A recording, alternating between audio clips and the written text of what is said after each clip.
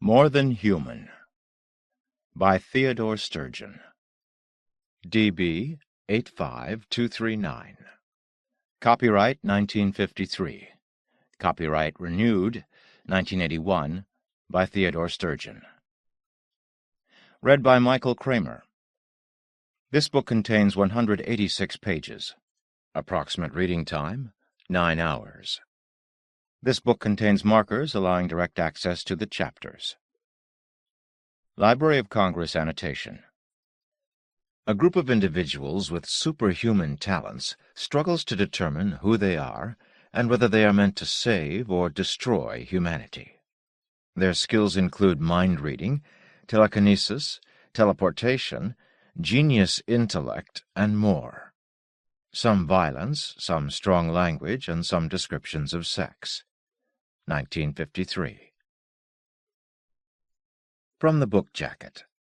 There's Lone, the simpleton who can hear other people's thoughts and make a man blow his brains out just by looking at him. There's Janie, who moves things without touching them. And there are the teleporting twins who can travel 10 feet or 10 miles. There's Baby, who invented an anti-gravity engine while still in the cradle. And Jerry, who has everything it takes to run the world except for a conscience. Separately, they are talented freaks. Together, they compose a single organism that may represent the next step in evolution, and the final chapter in the history of the human race. In this genre-bending novel, among the first to have launched sci-fi into the arena of literature, one of the great imaginers of the 20th century tells a story as mind-blowing as any controlled substance, and as affecting as a glimpse into a stranger's soul. For as the protagonists of More Than Human struggle to find who they are, and whether they are meant to help humanity or destroy it, Theodore Sturgeon explores questions of power and morality, individuality and belonging, with suspense, pathos, and a lyricism rarely seen in science fiction. About the author. Theodore Sturgeon was born on February 26, 1918, in Staten Island, New York, and died in Eugene, Oregon, May 8, 1985. He lived in New York City, upstate New York, and Los Angeles. In addition to More Than Human, winner of the International Fantasy Award, he is author of Venus plus X, To Marry Medusa, which was also published under the title The Cosmic Rape, The Dreaming Jewels, and numerous other books and stories. He won the Hugo and Nebula Awards for his short story Slow Sculpture and the World Fantasy Life Achievement Award. Other books by Theodore Sturgeon. I, Libertine, Some of Your Blood, God-Body. The Complete Stories of Theodore Sturgeon, Volume 1, The Ultimate Egoist, Volume 2, Microcosmic God, Volume 3, Killdozer, Volume 4, Thunder and Roses, Volume 5, The Perfect Host. To his Gestaltitude, Nicholas Zamstock. 1. The Fabulous Idiot. The idiot lived in a black and gray world, punctuated by the white lightning of hunger and the flickering of fear. His clothes were old and many-windowed. Here peeped a shin-bone, sharp as a cold chisel, and there in the torn coat were ribs like the fingers of a fist. He was tall and flat. His eyes were calm, and his face was dead. Men turned away from him. Women would not look. Children stopped and watched him. It did not seem to matter to the idiot. He expected nothing from any of them. When the white lightning struck, he was fed. He fed himself when he could. He went without when he could. When he could do neither of these things, he was fed by the first person who came face to face with him. The idiot never knew why, and never wondered. He did not beg. He would simply stand and wait.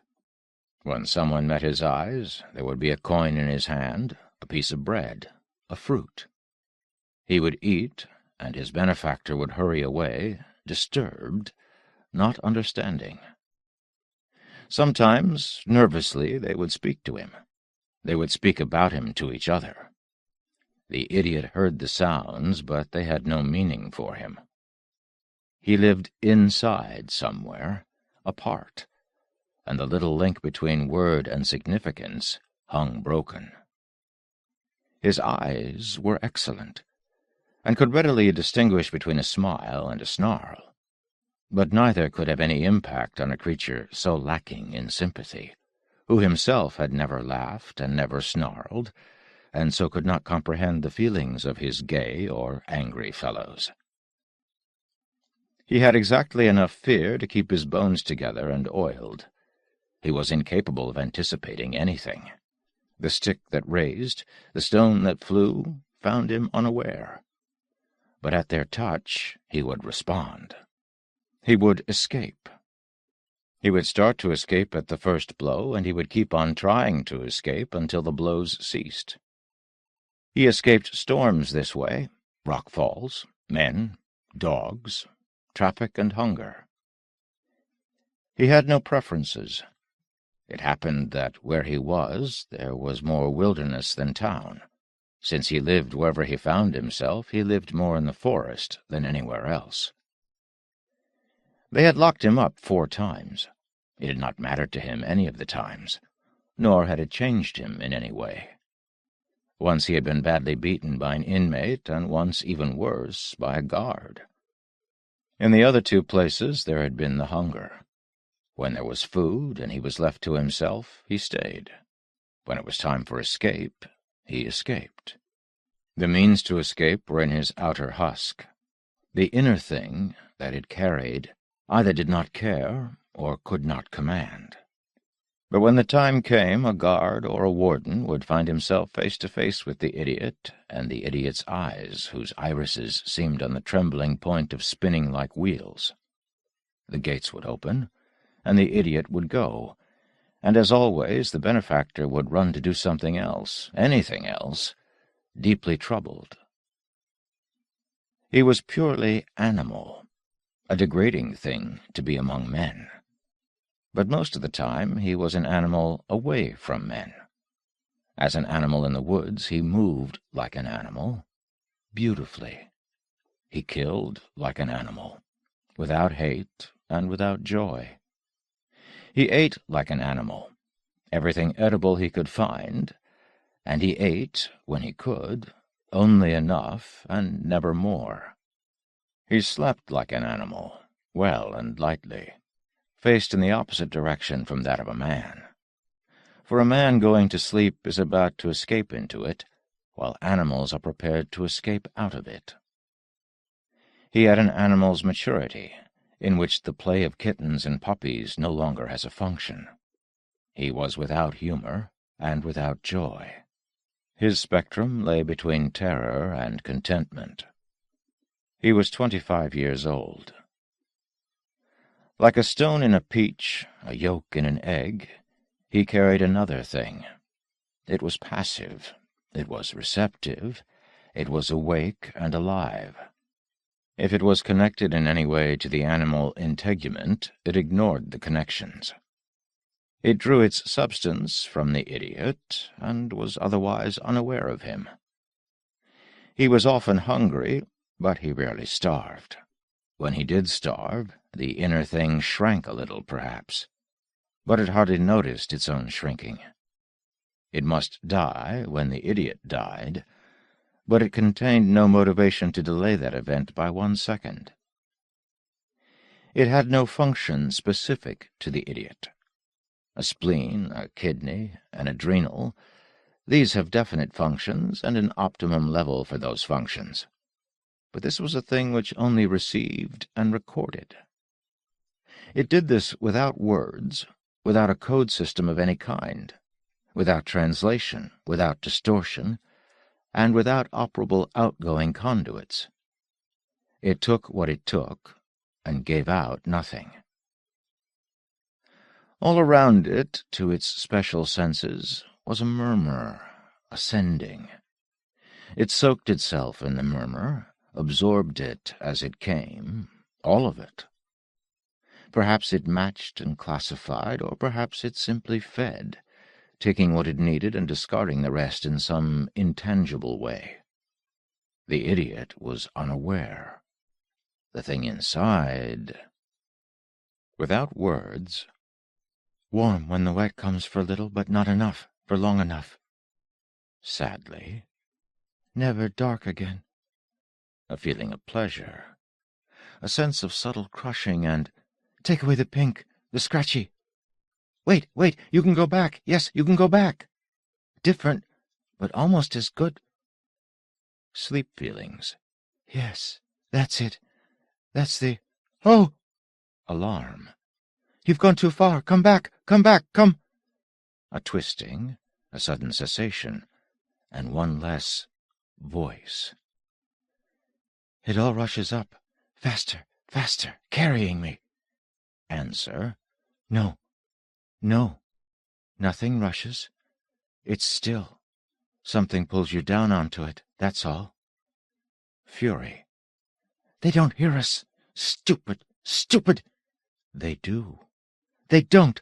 Only crying, only noises. Without words, though. Impression, depression, dialogue. Radiations of fear, tense fields of awareness, discontent. Murmuring, sending, speaking, sharing, from hundreds, from thousands of voices. None, though, for the idiot. Nothing that related to him, nothing he could use. He was unaware of his inner ear because it was useless to him. He was a poor example of a man, but he was a man, and these were the voices of the children, the very young children, who had not yet learned to stop crying to be heard. Only crying, only noises. Mr. Q was a good father, the very best of fathers. He told his daughter Alicia so on her 19th birthday. He had said as much to Alicia ever since she was 4. She was 4 when little Evelyn had been born, and their mother had died, cursing him, her indignation at last awake and greater than her agony and her fear. Only a good father, the very finest of fathers, could have delivered his second child with his own hands. No ordinary father could have nursed and nurtured the two, the baby and the infant, so tenderly and so well. No child was ever so protected from evil as Alicia, and when she joined forces with her father, a mighty structure of purity was created for Evelyn. Purity triple distilled, Mr. Q said to Alicia on her 19th birthday. I know good through the study of evil, and have taught you only the good. And that good teaching has become your good living, and your way of life is Evelyn's star. I know all the evil there is, and you know all the evil which must be avoided. But Evelyn knows no evil at all. At 19, of course, Alicia was mature enough to understand these abstracts, this way of life and distillation, and the inclusive good and evil. When she was 16, he had explained to her how a man went mad if he was alone with a woman, and how the poison sweat appeared on his body, and how he would put it on her, and then it would cause the horror on her skin. He had pictures of skin like that in his books. When she was 13, she had a trouble and told her father about it, and he told her with tears in his eyes that this was because she had been thinking about her body, as indeed she had been. She confessed it, and he punished her body until she wished she had never owned one.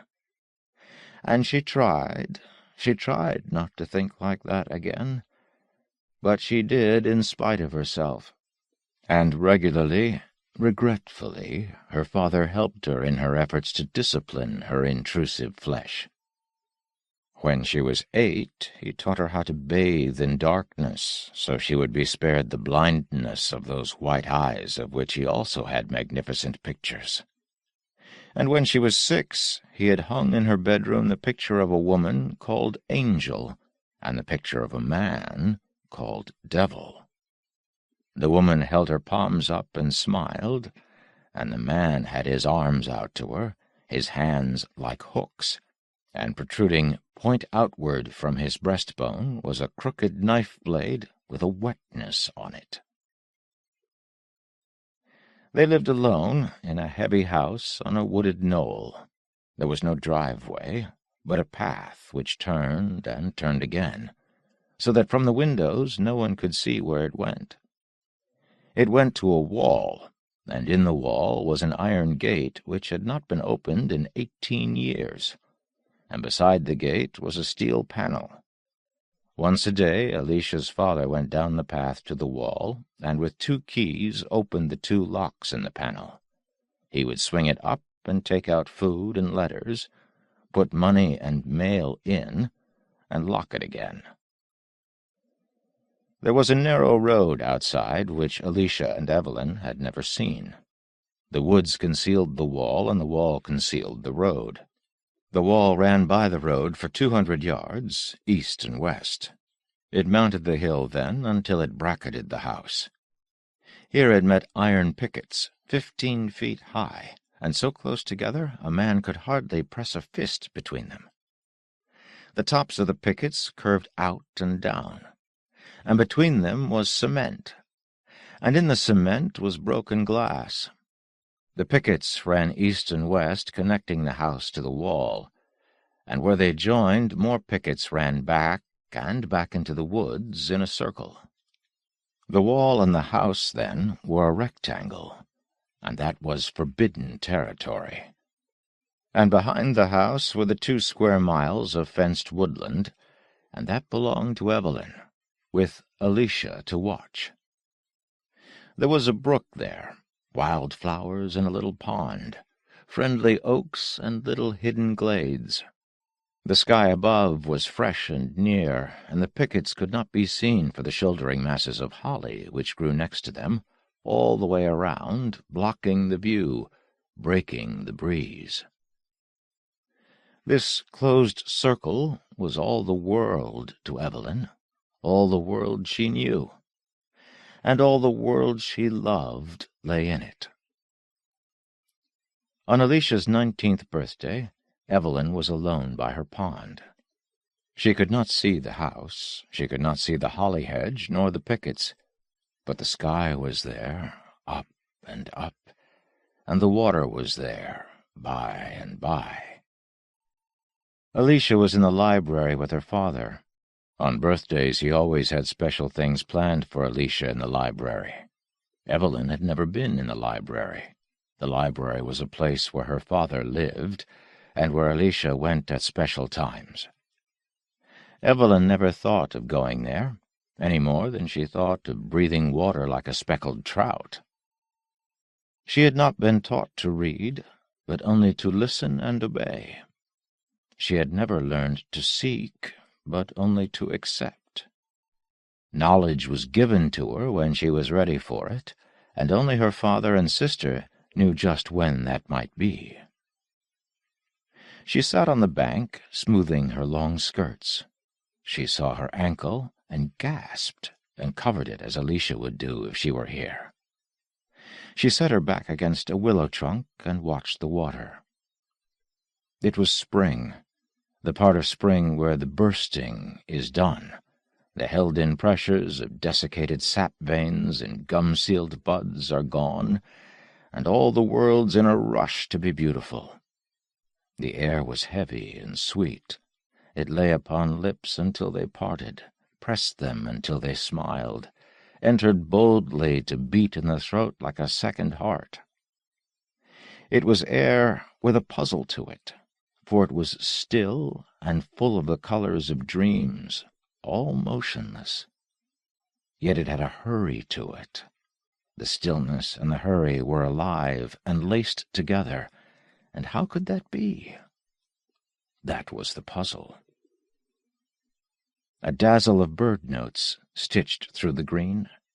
Evelyn's eyes stung, and wonder misted the wood. Something tensed in her lap. She looked down in time to see her hands attack one another, and off came her long gloves. Her naked hands fled to the sides of her neck, not to hide something, but to share something. She bent her head, and the hands laughed at one another under the iron order of her hair. They found 4 hooks and scampered down them. Her high collar eased, and the enchanted air rushed in with a soundless shout. Evelyn breathed as if she had been running. She put out her hand hesitantly, futilely, patted the grass beside her as if somehow the act might release the inexpressible confusion of delight within her. It would not, and she turned and flung herself face down in a bed of early mint and wept, because the spring was too beautiful to be born. He was in the wood, numbly prying the bark from a dead oak when it happened. His hands were still, and his head came up, hunting, harking. He was as aware of the pressures of spring as an animal, and slightly more than an animal could be. But abruptly the spring was more than heavy, hopeful air and the shifting of earth with life. A hard hand on his shoulder could have been no more tangible than this call. He rose carefully, as if something around him might break if he were clumsy.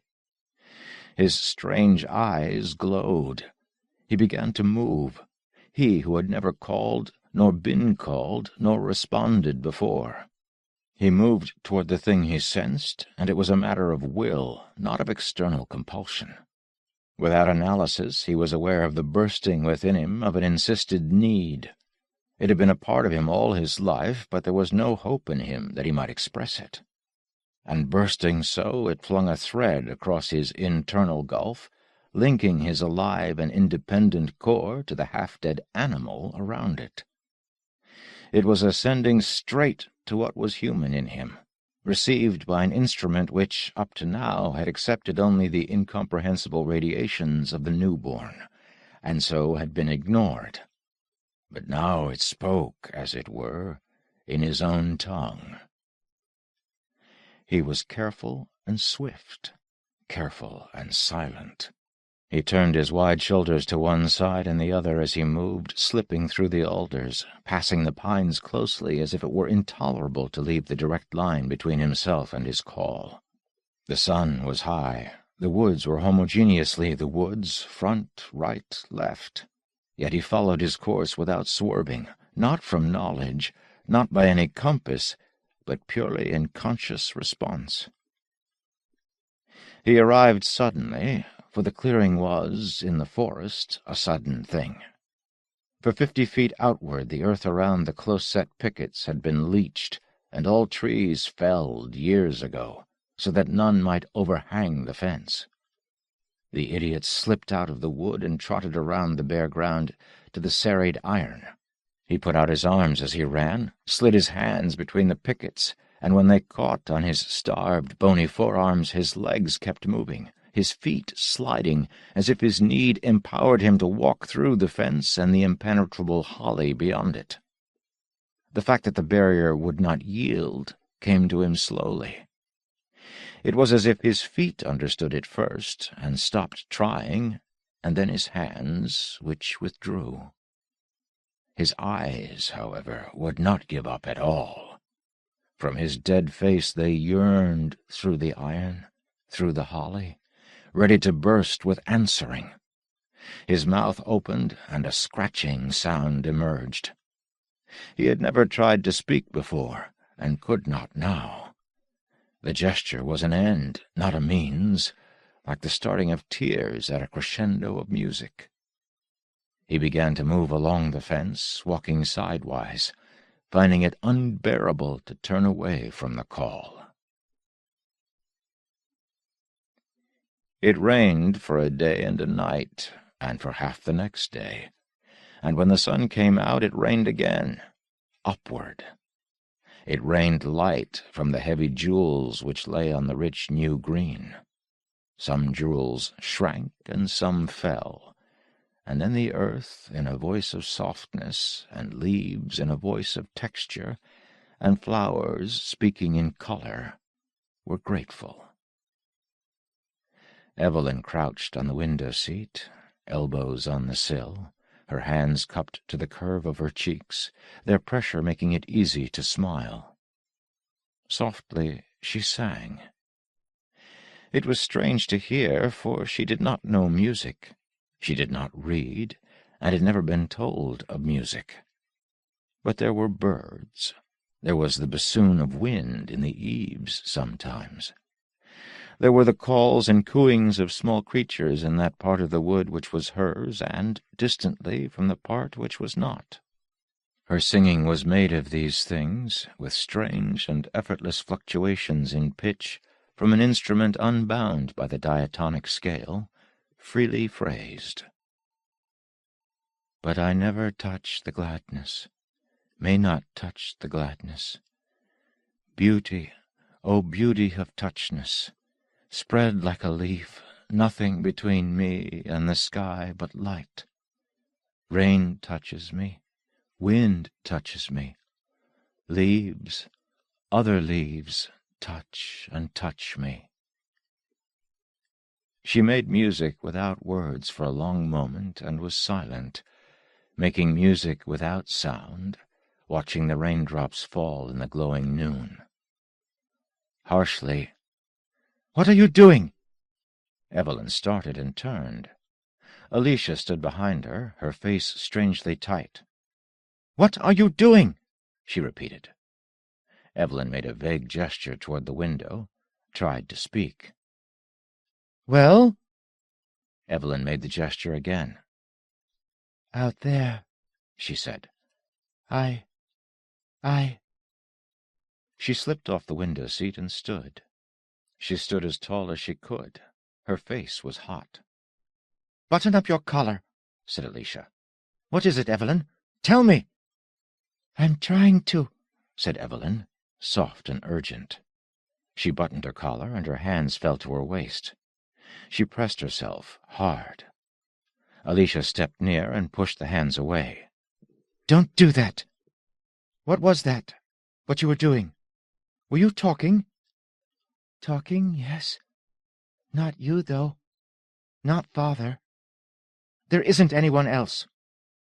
"There is," said Evelyn.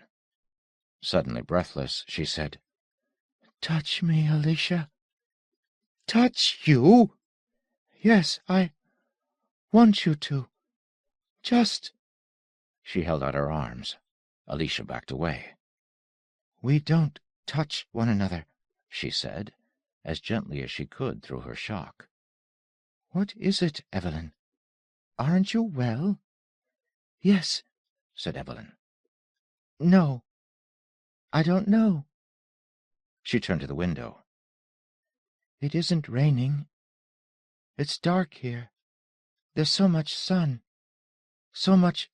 I want the sun on me, like a bath, warm all over." "Silly! Then it would be all light in your bath. We don't talk about bathing, dear." Evelyn picked up a cushion from the window-seat. She put her arms around it, and with all her strength hugged it to her breast. "Evelyn! Stop that!" Evelyn whirled and looked at her sister in a way she had never used before. Her mouth twisted. She squeezed her eyes tight closed, and when she opened them, tears fell. "I want to," she cried. "I want to." "Evelyn," Alicia whispered. Wide-eyed, she backed away to the door. "I shall have to tell Father." Evelyn nodded, and drew her arms even tighter around the cushion. When he came to the brook, the idiot squatted down beside it and stared. A leaf danced past, stopped and curtsied, then made its way through the pickets and disappeared in the low gap the holly had made for it. He had never thought deductively before, and perhaps his effort to follow the leaf was not thought-born. Yet he did, only to find that the pickets were set in a concrete channel here. They combed the water from one side to the other. Nothing larger than a twig or a leaf could slip through. He wallowed in the water, pressing against the iron, beating at the submerged cement. He swallowed water and choked, and kept trying, blindly, insistently. He put both his hands on one of the pickets and shook it. It tore his palm. He tried another, and suddenly one rattled against the lower cross-member. It was a different result from that of any other attack. It is doubtful whether he realized that this difference meant that the iron here had rusted and was therefore weaker. It simply gave hope because it was different. He sat down on the bottom of the brook and in water up to his armpits. He placed a foot on each side of the picket which had rattled. He got his hands on it again, took a deep breath, and pulled with all his strength. A stain of red rose in the water and whirled downstream. He leaned forward, then back with a tremendous jerk. The rusted underwater segment snapped. He hurtled backward, striking his head stingingly on the edge of the channel. He went limp for a moment, and his body half rolled, half floated back to the pickets. He inhaled water, coughed painfully, and raised his head. When the spinning world righted itself, he fumbled under the water. He found an opening a foot high, but only about 7 inches wide. He put his arm in it, right up to the shoulder, his head submerged. He sat up again and put a leg into it. Again he was dimly aware of the inexorable fact that will alone was not enough, that pressure alone upon the barrier would not make it yield. He moved to the next picket and tried to break it as he had the one before. It would not move, nor would the one on the other side. At last he rested. He looked up hopelessly at the 15-foot top of the fence with its close-set, out-curving fangs and its hungry rows of broken glass. Something hurt him. He moved and fumbled and found himself with the 11-inch piece of iron he had broken away. He sat with it in his hands, staring stupidly at the fence. "Touch me. Touch me." It was that, and a great swelling of emotion behind it. It was a hunger, a demand, a flood of sweetness and of need. The call had never ceased, but this was something different. It was as if the call were a carrier, and this a signal suddenly impressed upon it. When it happened, that thread within him, bridging his two selves, trembled and swelled. Falteringly, it began to conduct. Fragments and flickerings of inner power shot across, were laden with awareness and information, shot back. The strange eyes fell to the piece of iron, the hands turned it. His reason itself ached with disuse as it stirred. Then for the first time came into play on such a problem. He sat in the water, close by the fence, and with the piece of iron he began to rub against the picket just under the cross-member. It began to rain. It rained all day and all night and half the next day. "She was here," said Alicia. Her face was flushed. Mr. Q circled the room, his deep-set eyes alight. He ran his whip through his fingers. There were 4 lashes. Alicia said, remembering, "And she wanted me to touch her. She asked me to." "She'll be touched," he said. "Evil, evil," he muttered. "Evil can't be filtered out," he chanted. "I thought it could. I thought it could. You're evil, Alicia, as you know, because a woman touched you. For years she handled you, but not Evelyn. It's in the blood. and the blood must be let. Where is she, do you think? Perhaps outdoors? The pool. That will be it. She likes the pool. I'll go with you. He looked at her hot face, bright eyes. This is for me to do. Stay here. Please. He whirled the heavy-handled whip. You, too, Alicia? She half turned from him, budding into a huge excitement. Later, he growled. He ran out. Alicia stood a moment trembling, then plunged to the window. She saw her father outside, striding purposefully away. Her hands spread and curled against the sash. Her lips writhed apart, and she uttered a strange, wordless bleat. When Evelyn reached the pool, she was out of breath. Something, an invisible smoke, a magic, lay over the water. She took it in hungrily and was filled with a sense of nearness. Whether it was a thing which was near or an event, she did not know. But it was near, and she welcomed it. Her nostrils arched and trembled. She ran to the water's edge and reached out toward it. There was a boiling in the upstream end, and up from under the holly stems he came. He thrashed to the bank and lay there gasping, looking up at her. He was wide and flat, covered with scratches. His hands were puffy and water-wrinkled. He was gaunt and worn. Shreds of clothing clung to him here and there, covering him not at all. She leaned over him, spellbound, and from her came the call, floods of it, loneliness and expectancy and hunger, gladness and sympathy. There was a great amazement in her, but no shock, and no surprise. She had been aware of him for days, and he of her, and now their silent radiations reached out to each other, mixed and mingled and meshed. Silently they lived in each other, and then she bent and touched him, touched his face and shaggy hair. He trembled violently, and kicked his way up out of the water. She sank down beside him. They sat close together, and at last she met those eyes. The eyes seemed to swell up and fill the air. She wept for joy and sank forward into them, wanting to live there, perhaps to die there, but at very least to be a part of them. She had never spoken to a man, and he had never spoken to anyone. She did not know what a kiss was, and any he might have seen had no significance to him. But they had a better thing.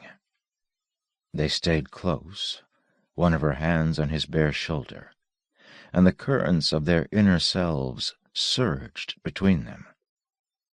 They did not hear her father's resolute footsteps, nor his gasp, nor his terrible bellow of outrage.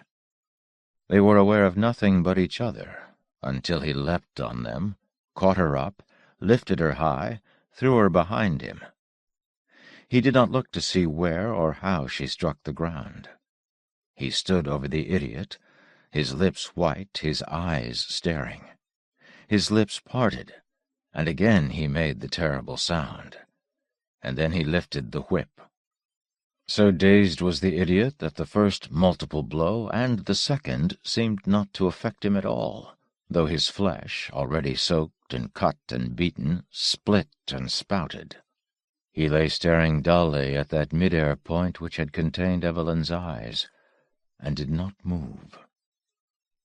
Then the lashes whistled and clacked and buried their braided tips in his back again, and the old reflex returned to him. He pressed himself backward, trying to slide feet first into the water. The man dropped his whip and caught the idiot's bony wrist in both his hands. He literally ran a dozen steps up the bank, the idiot's long tattered body flailing along behind him. He kicked the creature's head, ran back for his whip. When he returned with it, the idiot had managed to rear up on his elbows. The man kicked him again, rolled him over on his back. He put one foot on the idiot's shoulder and pinned him down and slashed at the naked belly with the whip. There was a devil's shriek behind him, and it was as if a bullock with tiger's claws had attacked him. He fell heavily and twisted, to look up into the crazed face of his younger daughter. She had bitten her lips, and she drooled and bled. She clawed at his face. One of her fingers slipped into his left eye. He screamed in agony, sat up, twined his fingers in the complexity of lace at her throat, and clubbed her twice with the loaded whip handle. Blubbering, whining, he turned to the idiot again. But now the implacable demands of escape had risen, flushing away everything else. And perhaps another thing was broken as the whip handle crushed the consciousness from the girl. In any case, there was nothing left but escape, and there could be nothing else until it was achieved. The long body flexed like a snap beetle, flung itself up and over in a half-somersault. The idiot struck the bank on all fours and sprang as he struck. The lash caught him in mid-air. His flying body curled around it, for a brief instant capturing the lashes between the lower ribs and the hip bone. The handle slipped from the man's grasp. He screamed and dove after the idiot, who plunged into the arch at the holly roots. The man's face buried itself in the leaves and tore. He sank and surged forward again in the water. With one hand he caught a naked foot. It kicked him on the ear as he pulled it toward him. And then the man's head struck the iron pickets. The idiot was under and through already, and lay half out of the brook, twitching feebly in an exhausted effort to bring his broken body to its feet. He turned to look back and saw the man clinging to the bars, raging, not understanding about the underwater gap in the fence. The idiot clung to the earth, pink, bloody water swirling away from him and down on his pursuer. Slowly the escape reflex left him. There was a period of blankness, and then a strange, new feeling came to him. It was as new an experience as the call which had brought him here, and very nearly as strong. It was a feeling like fear, but where fear was a fog to him, clammy and blinding, this was something with a thirsty edge to it, hard and purposeful. He relaxed his grasp on the poisoned weeds which grew sickly in the leached ground by the brook.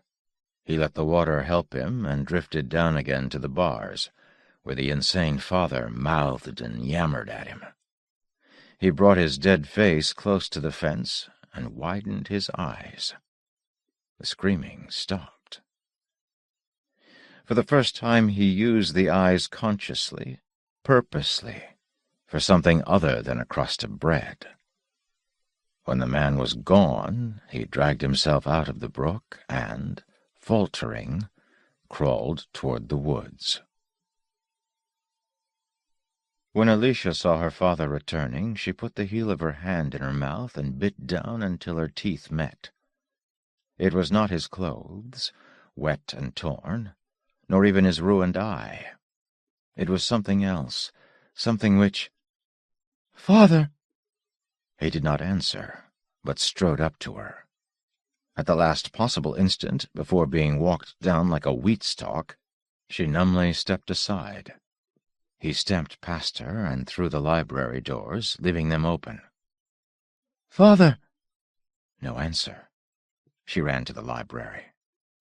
He was across the room, at the cabinets which she had never seen open. One was open now. From it he took a long-barreled target revolver and a small box of cartridges. This he opened, spilling the cartridges across his desk. Methodically he began to load. Alicia ran to him. "What is it? What is it? You're hurt. Let me help you. What are you—" His one good eye was fixed and glassy. He breathed slowly, too deeply, the air rushing in for too long, being held for too long, whistling out and out. He snapped the cylinder into place, clicked off the safety, looked at her, and raised the gun. She was never to forget that look. Terrible things happened then and later, but time softened the focus, elided the details. But that look was to be with her forever. He fixed the one eye on her, caught and held her with it. She squirmed on it like an impaled insect. She knew with a horrifying certainty that he did not see her at all, but looked at some unknowable horror of his own. Still looking through her, he put the muzzle of the gun in his mouth and pulled the trigger. There was not much noise. His hair fluffed upward on top. The eye still stared. She was still pierced by it. She screamed his name. He was no less reachable dead than he had been a moment before.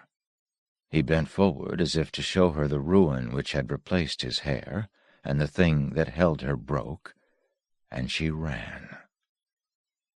2 hours. 2 whole hours passed before she found Evelyn. One of the hours was simply lost. It was a blackness and a pain. The other was too quiet, a time of wandering about the house, followed by a soft little whimpering that she made herself. "What?" she whimpered. "What's that you say?" Trying to understand, asking and asking the quiet house for the second hour. She found Evelyn by the pool, lying on her back with her eyes wide open. On the side of Evelyn's head was a puffiness, and in the center of the puffiness was a hollow into which she could have laid 3 fingers. "Don't," said Evelyn softly when Alicia tried to lift her head. Alicia set it back gently and knelt and took her hands and squeezed them together. "Evelyn, oh, what happened?" "Father hit me," Evelyn said calmly. "I'm going to go to sleep." Alicia whimpered. Evelyn said, "What is it called when a person needs a person? When you want to be touched and the 2 are like one thing, and there isn't anything else at all anywhere?" Alicia, who had read books, thought about it. "Love," she said at length. She swallowed. "It's a madness. It's bad." Evelyn's quiet face was suffused with a kind of wisdom. "It isn't bad," she said. "I had it. You have to get back to the house." "I'll sleep here," said Evelyn. She looked up at her sister and smiled. "It's all right. Alicia?" "Yes?" "I won't ever wake up," she said with that strange wisdom. "I wanted to do something, and now I can't. Will you do it for me?" "I'll do it," Alicia whispered. "For me," Evelyn insisted. "You won't want to." "I'll do it." "When the sun is bright," Evelyn said, "take a bath in it.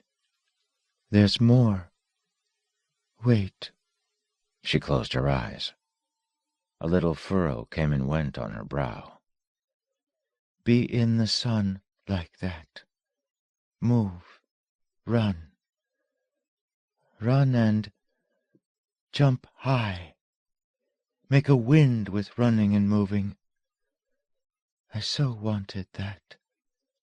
I didn't know until now that I wanted it. And now I... Oh, Alicia! "What is it? What is it? There it is. There it is. Can't you see? The love, with the sun on its body."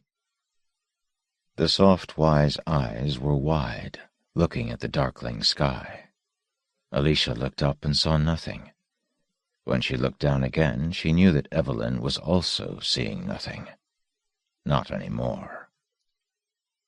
Far off, in the woods beyond the fence, there was a rush of weeping. Alicia stayed there listening to it, and at last put out her hand and closed Evelyn's eyes. She rose and went toward the house, and the weeping followed her, almost until she reached the door. And even then it seemed to go on inside her. When Mrs. Prod heard the hoof-thuds in the yard, she muttered under her breath and peered out between the dimity kitchen curtains. By a combination of starlight and deep familiarity with the yard itself, she discerned the horse and stone boat, with her husband plodding beside it, coming through the gate. "He'll get what for," she mumbled. "Off to the woods so long and letting her burn dinner."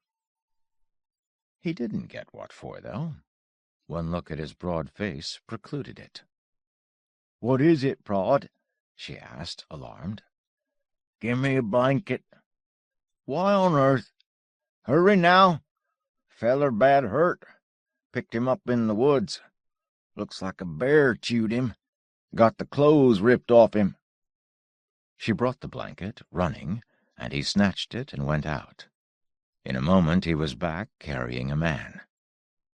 "Here," said Mrs. Prod. She flung open the door to Jack's room. When Prod hesitated, the long, limp body dangling in his arms, she said, Go on. Never mind the spread. It'll wash." "Get a rag. Hot water," he grunted. She went out, and he gently lifted off the blanket. "Oh, my God!" He stopped her at the door. "He won't last the night. Maybe we shouldn't plague him with that." He indicated the steaming basin she carried. "We got to try." She went in. She stopped, and he deftly took the basin from her as she stood, white-faced, her eyes closed. "Ma, come," she said softly. She went to the bed and began to clean the tattered body. He lasted the night. He lasted the week, too. And it was only then that the Prods began to have hope for him. He lay motionless in the room called Jack's room, interested in nothing, aware of nothing, except perhaps the light as it came and went at the window. He would stare out as he lay, perhaps seeing, perhaps watching, perhaps not. There was little to be seen out there. A distant mountain, a few of Prod's sparse acres. Occasionally Prod himself, a doll in the distance, scratching the stubborn soil with a broken harrow, stooping for weed shoots.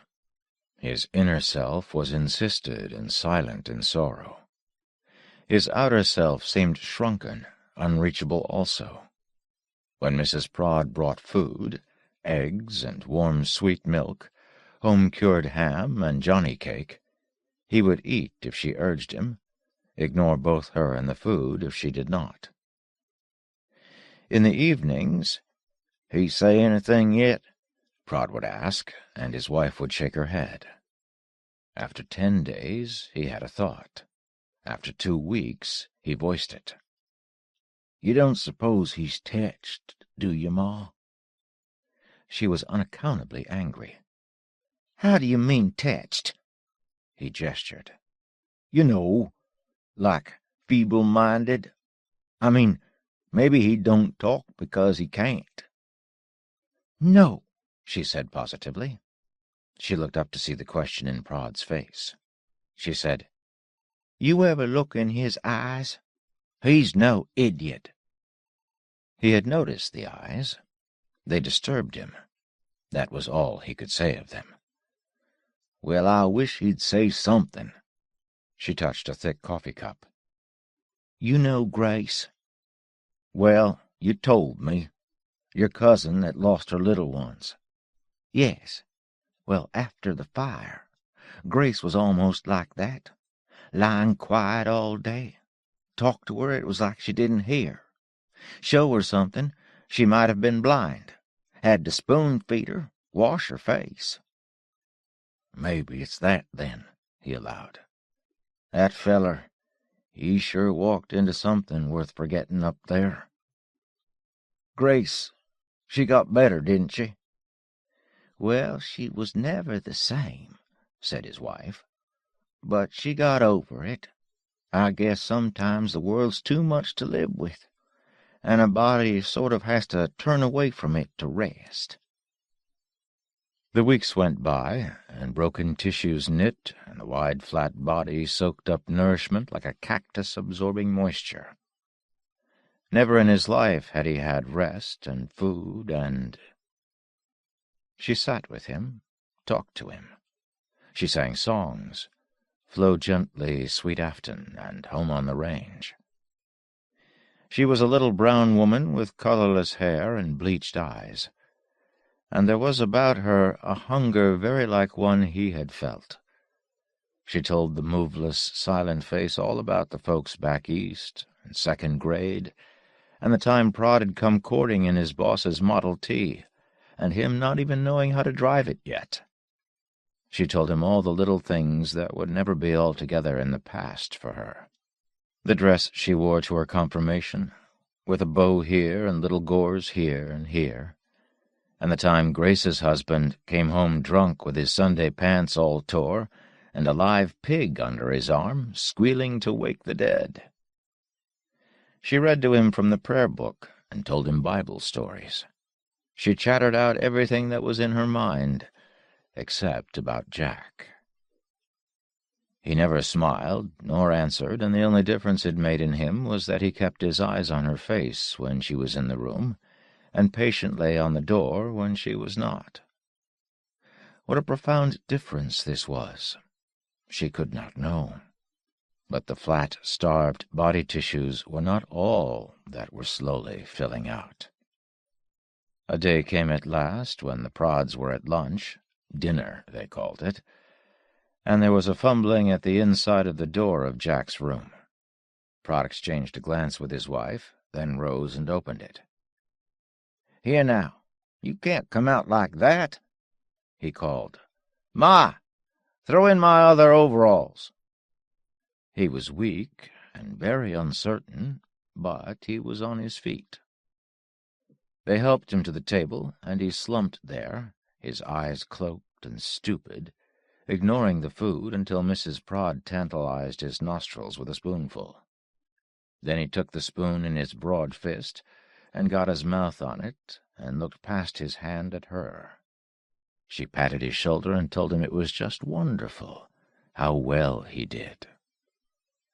"Well, Ma, you don't have to treat him like a 2-year-old, said Prod. Perhaps it was the eyes, but he was troubled again. She pressed his hand warningly. He understood and said no more about it just then. But later in the night, when he thought she was asleep, she said suddenly, "I do so have to treat him like a 2-year-old, Prod. Maybe even younger." "How's that?" "With Grace," she said, "it was like that. Not so bad, though. She was like 6 when she started to get better. Dolls. When she didn't get apple pie with the rest of us one time, she cried her heart out. It was like growing up all over again. Faster, I mean, but like traveling the same road again." "You think he's going to be like that?" "Isn't he like a 2-year-old? First I ever saw 6 foot tall." She snorted in half-pretended annoyance. "We'll raise him up just like a child." He was quiet for a time. Then, "What do we call him?" "Not Jack," she said before she could stop herself. He grunted in agreement. He didn't know quite what to say then. She said, "We'll bide our time about that. He's got his own name. It wouldn't be right to put another to him. You just wait. He'll get back to where he remembers it." He thought about it for a long time. He said, "Ma, I hope we're doing the right thing." But by then she was asleep. There were miracles. The Prods thought of them as achievements, as successes. but they were miracles. There was the time when Prod found 2 strong hands at the other end of a piece of 12 by 12 he was snaking out of the barn. There was the time Mrs. Prod found her patient holding a ball of yarn, holding it and looking at it only because it was red. There was the time he found a full bucket by the pump and brought it inside. It was a long while, however, before he learned to work the handle. When he had been there a year, Mrs. Prod remembered and baked him a cake. Impulsively, she put 4 candles on it. The Prods beamed at him as he stared at the little flames, fascinated. His strange eyes caught and held hers, then Prod's. "Blow it out, son." Perhaps he visualized the act. Perhaps it was the result of the warmth outflowing from the couple, the wishing for him, the warmth of caring.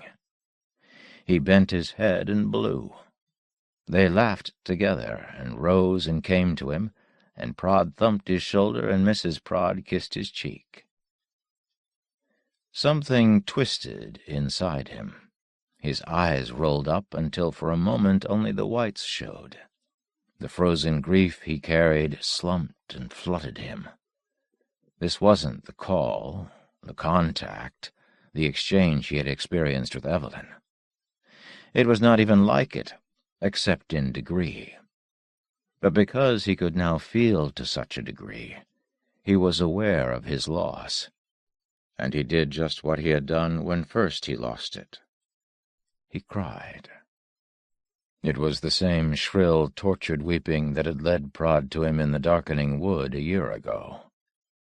This room was too small to contain it. Mrs. Prod had never heard him make a sound before. Prod had, that first night. It would be hard to say whether it was worse to listen to such a sound or to listen to it again. Mrs. Prod put her arms around his head and cooed small syllables to him. Prod balanced himself awkwardly nearby, put out a hand, changed his mind, and finally retreated into a futile reiteration, "Aw, aw, aw now."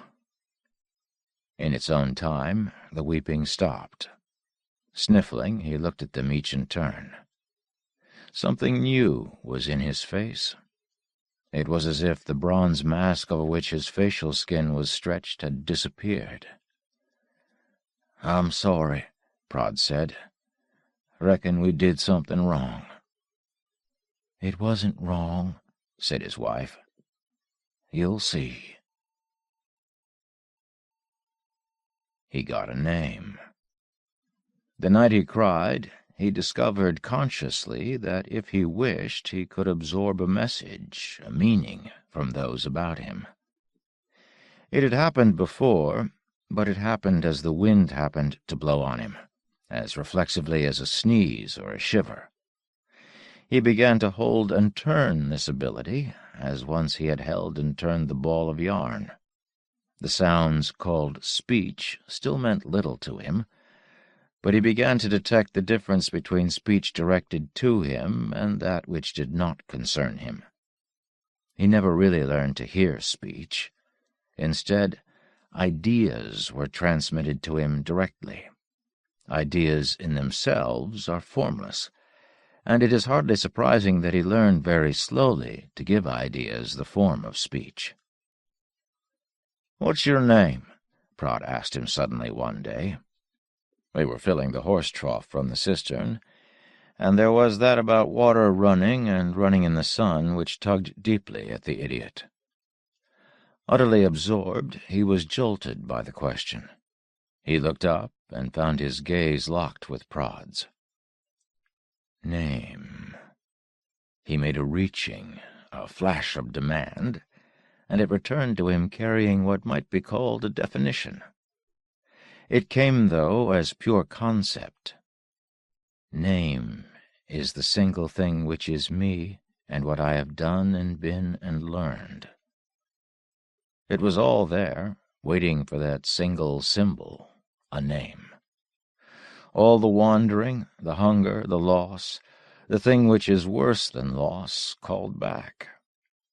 There was a dim and subtle awareness that even here, with the prods, he was not a something, but a substitute for something. All alone. He tried to say it. Directly from prod he took the concept and its verbal coding and the way it ought to sound. But understanding and expressing were one thing. The physical act of enunciation was something else again. His tongue might have been a shoe sole, and his larynx a rusty whistle. His lips writhed. He said, "All. What is it, son?" All alone.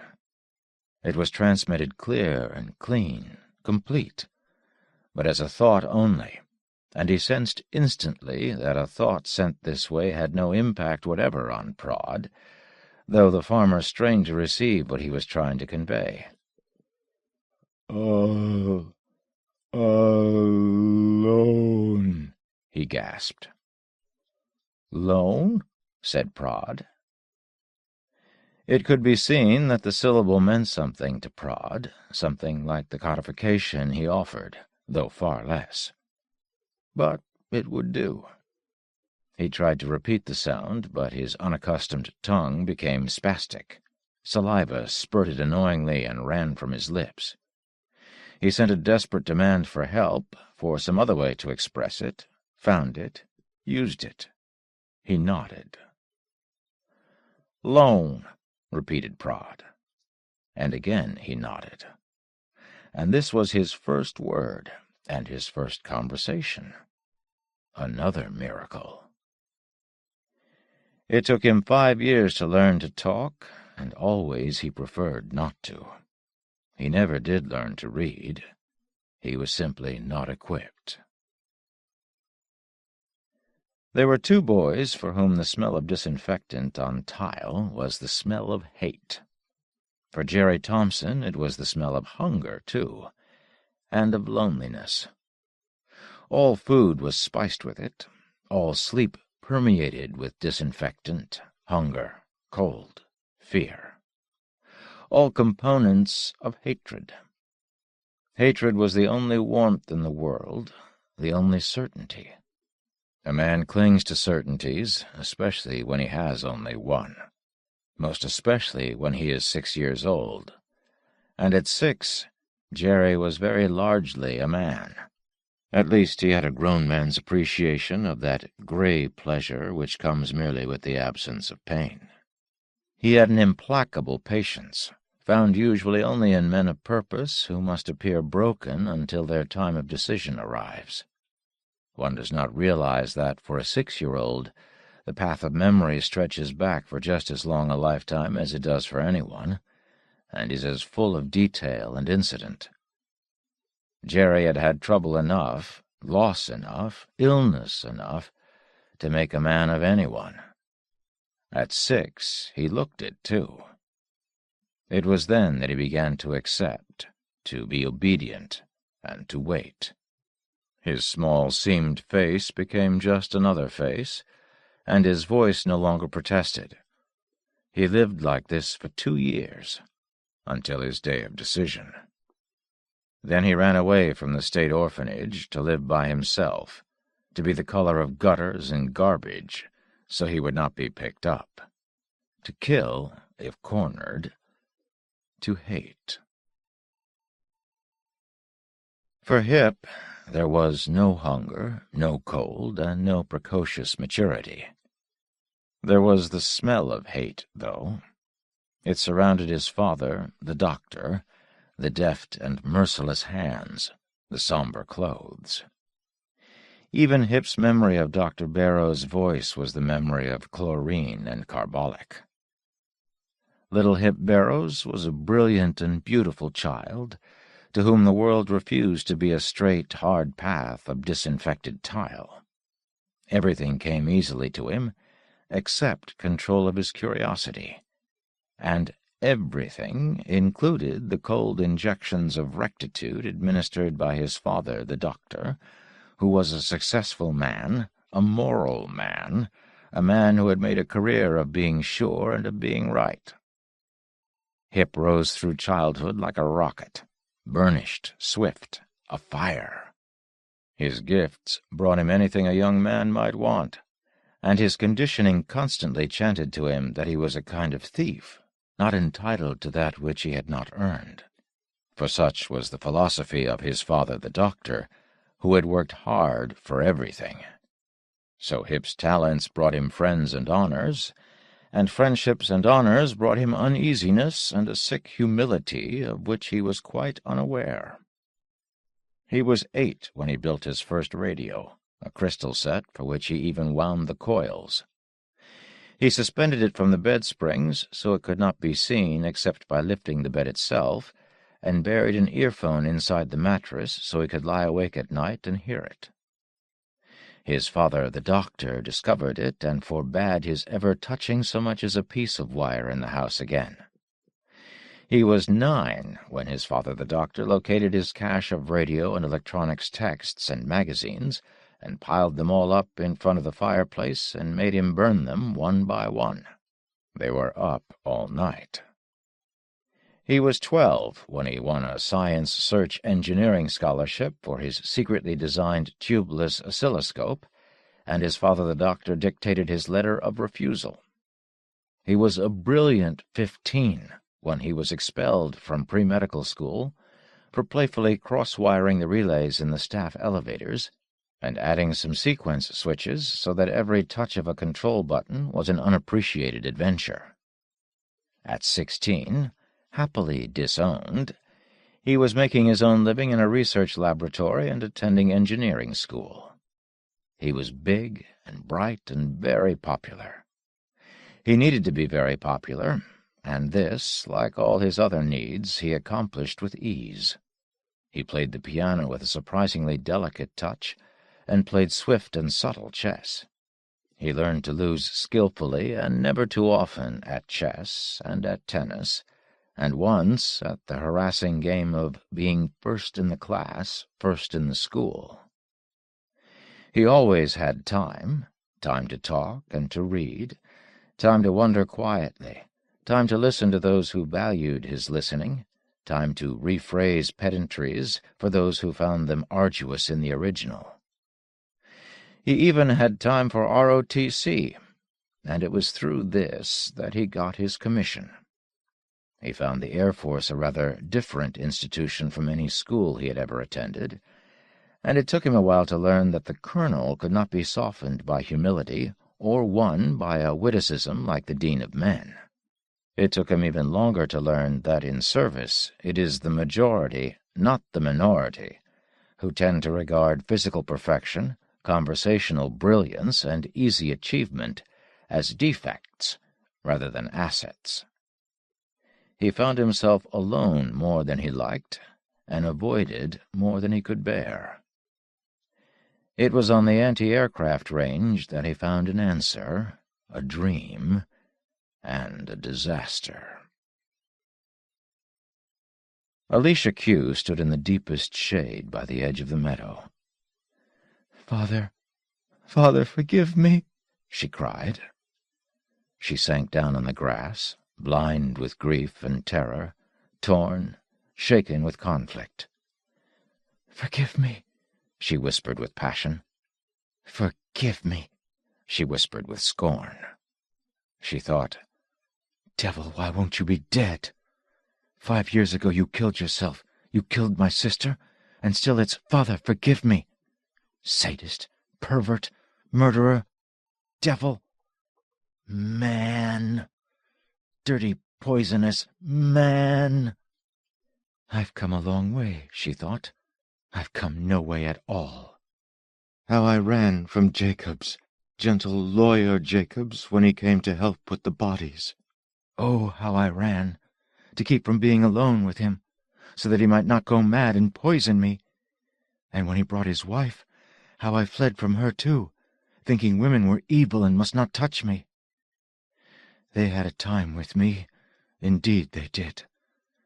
It was so long before I could understand that I was mad, not they. It was so long before I knew how very good, how very patient Mother Jacobs was with me, how much she had to do with me, for me. But, child, no one's worn clothes like those for 40 years. And in the cab, when I screamed and couldn't stop for the people, the hurry, the bodies, so many bodies, all touching and so achingly visible. Bodies on the streets, the stairs, great pictures of bodies in the magazines, men holding women who laughed and were brazenly unfrightened. Dr. Rothstein, who explained and went back and explained again. There is no poison sweat, and there must be men and women, else there would be no people at all. I had to learn this, Father, dear devil Father, because of you. Because of you I had never seen an automobile, or a breast, or a newspaper, or a railroad train, or a sanitary napkin, or a kiss, or a restaurant, or an elevator, or a bathing suit, or the hair on— Oh, forgive me, Father. I'm not afraid of a whip. I'm afraid of hands and eyes. Thank you, Father. One day you'll see, Father. I shall live with people all around me. I shall ride on their trains and drive my own motor car. I shall go among thousands on a beach at the edge of a sea which goes out and out without walls. I shall step in and out among them with a tiny strip of cloth here and there, and let them see my navel. I shall meet a man with white teeth, Father, and round, strong arms, Father, and I shall— Oh, what will become of me? What have I become now? Father, forgive me. I live in a house you never saw, one with windows overlooking a road, where the bright, gentle cars whisper past and children play outside the hedge. The hedge is not a wall, and, twice for the drive and once for the walk, it is open to anyone. I look through the curtains whenever I choose, and see strangers. There is no way to make the bathroom black dark, and in the bathroom is a mirror as tall as I am, and one day, Father, I shall leave the towel off. But all that will come later, the moving about among strangers, the touchings without fear. Now I must live alone, and think. I must read and read of the world and its works, yes, and of madmen like you, Father, and what twists them so terribly. Dr. Rothstein insists that you are not the only one, that you are so rare, really, only because you were so rich. Evelyn never knew her father was mad. Evelyn never saw the pictures of the poisoned flesh. I lived in a world different from this one, but her world was just as different, the world Father and I made for her, to keep her pure. I wonder how it happened that you had the decency to blow your rotten brains out. The picture of her father, dead, calmed her strangely. She rose and looked back into the woods, looked carefully around the meadow, shadow by shadow, tree by tree. All right, Evelyn. I will. She took a deep breath and held it. She shut her eyes so tight there was red in the blackness of it. Her hands flickered over the buttons on her dress. It fell away. She slid out of underwear and stockings with a single movement. The air stirred, and its touch on her body was indescribable. It seemed to blow through her. She stepped forward into the sun, and with tears of terror pressing through her closed lids, she danced naked for Evelyn, and begged her dead father's pardon. When Janey was 4, she hurled a paperweight at a lieutenant because of an unanalyzed but accurate feeling that he had no business around the house while her father was overseas. The lieutenant's skull was fractured, and, as is often the case in concussion, he was forever unable to recall the fact that Janey stood 10 feet away from the object when she threw it. Janey's mother wailed the tar out of her for it, an episode which Janey accepted with her usual composure. She added it, however, to the proofs given her by similar occasions that power without control has its demerits. "She gives me the creeps," her mother told her other lieutenant later. "I can't stand her. You think there's something wrong with me for talking like that, don't you?" "No, I don't," said the other lieutenant, who did. So she invited him in for the following afternoon, quite sure that once he had seen the child, he would understand. He saw her, and he did understand. Not the child. Nobody understood her. It was the mother's feelings he understood. Janey stood straight up, with her shoulders back and her face lifted, legs apart as if they wore jackboots, and she swung a doll by one of its feet as if it were a swagger stick. There was a rightness about the child which, in a child, was wrong. She was, if anything, a little smaller than average. She was sharp-featured and narrow-eyed. Her eyebrows were heavy. Her proportions were not quite those of most 4-year-olds, who can bend forward from the waist and touch their foreheads to the floor. Janey's torso was a little too short, or her legs a little too long for that. She spoke with a sweet clarity and a devastating lack of tact. When the other lieutenant squatted clumsily and said, "Hello, Janey. Are we going to be friends?" she said, "No. You smell like Major Grenfell." Major Grenfell had immediately preceded the injured lieutenant. "Janey!" her mother shouted, too late. More quietly she said, "You know perfectly well the Major was only in for cocktails." Janey accepted this without comment, which left an appalling gap in the dialogue. The other lieutenants seemed to realize, all in a rush, that it was foolish to squat there on the parquet, and sprang to his feet so abruptly he knocked over the coffee table. Janey achieved a wolfish smile and watched his scarlet ears while he picked up the pieces. He left early and never came back. Nor, for Janey's mother, was there safety in numbers. Against the strictest orders, Janey strode into the midst of the 4th round of Gibsons one evening, and stood at one end of the living room, flicking an insultingly sober gray-green gaze across the flushed faces. A round, yellow-haired man, who had his hand on her mother's neck, extended his glass and bellowed, "You're Wyma's little girl." Every head in the room swung at once like a bank of servo-switches, turning off the noise, and into the silence Janey said, "You're the one with the—" "Janey!" her mother shouted. Someone laughed. Janey waited for it to finish.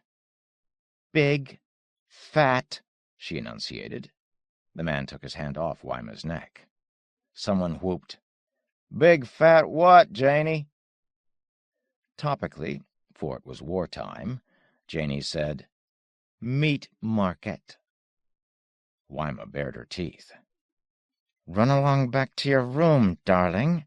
I'll come and tuck you in a minute." Someone looked straight at the blond man and laughed. Someone said in an echoing whisper, "There goes the Sunday sirloin."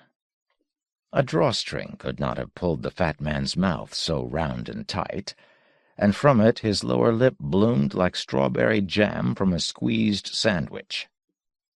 Janey walked quietly toward the door and stopped as soon as she was out of her mother's line of sight.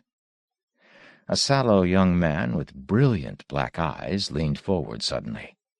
Janey met his gaze. An expression of bewilderment crossed the young man's face. His hand faltered out and upward and came to rest on his forehead. It slid down and covered the black eyes. Janey said, just loud enough for him to hear, "Don't you ever do that again." She left the room. "Wyma," said the young man hoarsely, "that child is telepathic." "Nonsense," said Wyma absently, concentrating on the fat man's pout. "She gets her vitamins every single day." The young man started to rise, looking after the child, then sank back again. "God," he said, and began to brood. When Janey was 5, she began playing with some other little girls. It was quite a while before they were aware of it. They were toddlers, perhaps 2.5 years old, and they looked like twins. They conversed, if conversation it was, in high-pitched squeaks, and tumbled about in the concrete courtyard as if it were a haymow. At first Janey hung over her window-sill, 4.5 stories above, and contemplatively squirted saliva in and out between her tongue and her hard palate until she had a satisfactory charge. Then she would crane her neck and, cheeks bulging, let it go. The twins ignored the bombardment when it merely smacked the concrete, but yielded up a most satisfying foo-furrah of chitterings and squeals when she scored a hit. They never looked up, but would race around in wild excitement, squealing. Then there was another game. On warm days, the twins could skin out of their rompers faster than the eye could follow. One moment they were as decent as a deacon, and in the next, one or both would be 15 feet away from the little scrap of cloth. They would squeak and scramble and claw back into them, casting deliciously frightened glances at the basement door. Janey discovered that, with a little concentration, she could move the rompers, that is, when they were unoccupied.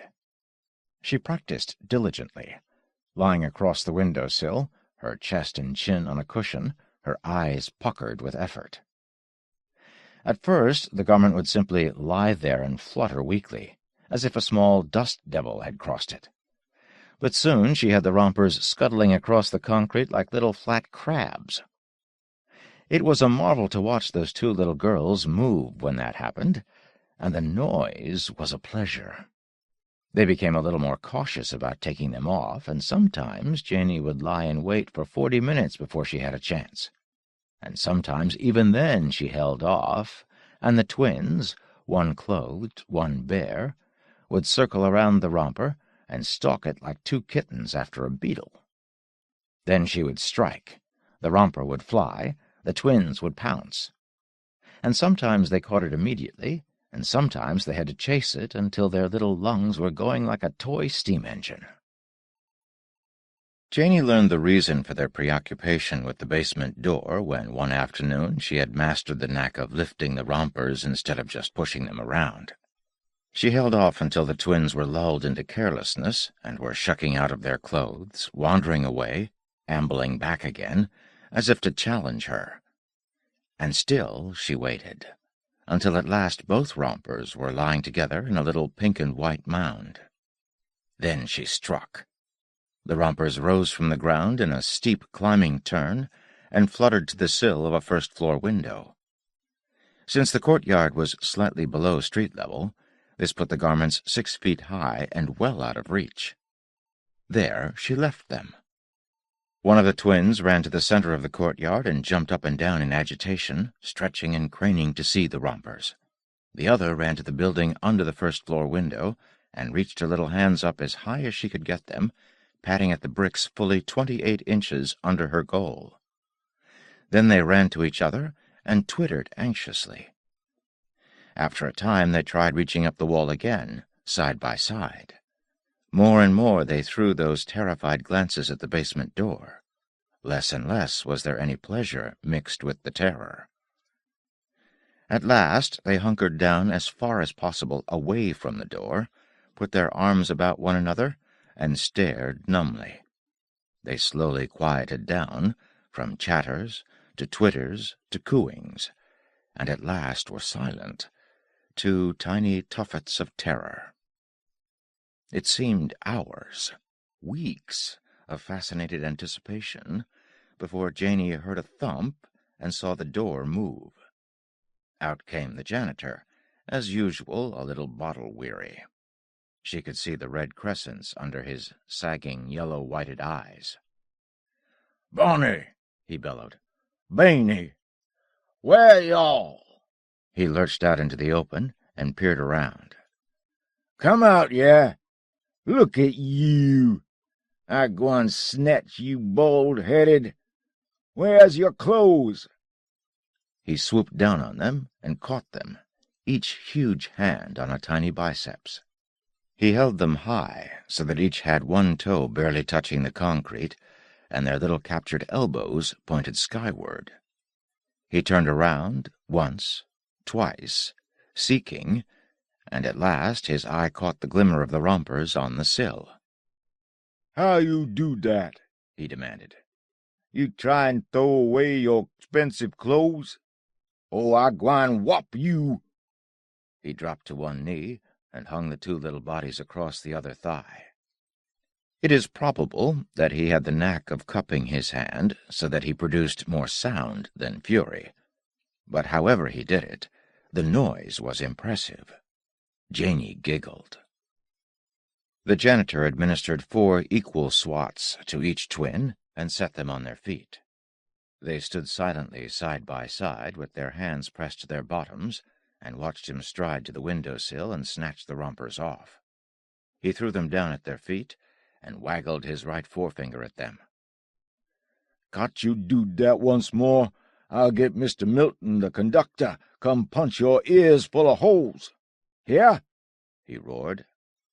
They shrank together, their eyes round. He lurched back to the door and slammed it shut behind him. The twins slowly climbed into their rompers. Then they went back to the shadows by the wall and hunkered down, supporting themselves with their back and their feet. They whispered to one another. There was no more fun for Janey that day.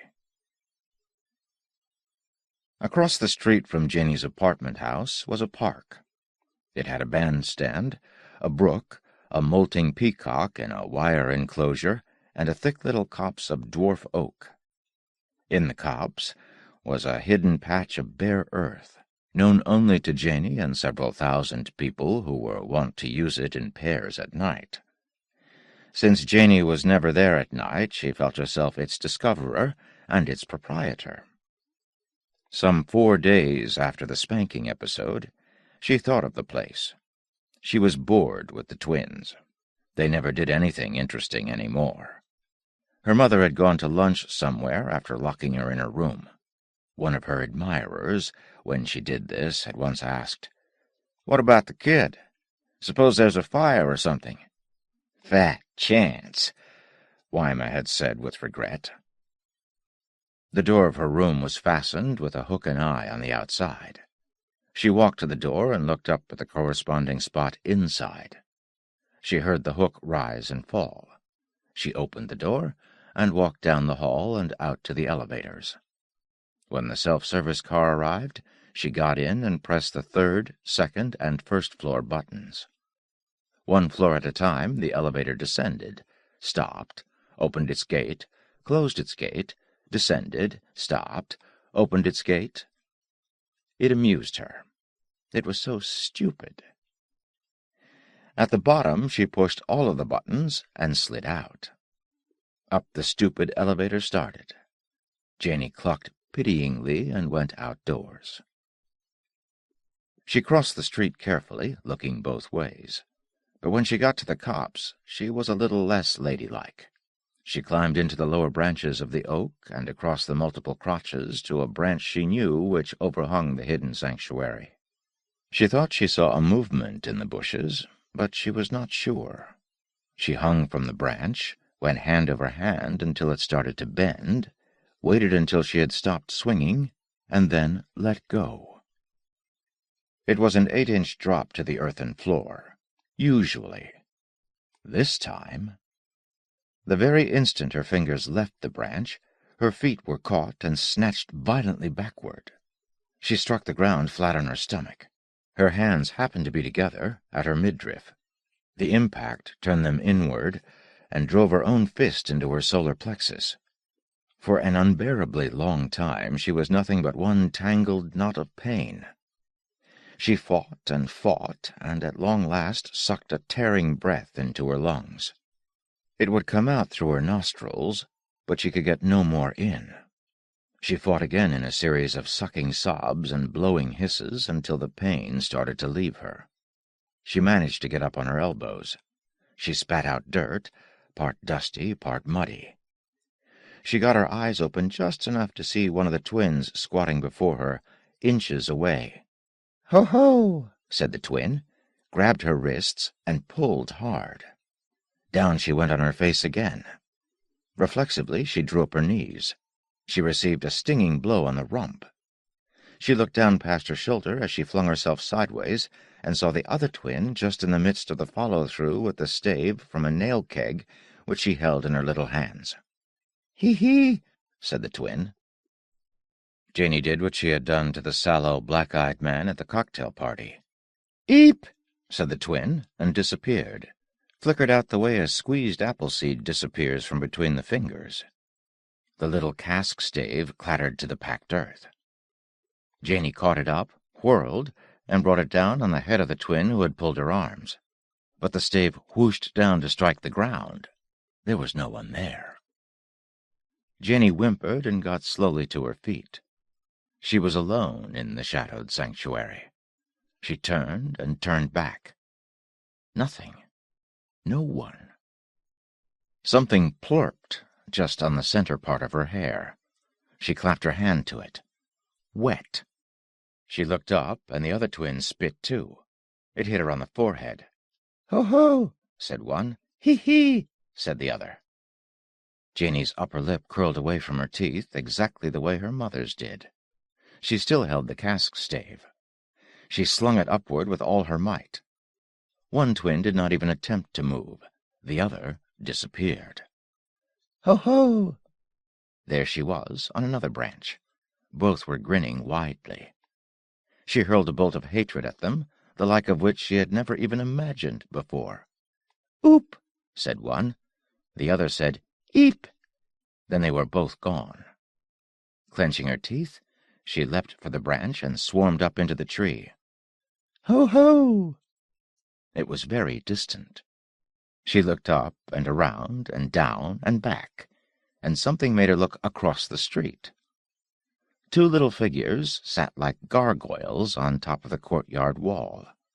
They waved to her and were gone. For a long time Janey clung to the tree and stared at the wall. Then she let herself slide down into the crotch where she could put her back against the trunk and straddle a limb. She unbuttoned her pocket and got her handkerchief. She licked a fold of it good and wet and began wiping the dirt off her face with little feline dabs. "They're only 3 years old," she told herself from the astonished altitude of her seniority. Then, "They knew who it was all along that moved those rompers." She said aloud, in admiration, "Ho, ho." There was no anger left in her. 4 days ago the twins couldn't even reach a 6-foot sill.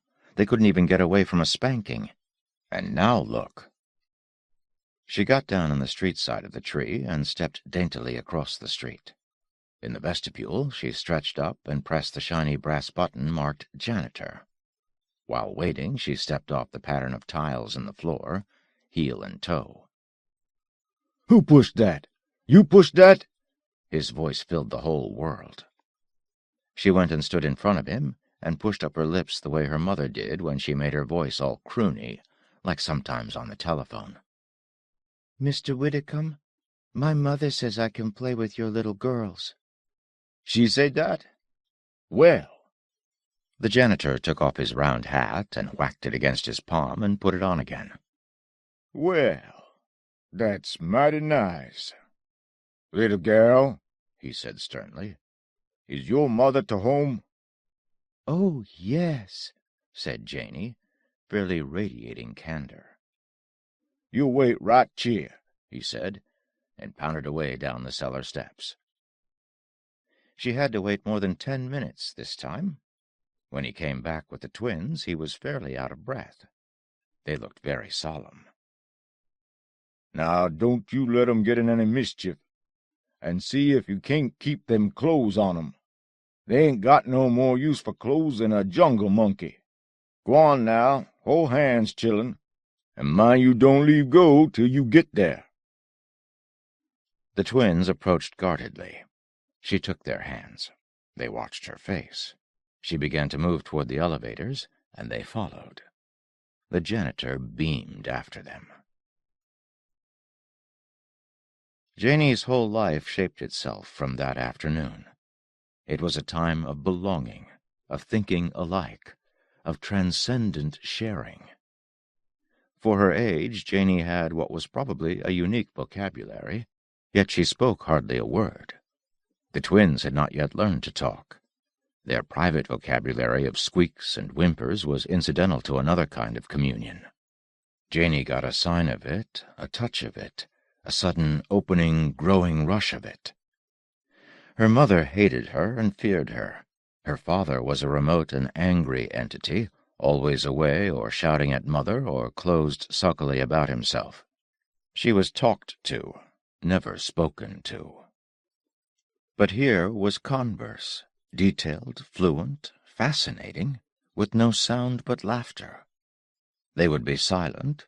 They would all squat suddenly and paw through Janey's beautiful books. Then suddenly it was the dolls. Janey showed them how she could get chocolates from the box in the other room without going in there, and how she could throw a pillow clear up to the ceiling without touching it. They liked that, though the paint box and easel impressed them more. It was a thing together, binding, immortal. It would always be new for them, and it would never be repeated.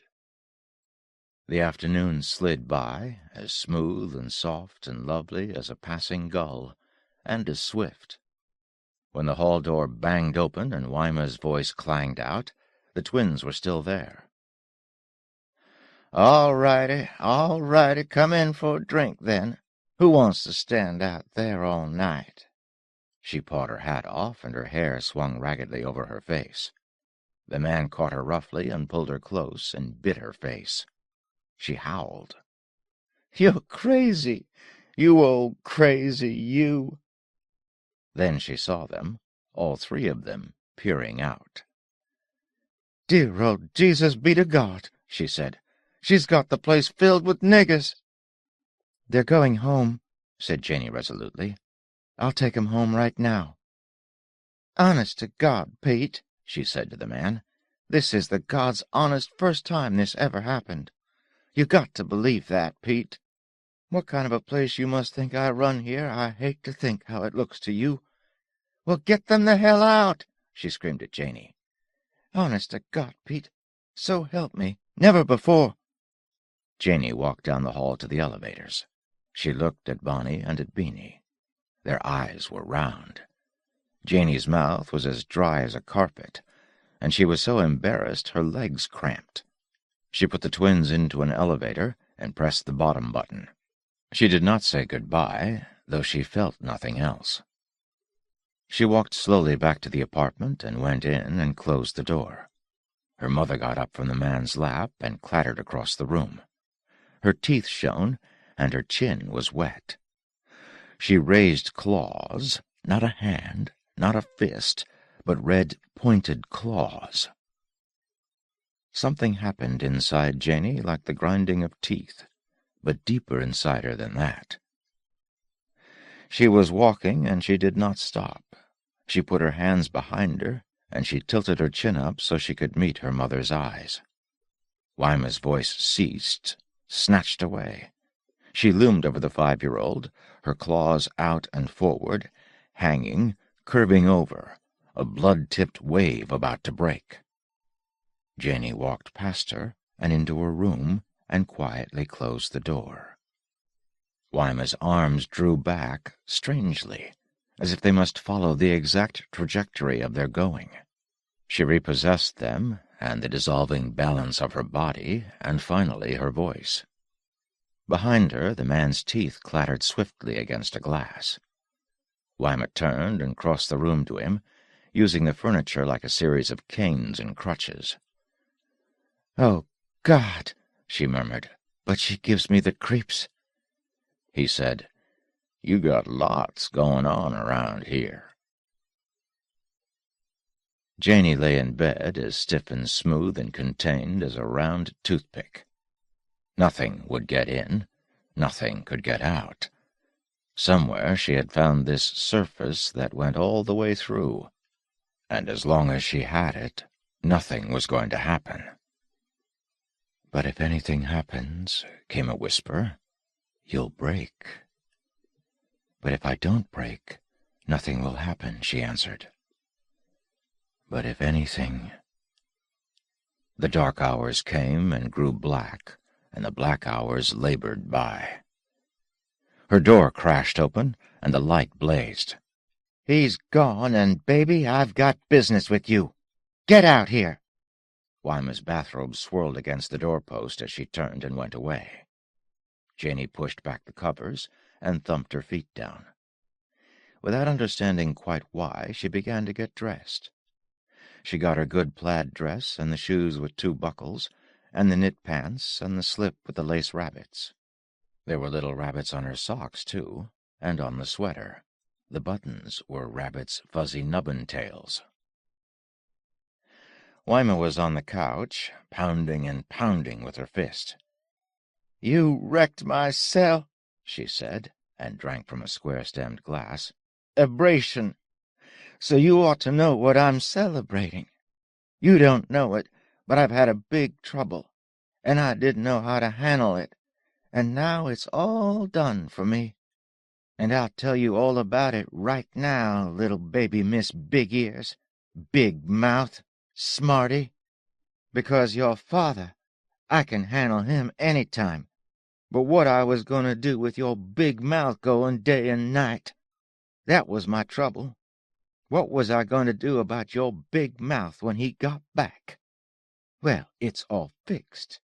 He won't be back. The Heinies fixed it up for me."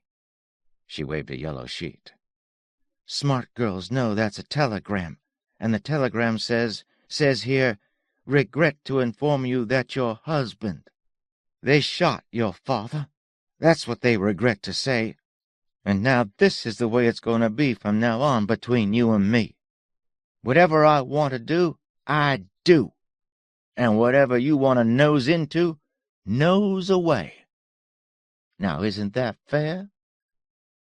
She turned to be answered, but there was no answer. Janey was gone. Wyma knew before she started that there wasn't any use looking, but something made her run to the hall closet and look in the top shelf. There wasn't anything up there but Christmas tree ornaments, and they hadn't been touched in 3 years. She stood in the middle of the living room, not knowing which way to go. She whispered, "Janey?" She put her hands on the sides of her face and lifted her hair away from it. She turned around and asked, "What's the matter with me?" Prod used to say, "There's this about a farm. When the market's good, there's money, and when it's bad, there's food." Actually, the principal hardly operated here, for his contract with markets was slight. It was a long haul to town, and what if there's a tooth off the hay rake? We've still got a working majority. 2 off, 8, 12. Then make another pass. No road will go by here, not ever. Place will never get too big, get out of hand. Even the war passed them by, Prod being over age and lone. Well, the sheriff was by once and had a look at the half-wit working on prods, and 1 look was enough. When Prod was young, the little farmhouse was there, and when he married, they built onto it. A little, not a lot, just a room. If the room had ever been used, the land wouldn't have been enough. Lone slept in the room, of course, but that wasn't quite the same thing. That's not what the room was for. Lone sensed the change before anyone else, even before Mrs. Prod. It was a difference in the nature of one of her silences. It was a treasure-proud silence, and Lone felt it change as a man's kind of pride might change when he turned from a jewel he treasured to a green shoot he treasured. He said nothing and concluded nothing. He just knew. He went on with his work as before. He worked well. Prod used to say that whatever anyone might think, that boy was a farmer before his accident. He said it not knowing that his own style of farming was as available to Lone as water from his pump. So was anything else Lone wanted to take. So the day Prod came down to the south meadow, where Lone was stepping and turning tirelessly, a very part of his whispering scythe, Lone knew what it was that he wanted to say. He caught Prod's gaze for half a breath in those disturbing eyes, and knew as well that saying it would pain Prod more than a little. Understanding was hardly one of his troubles any more, but niceties of expression were. He stopped mowing and went to the forest margin nearby and let the scythe point drop into a rotten stump. It gave him time to rehearse his tongue, still thick and unwieldy after 8 years here. Prod followed slowly. He was rehearsing too.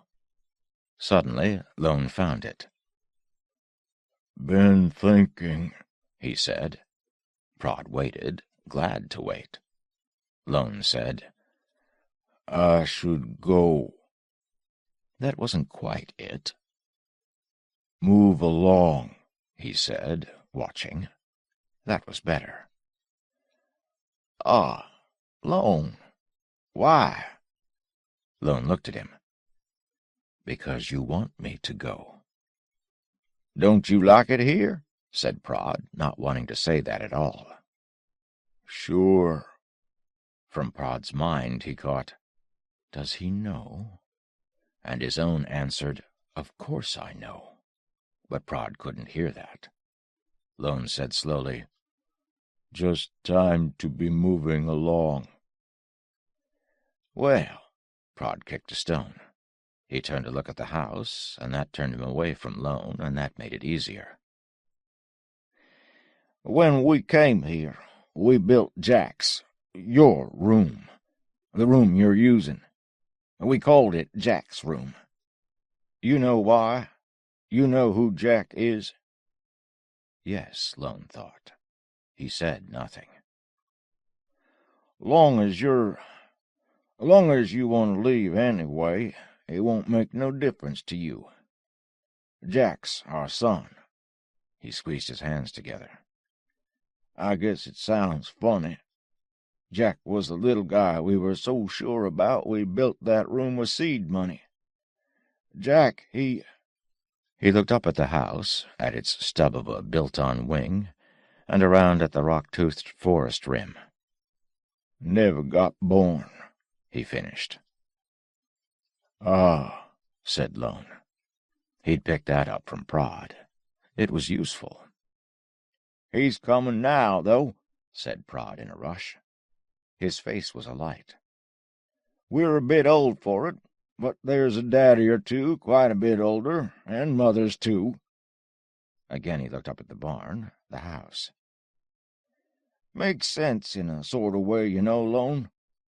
Now, if he'd been along when we planned it, the place would have been too small when he was growed enough to work it with me, and me with no place else to go. But now, why, I reckon when he's growed, we just naturally won't be here any more, and he'll take him a nice little wife and start out just about like we did. So you see, it does make a kind of sense." He seemed to be pleading. Lone made no attempt to understand this. "Lone, listen to me. I don't want you to feel we're turning you out." "Said I was going." Searching, he found something and amended, "'Fore you told me." That, he thought, was very right. "Look, I got to say something," said Prod. "I heard tell of folks who want kids and can't have 'em. Sometimes they just give up trying and take in somebody else's. And sometimes, with a kid in the house, they turn right round and have one of their own after all." "Ah," said Lone. "So what I mean is, we taken you in, didn't we? And now look." Lone did not know what to say. "Ah" seemed wrong. "We got a lot to thank you for, is what I mean, so we don't want you to feel we're turning you out." "I already said." "Good, then." Prod smiled. He had a lot of wrinkles on his face, mostly from smiling. Good, said Lone. About Jack. He nodded vehemently. Good. He picked up the scythe. When he reached his window, he looked after Prod. Walks slower than he used to, he thought. Lone's next conscious thought was, well, that's finished. What's finished? He asked himself. He looked around. Mowing, he said. Only then he realized that he had been working for more than 3 hours since Prod spoke to him, and it was as if some other person had done it. He himself had been gone in some way. Absently, he took his whetstone and began to dress the scythe. It made a sound like a pot boiling over when he moved it slowly, and like a shrew dying when he moved it fast. Where had he known this feeling of time passing, as it were, behind his back? He moved the stone slowly, cooking and warmth and work. A birthday cake, a clean bed, a sense of... Membership was not a word he possessed, but that was his thought. No, obliterated time didn't exist in those memories. He moved the stone faster. Death cries in the wood, lonely hunter and its solitary prey. The sap falls, and the bear sleeps, and the birds fly south, all doing it together, not because they are all members of the same thing, but only because they are all solitary things, hurt by the same thing. That was where time had passed without his awareness of it. Almost always before he came here. That was how he had lived. Why should it come back to him now, then? He swept his gaze around the land as Prod had done, taking in the house and its imbalancing bulge, and the land and the woods which held the farm like water in a basin. When I was alone, he thought, time passed me like that. Time passes like that now. So it must be that I am alone again. And then he knew that he had been alone the whole time. Mrs. Prod hadn't raised him up, not really. She had been raising up her Jack the whole time. Once in the wood, in water and agony, he had been a part of something, and in wetness and pain it had been torn from him. And if, for 8 years now, he had thought he had found something else to belong to, then for 8 years he had been wrong. Anger was foreign to him. He had only felt it once before. But now it came, a wash of it, that made him swell, that drained and left him weak. And he himself was the object of it. For hadn't he known? Hadn't he taken a name for himself, knowing that the name was a crystallization of all he had ever been and done? All he had ever been and done was alone. Why should he have let himself feel any other way? Wrong. Wrong as a squirrel with feathers or a wolf with wooden teeth. Not injustice, not unfairness, just a wrongness that, under the sky, could not exist. The idea that such as he could belong to anything. Hear that, son? Hear that, man? Hear that, Lone? He picked up 3 long, fresh stalks of timothy and braided them together. He upended the scythe and thrust the handle deep enough into the soft earth so it would stand upright. He tied the braided grass to one of the grips and slipped the whetstone into the loops so it would stay. Then he walked off into the woods. It was too late even for the copse's nocturnal habitants. It was cold at the hidden foot of the dwarf oak, and as dark as the chambers of a dead man's heart. She sat on the bare earth. As time went on, she had slid down a little, and her plaid skirt had moved up. Her legs were icy, especially when the night air moved on them. But she didn't pull the skirt down because it didn't matter.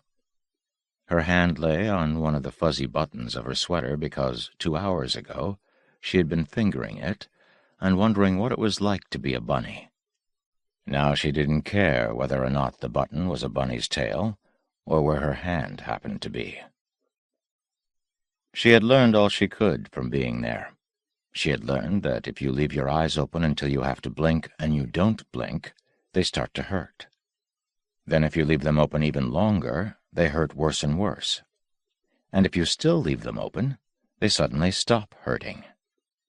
It was too dark there to know whether they could still see after that. And she had learned that if you sit absolutely still for long enough, it hurts too, and then stops. But then you mustn't move, not the tiniest little bit, because if you do, it will hurt worse than anything. When a top spins, it stands up straight and walks around. When it slows a little, it stands in one place and wobbles. When it slows a lot, it waggles around like Major Grenfell after a cocktail party. Then it almost stops and lies down and bumps and thumps and thrashes around. After that, it won't move any more. When she had the happy time with the twins, she had been spinning like that. When Mother came home, the top inside didn't walk any more. It stood still and waggled. When Mother called her out of her bed, she was waving and weaving. When she hid here, her spinner inside bumped and kicked. Well, it wasn't doing it any more, and it wouldn't. She started to see how long she could hold her breath. Not with a big, deep lungful first, but just breathing quieter and quieter, and missing an in, and quieter still, and missing an out. She got to where the misses took longer than the breathings. The wind stirred her skirt. All she could feel was the movement, and that too was remote, as if she had a thin pillow between it and her legs. Her spinner, with the lift gone out of it, went round and round with its rim on the floor, and went slower and slower, and at last stopped, and began to roll back the other way, but not very far, not fast, and stopped. And a little way back, it was too dark for anything to roll. And even if it did, you wouldn't be able to see it. You couldn't even hear it. It was so dark. But anyway, she rolled. She rolled over on her stomach and on her back, and pain squeezed her nostrils together and filled up her stomach like too much soda water. She gasped with the pain, and gasping was breathing, and when she breathed, she remembered who she was. She rolled over again without wanting to, and something like little animals ran on her face. She fought them weakly. They weren't pretend things, she discovered. They were real as real. They whispered and cooed. She tried to sit up, and the little animals ran behind her and helped. She dangled her head down and felt the warmth of her breath falling into the front of her dress. One of the little animals stroked her cheek, and she put up a hand and caught it. "Ho, ho," it said. On the other side, something soft and small and strong wriggled and snuggled tight up against her. She felt it, smooth and alive. It said, "Hee-hee." She put one arm around Bonnie and one arm around Beanie and began to cry. Lone came back to borrow an axe. You can do just so much with your bare hands. When he broke out of the woods, he saw the difference in the farm. It was as if every day it existed had been a gray day, and now the sun was on it. All the colors were brighter by an immeasurable amount. The barn smells, growth smells, stove smoke smells were clearer and purer. The corn stretched skyward with such intensity in its lines that it seemed to be threatening its roots. Prod's venerable stake-bed pickup truck was grunting and howling somewhere down the slope. Following the margins, Lone went downhill until he could see the truck. It was in the fallow field which, apparently, Prod had decided to turn. The truck was hitched to a gang plow with all the shares but one removed. The right rear wheel had run too close to the furrow, dropped in, and buried, so that the truck rested on its rear axle, and the wheel spun almost free. Prod was pounding stones under it with the end of a pick handle. When he saw Lone, he dropped it and ran toward him, his face beaming like firelight. He took Lone's upper arms in his hands and read his face like the page of a book, slowly, a line at a time, moving his lips. "Man, I thought I wouldn't see you again, going off like you did." "You want help?" said Lone, meaning the truck. Prod misunderstood. "Now, wouldn't you know," he said happily, "come all the way back to see if you could lend a hand. Oh, I've been doing fine by myself, Lone, believe me. Not that I don't appreciate it, but I feel like it these days. Working, I mean." Lone went and picked up the pick handle. He prodded at the stones under the wheel. "Drive," he said. "Wait till Ma sees you," said Prod. "Like old times." He got in and started the truck. Lone put the small of his back against the rear edge of the truck bed, clamped his hands on it, and as the clutch engaged, he heaved. The body came up as high as the rear springs would let it, and still higher. He leaned back. The wheel found purchase, and the truck jolted up and forward onto firm ground. Prod climbed out and came back to look into the hole, the irresistible and useless act of a man who picks up broken china and puts its edges together. "I used to say I bet you were a farmer once," he grinned. "But now I know. You were a hydraulic jack." Lone did not smile. He never smiled. Prod went to the plow, and Lone helped him wrestle the hitch back to the truck. "Horse dropped dead," Prod explained. "Truck's all right, but sometimes I wish there was some way to keep this from happening. Spend half my time digging it out. I'd get another horse, but, hold everything till after Jack gets here. You'd think that would bother me, losing the horse." He looked up at the house and smiled. "Nothing bothers me now. Had breakfast?" "Yes." "Well, come have some more. You know Ma wouldn't forgive either of us if she wasn't to feed you." They went back to the house, and when Ma saw Lone, she hugged him hard. Something stirred uncomfortably in Lone. He wanted an axe. He thought all these other things were settled. "You sit right down there, and I'll get you some breakfast." "Told you," said Prod, watching her, smiling. Lone watched her, too. She was heavier and happy as a kitten in a cowshed. "What you doing now, Lone?" Lone looked into his eyes to find some sort of an answer. "Working," he said. He moved his hand. "Up there." "In the woods?" "Yes." "What you doing?" When Lone waited, Prod asked, "You hired out? No? Then what? Trapping?" "Trapping," said Lone, knowing that this would be sufficient.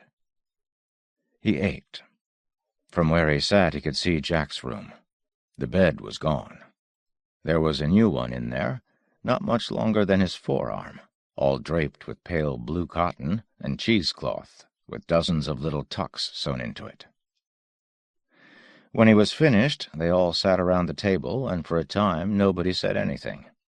Lone looked into Prod's eyes and found he's a good boy, but not the kind to sit around and visit. He couldn't understand the visit image, a vague and happy blur of conversation sounds and laughter. He recognized this as one of the many lacks he was aware of in himself. Lacks, rather than inadequacies. Things he could not do and would never be able to do. So he just asked Prod for the axe and went out. "You don't suppose he's mad at us?" asked Mrs. Prod, looking anxiously after Lone. "Him?" said Prod. "He wouldn't have come back here if he was. I was afraid of that myself until today." He went to the door. Don't you lift nothing heavy here." Janey read as slowly and carefully as she could. She didn't have to read aloud, but only carefully enough so the twins could understand. She had reached the part where the woman tied the man to the pillar, and then let the other man, the my rival, her laughing lover one, out of the closet, where he had been hidden, and gave him the whip. Janey looked up at that point and found Bonnie gone and Beanie in the cold fireplace, pretending there was a mouse hiding in the ashes. "Oh, you're not listening," she said. "Want the one with the pictures?" the silent message came. "I'm getting so tired of that one," said Janey petulantly. But she closed Venus in Furs by von Sacher-Masoch and put it on the table. "This has anyway got a story to it," she complained, going to the shelves. She found the wanted volume between My Gun is Quick and the illustrated Ivan Bloch, and hefted it back to the armchair. Bonnie disappeared from the fireplace and reappeared by the chair. Beanie stood on the other side. Wherever she had been aware of what was happening. If anything, she liked this book even better than Bonnie. Janey opened the book at random. The twins leaned forward, breathless, their eyes bugging. "Read it." "Oh, all right," said Janey. D34556, tieback, double shirred, 90 inches long, maize, burgundy, hunter green and white, $24.68. D34557, cottage style, Stuart or Argyle plaid, see illustration, $4.92 pair. D34... And they were happy again. They had been happy ever since they got here, and much of the hectic time before that. They had learned how to open the back of a trailer truck and how to lie without moving under hay, and Janey could pull clothespins off a line, and the twins could appear inside a room, like a store at night, and unlock the door from the inside when it was fastened with some kind of lock that Janey couldn't move, the way she could a hook and eye, or a tower bolt which was shot but not turned. The best thing they had learned, though, was the way the twins could attract attention when somebody was chasing Janey. They'd found out for sure that to have two little girls throwing rocks from second-floor windows and appearing under their feet to trip them, and suddenly sitting on their shoulders and wetting into their collars, made it impossible to catch Janey, who was just ordinarily running. Ho, ho. And this house was just the happiest thing of all. It was miles and miles away from anything or anybody, and no one ever came here. It was a big house on a hill, in forest so thick you hardly knew it was there. It had a big high wall around it on the roadside, and a big high fence on the woods side, and a brook ran through. Bonnie had found it one day when they had gotten tired and gone to sleep by the road. Bonnie woke up and went exploring by herself and found the fence and went along it until she saw the house. They'd had a terrible time finding some way to get Janey in, though, until Beanie fell into the brook where it went through the fence and came up on the inside. There were zillions of books in the biggest room, and plenty of old sheets they could wrap around themselves when it was cold. Down in the cold, dark cellar rooms they had found a half-dozen cases of canned vegetables and some bottles of wine, which later they smashed all over because, although it tasted bad, it smelled just wonderful. There was a pool out back to swim in that was more fun than the bathrooms, which had no windows. There were plenty of places for hide-and-seek. There was even a little room with chains on the walls and bars. It went much faster with the axe. He never would have found the place at all if he had not hurt himself. In all the years he had wandered the forests, often blindly and uncaring, he had never fallen into such a trap. One moment he was stepping over the crest of an outcropping, and next he was 20 feet down, in a bramble-choked, humus-floored pitfall. He hurt one of his eyes, and his left arm hurt unbearably at the elbow. Once he had thrashed his way out, he surveyed the place. Perhaps it had once been a pool in the slope, with the lower side thin and erosible. It was gone, however, and what was left was a depression in the hillside, thickly grown inside, ever more thickly screened on both sides and at the front. The rock over which he had stepped rose out of the hill and overhung the depression. At one time it had not mattered in the least to Lone whether he was near men or not. Now he wanted only to be able to be what he knew he was, alone. But 8 years at the farm had changed his way of life. He needed shelter, and the more he looked at this hidden place, with its overhanging rock wall ceiling, and the 2 earthen wings which flanked it, the more shelter-like it seemed. At first his work on it was primitive. He cleared out enough brush so that he might lie down comfortably, and pulled up a bush or 2 so that the brambles would not flay him as he went in and out. Then it rained, and he had to channel the inside so that water would not stand inside, and he made a rough thatch at the crest. But as time went on, he became increasingly absorbed in the place. He pulled up more bush and pounded the earth until he had a level floor. He removed all the rock he could find loose on the rear wall, and discovered that some of the wall had ready-made shelves and nooks for the few things he might want to store. He began raiding the farms that skirted the foot of the mountain, operating at night, taking only a very little at each place, never coming back to any one place if he could help it. He got carrots and potatoes, and 10-penny spikes and haywire, a broken hammer, and a cast-iron pot. Once he found a side of bacon that had fallen from an abattoir truck. He stored it, and when he came back he found that a lynx had been at it. That determined him to make walls, which was why he went back for the axe. He felled trees, the biggest he could handle after trimming, and snaked them up to the hillside. He buried the first 3 so that they bounded the floor, and the side ones butted against the rock. He found a red clay which, when mixed with peat moss, made a mortar that was vermin-proof and would not wash away. He built up his walls and a door. He did not bother with a window, but simply left out a yard of mortar between 6 of the wall logs on each side, and trimmed long side-tapered sticks to wedge in them when he wanted them closed. His first fireplace was Indian style, out near the center of the enclosure, with a hole at the top to let the smoke out. High up were hooks embedded in rock fissures, for hanging meat where the smoke could get to it, if he were ever fortunate enough to get some.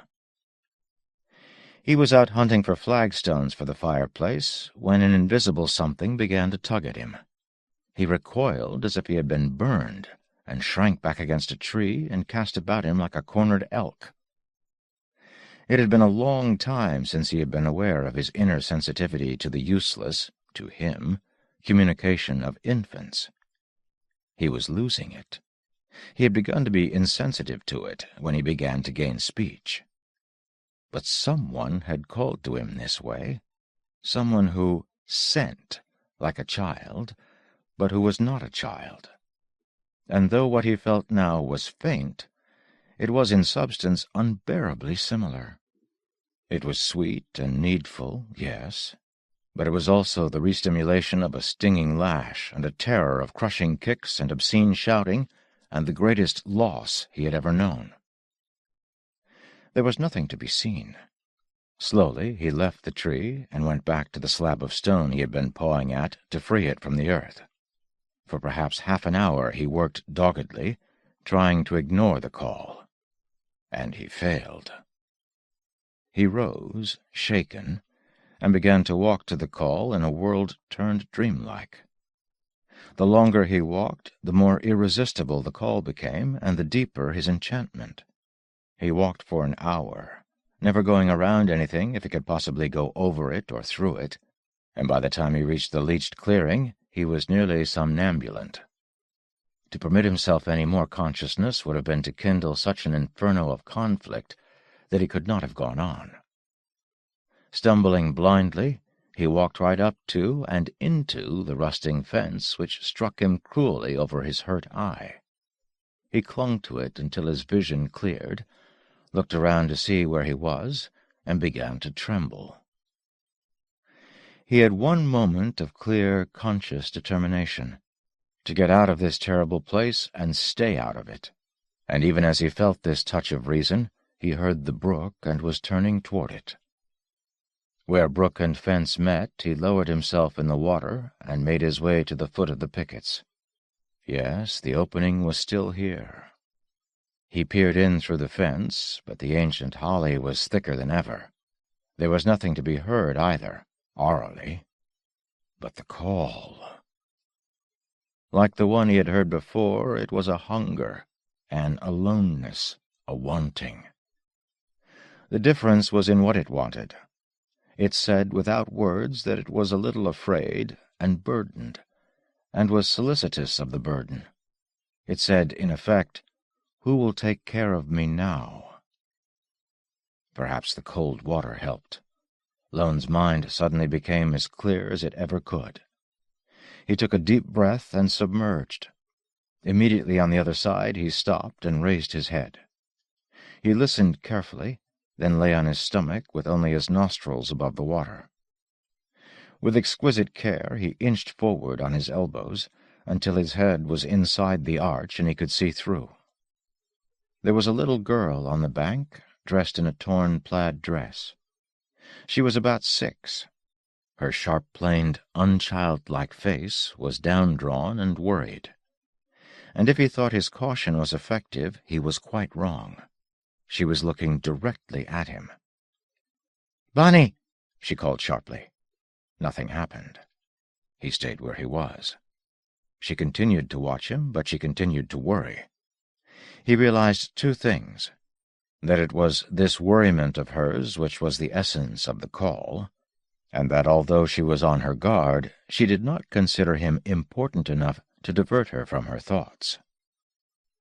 For the first time in his life he felt that edged and spicy mixture of anger and amusement called pique.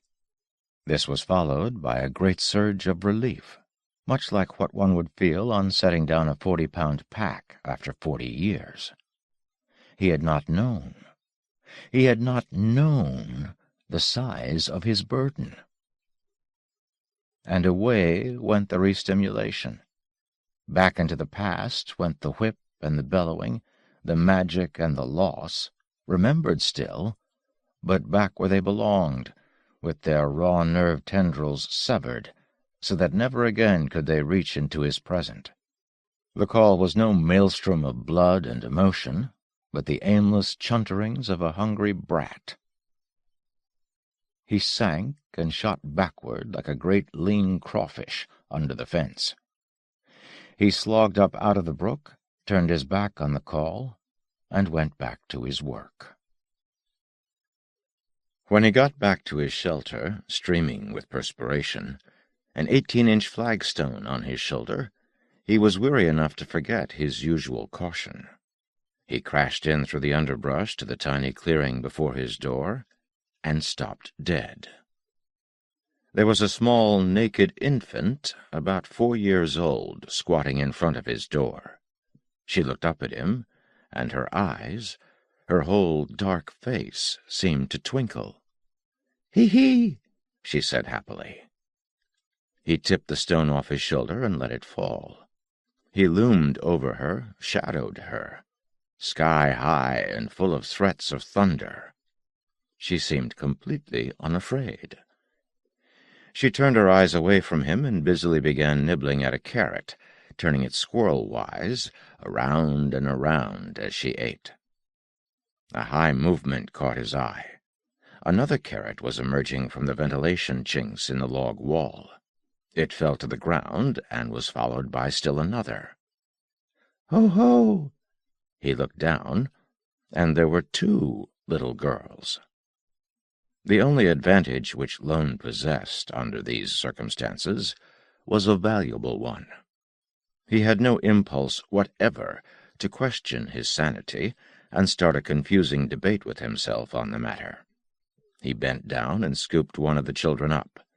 But when he straightened, she wasn't there any more. The other was.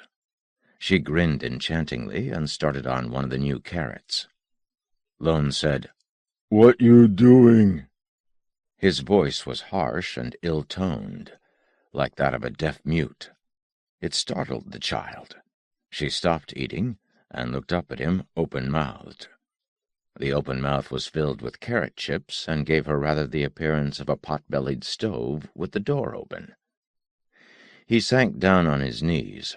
Her eyes were fixed on his, and his were eyes which had once commanded a man to kill himself, and which many times violated the instincts of others who had not wanted to feed him. Without knowing why, he was careful. There was no anger in him or fear. He simply wanted her to stay still. When he was done, he reached for her. She exhaled noisily, blowing tiny wet chips of raw carrot into his eyes and nostrils, and vanished. He was filled with astonishment, a strange thing in itself, for he had seldom been interested enough in anything to be astonished. Stranger still, it was a respectful astonishment. He rose and put his back against the log wall and looked for them. They stood side by side, hand in hand, looking up at him out of little wooden wondering faces, waiting for him to do something else. Once, years ago, he had run to catch a deer. Once he had reached up from the ground to catch a bird in a treetop. Once he had plunged into a stream after a trout. Once. Lone was simply not constituted to chase something he knew empirically that he could not catch. He bent and picked up his flagstone, reached up and slid aside the outside bar which fastened his door, and shouldered it into the house. He bedded his flagstone by the fire, and swept the guttering embers over part of it. He threw on more wood and blew it up brightly, set up his green-stick crane, and swung the iron pot on it. All the while there were two little white-eyed knobs silhouetted in the doorway, watching him. He ignored them. The skinned rabbit swung on the high hook by the smoke-hole. He got it down, tore off the quarters, broke the back, and dropped it all into the pot. From a niche he took potatoes and a few grains of rock salt. The salt went into the pot, and so did the potatoes, after he had split them in two on his axe-blade. He reached for his carrots. Somebody had been at his carrots. He wheeled and frowned at the doorway. The two heads whipped back out of sight. From outdoors came small soprano giggles. Lone let the pot boil for an hour while he honed the axe and tied up a witch's broom like Mrs. Prodd's. And slowly, a fraction of an inch at a time, his visitors edged into the room. Their eyes were fixed on the seething pot. They fairly drooled. He went about his business without looking at them. When he came close, they retreated, and when he crossed the room, they entered again, that little fraction more each time. Soon their retreats were smaller and their advances larger, until at last Lone had a chance to slam the door shut, which he did. In the sudden darkness, the simmer of the pot and the small hiss of the flames sounded very loud. There was no other sound. Lone stood with his back against the door and closed his eyes very tight to adjust them more quickly to the darkness. When he opened them, the bars of waning daylight at the vents and the fire-glow were quite sufficient for him to see everything in the room. The little girls were gone. He put on the inner bar and slowly circled the room. Nothing. He opened the door cautiously, then flung it wide. They were not outside either. He shrugged. He pulled on his lower lip and wished he had more carrots. Then he set the pot aside to cool enough so that he could eat, and finished honing the axe. At length he ate. He had reached the point of licking his fingers by way of having dessert, when a sharp knock on the door caused him to leap 18 inches higher than upright, so utterly unexpected was it. In the doorway stood the little girl in the plaid dress. Her hair was combed, her face scrubbed. She carried, with a superb air, an object which seemed to be a handbag, but which at second glance revealed itself as a teakwood cigarette-box with a piece of binder twine fastened to it with 4-inch nails. "Good evening," she said concisely. "I was passing by and thought I would come to call.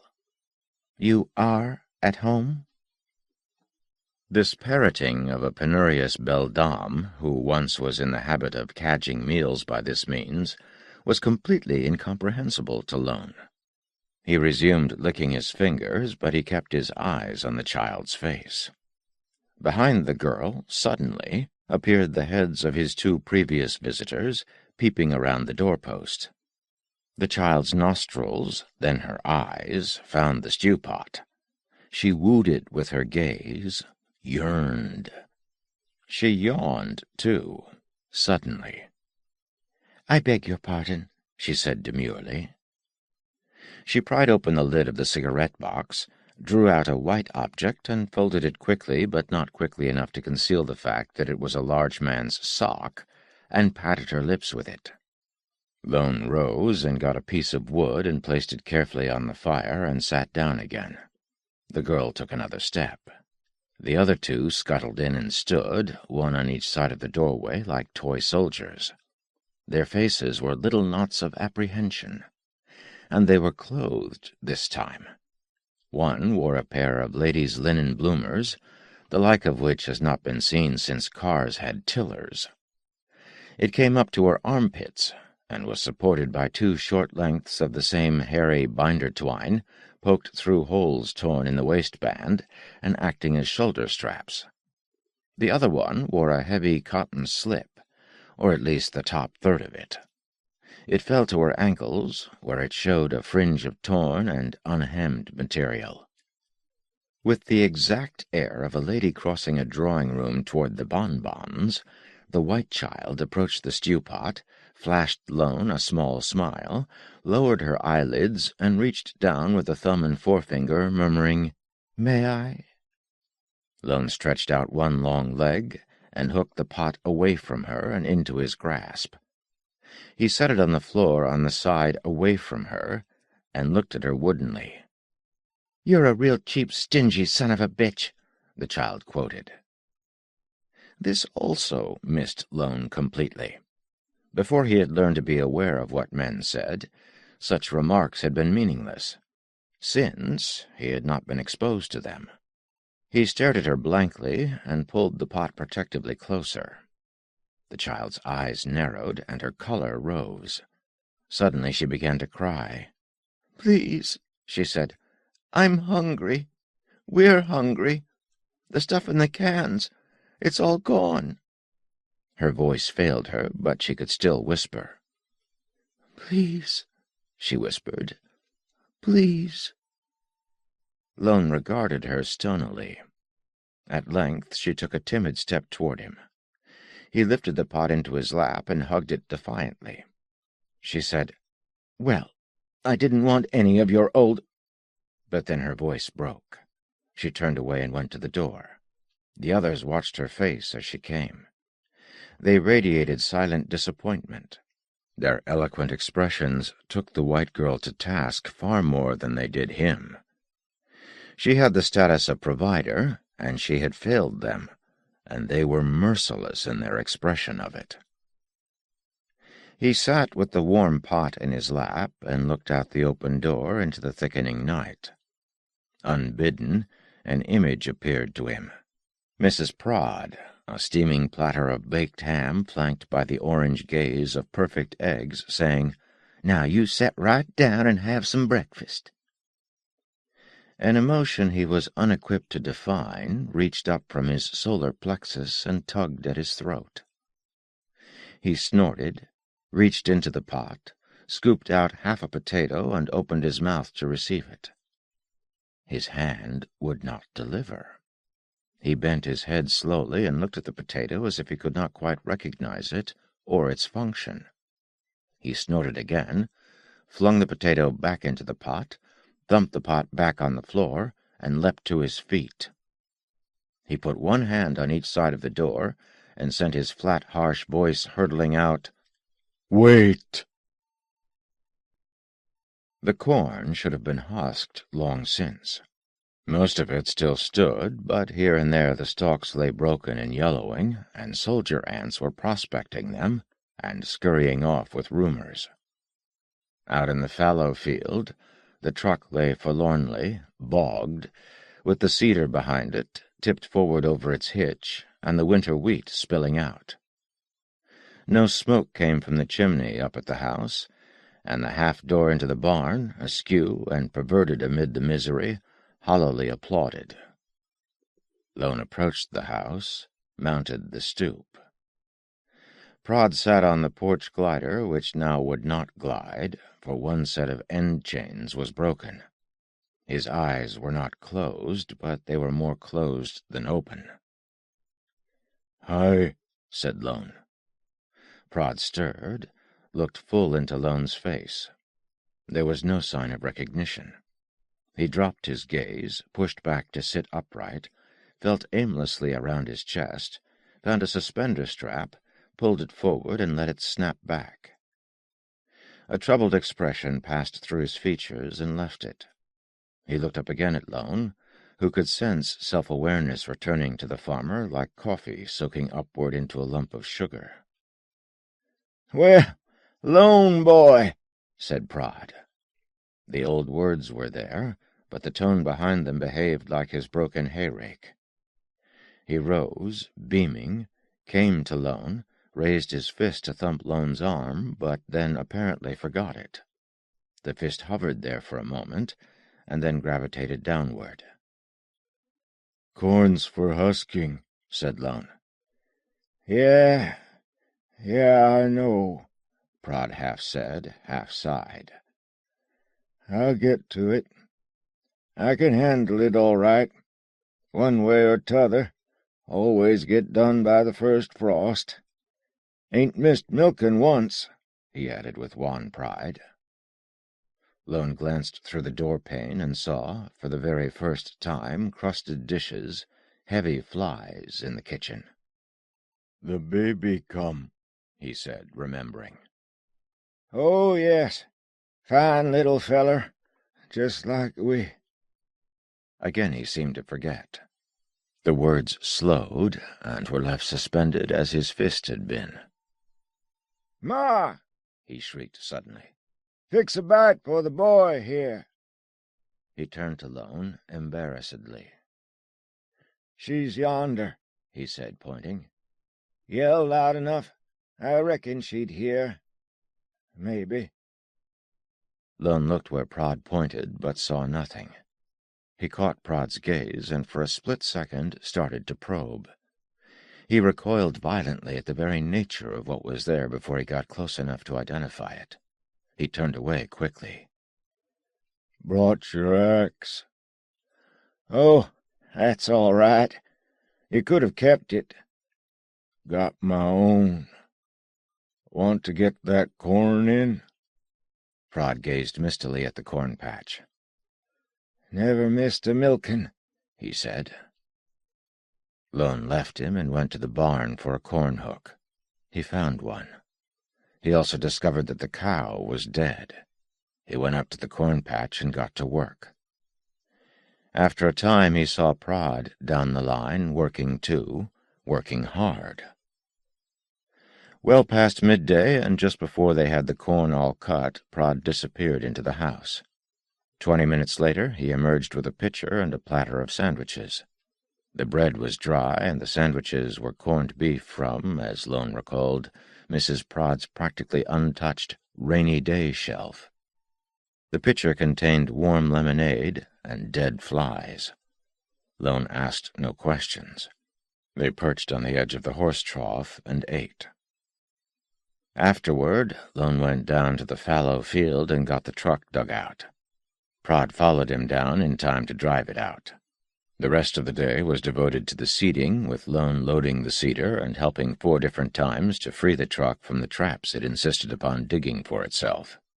When that was finished, Lone waved Prod up to the barn, where he got a rope around the dead cow's neck and hauled it as near as the truck would go to the edge of the wood. When at last they ran the truck into the barn for the night, Prod said, "Sure missed that horse." "You said you didn't miss it at all," Lone recalled tactlessly. "Did I now?" Prod turned inward and smiled, remembering. "Yeah, nothing bothered me none, because of, you know." Still smiling, he turned to Lone and said, "Come back to the house." He smiled all the way back. They went through the kitchen. It was even worse than it had looked from outside, and the clock was stopped too. Prod, smiling, threw open the door of Jack's room. Smiling, he said, "Have a look, boy. Go right on in. Have a look." Lone went in and looked into the bassinet. The cheesecloth was torn, and the blue cotton was moist and reeking. The baby had eyes like upholstery tacks, and skin the color of mustard. Short blue-black horsehair covered its skull, and it breathed noisily. Lone did not change expression. He turned away and stood in the kitchen looking at one of the dimity curtains, the one which lay on the floor. Smiling, Prod came out of Jack's room and closed the door. "See? He's not Jack. That's the one blessing," he smiled. "Ma, she had to go off looking for Jack, I reckon. Yes, that would be it. She wouldn't be happy with anything less. Well, you know that your own self." He smiled twice. "What that in there is, that's what the doctor calls a mongoloid. Just leave it be. It'll grow up to maybe size 3 and stay so for 30 year. Get him to a big city specialist for treatments, and he'll grow up to maybe size 10. He smiled as he talked. That's what the doctor said, anyway. Can't shovel him into the ground now, can you? That was all right for Ma, way she loved flowers and all." Too many words, some hard to hear through the wide, tight smiling. Lone brought his eyes to bear on Prod's. He found out exactly what Prod wanted, things that Prod himself did not know. He did the things. When he was finished, he and Prod cleaned up the kitchen and took the bassinet and burned it, along with the carefully sewn diapers made out of old sheets and piled in the linen closet, and the new oval enamel bath pan, and the celluloid rattle, and the blue felt booties with the white puffballs in their clear cellophane box. Prod waved cheerfully to him from the porch. "Just you wait till Ma gets back. She'll stuff you full of Johnny cake till we gotta scrape you off the wall." "Mind you fix that barn door," Lone rasped. "I'll come back." With his burden, he plodded up the hill and into the forest. He struggled numbly with thoughts that would not be words or pictures. About those kids now, about the Prods. The Prods were one thing, and when they took him in, they became something else. He knew it now. And then, when he was by himself, he was one thing, but taking those kids in, he was something else. He had no business going back to Prod's today, but now, the way he was, he had to do it. He'd go back again, too. Alone. Lone, lone, alone. Prod was alone now, and Janey was alone, and the twins, well, they had each other, but they were like one split person who was alone. He himself lone was still alone. It didn't make any difference about the kids being there. Maybe Prod and his wife had not been alone. He wouldn't have any way of knowing about that. But there was nothing like Lone anywhere in the world except right here inside him. The whole world threw Lone away. You know that? Even the Prods did when they got around to it. Janey got thrown out. The twins, too, so Janey said. Well, in a funny way it helps to know you're alone, thought Lone. The night was sun-stained by the time he got home. He kneed the door open and came in. Janey was making pictures on an old china plate with spit and mud. The twins, as usual, were sitting on one of the high rock niches, whispering to one another. Janey jumped up. "Let's go." I swear I felt my bones creak, but I made it. I brought a round white stone up with me as I stood. I hefted the stone. I had to look at it to see if I was really holding it. My fingers were that cold. I told him, "Stay away from me or I'll bust you in the teeth with this rock." "One I ever saw," Lone said. "Well, never mind that. Give him something to eat." "What?" "I don't know," said Lone. "You're a baby almost. You should know." "Where'd you get him?" "A farm yonder." "You're a kidnapper," said Janey. "Know that?" "What's a kidnapper?" "Man that steals babies, that's what. When they find out about it, the policeman will come and shoot you dead and put you in the electric chair." "Well," said Lone, relieved, "ain't nobody going to find out. Only man knows about it I fixed it so he's forgotten. That's the daddy. The ma, she's dead. But he don't know that either. He thinks she's back east. He'll hang on waiting for her. Anyway, feed him." He pulled off his jacket. The kids kept it too hot in here. The baby lay still with its dull button eyes open, breathing too loudly. Janey stood before the fire, staring thoughtfully at the stew pot. Finally, she dipped into it with a ladle and dribbled the juice into a tin can. "Milk," she said while she worked. "You got to start swiping milk for him, Lone. Babies, they eat more milk than a cat." "All right," said Lone. The twins watched, wall-eyed, as Janey slopped the broth on the baby's disinterested mouth. "He's getting some," said Janey optimistically. Without humor and only from visible evidence, Lone said, "Maybe through his ears." Janey pulled at the baby's shirt and half sat him up. This favored the neck rather than the ears, but still left the mouth intake in doubt. "Oh, maybe I can," said Janey suddenly, as if answering a comment. The twins giggled and jumped up and down. Janey drew the tin can a few inches away from the baby's face and narrowed her eyes. The baby immediately started to choke and spewed up what was unequivocally broth. "That's not right yet, but I'll get it," said Janey. She spent half an hour trying. At last, the baby went to sleep. One afternoon, Lone watched for a while and then prodded Janey with his toe. "What's going on there?" She looked. "He's talking to them." Lone pondered. "I used to could do that. Hear babies." "Bonnie says all babies can do it, and you were a baby, weren't you? I forget if I ever did," she added. "Except the twins." "What I mean," said Lone laboriously, "when I was growed, I could hear babies." "You must have been an idiot then," said Janey positively. "Idiots can't understand people, but can understand babies. Mr. Whitcomb, he's the man the twins lived with. He had a girlfriend once who was an idiot, and Bonnie told me." "Baby's supposed to be some kind of a idiot," Lone said. "Yes.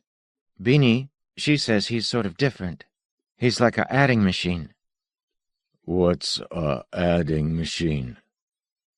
Janey exaggerated the supreme patience that her nursery school teacher had affected. "It's a thing you push buttons and it gives you the right answer." Lone shook his head. Janey essayed, "Well, if you have 3 cents and 4 cents and 5 cents and 7 cents and 8 cents, how many you got altogether?" Lone shrugged hopelessly. "Well, if you have an adding machine, you push a button for 2 and a button for 3 and a button for all the other ones, and then you pull a handle, The machine tells you how many you got altogether, and it's always right." Lone sorted all this out slowly and finally nodded. Then he waved toward the orange crate that was now Baby's bassinet and the twins hanging spellbound over him. "He got no buttons you push." "That was just a finger of speech," Janey said loftily. "Look, you tell Baby something, and then you tell him something else. He will put the somethings together and tell you what they come out to, just like the adding machine does with 1 and 2 and—" "All right. But what kind of somethings?" "Anything." She eyed him. "You're sort of stupid. You know that, Lone? I got to tell you every little thing 4 times. Now listen, if you want to know something, you tell me and I'll tell Baby and he'll get the answer, and tell the twins and they'll tell me and I'll tell you. Now what do you want to know?" Lone stared at the fire. "I don't know anything I want to know." "Well, you sure think up a lot of silly things to ask me." Lone, not offended, sat and thought. Jenny went to work on a scab on her knee, picking it gently round and round with fingernails the color and shape of parentheses. "Suppose I got a truck," Lone said a half-hour later. "It gets stuck in a field all the time. The ground's too tore up. Suppose I want to fix it so it won't stick no more. Baby tell me a thing like that?" "Anything. I told you," said Janey sharply. She turned and looked at Baby. Baby lay as always, staring dully upward. In a moment she looked at the twins. "He don't know what is a truck.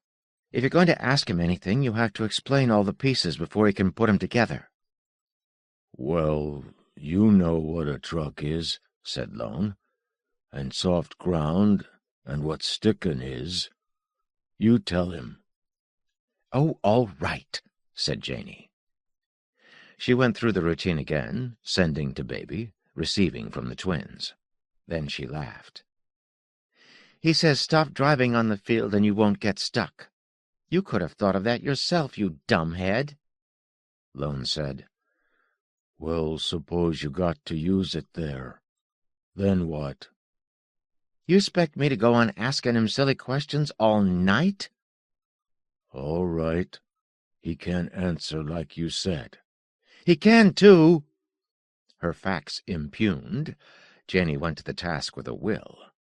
The next answer was, "Put great big wide wheels on it." "Suppose you ain't got money nor time nor tools for that." This time it was, "Make it real heavy where the ground is hard, and real light where the ground is soft, and anything in between." Janey very nearly went on strike when Lone demanded to know how this could be accomplished, and reached something of a peak of impatience when Lone rejected the suggestion of loading and unloading rocks. She complained that not only was this silly, but that Baby was matching every fact she fed him with every other fact he had been fed previously, and was giving correct but unsolicited answers to situational sums of tires plus weight plus soup plus birds' nests and babies plus soft dirt plus wheel diameters plus straw.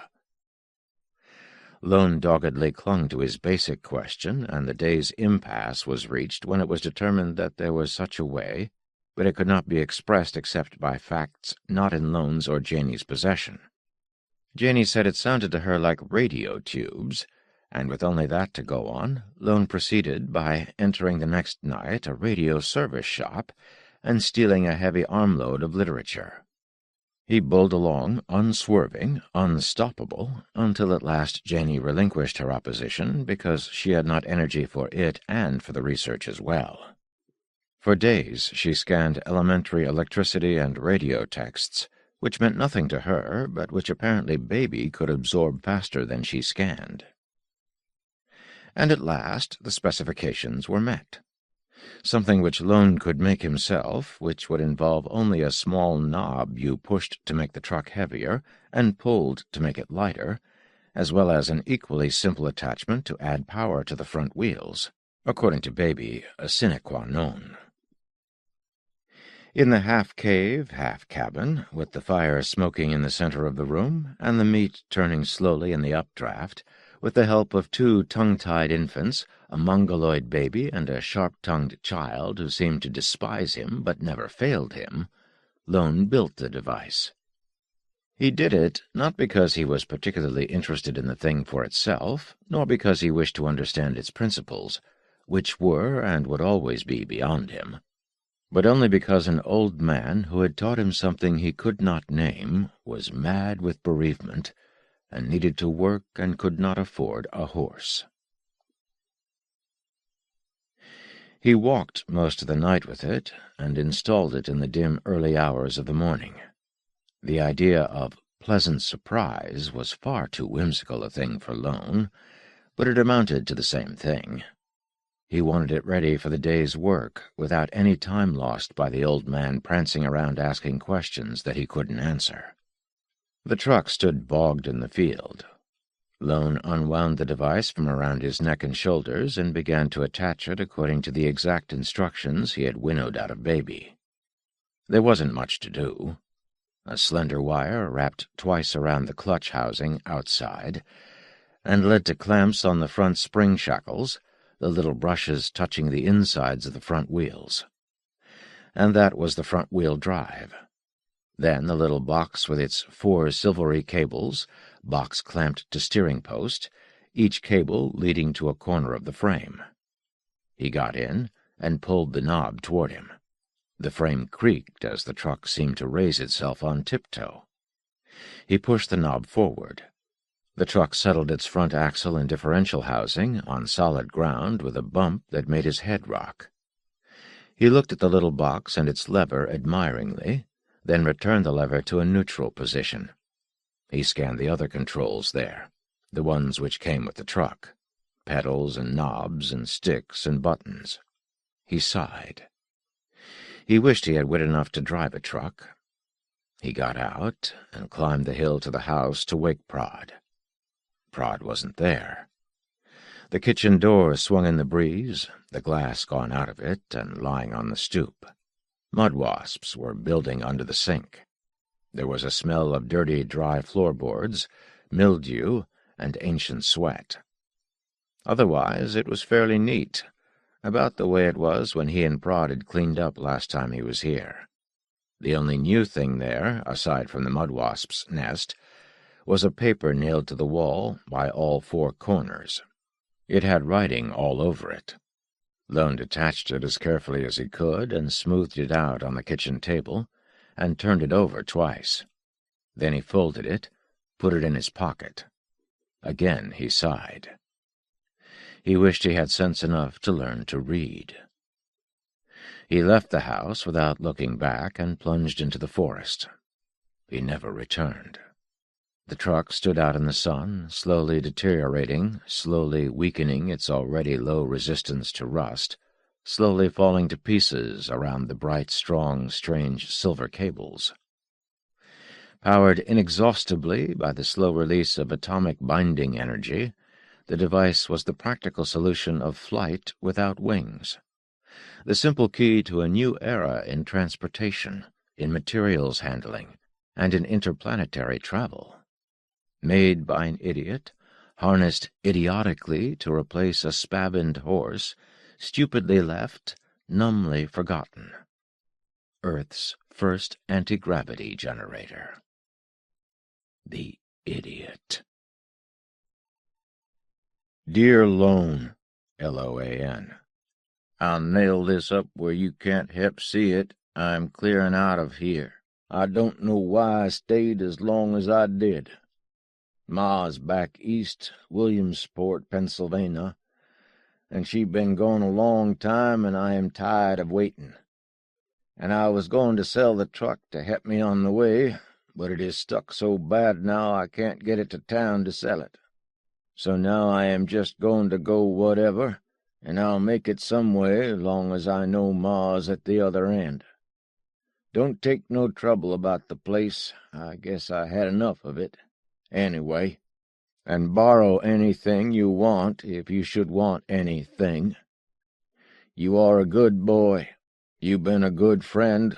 Well, goodbye, until I see you, if I ever do. God bless you. Your old friend, E. Prod. Lone made Janey read him the letter 4 times in a 3-week period, and each reading seemed to add a fresh element to the yeasty seething inside him. Much of this happened silently. For some of it he asked help.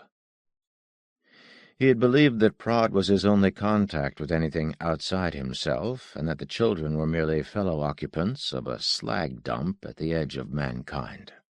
The loss of Prod, and he knew with unshakable certainty that he would never see the old man again, was the loss of life itself. At the very least it was the loss of everything conscious, directed, cooperative, everything above and beyond what a vegetable could do by way of living. Ask baby what is a friend. He says it's somebody who goes on loving you whether he likes you or not. But then Prod and his wife had shucked him off when he was in the way, after all those years, and that meant they were ready to do it the 1st year and the 2nd and the 5th. All the time, any time. You can't say you're a part of anything, anybody, that feels free to do that to you. But friends, maybe they just don't like him for a while. Maybe they loved him all the way through. Ask baby, can you be truly part of someone you love? He says only if you love yourself. His benchmark, his goal point, had for years been that thing which happened to him on the bank of the pool. He had to understand that. If he could understand that, he was sure he could understand everything. Because for a second there was this other, and himself, and a flow between them without guards or screens or barriers. No language to stumble over, no ideas to misunderstand, nothing at all but a merging. What had he been then? What was it Janey had said? Idiot. An idiot. An idiot, she had said, was a grown person who could hear only baby's silent speech. Then, what was the creature with whom he had merged on that terrible day? Ask baby, what is a grown person who can talk like the babies? He says, an innocent. He had been an idiot who could hear the soundless murmur. She had been an innocent who, as an adult, could speak it. Ask baby, what if an idiot and an innocent are close together? He says when they so much as touched, the innocent would stop being an innocent, and the idiot would stop being an idiot. He thought. An innocent is the most beautiful thing there can be. Immediately he demanded of himself what's so beautiful about an innocent. And the answer, for once almost as swift as baby's, it's the waiting that's beautiful. Waiting for the end of innocence. And an idiot is waiting for the end of idiocy, too, but he's ugly doing it. So each ends himself in the meeting in exchange for a merging. Lone was suddenly deep down glad. For if this was true, he had made something rather than destroyed something, and when he had lost it, the pain of the loss was justified. When he had lost the prods, the pain wasn't worth it. What am I doing? What am I doing? He thought wildly. Trying and trying like this to find out what I am and what I belong to. Is this another aspect of being outcast, monstrous, different? Ask baby what kind of people are all the time trying to find out what they are and what they belong to. He says, every kind. What kind, Lone whispered, am I then? A full minute later he yelled, What kind? Shut up a while. He doesn't have a way to say it. Here. He says he is a figure-outer brain, and I am a body, and the twins are arms and legs, and you are the head. He says the I is all of us. I belong. I belong. Part of you, and you too. The head, silly. Lone thought his heart was going to burst. He looked at them all, every one. Arms to flex and reach, a body to care and repair, a brainless but faultless computer, and the head to direct it. And we'll grow, baby. We just got born. He says not on your life. He says not with a head like that. We can do practically anything, but we most likely won't. He says we're a thing all right, but the thing is an idiot. So it was that Lone came to know himself. And like the handful of people who have done so before him, he found at this pinnacle the rugged foot of a mountain. 2. Baby is 3. I finally got in to see this Stern. He wasn't an old man at all. He looked up from his desk, flicked his eyes over me once, and picked up a pencil. Sit over there, Sonny. I stood where I was until he looked up again. Then I said, Look, if a midget walks in here, what do you say, sit over there, Shorty? He put the pencil down again and stood up. He smiled. His smile was as quick and sharp as his eyes. I was wrong, he said.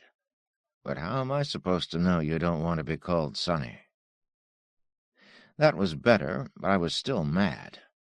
I'm 15, and I don't have to like it. Don't rub my nose in it. He smiled again and said okay, and I went and sat down. What's your name? Gerard. First or last? Both, I said. Is that the truth? I said, no, and don't ask me where I live either. He put down his pencil. We're not going to get very far this way. That's up to you. What are you worried about? I got feelings of hostility? Well, sure I have. I got lots more things than that wrong with me, or I wouldn't be here. Are you going to let that stop you? Well, no, but... So what else is bothering you? How are you going to get paid? I took a $1,000 bill and laid it on the desk. That's so you won't have to bill me. You keep track of it. Tell me when it's used up and I'll give you more. So you don't need my address. Wait, I said, when he reached toward the money. Let it lay here. I want to be sure you and I are going to get along. He folded his hands. I don't do business this way, son. I mean, Gerard. Jerry, I told him. You do if you do business with me. You make things difficult, don't you? Where did you get $1,000? I won a contest. 25 words or less about how much fun it is to do my daintier thing with Sudzo.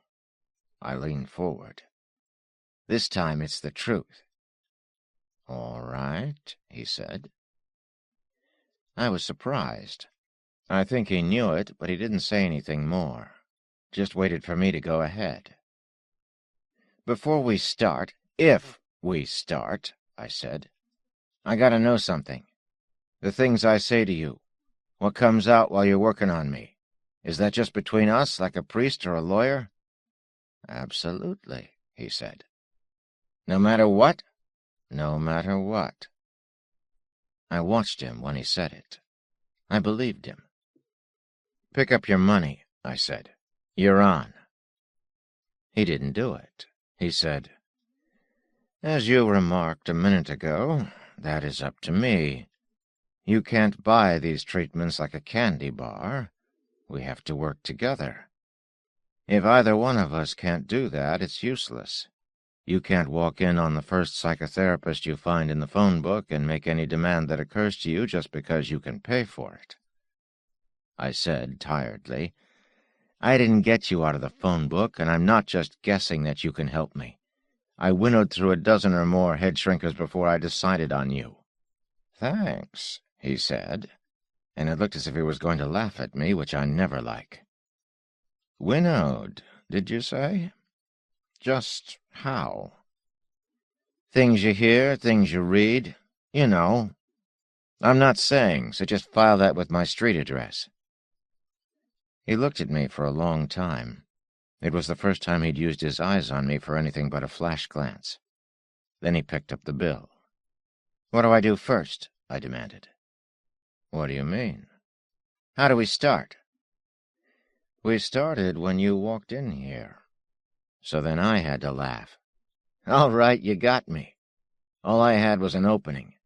I didn't know where you would go from there, so I couldn't be there ahead of you." "That's very interesting," Stern said. "Do you usually figure everything out in advance?" "Always." "How often are you right?" "All the time. But I don't have to tell you about no exceptions." He really grinned this time. "I see. One of my patients has been talking." "One of your ex-patients? Your patients don't talk." "I ask them not to. That applies to you, too." "What did you hear?" "That you know from what people say and do what they're about to say and do, and that sometimes you let 'em do it and sometimes you don't." "How did you learn to do that?" He thought a minute. "I guess I was born with an eye for details, and then let myself make enough mistakes with enough people until I learned not to make too many more." "How did you learn to do it?" I said. "You answer that, and I won't have to come back here." "You really don't know?" "I wish I did. Look, this isn't getting us anywhere, is it?" He shrugged.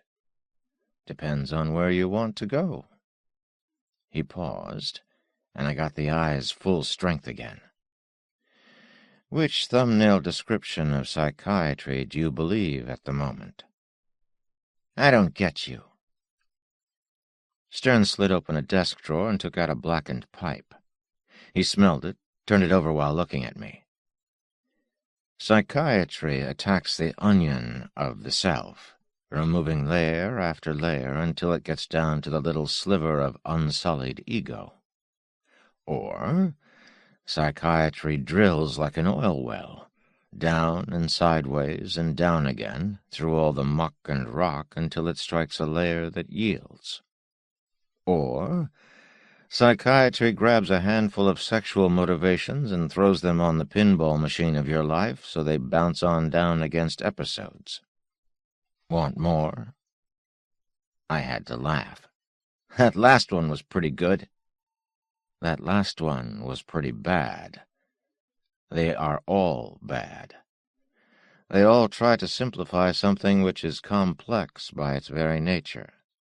The only thumbnail you'll get from me is this. No one knows what's really wrong with you but you. No one can find a cure for it but you. No one but you can identify it as a cure, and once you find it, no one but you can do anything about it." "What are you here for?" "To listen." "I don't have to pay somebody no day's wages every hour just to listen." "True. But you're convinced that I listen selectively." "Am I?" I wondered about it. "I guess I am." "Well, don't you?" "No, but you'll never believe that." I laughed. He asked me what that was for. I said, "You're not calling me Sonny?" "Not you." He shook his head slowly. He was watching me while he did it, so his eyes slid in their sockets as his head moved. "What is it you want to know about yourself that made you worried I might tell people?"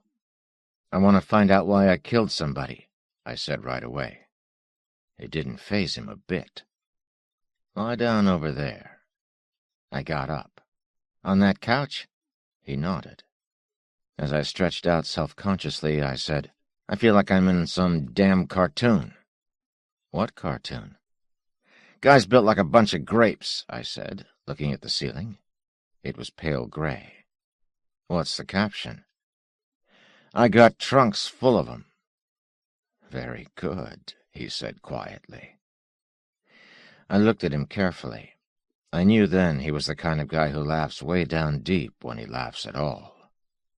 He said, I'll use that in a book of case histories sometime, but it won't include yours.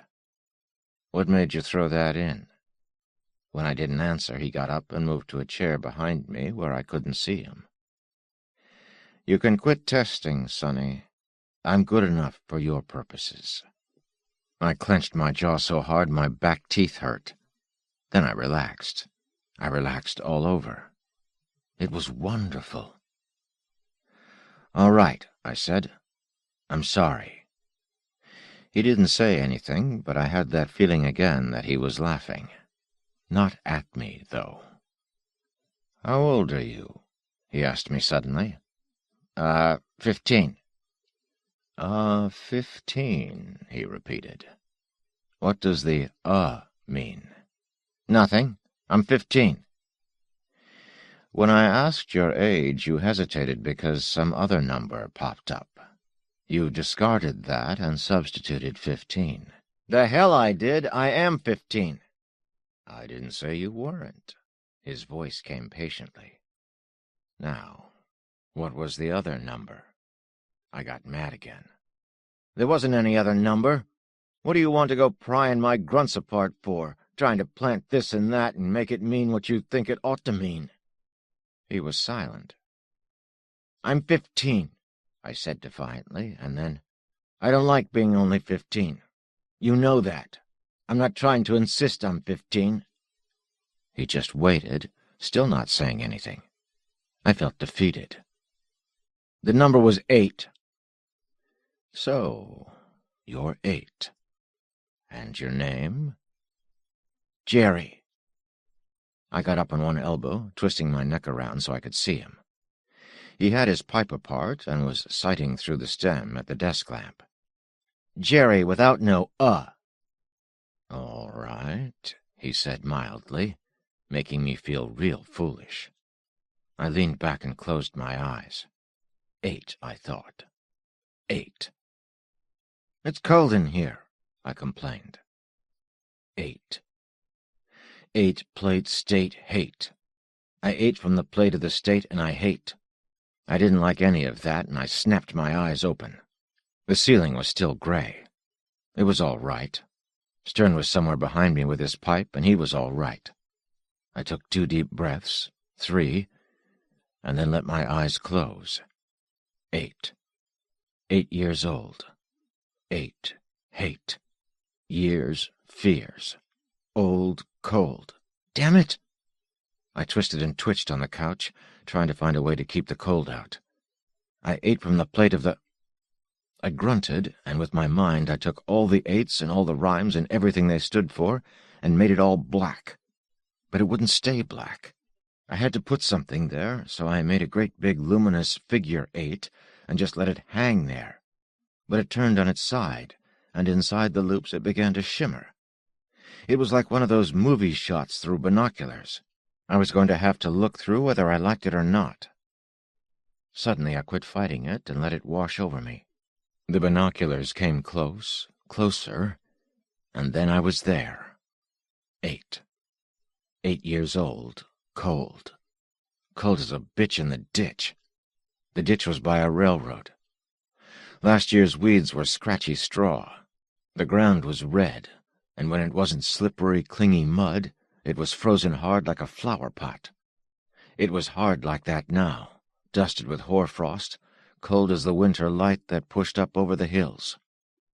At night the lights were warm, and they were all in other people's houses. In the daytime the sun was in somebody else's house too, for all the good it did me. I was dying in that ditch. Last night it was as good a place as any to sleep, and this morning it was as good a place as any to die. Just as well. 8 years old, the sick sweet taste of pork fat and wet bread from somebody's garbage, the thrill of terror when you're stealing a gunny sack and you hear a footstep. And I heard a footstep. I'd been curled up on my side. I whipped over on my stomach because sometimes they kick your belly. I covered my head with my arms, and that was as far as I could get. After a while, I rolled my eyes up and looked without moving. There was a big shoe there. There was an ankle in the shoe and another shoe close by. I lay there waiting to get tromped. Not that I cared much anymore, but it was such a damn shame. All these months on my own, and they'd never caught up with me, never even come close. And now this. It was such a shame I started to cry. The shoe took me under the armpit, but it was not a kick. It rolled me over. I was so stiff from the cold I went over like a plank. I just kept my arms over my face and head and lay there with my eyes closed. For some reason I stopped crying. I think people only cry when there's a chance of getting help from somewhere. When nothing happened, I opened my eyes and shifted my forearms a little so I could see up. There was a man standing over me, and he was a mile high. He had on faded dungarees and an old Eisenhower jacket with deep sweat stains under the arms. His face was shaggy, like the guys who can't grow what you could call a beard, but still don't shave. He said, "Get up." I looked down at his shoe, but he wasn't going to kick me. I pushed up a little and almost fell down again, except he put his big hand where my back would hit it. I lay against it for a second because I had to, and then got up to where I had one knee on the ground. "Come on," he said. "Let's go." I swear I felt my bones creak, but I made it. I brought a round white stone up with me as I stood. I hefted the stone. I had to look at it to see if I was really holding it. My fingers were that cold. I told him, "Stay away from me or I'll bust you in the teeth with this rock." His hand came out and down so fast I never saw the way he got one finger between my palm and the rock and flicked it out of my grasp. I started to cuss at him, but he just turned his back and walked up the embankment toward the tracks. He put his chin on his shoulder and said, "Come on, will you?" He didn't chase me, so I didn't run. He didn't talk to me, so I didn't argue. He didn't hit me, so I didn't get mad. I went along after him. He waited for me. He put out his hand to me, and I spit at it. So he went on, up to the tracks, out of my sight. I clawed my way up. The blood was beginning to move in my hands and feet, and they felt like 4 point-down porcupines. When I got up to the roadbed, the man was standing there waiting for me. The track was level just there, but as I turned my head to look along it, it seemed to be a hill that was steeper and steeper and turned over above me. And next thing you know, I was lying flat on my back looking up at the cold sky. The man came over and sat down on the rail near me. He didn't try to touch me. I gasped for breath a couple of times and suddenly felt I'd be all right if I could sleep for a minute, just a little minute. I closed my eyes. The man stuck his finger in my ribs hard. It hurt. "Don't sleep," he said. I looked at him. He said, "You're frozen stiff and weak with hunger. I want to take you home and get you warmed up and fed. But it's a long haul up that way, and you won't make it by yourself. If I carry you, will that be the same to you as if you walked it?" "What are you going to do when you get me home?" "I told you." "All right," I said. He picked me up and carried me down the track. If he'd said anything else in the world, I'd have laid right down where I was until I froze to death. Anyway, what did he want to ask me for one way or the other? I couldn't have done anything. I stopped thinking about it and dozed off. I woke up once when he turned off the right-of-way. He dove into the woods. There was no path, but he seemed to know where he was going. The next time I woke from a crickling noise. He was carrying me over a frozen pond, and the ice was giving under his feet. He didn't hurry. I looked down and saw the white cracks raying out under his feet, and it didn't seem to matter a bit. I bleared off again. He put me down at last. We were there. There was inside a room. It was very warm. He put me on my feet, and I snapped out of it in a hurry. The first thing I looked for was the door. I saw it and jumped over there and put my back against the wall beside it, in case I wanted to leave. Then I looked around. It was a big room. One wall was rough rock and the rest was logs with stuff shoved between them. There was a big fire going in the rock wall, not in a fireplace exactly. It was a sort of hollow place. There was an old auto battery on a shelf opposite, with 2 yellowing electric light bulbs dangling by wires from it. There was a table, some boxes, and a couple of 3-legged stools. The air had a haze of smoke and such a wonderful, heartbreaking, candy and crackling smell of food that a little hose squirted inside my mouth. The man said, "What have I got here, baby?" And the room was full of kids. Well, 3 of them, but somehow they seemed to be more than 3 kids. There was a girl about my age, 8, I mean, with blue paint on the side of her face. She had an easel and a palette with lots of paint and a fistful of brushes, but she wasn't using the brushes. She was smearing the paint on with her hands. Then there was a little Negro girl, about 5, with great big eyes, who stood gaping at me. And in a wooden crate, set up on 2 sawhorses to make a kind of bassinet, was a baby. I guess about 3 or 4 months old. It did what babies do, drooling some, making small bubbles, waving its hands around very aimless and kicking. When the man spoke, the girl at the easel looked at me and then at the baby. The baby just kicked and drooled. The girl said, "His name's Jerry. He's mad." "What's he mad at?" the man asked. He was looking at the baby. "Everything," said the girl. "Everything and everybody." "Where'd he come from?" I said, "Hey, what is this?"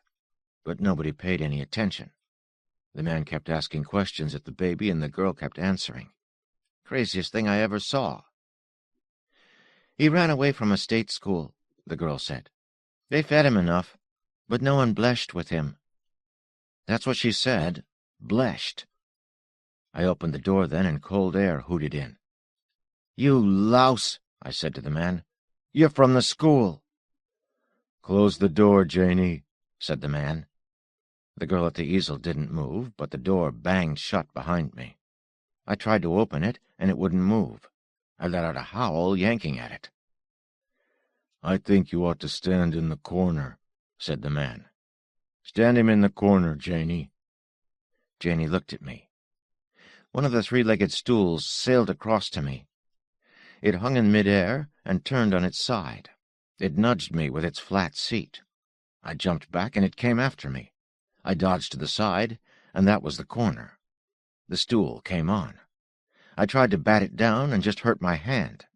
I ducked, and it went lower than I did.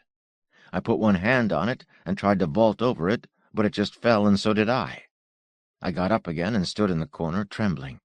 The stool turned right side up and sank to the floor in front of me. The man said, "Thank you, Janie." He turned to me. "Stand there and be quiet, you. I'll get to you later. You shouldn't have kicked up all that fuss." And then, to the baby, he said, "He got anything we need?" And again it was the little girl who answered. She said, "Sure. He's the one." "Well," said the man, "what do you know?" He came over. "Jerry, you can live here. I don't come from no school. I'll never turn you in." "Yeah, huh?" "He hates you," said Janie. "What am I supposed to do about that?" he wanted to know. Janie turned her head to look into the bassinet. "Feed him." The man nodded and began fiddling around the fire. Meanwhile, the little Negro girl had been standing in one spot with her big eyes right out on her cheekbones, looking at me. Janie went back to her painting, and the baby just lay there, same as always. So I stared right back at the little Negro girl. I snapped, "What the hell are you gawking at?" She grinned at me. "Jerry, ho-ho," she said, and disappeared. I mean, she really disappeared, went out like a light, leaving her clothes where she had been. Her little dress billowed in the air and fell in a heap where she had been, and that was that. She was gone. "Jerry! Hee-hee!" I heard.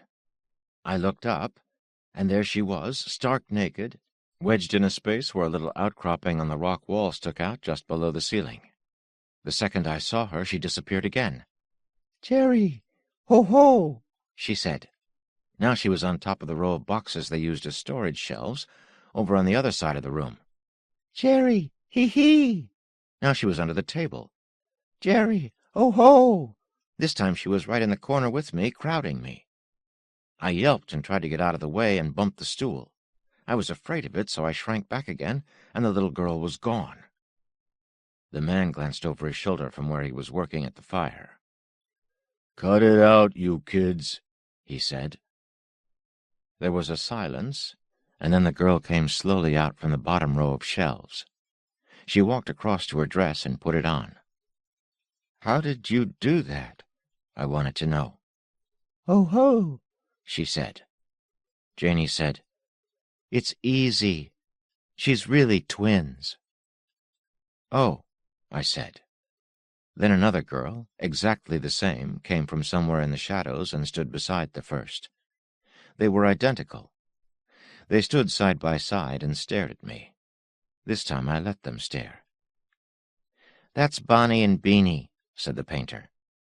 "This is Baby, and that," she indicated the man, "that's Lone.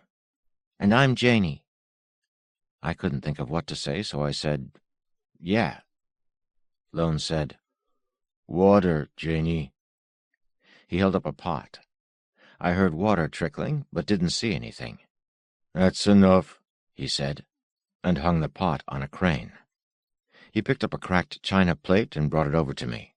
It was full of stew, with great big lumps of meat in it, and thick gravy and dumplings and carrots. "Here, Jerry. Sit down." I looked at the stool. "On that?" "Sure." "Not me," I said. I took the plate and hunkered down against the wall. "Hey," he said after a time. "take it easy. We've all had chow. No one's going to snatch it away from you. Slow down." I ate even faster than before. I was almost finished when I threw it all up. Then, for some reason, my head hit the edge of the stool. I dropped the plate and spoon and slumped there. I felt real bad. Lone came over and looked at me. "Sorry, kid," he said. "Clean up, will you, Janey?" Right in front of my eyes, the mess on the floor disappeared. I didn't care about that or anything else just then. I felt the man's hand on the side of my neck. Then he tousled my hair. "Beanie, get him a blanket. Let's all go to sleep. He ought to rest a while." I felt the blanket go around me, and I think I was asleep before he put me down. I don't know how much later it was when I woke up. I didn't know where I was, and that scared me. I raised my head and saw the dull glow of the embers in the fireplace. Lone was stretched out on it in his clothes. Janey's easel stood in the reddish blackness like some great praying insect. I saw the baby's head pop up out of the bassinet, but I couldn't tell whether he was looking straight at me or away. Janey was lying on the floor near the door, and the twins were on the old table. Nothing moved except the baby's head, bobbing a little. I got to my feet and looked around the room. Just a room, only the one door. I tiptoed toward it. When I passed Janey, she opened her eyes. "What's the matter?" she whispered. "None of your business," I told her. I went to the door as if I didn't care, but I watched her. She didn't do anything. The door was as solid tight closed as when I'd tried it before. I went back to Janey. She just looked up at me. She wasn't scared. I told her, "I gotta go to the John." "Oh," she said, "why didn't you say so?" Suddenly I grunted and grabbed my guts. The feeling I had I can't begin to talk about. I acted as if it was a pain, but it wasn't. It was like nothing else that ever happened to me before. Something went splop on the snow outside. "Okay," Janey said. "Go on back to bed." "But I got to—" "You got to what?" "Nothing. It was true. I didn't have to go no place." "Next time tell me right away. I don't mind." I didn't say anything. I went back to my blanket. "That's all," said Stern. I lay on the couch and looked up at the gray ceiling. He asked me, "How old are you?" 15, I said dreamily. He waited until, for me, the gray ceiling acquired walls on a floor, a rug and lamps and a desk and a chair with Stern in it. I sat up and held my head a second, and then I looked at him. He was fooling with his pipe and looking at me. "What did you do to me?" "I told you. I don't do anything here. You do it." "You hypnotized me." "I did not." His voice was quiet, but he really meant it. "What was all that, then? It was like it was happening for real all over again." "Feel anything?" "Everything." I shuddered. "Every damn thing. What was it?" "Anyone doing it feels better afterward. You can get over it all again now any time you want to, and every time you do, the hurt in it will be less. You'll see." It was the first thing to amaze me in years. I chewed on it and then asked, "If I did it by myself, how come it never happened before?" "It needs someone to listen." "Listen? Was I talking?" "A blue streak." "Everything that happened?" "How can I know? I wasn't there. You were." "You don't believe it happened, do you? Those disappearing kids and the footstool and all?" He shrugged. "I'm not in the business of believing or not believing. Was it real to you?" "Oh, hell, yes." "Well, then, that's all that matters." "Is that where you live, with those people?" I bit off a fingernail that had been bothering me. "Not for a long time. Not since baby was 3. I looked at him. "You remind me of Lone." "Why?" "I don't know." "No, you don't," I added suddenly. "I don't know what made me say that." I lay down abruptly. The ceiling was gray and the lamps were dim. I heard the pipe stem click against his teeth. I lay there for a long time. "Nothing happens," I told him. "What did you expect to happen?" "Like before." "There's something there that wants out. Just let it come." It was as if there was a revolving drum in my head, and on it were photographed the places and things and people I was after. And it was as if the drum was spinning very fast, so fast I couldn't tell one picture from another. I made it stop, and it stopped at a blank segment. I spun it again and stopped it again. "Nothing happens," I said. "Baby is 3, he repeated. "Oh," I said. "That." I closed my eyes. That might be it. Might, sight, night, light. I might have the sight of a light in the night. Maybe the baby. Maybe the sight of the baby at night because of the light. There was night after night when I lay on that blanket, and a lot of nights I didn't. Something was going on all the time in Lone's house. Sometimes I slept in the daytime. I guess the only time everybody slept at once was when someone was sick, like me the first time I arrived there. It was always sort of dark in the room, the same night and day, the fire going, the 2 old bulbs hanging yellow by their wires from the battery. When they got too dim, Janey fixed the battery and they got bright again. Janey did everything that needed doing, whatever no one else felt like doing. Everybody else did things too. Lone was out a lot. Sometimes he used the twins to help him, but you never missed them because they'd be here and gone and back again, bing, like that. And Baby, he just stayed in his bassinet.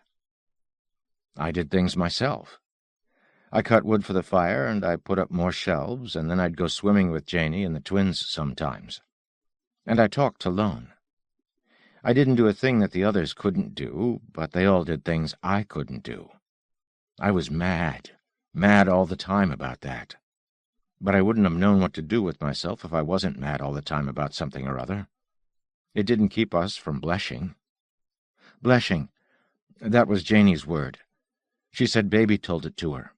She said it meant everyone altogether being something, even if they all did different things. 2 arms, 2 legs, 1 body, 1 head, all working together, although a head can't walk and arms can't think. Lone said maybe it was a mixture of blending and meshing, but I don't think he believed that himself. It was a lot more than that. Baby talked all the time. He was like a broadcasting station that runs 24 hours a day, and you can get what it's sending any time you tune in, but it'll keep sending whether you tune in or not. When I say he talked, I don't mean exactly that. He semaphored mostly. You'd think those wandering, vague movements of his hands and arms and legs and head were meaningless, but they weren't. It was semaphore. Only instead of a symbol for a sound, or such like, the movements were whole thoughts. I mean, spread the left hand and shake the right high up, and thumb with the left heel, and it means anyone who thinks a starling is a pest just don't know anything about how a starling thinks, or something like that. Janey said she made Baby invent the semaphore business. She said she used to be able to hear the twins thinking, that's what she said, hear them thinking, and they could hear Baby. So she would ask the twins whatever she wanted to know, and they'd ask Baby, and then tell her what he said. But then, as they grew up, they began to lose the knack of it. Every young kid does. So Baby learned to understand when someone talked, and he'd answer with this semaphore stuff. Lone couldn't read the stuff, and neither could I. The twins didn't give a damn. Janey used to watch him all the time. He always knew what you meant if you wanted to ask him something, and he'd tell Janey and she'd say what it was. Part of it, anyway. Nobody could get it all, not even Janey. All I know is Janey would sit there and paint her pictures and watch Baby, and sometimes she'd bust out laughing. Baby never grew any. Janey did, and the twins, and so did I, but not Baby. He just lay there. Janey kept his stomach full and cleaned him up every 2 or 3 days. He didn't cry, and he didn't make any trouble. No one ever went near him. Janey showed every picture she painted to Baby before she cleaned the boards and painted new ones. She had to clean them because she only had 3 of them. It was a good thing, too, because I'd hate to think what that place would have been like if she'd kept them all. She did 4 or 5 a day. Lone and the twins were kept hopping getting turpentine for her. She could shift the paints back into the little pots on her easel without any trouble, just by looking at the picture 1 color at a time, but turps was something else again. She told me that Baby remembered all her pictures, and that's why she didn't have to keep them. They were all pictures of machines and gear trains and mechanical linkages and what looked like electric circuits and things like that. I never thought too much about them. I went out with Lone to get some turpentine and a couple picnic hams one time. We went through the woods to the railroad track and down a couple of miles to where we could see the glow of a town. Then the woods again and some alleys and a back street. Lone was like always walking along, thinking. We came to a hardware store, and he went up and looked at the lock and came back to where I was waiting, shaking his head. Then we found a general store. Lone grunted, and we went and stood in the shadows by the door. I looked in. All of a sudden, Beanie was in there, naked like she always was when she traveled like that. She came and opened the door from the inside. We went in, and Lone closed it and locked it. "Get along home, Beanie," he said, "before you catch your death." She grinned at me and said, "Ho, ho," and disappeared. We found a pair of fine hams and a 2-gallon can of turpentine. I took a bright yellow ballpoint pen, and Lone cuffed me and made me put it back. "We only take what we need," he told me. After we left, Beanie came back and locked the door and went home again. I only went with Lone a few times, when he had more to get than he could carry easily. I was there about 3 years. That's all I can remember about it. Lone was there or he was out, and you could hardly tell the difference. The twins were with each other most of the time. I got to like Janey a lot, but we never talked much. Baby talked all the time, only I don't know what about. We were all busy, and we blushed. I sat up on the couch suddenly. Stern said, "What's the matter?" "Nothing's the matter. This isn't getting me any place." "You said that you'd barely started. Do you think you've accomplished anything since then?" "Oh, yeah, but—" "Then how can you be sure you're right this time?" When I didn't say anything, he asked me, "Didn't you like this last stretch?" I said angrily, "I didn't like or not like. It didn't mean nothing. It was just talk."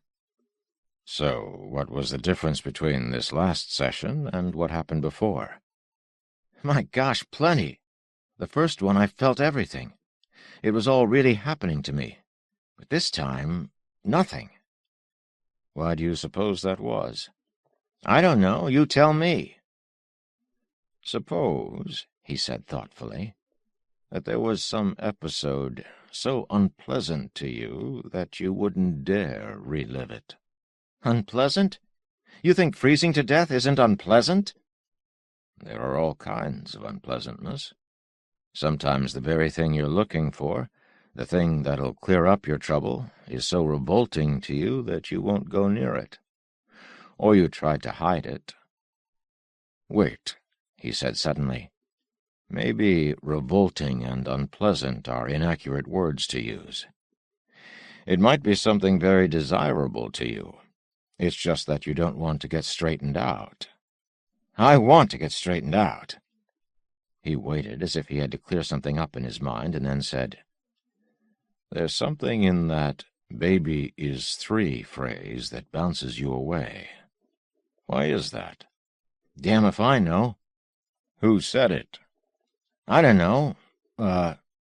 He grinned. I grinned back at him. "I said it." "Okay. When?" I quit grinning. He leaned forward, then got up. "What's the matter?" I asked. He said, "I didn't think anyone could be that mad." I didn't say anything. He went over to his desk. "You don't want to go on any more, do you?" "No." "Suppose I told you you want to quit because you're right on the very edge of finding out what you want to know." "Why don't you tell me and see what I do?" He just shook his head. "I'm not telling you anything. Go on. Leave if you want to. I'll give you back your change." "How many people quit just when they're on top of the answer?" "Quite a few." "Well, I ain't going to." I lay down. He didn't laugh, and he didn't say good, and he didn't make any fuss about it. He just picked up his phone and said, "Cancel everything for this afternoon," and went back to his chair up there out of my sight. It was very quiet in there. He had the place soundproofed. I said, "Why do you suppose Lone let me live there so long when I couldn't do any of the things that the other kids could?" "Maybe you could." "Oh, no," I said positively. "I used to try. I was strong for a kid my age, and I knew how to keep my mouth shut. But aside from those two things, I don't think I was any different from any kid. I don't think I'm any different right now, except what difference there might be from living with Lone and his bunch." "Has this anything to do with Baby is 3? I looked up at the gray ceiling. Baby is 3. Baby is 3. I went up to a big house with a winding drive that ran under a sort of theater marquee thing. Baby is 3. Baby— "How old are you?" 33, I said. And the next thing you know, I was up off that couch like it was hot and heading for the door. Stern grabbed me. "Don't be foolish. Want me to waste a whole afternoon?" "What's that to me? I'm paying for it." "All right, it's up to you." I went back. "I don't like any part of this," I said. "Good. We're getting warm then." "What made me say 33? I ain't 33. I'm 15. And another thing." Yes? It's about that baby is 3. It's me saying it, all right. But when I think about it, it's not my voice. Like 33's not your age? Yeah, I whispered. Jerry, he said warmly, there's nothing to be afraid of. I realized I was breathing too hard. I pulled myself together. I said, I don't like remembering saying things in somebody else's voice. Look, he told me, this head-shrinking business, as you called it a while back, isn't what most people think. When I go with you into the world of your mind, or when you go yourself, for that matter, what we find isn't so very different from the so-called real world. It seems so at first, because the patient comes out with all sorts of fantasies and irrationalities and weird experiences. But everyone lives in that kind of world. When one of the ancients coined the phrase, "truth is stranger than fiction," he was talking about that. Everywhere we go, everything we do, we're surrounded by symbols, by things so familiar we don't ever look at them or don't see them if we do look. If anyone ever could report to you exactly what we saw and thought while walking 10 feet down the street, you'd get the most twisted, clouded, partial picture you ever ran across. And nobody ever looks at what's around him with any kind of attention until he gets into a place like this. The fact that he's looking at past events doesn't matter. What counts is that he's seeing clearer than he ever could before, just because, for once, he's trying. Now, about this 33 business. I don't think a man could get a nastier shock than to find he has someone else's memories. The ego is too important to let slide that way. But consider. All your thinking is done in code, and you have the key to only about 1/10 of it. So you run into a stretch of code which is abhorrent to you. Can't you see that the only way you'll find the key to it is to stop avoiding it? You mean I'd start to remember with somebody else's mind? It looked like that to you for a while, which means something. Let's try to find out what. All right. I felt sick. I felt tired. And I suddenly realized that being sick and being tired was a way of trying to get out of it. Baby is 3, he said. Baby is maybe. Me, 3, 33. Me, you, Q, you. Q! I yelled. Stern didn't say anything. Look, I don't know why, but I think I know how to get to this, and this isn't the way. Do you mind if I try something else? You're the doctor, he said. I had to laugh. Then I closed my eyes. There, through the edges of the hedges, the ledges and wedges of windows were shouldering up to the sky. The lawns were sprayed on green, neat and clean, and all the flowers looked as if they were afraid to let their petals break and be untidy. I walked up the drive in my shoes. I'd had to wear shoes, and my feet couldn't breathe. I didn't want to go to the house, but I had to. I went up the steps between the big white columns and looked at the door. I wished I could see through it, but it was too white and thick.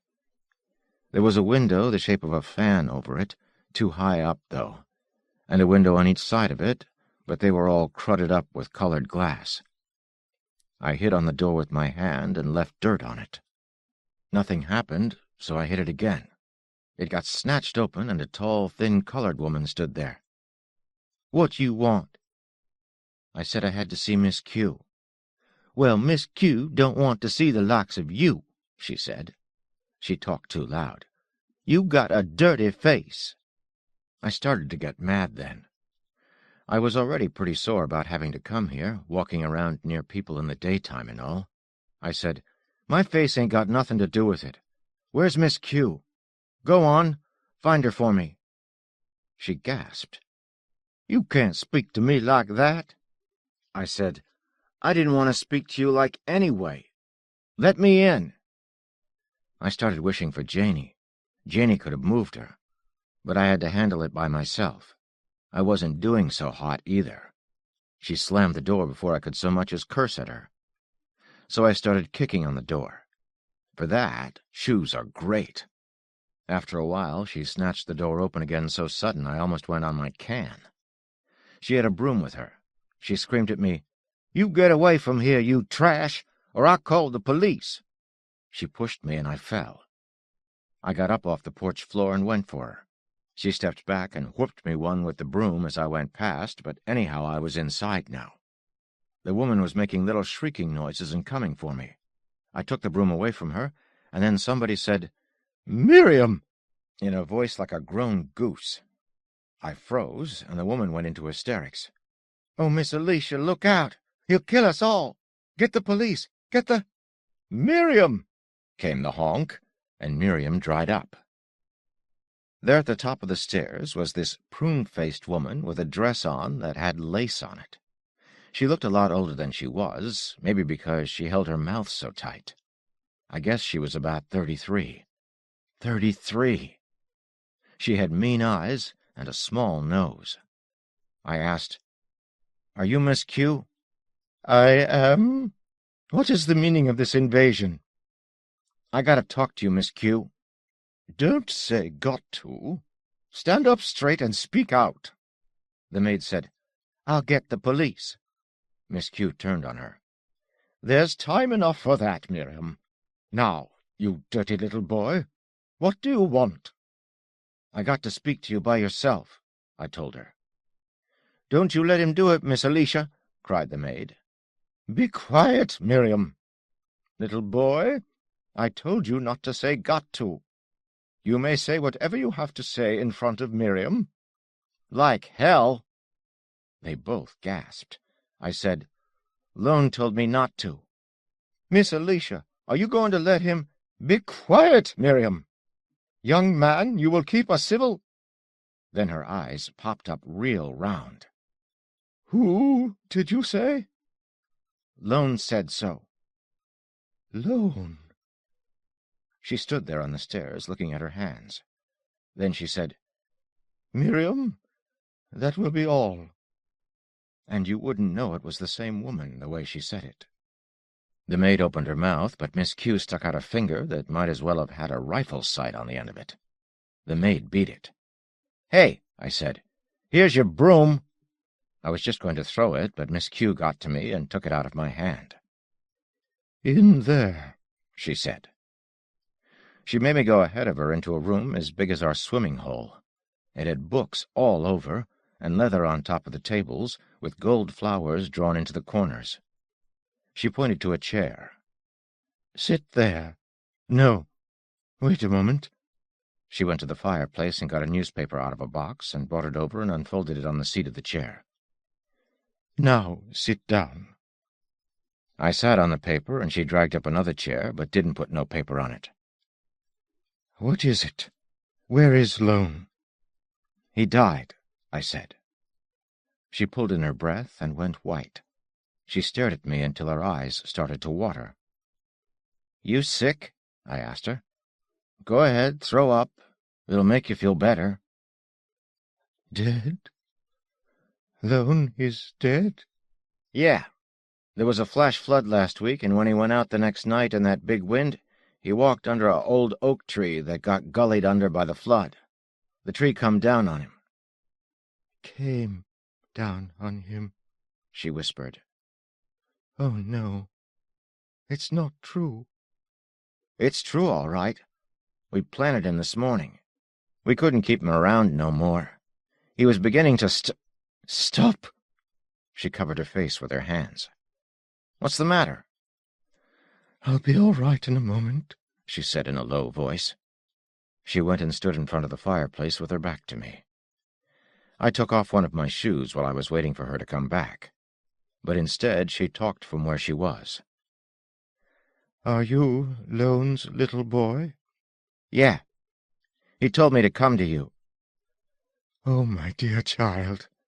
She came running back, and I thought for a second she was going to pick me up or something, but she stopped short and wrinkled up her nose a little bit. "What's your name?" Jerry, I told her. Well, Jerry, how would you like to live with me in this nice big house and have new clean clothes and everything? Well, that's the whole idea. Lone told me to come to you. He said you got more dough than you know what to do with, and he said you owed him a favor. A favor? That seemed to bother her. Well, I tried to tell her, he said he'd done something for you once, and you said someday you'd pay him back for it if you ever could. This is it. What did he tell you about that? She'd got her honk back by then. Not a damn thing. Please don't use that word, she said with her eyes closed. Then she opened them and nodded her head. I promised, and I'll do it. You can live here from now on,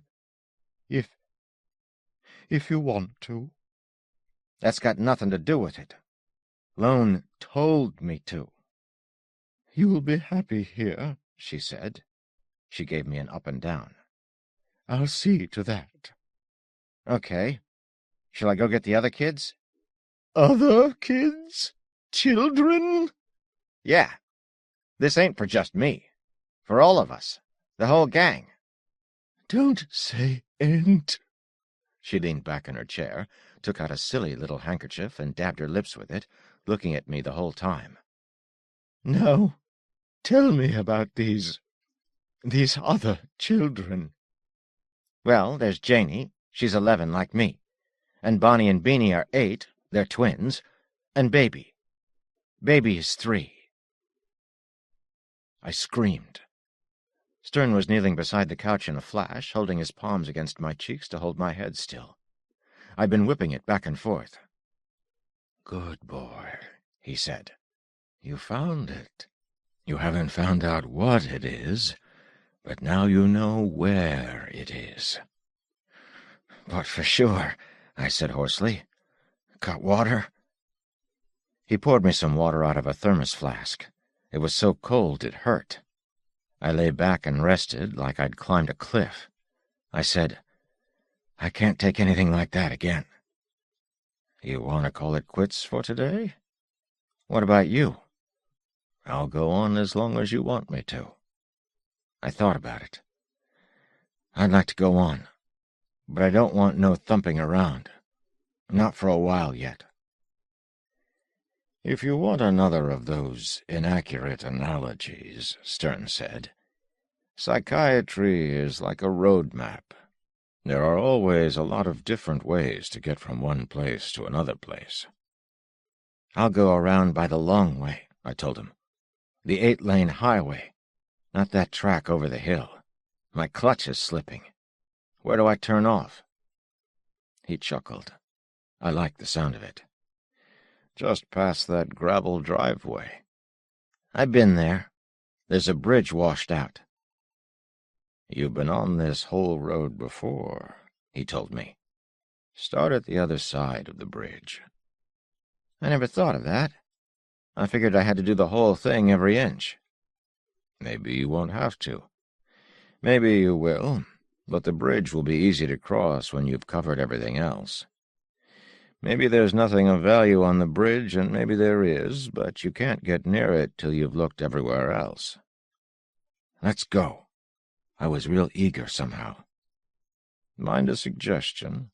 No. Just talk, he said. Don't try to get too far into what you're saying. That first stretch, when you were 8, you really lived it. The second one, all about the kids, you just talked about. Then the visit when you were 11, you felt that. Now just talk again. All right. He waited, then said quietly, In the library, you told her about the other kids. I told her about... And then she said... And something happened, and I screamed. She comforted me, and I cussed at her. But we're not thinking about that now. We're going on. In the library, the leather, the table, and whether I'm able to do with Miss Q what Lone said. What Lone said was, There's a woman lives up on the top of the hill in the Heights section. Name of Q. She'll have to take care of you. You got to get her to do that. Do everything she tells you, only stay together. Don't you ever let any one of you get away from the others, hear? Aside from that, just you keep Miss Q happy and she'll keep you happy. Now you do what I say." That's what Lone said. Between every word there was a link like steel cable, and the whole thing made something that couldn't be broken. Not by me, it couldn't. Miss Q said, "Where are your sisters and the baby?" "I'll bring 'em." "Is it near here?" "Near enough." She didn't say anything to that, so I got up. "I'll be back soon." "Wait," she said.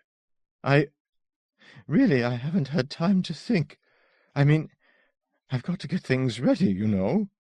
I said, "You don't need to think, and you are ready. So long." From the door I heard her saying, louder and louder as I walked away, "Young man, if you're to live in this house, you'll learn to be a good deal better mannered." and a lot more of the same.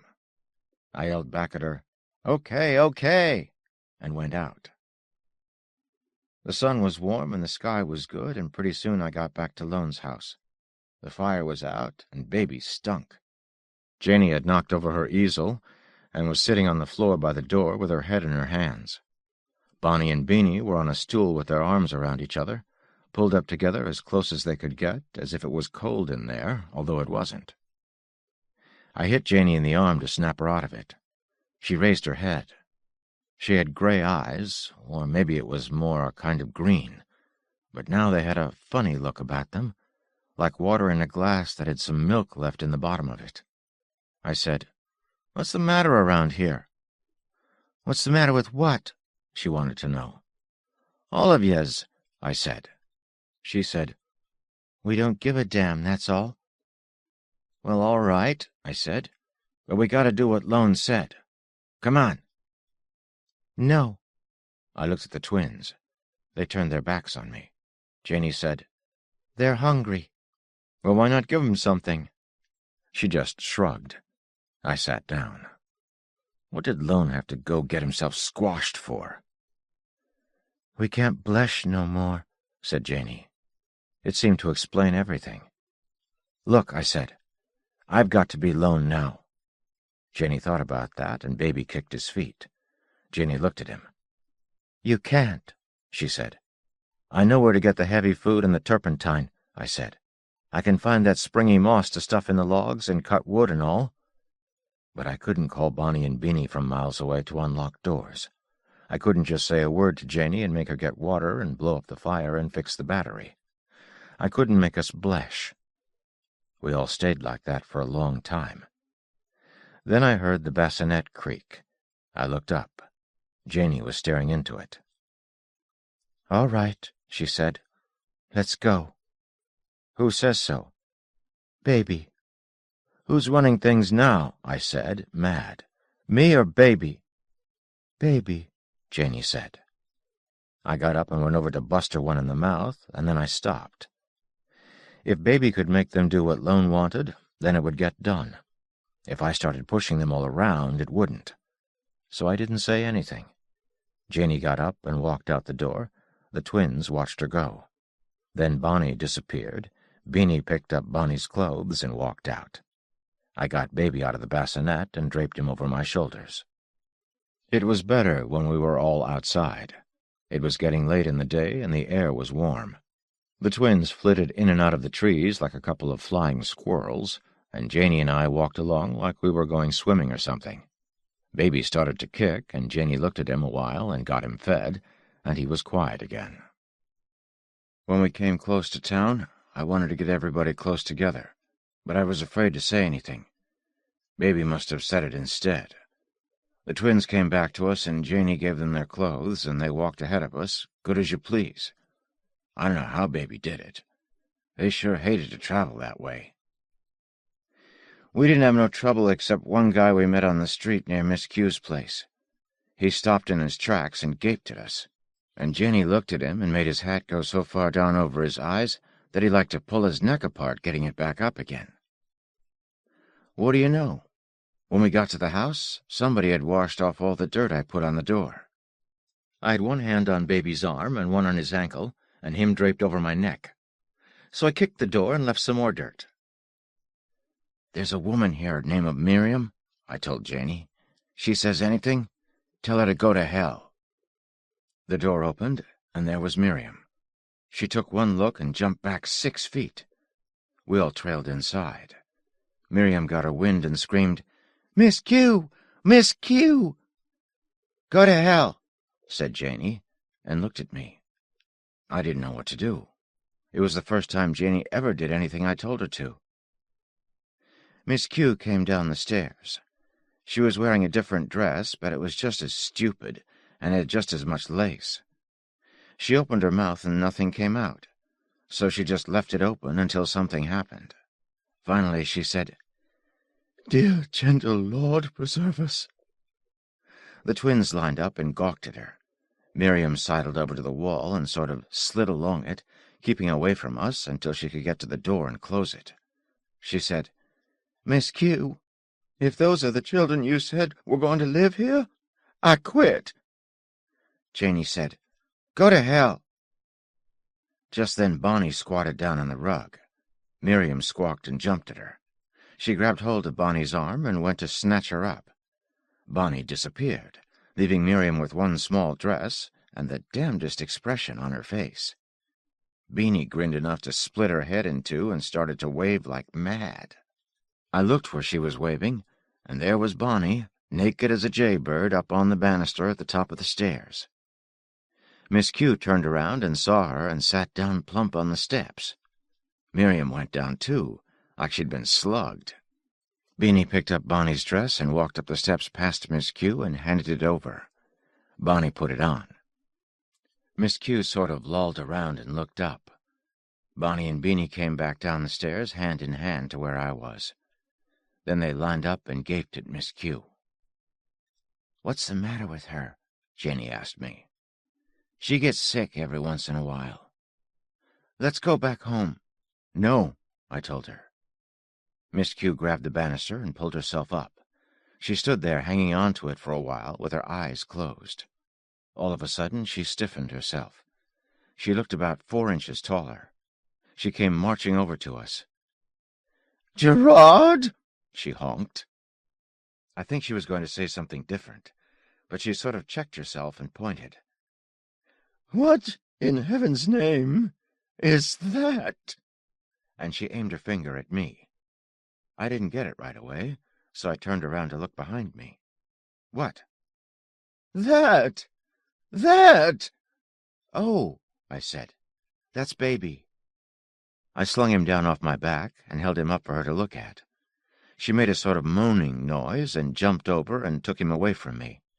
She held him out in front of her and moaned again and called him a poor little thing and ran and put him down on a long bench with cushions under the colored glass window. She bent over him and put her knuckle in her mouth and bit on it and moaned some more. Then she turned to me. "How long has he been like this?" I looked at Janey and she looked at me. I said, "He's always been like he is." She made a sort of cough and ran to where Miriam was lying flaked out on the floor. She slapped Miriam's face a couple of times back and forth. Miriam sat up and looked us over. She closed her eyes and shivered and sort of climbed up Miss Q hand over hand until she was on her feet. "Pull yourself together," said Miss Q between her teeth. "Get a basin with some hot water and soap. Washcloth, towels. Hurry!" She gave Miriam a big push. Miriam staggered and grabbed at the wall and then ran out. Miss Q went back to baby and hung over him, titching with her lips all tight. "Don't mess with him," I said. "There's nothing wrong with him. We're hungry." She gave me a look like I'd punched her. "Don't speak to me." "Look," I said, "we don't like this any more'n you do. If Lone hadn't told us to, we wouldn't never have come. We were doing all right where we were." "Don't say wouldn't never," said Miss Q. She looked at all of us, one by one. Then she took that silly little hunk of handkerchief and pushed it against her mouth.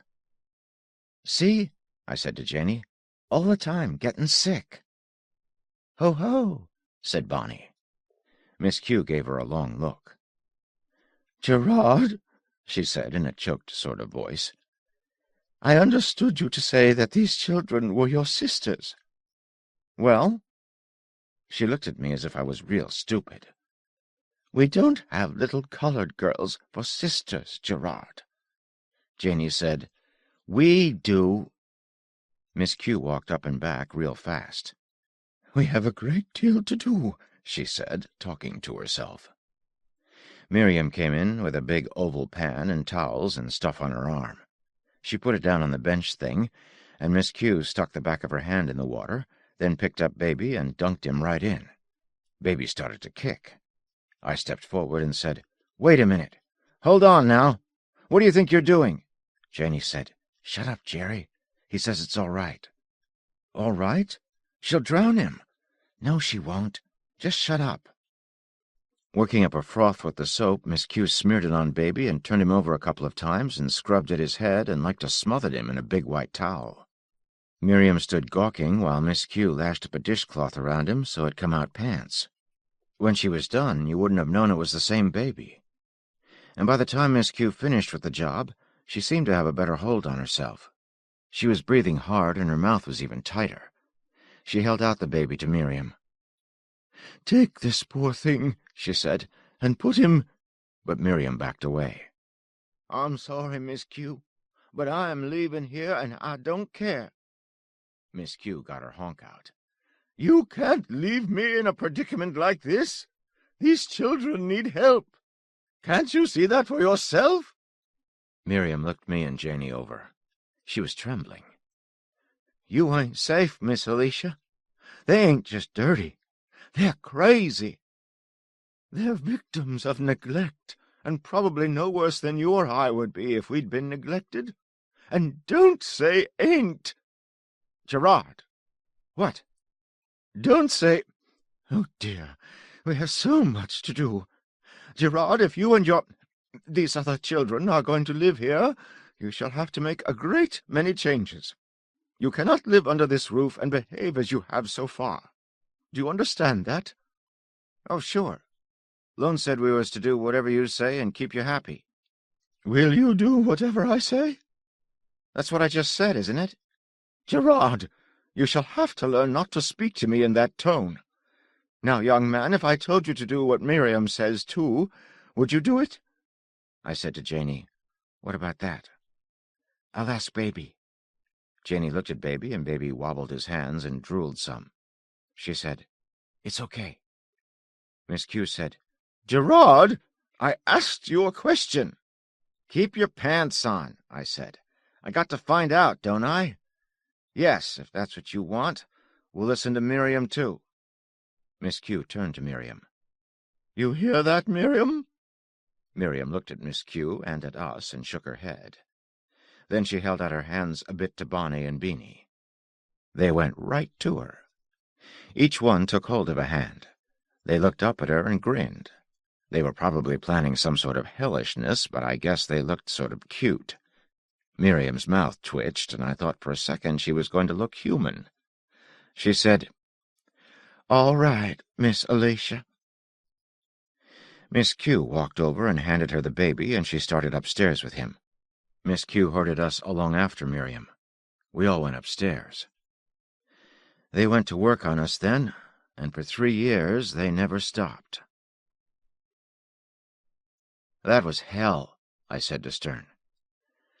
"They had their work cut out." "Yeah, I suppose they did. So did we. Look, we were going to do exactly what Lone said. Nothing on earth could have stopped us from doing it. We were tied and bound to doing every last little thing Miss Q said to do. But she and Miriam never seemed to understand that. I guess they felt they had to push every inch of the way. All they had to do was make us understand what they wanted, and we'd have done it. That's okay when it's something like telling me not to climb into bed with Janey. Miss Q raised holy hell over that. You'd have thought I'd robbed the crown jewels the way she acted. But when it's something like, "You must behave like little ladies and gentlemen," it just doesn't mean a thing. And 2 out of 3 orders she gave us were like that. She'd say. "Language, language." For the longest time I didn't dig that at all. I finally asked her what the hell she meant, and then she finally came out with it. But you see what I mean? "I certainly do," Stern said. "Did it get easier as time went on?" We only had real trouble twice.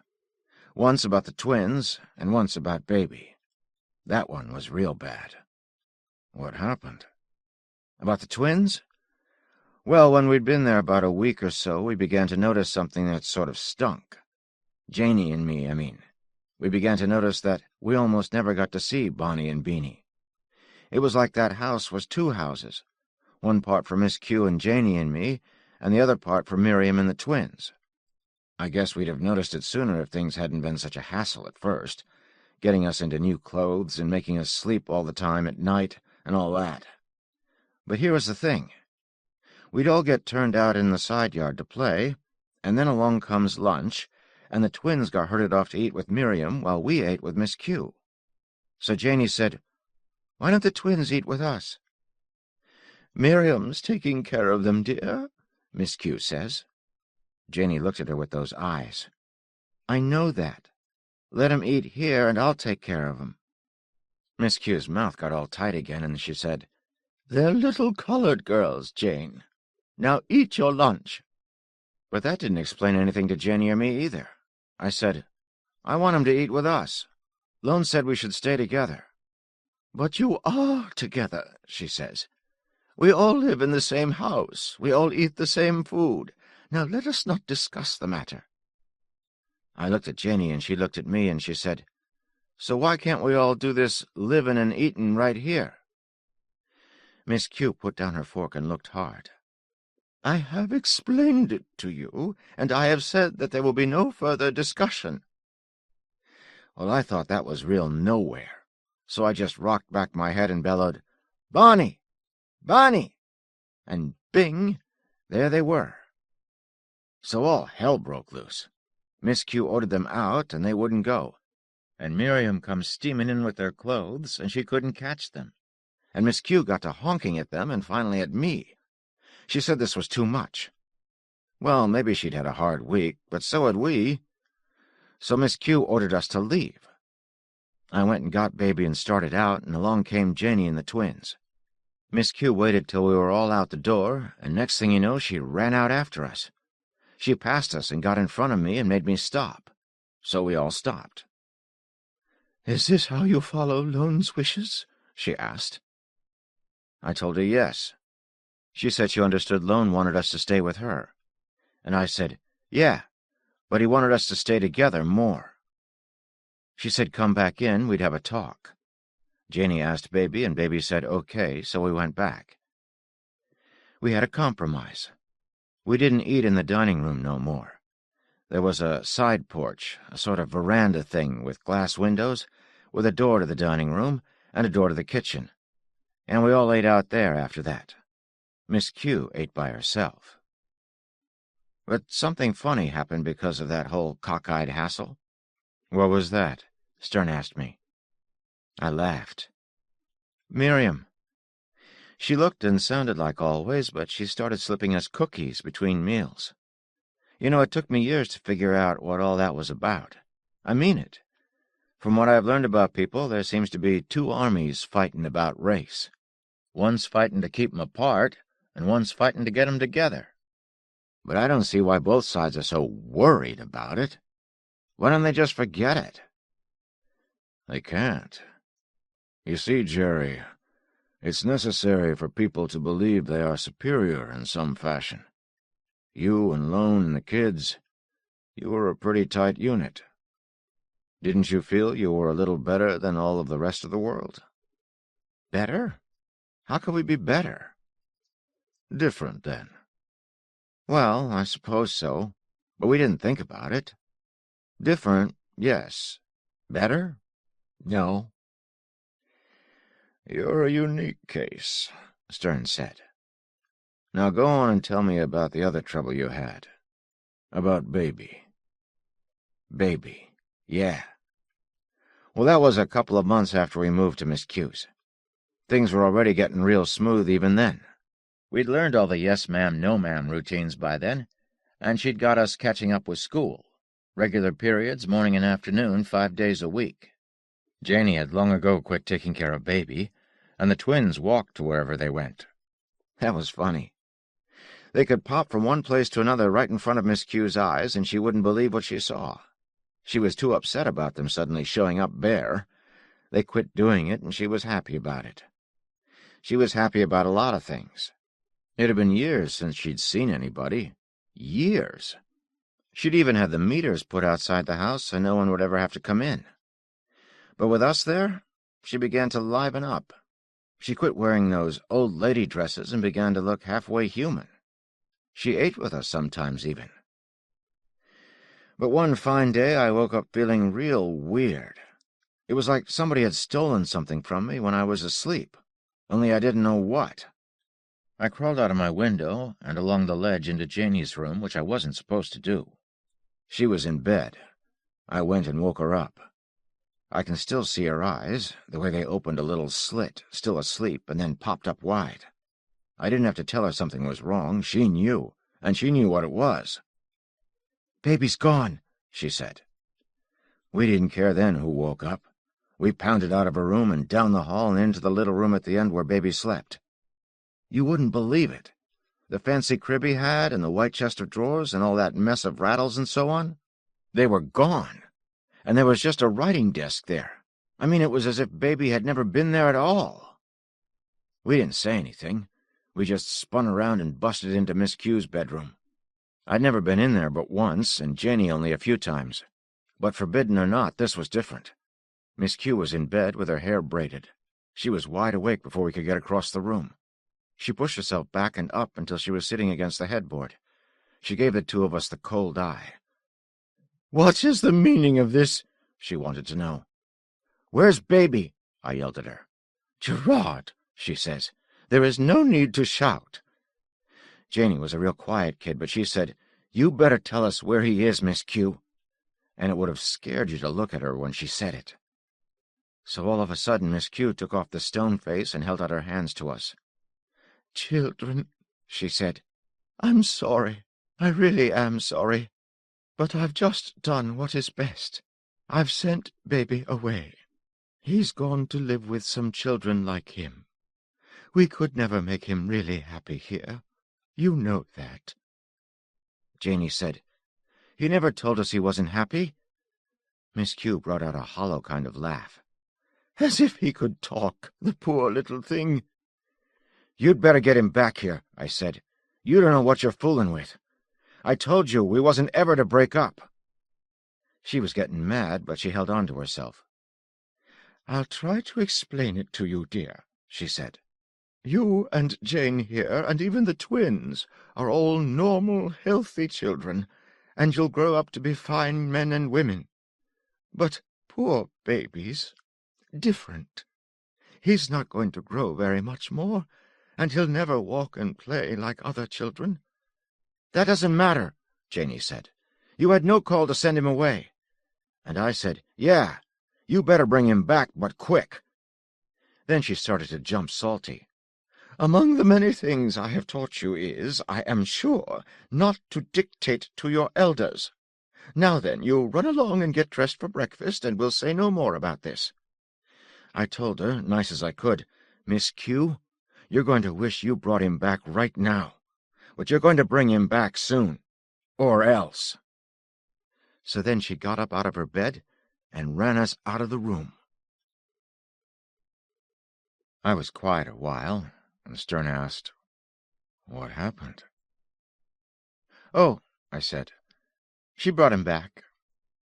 I laughed suddenly. I guess it's funny now, when you come to think of it.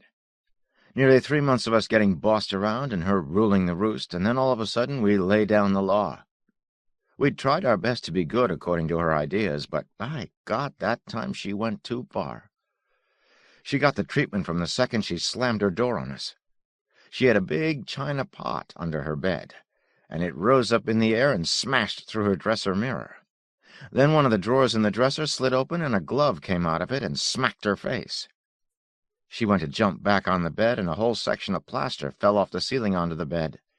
The water turned on in her little bathroom, and the plug went in, and just about the time it began to overflow, all her clothes fell off their hooks.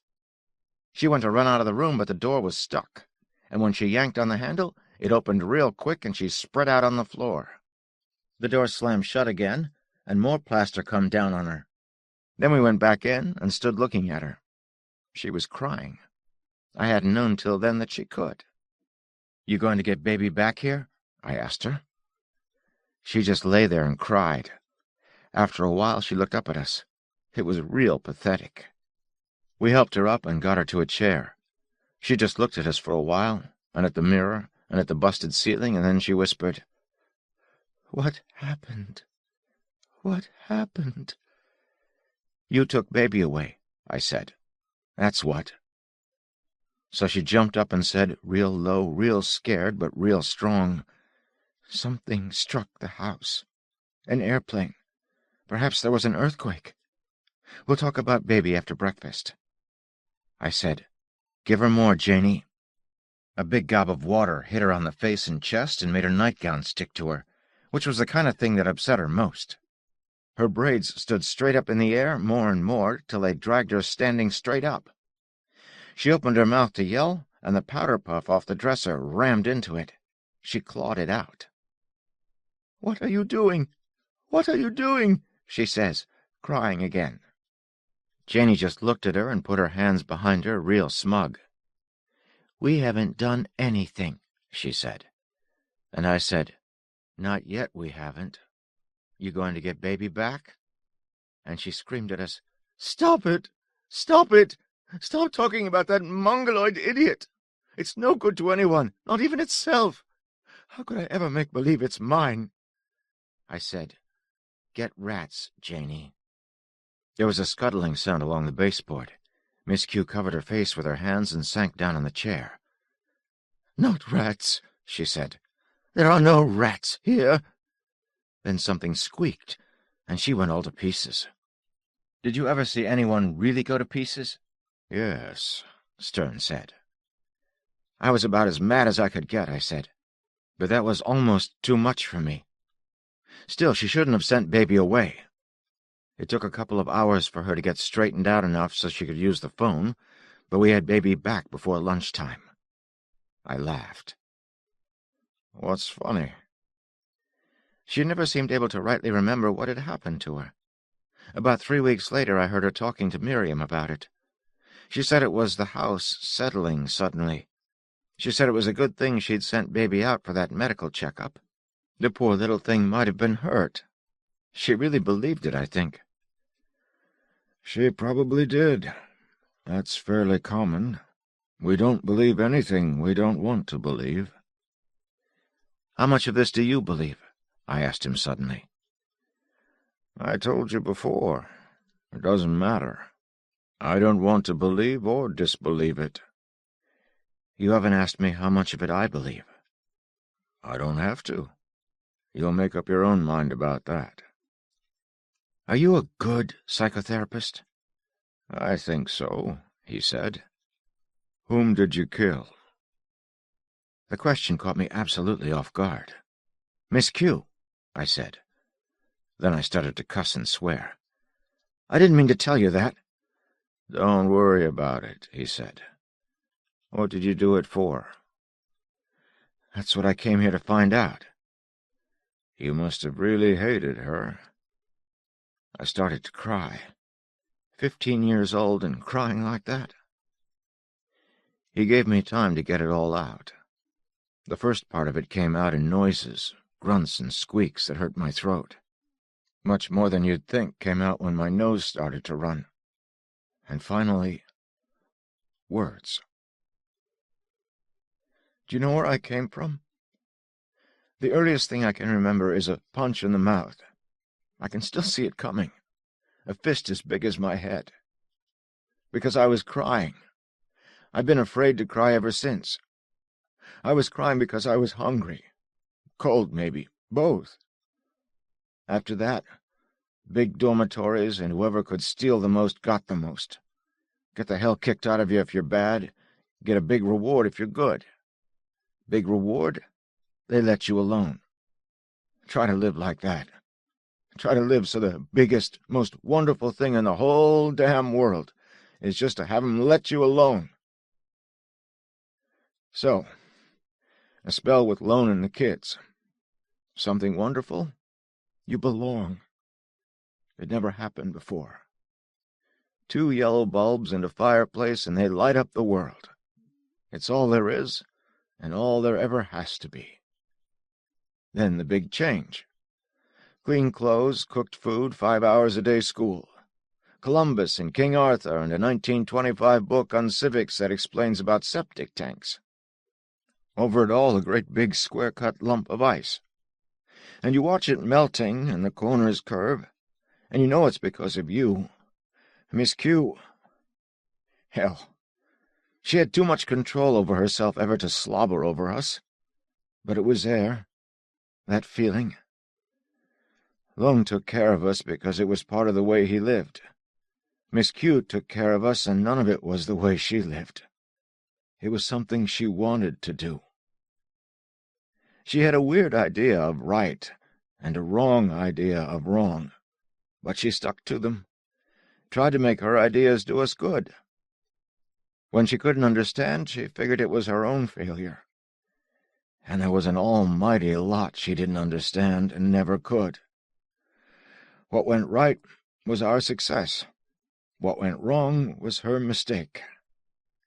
That last year, that was... oh, good.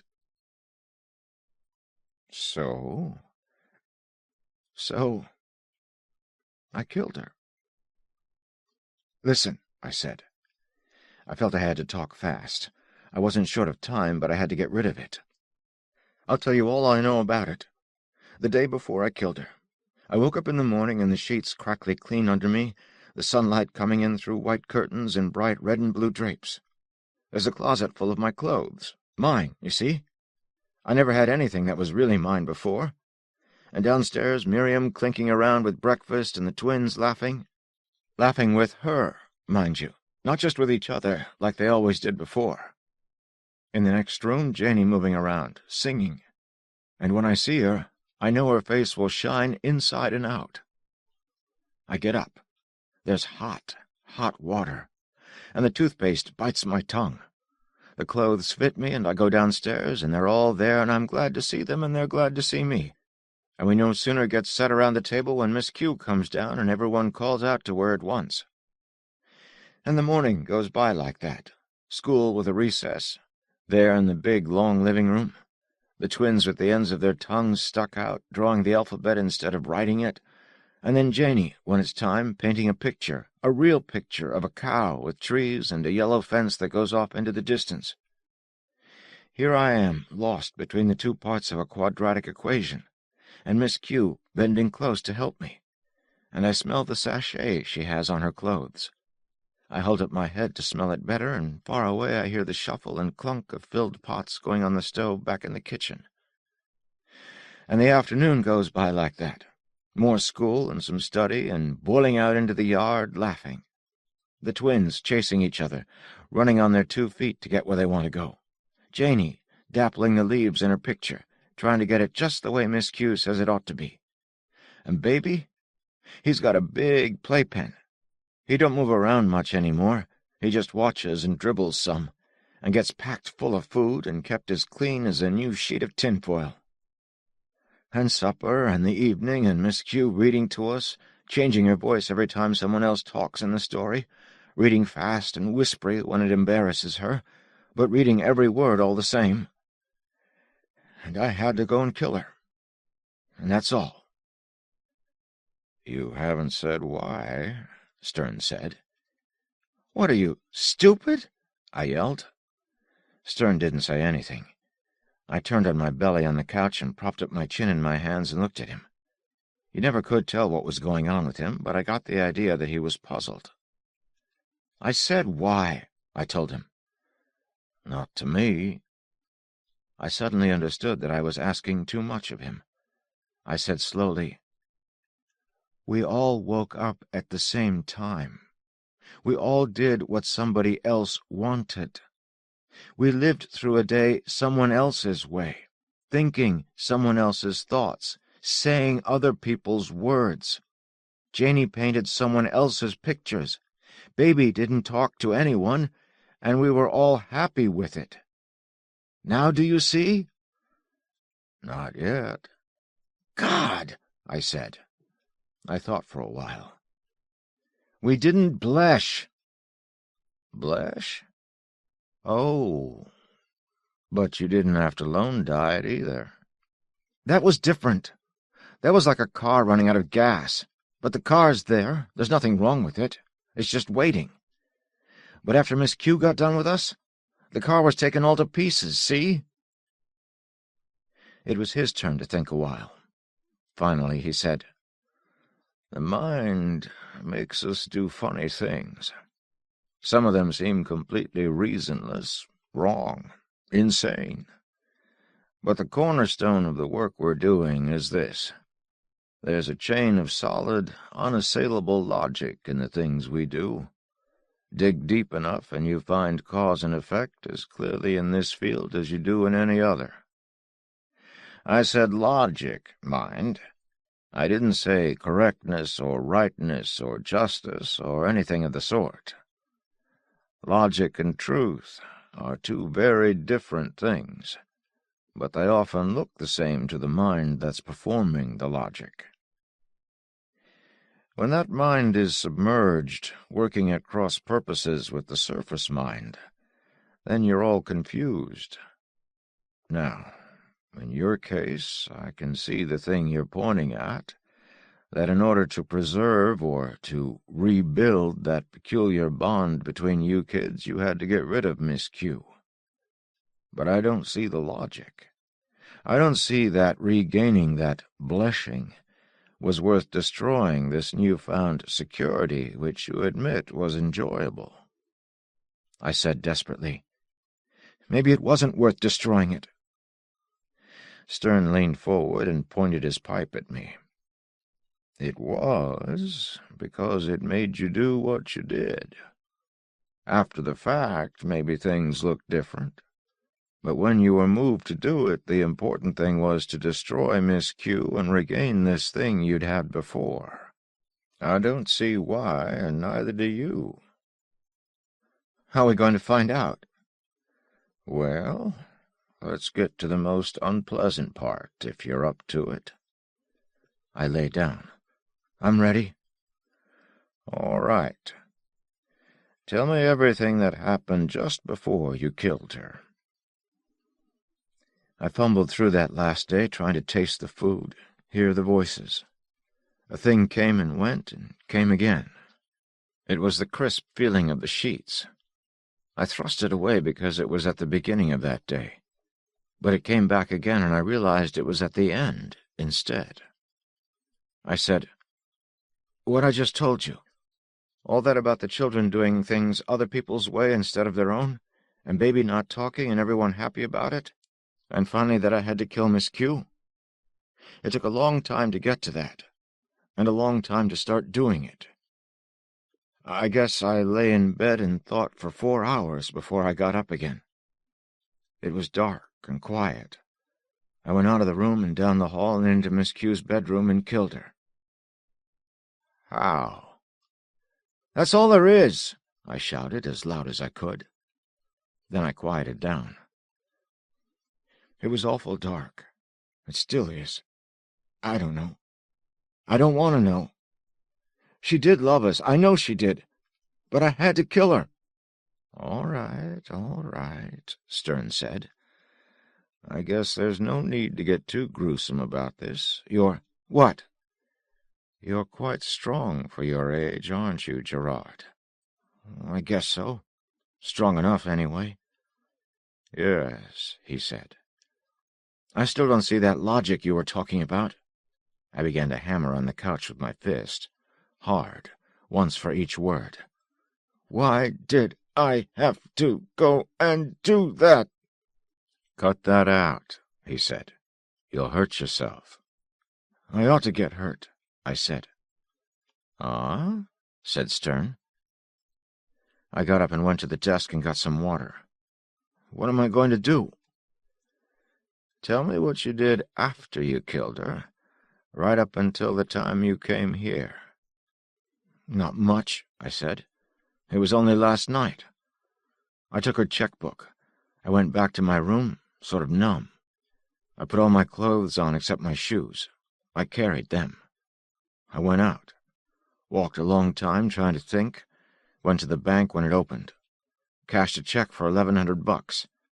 Got the idea of getting some help from a psychiatrist. Spent most of the day looking for one. Came here. That's all." "Didn't you have any trouble cashing the check?" "I never have any trouble making people do what I want them to do." He gave a surprised grunt. "I know what you're thinking. I couldn't make Miss Q do what I wanted." "That's part of it," he admitted. "If I had have done that," I told him, "she wouldn't have been Miss Q anymore. Now the banker. All I made him do was be a banker." I looked at him and suddenly realized why he fooled with the pipe all the time. It was so he could look down at it and you wouldn't be able to see his eyes. "You killed her," he said, and I knew he was changing the subject, "and destroyed something that was valuable to you. It must have been less valuable to you than the chance to rebuild this thing you used to have with the other kids. And you're not sure of the value of that." He looked up. "Does that describe your main trouble?" "Just about." "You know the single thing that makes people kill?" When I didn't answer, he said, "Survival. To save the self, or something which identifies with the self. And in this case, that doesn't apply because your setup with Miss Q had far more survival value for you, singly and as a group, than the other." "So maybe I just didn't have a good enough reason to kill her." "You had, because you did it. We just haven't located it yet. I mean, we have the reason, but we don't know why it was important enough. The answer is somewhere in you." "Where?" He got up and walked some. "We have a pretty consecutive life story here. There's fantasy mixed with the fact, of course, and there are areas in which we have no detailed information, but we have a beginning and a middle and an end. Now, I can't say for sure, but the answer may be in that bridge you refused to cross a while back. Remember?" "I remember it all right," I said. "Why that? Why can't we try something else?" He quietly pointed out. "Because you just said it. Why are you shying away from it?" "Don't go making big ones out of little ones," I said. Sometimes the guy annoyed me. That bothers me. I don't know why, but it does. Something's lying hidden in there, and you're bothering it, so it's fighting back. Anything that fights to stay concealed is very possibly the thing we're after. Your trouble is concealed, isn't it?" "Well, yes," I said, and I felt that sickness and faintness again, and again I pushed it away. Suddenly I wasn't going to be stopped any more. "Let's go get it." I lay down. He let me watch the ceiling and listen to silence for a while, and then he said, "You're in the library. You've just met Miss Q. She's talking to you. You're telling her about the children." I lay very still. Nothing happened. Yes, it did. I got tense inside all over, from the bones out more and more. When it got as bad as it could, still nothing happened. I heard him get up and cross the room to the desk. He fumbled there for a while. Things clicked and hummed. Suddenly I heard my own voice. "Well, there's Janie. She's 11 like me. And Bonnie and Beanie are 8. They're twins. And Baby. Baby is 3. And the sound of my own scream. And nothingness. Sputtering out of the darkness, I came up flailing with my fists. Strong hands caught my wrists. They didn't check my arms. They just grabbed and rode. I opened my eyes. I was soaking wet. The thermos lay on its side on the rug. Stern was crouched beside me, holding my wrists. I quit struggling. "What happened?" He let me go and stood back watchfully. "Lord," he said, "what a charge!" I held my head and moaned. He threw me a hand towel and I used it. "What hit me?" "I've had you on tape the whole time," he explained. "When you wouldn't get into the recollection, I tried to nudge you into it by using your own voice as you recounted it before. It works wonders sometimes." "It worked wonders this time," I growled. "I think I blew a fuse." "In effect, you did. You were on the trembling verge of going into the thing you don't want to remember, and you let yourself go unconscious rather than do it." "What are you so pleased about?" "Last-ditch defense," he said tersely. "We've got it now. Just one more try." "Now hold on. The last-ditch defense is that I drop dead." "You won't. You've contained this episode in your subconscious mind for a long time, and it hasn't hurt you." "Hasn't it?" "Not in terms of killing you." "How do you know it won't when we drag it out?" "You'll see." I looked up at him sideways. Somehow he struck me as knowing what he was doing. "You know a lot more about yourself now than you did at the time," he explained softly. "You can apply insight. You can evaluate it as it comes up. Maybe not completely, but enough to protect yourself. Don't worry. Trust me. I can stop it if it gets too bad. Now just relax. Look at the ceiling. Be aware of your toes. Don't look at your toes. Look straight up. Your toes. Your big toes. Don't move your toes, but feel them. Count outward from your big toes. 1 count for each toe. 1, 2, 3. Feel that 3rd toe. Feel the toe. Feel it. Feel it go limp. Go limp. Go limp. The toe next to it on both sides gets limp. So limp because your toes are limp. All of your toes are limp." "What are you doing?" I shouted at him.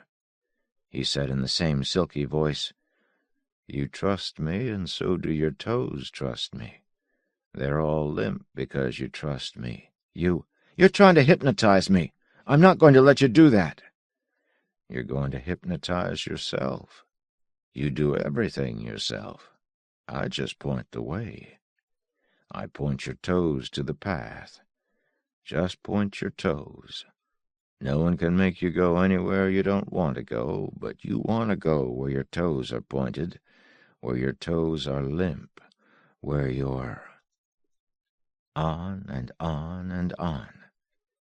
And where was the dangling gold ornament, the light in the eyes, the mystic passes? He wasn't even sitting where I could see him. Where was the talk about how sleepy I was supposed to be? Well, he knew I wasn't sleepy, and didn't want to be sleepy. I just wanted to be toes. I just wanted to be limp. Just a limp toe. No brains in a toe. A toe to go 11 times 11. I'm 11. I split in two, and it was all right. The part that watched the part that went back to the library, and Miss Q leaning toward me, but not too near. Me with the newspaper crackling under me on the library chair. Me with one shoe off and my limp toes dangling. And I felt a mild surprise at this. For this was hypnosis, but I was quite conscious. Quite altogether there on the couch with Stern droning away at me. Quite able to roll over and sit up and talk to him and walk out if I wanted to. But I just didn't want to. Oh, if this was what hypnosis was like, I was all for it. I'd work at this. This was all right. There on the table, I'm able to see that the gold will unfold on the leather, and whether I'm able to stay by the table with you, with Miss Q, And Bonnie and Beanie are 8. They're twins, and Baby. Baby is 3. Baby is 3, she said. There was a pressure, a stretching apart, and a breakage. And with a tearing agony and a burst of triumph that drowned the pain, it was done. And this is what was inside, all in one flash, but all this. Baby is 3. My baby would be 3 if there were a baby, which there never was. Lone, I'm open to you. Open. Is this open enough? His irises, like wheels. I'm sure they spin, but I never catch them at it. The probe that passes invisibly from his brain through his eyes into mine. Does he know what it means to me? Does he care? He doesn't care. He doesn't know. He empties me, and I fill as he directs me to. He drinks and waits and drinks again, and never looks at the cup. When I saw him first, I was dancing in the wind, in the wood, in the wild. And I spun about, and he stood there in the leafy shadows watching me. I hated him for it. It was not my wood, not my gold-spangled, fern-tangled glen. But it was my dancing that he took, freezing it forever by being there. I hated him for it, hated the way he looked, the way he stood, ankle-deep in the kind, wet ferns, looking like a tree with roots for feet and clothes the color of earth. As I stopped, he moved, and then he was just a man, a great ape-shouldered, dirty animal of a man, and all my hate was fear, suddenly, and I was just as frozen. He knew what he had done, and he didn't care. Dancing. Never to dance again, because never would I know the woods were free of eyes, free of tall, uncaring, dirty animal men. Summer days with the clothes choking me, winter nights with the precious decencies round and about me like a shroud, and never to dance again, never to remember dancing without remembering the shock of knowing he had seen me. How I hated him! Oh, how I hated him! To dance alone where no one knew, that was the single thing I hid to myself when I was known as Miss Q. That Victorian, older than her years, later than her time, correct and starched, lace and linen and lonely. Now indeed I would be all they said, through and through, forever and ever, because he had robbed me of the one thing I dared to keep secret. He came out into the sun and walked to me, holding his great head a little on one side. I stood where I was, frozen inwardly and outwardly and altogether by the core of anger and the layer of fear. My arm was still out, my waist still bent from my dance. And when he stopped, I breathed again, because by then I had to. He said, "You read books?" I couldn't bear to have him near me, but I couldn't move. He put out his hard hand and touched my jaw, turned my head up until I had to look into his face. I cringed away from him, but my face would not leave his hand, though he was not holding it, just lifting it. "You got to read some books for me. I got no time to find them." I asked him, "Who are you?" "Lone," he said. "You going to read books for me?" "No. Let me go. Let me go." He wasn't holding me. "What books?" I cried. He thumped my face, not very hard. It made me look up a bit more. He dropped his hand away. His eyes, the irises, were going to spin. "Open up in there," he said. "Open way up, and let me see." There were books in my head, and he was looking at the titles. He was not looking at the titles, for he couldn't read. He was looking at what I knew of the books.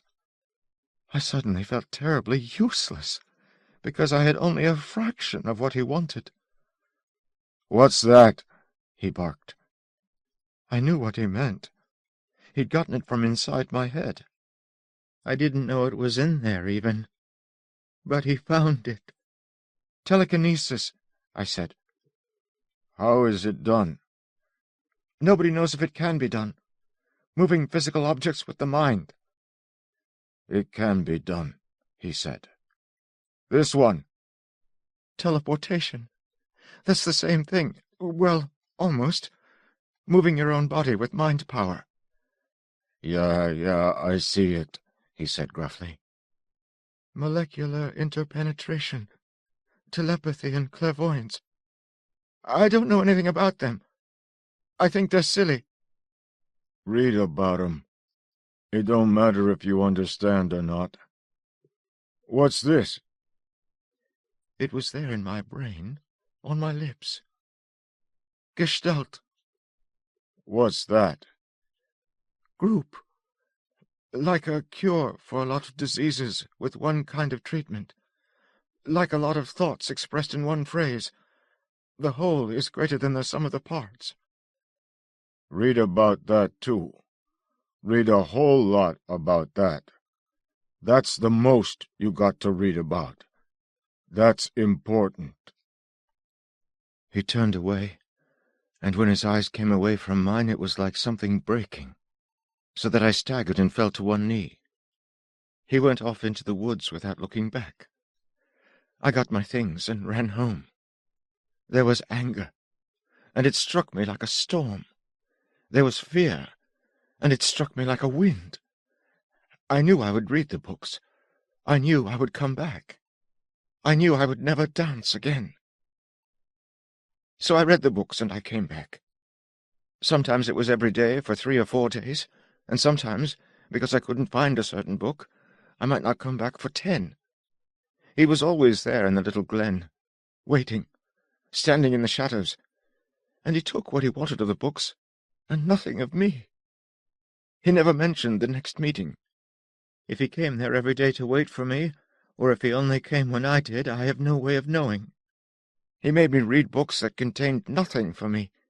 Books on evolution, on social and cultural organization, on mythology, and ever so much on symbiosis. What I had with him were not conversations. Sometimes nothing audible would pass between us but his grunt of surprise or small, short hum of interest. He tore the books out of me the way he would tear berries from a bush, all at once. He smelled of sweat and earth and the green juices his heavy body crushed when he moved through the wood. If he learned anything from the books, it made no difference in him. There came a day when he sat by me and puzzled something out. He said, "What book has something like this?" Then he waited for a long time, thinking. "The way a termite can't digest wood, you know, and microbes in the termite's belly can, and what the termite eats is what the microbe leaves behind. What's that?" Symbiosis, I remembered. I remembered the words. Lone tore the content from words and threw the words away. 2 kinds of life depending upon one another for existence. "Yeah. Well, is there a book about 4 or 5 kinds doing that?" I don't know. Then he asked, "What about this? You got a radio station. You got 4 or 5 receivers. Each receiver is fixed up to make something different happen, like one digs, and one flies, and one makes noise. but each one takes orders from the one place, and each one has its own power and its own thing to do, but they are all apart. Now, is there life like that, instead of radio? Where each organism is a part of the whole, but separated? I don't think so. Unless you mean social organizations, like a team, or perhaps a gang of men working, all taking orders from the same boss. No, he said immediately. Not like that. Like one single animal. He made a gesture with his cupped hand, which I understood. I asked, You mean a Gestalt life form? It's fantastic. No book has about that, huh? None I ever heard of. I got to know about that, he said heavily. There is such a thing. I want to know if it ever happened before. I can't see how anything of the sort could exist. It does. A part that fetches, a part that figures, a part that finds out, and a part that talks. Talks? Only humans talk. I know, he said, and got up and went away. I looked and looked for such a book, but found nothing remotely like it. I came back and told him so. He was still a very long time, looking off to the blue-on-blue line of the hilly horizon. Then he drove those about to spin irises at me and searched. You learn, but you don't think, he said, and looked again at the hills. This all happens with humans, he said eventually. It happens piece by piece, right under folks' noses, and they don't see it. You got mind readers, you got people can move things with their mind, you got people can move themselves with their mind. You got people can figure anything out if you just think to ask them. What you ain't got is the one kind of person who can pull 'em all together. Like a brain pulls together the parts that press and pull and feel heat and walk and think and all the other things. I'm one, he finished suddenly. Then he sat still for so long I thought he had forgotten me. Lone, I said, what do you do here in the woods? I wait, he said. I ain't finished yet. He looked at my eyes and snorted in irritation. I don't mean finished like you're thinking. I mean I ain't completed yet. You know about a worm when it's cut, growing whole again? Well, forget about the cut. Suppose it just grew that way, for the first time, see? I'm getting parts. I ain't finished. I want a book about that kind of animal that is me when I'm finished. I don't know of such a book. Can you tell me more? Maybe if you could, I'd think of the right book or a place to find it.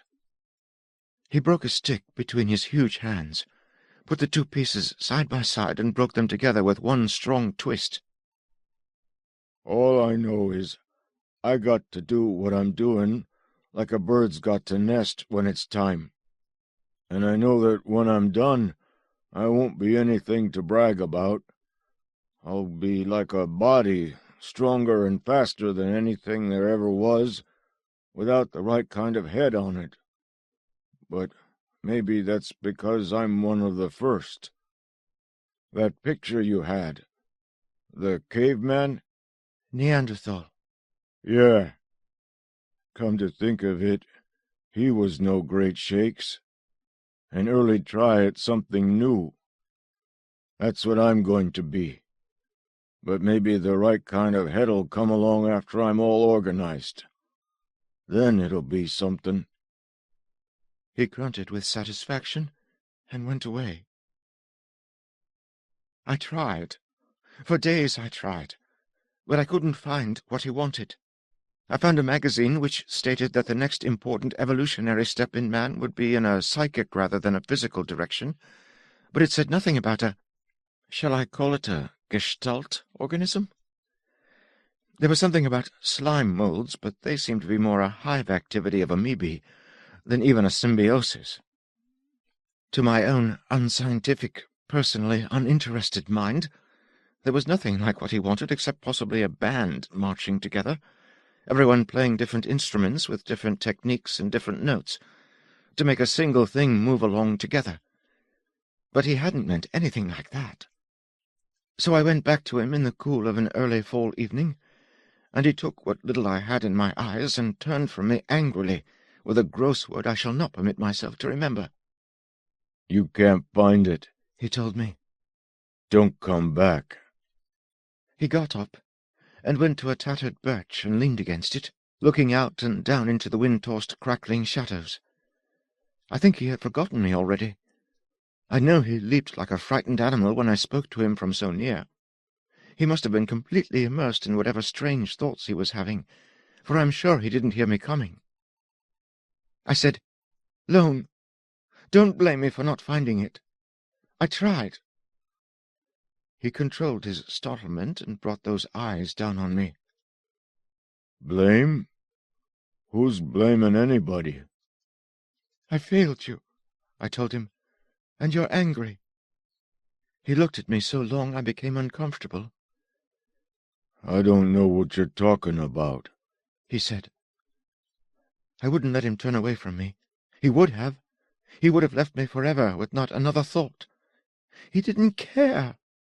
It wasn't cruelty or thoughtlessness, as I have been taught to know those things. He was as uncaring as a cat is of the bursting of a tulip bulb. I took him by the upper arms and shook him. It was like trying to shake the front of my house. "You can know," I screamed at him. "You know what I read. You must know what I think." He shook his head. "I'm a person, a woman," I raved at him. "You've used me, and you've given me nothing. You've made me break a lifetime of habits, reading until all hours, coming to you in the rain and on Sunday. You don't talk to me, you don't look at me, you don't know anything about me, and you don't care. You put some sort of a spell on me that I couldn't break. And when you're finished, you say, 'Don't come back.'" "Do I have to give something back because I took something?" "People do." He gave that short, interested hum. "What do you want me to give you? I ain't got anything." I moved away from him. I don't know what I felt. After a time I said, "I don't know." He shrugged and turned. I fairly leaped at him, dragging him back. "I want you to—" "Well, damn it, what?" I couldn't look at him. I could hardly speak. "I don't know. There's something, but I don't know what it is. It's something that I couldn't say if I knew it." When he began to shake his head, I took his arms again. "You've read the books out of me. Can't you read the me out of me?" "I ain't never tried." He held my face up and stepped close. "Here," he said. His eyes projected their strange probe at me, and I screamed. I tried to twist away. I hadn't wanted this. I was sure I hadn't. I struggled terribly. I think he lifted me right off the ground with his big hands. He held me until he was finished, and then let me drop. I huddled to the ground, sobbing. He sat down beside me. He didn't try to touch me. He didn't try to go away. I quieted at last, and crouched there, waiting. He said, "I ain't going to do much of that no more." I sat up and tucked my skirt close around me, and laid my cheek on my updrawn knee so I could see his face. "What happened?" He cursed. "Damn mishmash inside you. 33 years old. What you want to live like that for?" "I live very comfortably," I said with some pique. "Yeah," he said. "all by yourself for 10 years now, except for someone to do your work. Nobody else." "Men are animals, and women—" You really hate women. They all know something you don't. I don't want to know. I'm quite happy the way I am. Hell you are. I said nothing to that.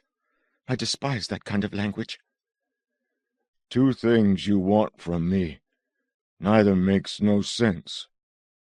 He looked at me with the first real expression I have ever seen in his face. A profound wonderment. You want to know all about me. Where I came from. How I got to be what I am. Yes, I do want that. What's the other thing I want that you know and I don't?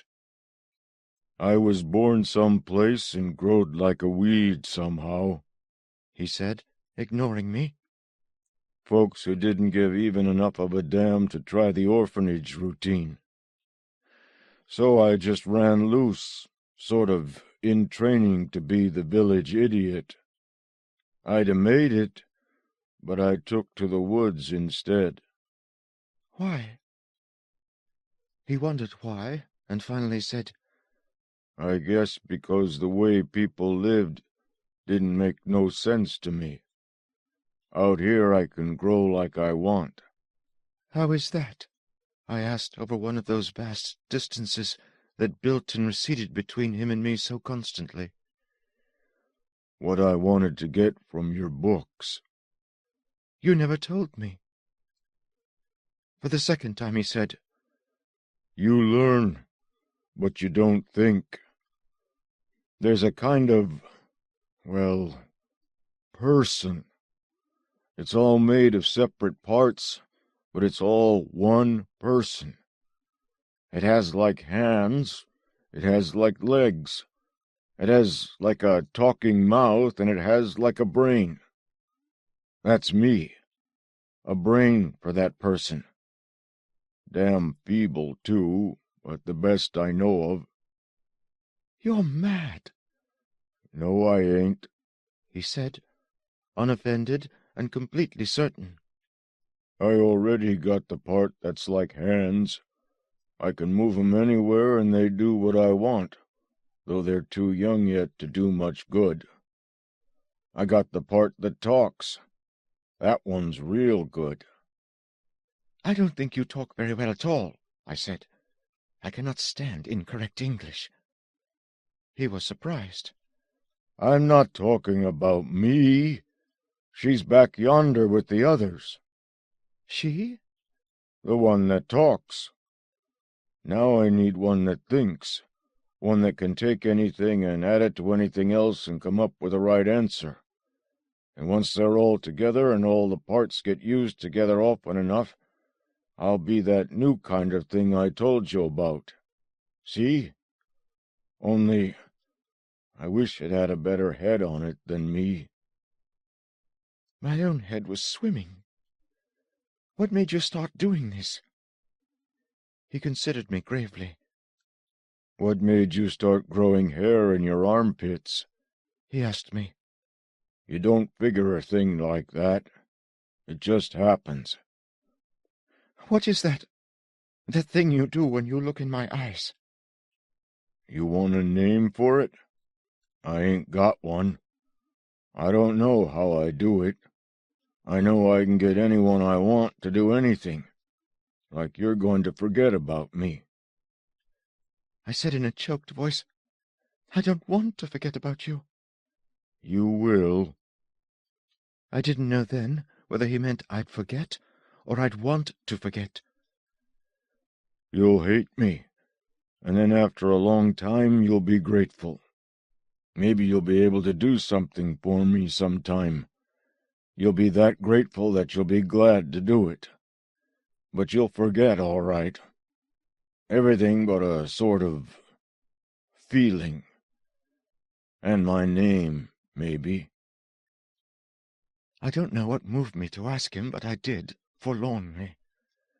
And no one will ever know about you and me? Can't, he said.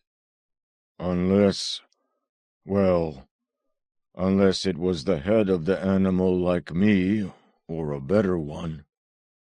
He heaved himself up. Oh, wait, wait, I cried. He mustn't go yet, he mustn't.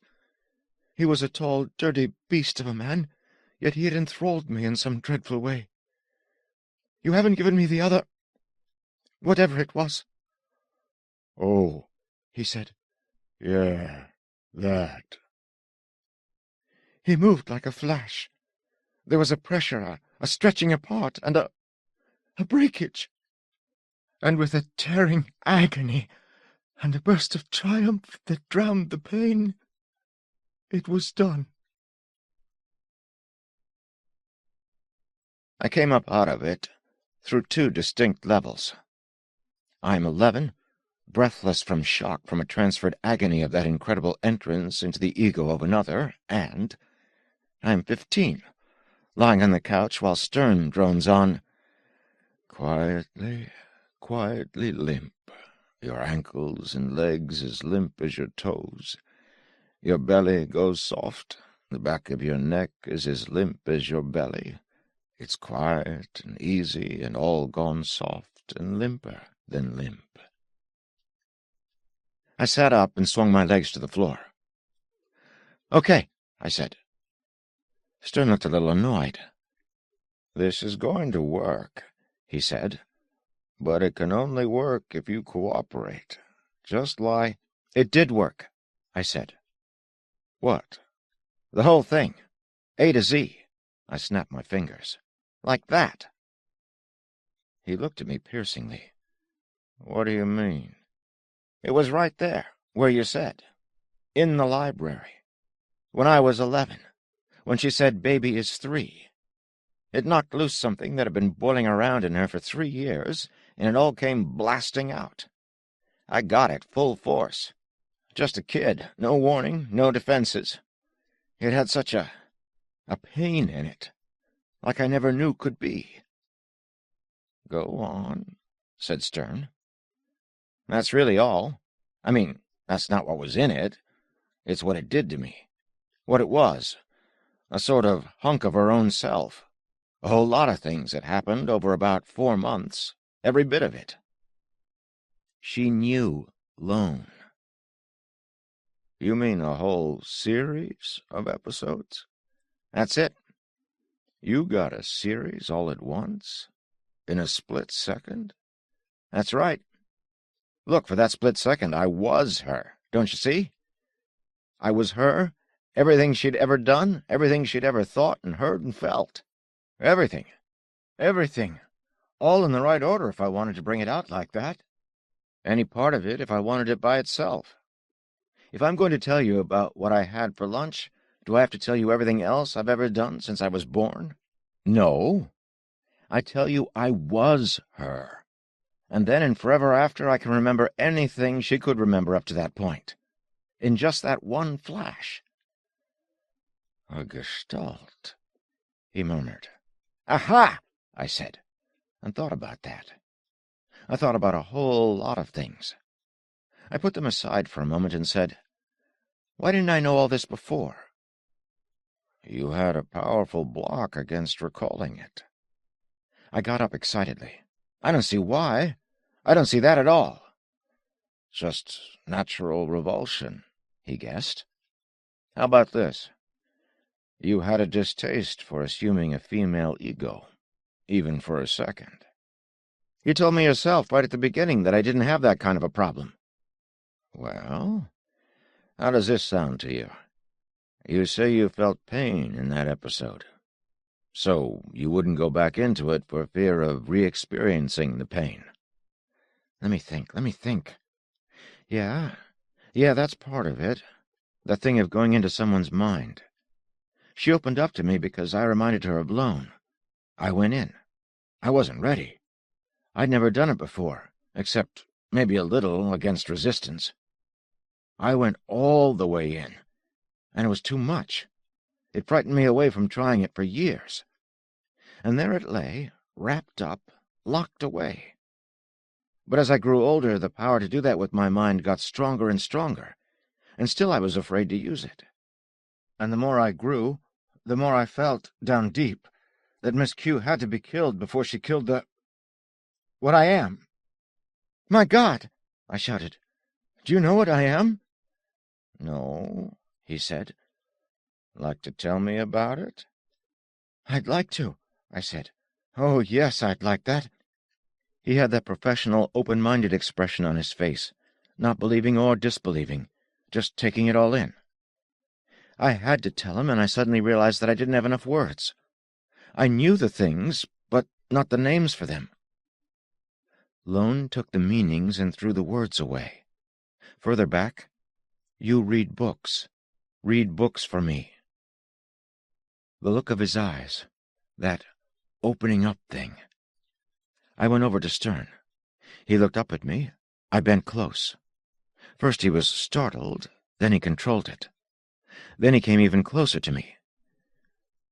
"My God," he murmured. "I didn't look at those eyes before. I could have sworn those irises spun like wheels." Stern read books. He'd read more books than I ever imagined had been written. I slipped in there, looking for what I wanted. I can't say exactly what it was like. It was like walking in a tunnel, and in this tunnel, all over the roof and walls, wooden arms stuck out at you, like the thing at the carnival, the merry-go-round, the thing you snatch the brass rings from. There's a brass ring on the end of each of these arms, and you can take any one of them you want to. Now imagine you make up your mind which rings you want, and the arms hold only those. Now picture yourself with 1,000 hands to grab the rings off with. Now just suppose the tunnel is 1,000,000,000 miles long, and you can go from one end of it to the other, grabbing rings, in just the time it takes you to blink once. Well, it was like that, only easier. It was easier for me to do than it had been for Lone. Straightening up, I got away from Stern. He looked sick and frightened. "It's all right," I said. "What did you do to me?" "I needed some words." Come on, get professional." I had to admire him.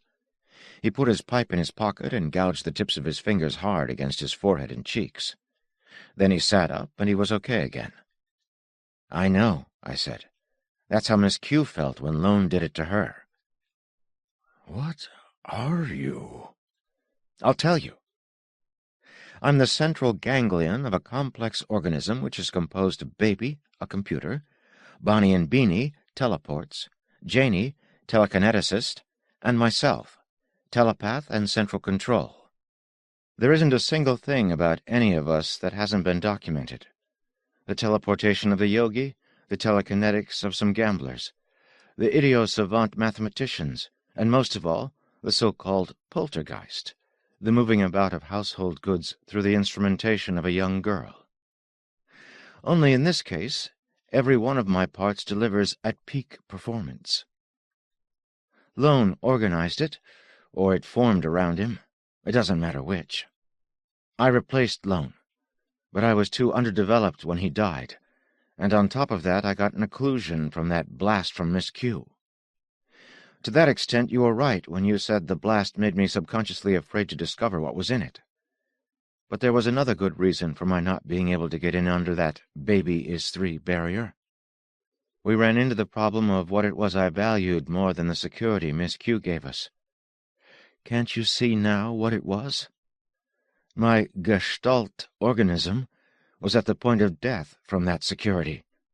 I figured she had to be killed, or I, would be. Oh, the parts would live on. 2 little colored girls with a speech impediment, 1 introspective girl with an artistic bent, 1 mongoloid idiot, and me, 90% short-circuited potentials and 10% juvenile delinquent. I laughed. Sure, she had to be killed. It was self-preservation for the Gestalt. Stern bubbled around with his mouth and finally got out, I don't...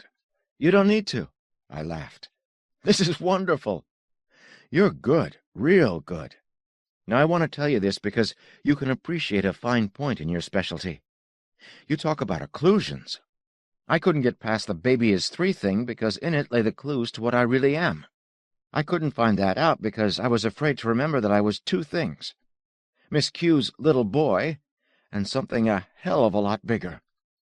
I couldn't be both, and I wouldn't release either one. He said, with his eyes on his pipe. "Now you can?" "I have." "And what now?" "What do you mean?" Stern leaned back against the corner of his desk. "Did it occur to you that maybe this Gestalt organism of yours is already dead?" "It isn't." "How do you know?" "How does your head know your arm works?" He touched his face. "So, now what?" I shrugged. Did the Pekin man look at Homo sap walking erect and say, "Now what?" "We'll live, that's all. Like a man, like a tree, like anything else that lives. We'll feed and grow and experiment and breed. We'll defend ourselves." I spread my hands. "We'll just do what comes naturally." "But what can you do?"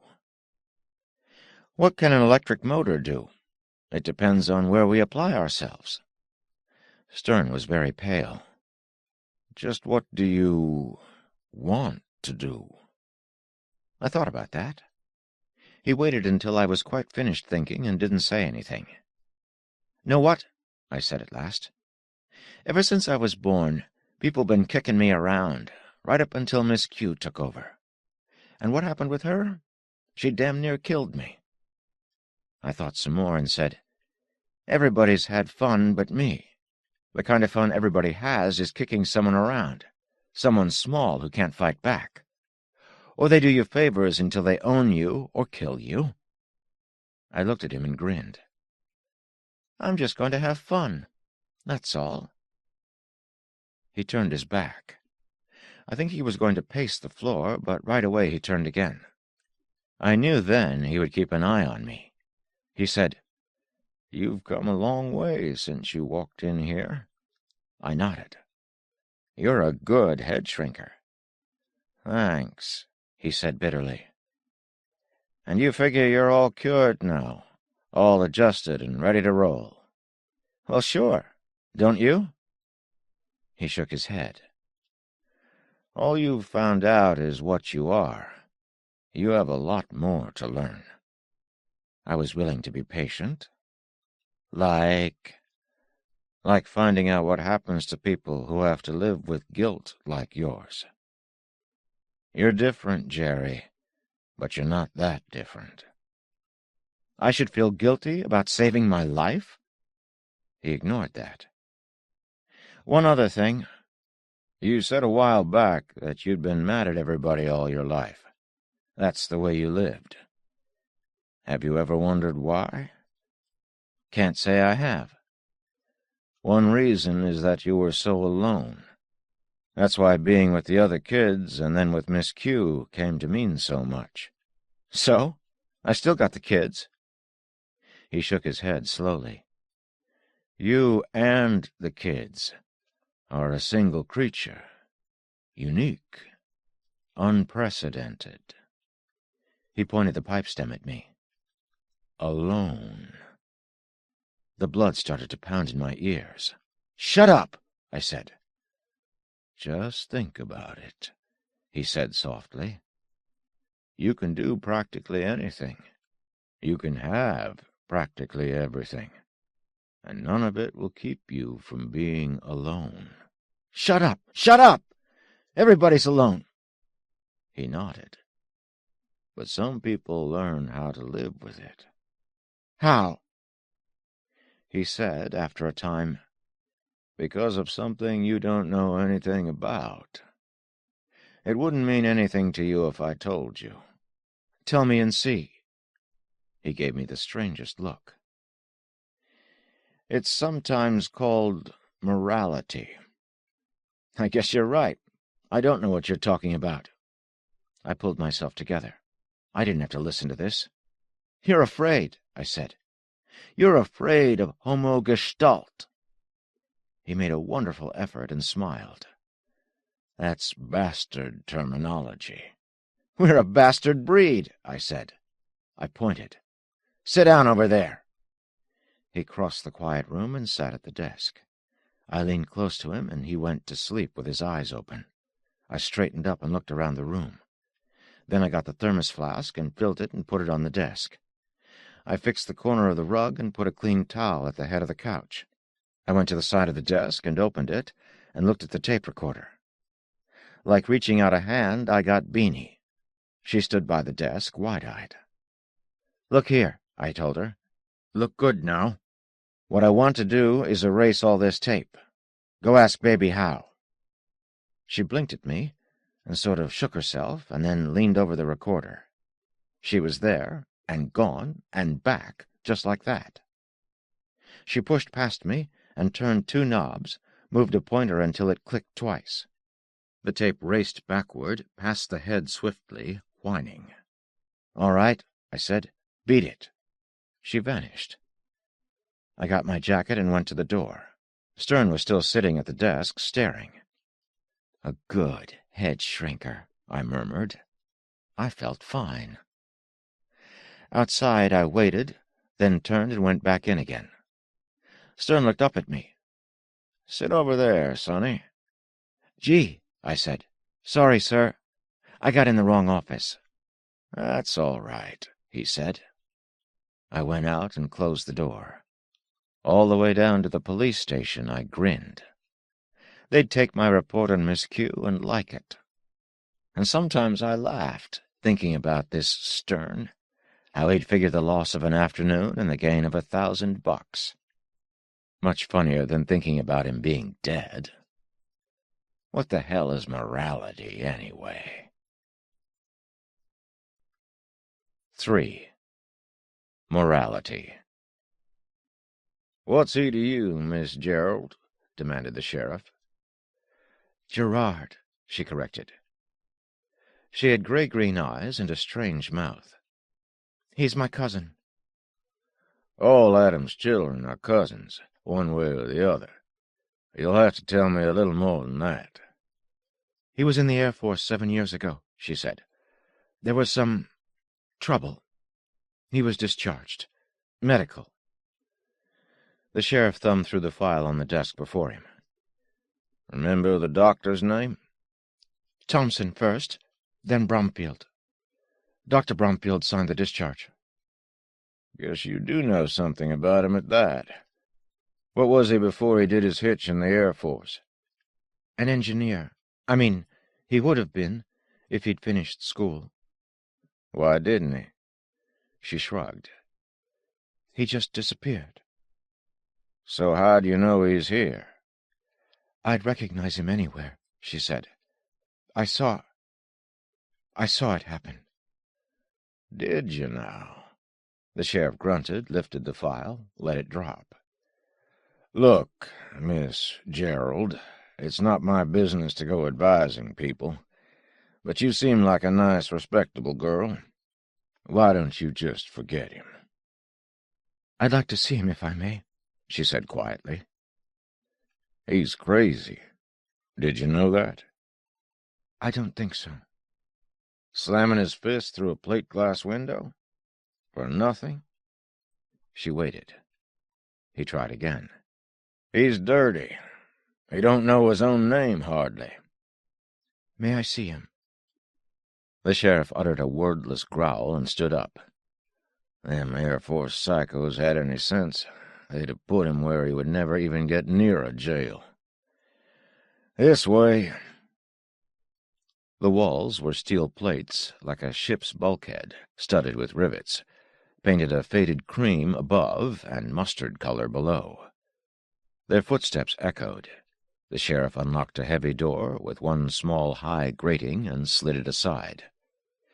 They stepped through, and he closed and locked it.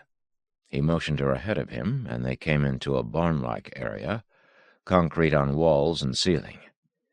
Built around it was a sort of balcony. Under and over this were the cells, steel-walled, fronted by close-set bars. There were perhaps 20 cells. Only a half-dozen were occupied. It was a cold, unhappy place. "Well, what did you expect?" demanded the sheriff, reading her expression. "The Waldorf Plaza or something?" "Where is he?" she asked. They walked to a cell on the lower tier. Snap out of it, Barrows. Lady to see you. Hip. Oh, Hip. The prisoner did not move. He lay half on, half off a padded steel bunk, one foot on the mattress, one on the floor. His left arm was in a dirty sling. See? Nary a word out of him. Satisfied, miss? Let me in, she breathed. Let me talk to him. He shrugged and reluctantly unlocked the door. She stepped in, turned. May I speak to him alone? Liable to get hurt, he warned. She gazed at him. Her mouth was extraordinarily expressive. Well, he said at length, I'll stay in the area here. You yell if you need help. So help me, I'll put a slug through your neck, Barrows, if you try anything. He locked the barred door behind the girl. She waited until he stepped away and then went to the prisoner. Hip, she murmured. Hip Barrows. His dull eyes slid in their sockets until they approximated her direction. The eyes closed and opened in a slow, numb blink. She knelt beside him. Mr. Barrows, she whispered, you don't know me. I told them I was your cousin. I want to help you. He was silent. She said, I'm going to get you out of here. Don't you want to get out? For a long moment he watched her face. Then his eyes went to the locked door and back to her face again. She touched his forehead, his cheek. She pointed at the dirty sling. Does it hurt much? His eyes lingered, withdrew from her face, found the bandage. With effort they came up again. She asked, Aren't you going to say anything? Don't you want me to help? He was silent for so long that she rose. I'd better go. Don't forget me. I'll help you. She turned to the door. He said, Why? She returned to him. Because you're dirty and beaten and don't care, and because none of that can hide what you are. You're crazy, he muttered tiredly. She smiled. That's what they say about you. So we have something in common. He swore foully. Unperturbed, she said, You can't hide behind that, either. Now listen to me. 2 men will come to see you this afternoon. One is a doctor, the other is a lawyer. We'll have you out of here this evening.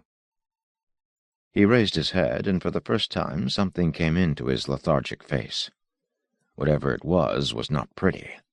His voice came from deep in his chest. He growled, What type doctor? For your arm, she said evenly. Not a psychiatrist. You'll never have to go through that again. He let his head drop back. His features slowly lost their expression. She waited, and when he had nothing else to offer, she turned and called the sheriff. It was not too difficult. The sentence was 60 days for malicious mischief. There had been no alternative fine offered. The lawyer rapidly proved that there should have been, and the fine was paid. In his clean new bandages and his filthy clothes, Barrows was led out past the glowering sheriff, ignoring him and his threat as to what the dirty bum could expect if he ever showed up in town again. The girl was waiting outside. He stood stupidly at the top of the jailhouse steps while she spoke to the lawyer. Then the lawyer was gone, and she touched his elbow. Come on, Hip. He followed like a wound-up toy, walking whither his feet had been pointed. They turned 2 corners and walked 5 blocks, and then up the stone steps of a clean, dried spinster of a house, with a bay window and colored glass set into the main door. The girl opened the main door with 1 key, and a door in the hallway with another. He found himself in the room with the bay window.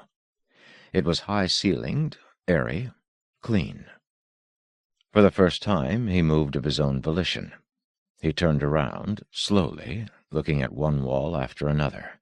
He put out his hand and lifted the corner of a dresser scarf and let it fall. Your room? Yours, she said. She came to him and put 2 keys on the dresser. "Your keys." She opened the top drawer. "Your socks and handkerchiefs." With her knuckles, she rapped on each drawer in turn. "Shirts, underclothes." She pointed to a door. "2 suits in there. I think they'll fit. A robe, slippers, shoes." She pointed to another door. "Bathroom. Lots of towels, lots of soap. A razor." "Razor?" "Anyone who can have keys can have a razor," she said gently. "Get presentable, will you? I'll be back in 15 minutes. Do you know how long it is since you've eaten anything?" He shook his head. 4 days. Bye now." She slipped through the door and was gone, even as he fumbled for something to say to her. He looked at the door for a long time. Then he swore and fell limply back on the bed. He scratched his nose, and his hand slid down to his jaw. It was ragged, itchy. He half rose, muttered, "Damn if I will," and lay back. And then, somehow, he was in the bathroom, peering at himself in the mirror.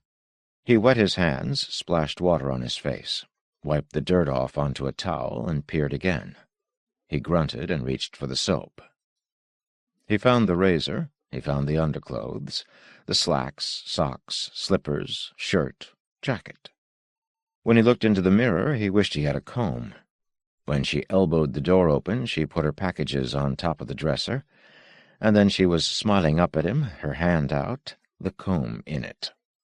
He took it wordlessly, and went and wet his head and combed it. "Come on! It's all ready!" she called from the other room. He emerged. She had taken the lamp off the night table and had spread out a thick oval platter on which was a lean, rare steak, a bottle of ale, a smaller bottle of stout, a split Idaho potato with butter melting in it, hot rolls in a napkin, a tossed salad in a small wooden bowl. "I don't want nothing," he said, and abruptly fell to. There was nothing in the world then but the good food filling his mouth and throat, the tingle of ale, and the indescribable magic of the charcoal crust.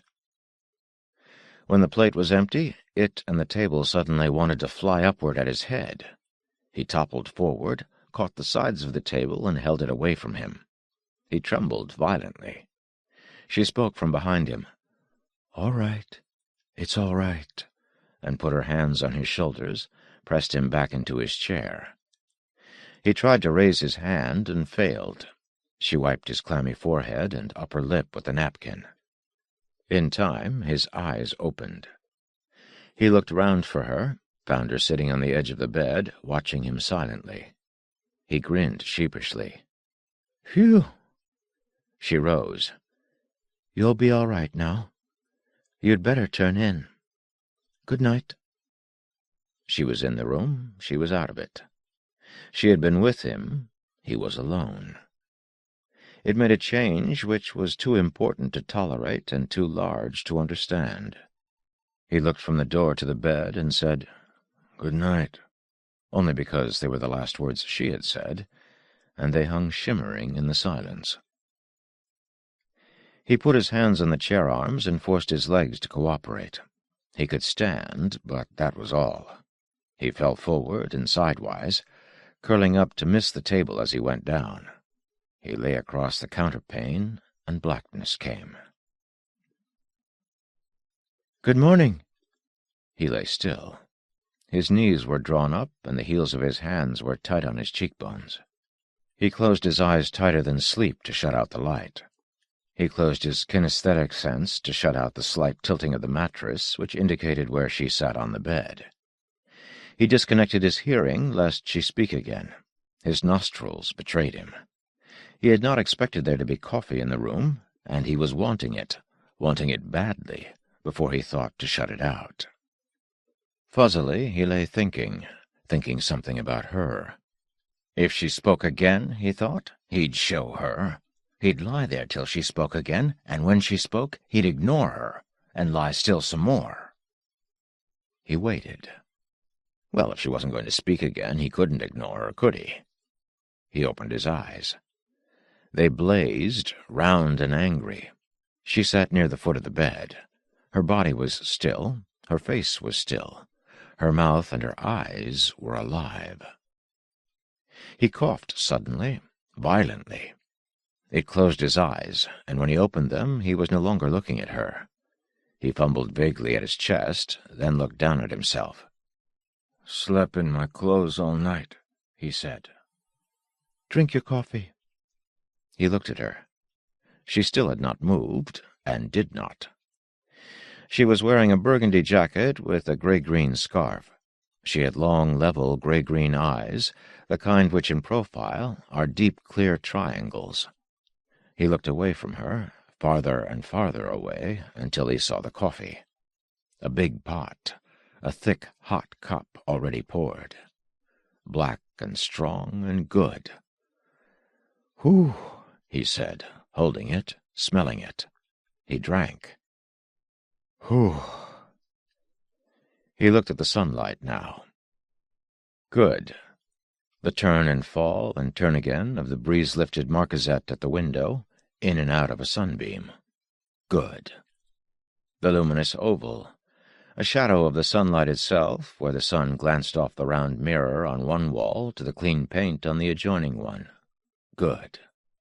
He drank more good coffee. He set the cup down and fumbled at his shirt buttons. He was wrinkled and sweaty. "Shower," he said. "Go ahead," said the girl. She rose and went to the dresser, where there was a cardboard box and some paper sacks. She opened the box and took out an electric hot plate. He got 3 buttons undone, and somehow the 4th and 5th came off with little explosive tearing sounds. He got the rest of his clothes off somehow. The girl paid him no attention, neither looking at him nor away, just calmly doing things with the hot plate. He went into the bathroom and fussed for a long time with the shower handles, getting the water just right. He got in and let the water run on the nape of his neck. He found soap in the dish, so he let the water run on his head and then rubbed it furiously with a cake of soap until he was mantled in warm, kind, crawling lather.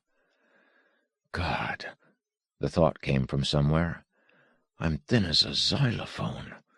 Got to put some beef back on or I'll get sickened. The same thought looped back to him, interrupting itself. Not supposed to get well. Get good and sick, stay sick, get sicker.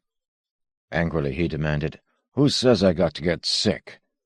But there was no answer except a quick echo off the tiles.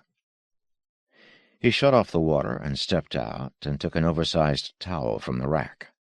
He started one end of it on his scalp, worked it on his hair from one end to the other. He threw it on the floor, in the corner, and took another towel and rubbed himself pink. He threw that one down, too, and came out into the room. The robe lay over the arm of an easy-chair by the door, so he put it on. The girl was spooning fragrant bacon grease over and over 3 perfect eggs in a pan. When he sat down on the edge of the bed, she slid the eggs deftly onto a plate, leaving all the grease behind in the pan. They were perfect, the whites completely firm, the yolks unbroken, liquid, faintly filmed over. There was bacon, for brief seconds less than crisp, paper-dried and aromatic. There was toast, golden outside, soft and white inside, with butter melting quickly, running to find and fill the welcoming caves and crevices. 2 slices with butter, 1 with marmalade. And these lay in some sunlight, giving off a color possible only to marmalade and to stained glass. He ate and drank coffee, ate more and drank coffee and coffee. All the while she sat in the easy-chair with his shirt in her lap and her hands like dancers, while the buttons grew back onto the material under their swift and delicate paces. He watched her, and when she was finished he came to her and put out his hand for the shirt, but she shook her head and pointed. "A clean one." He found a knitted pullover polo shirt. While he dressed, she washed his dishes and the frying-pan and straightened out the bed.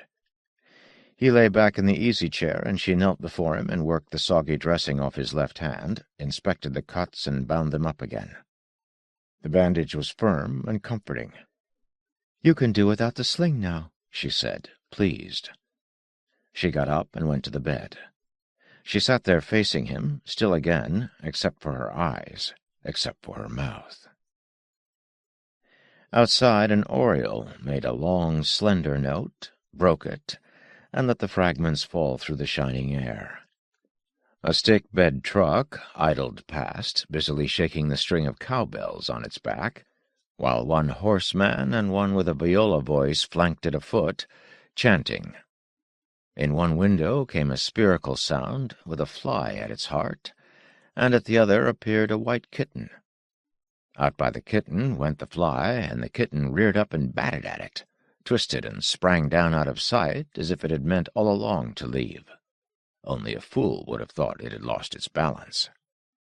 And in the room was quiet and a watchfulness which was without demand, except perhaps a guarding against leaving anything unwatched.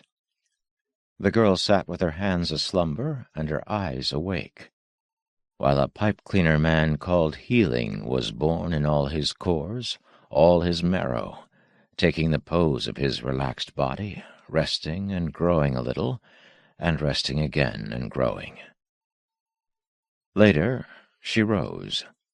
Without consultation, but merely because it seemed time to do so, she picked up a small handbag and went to the door where she waited. He stirred, rose, went to her. They went out.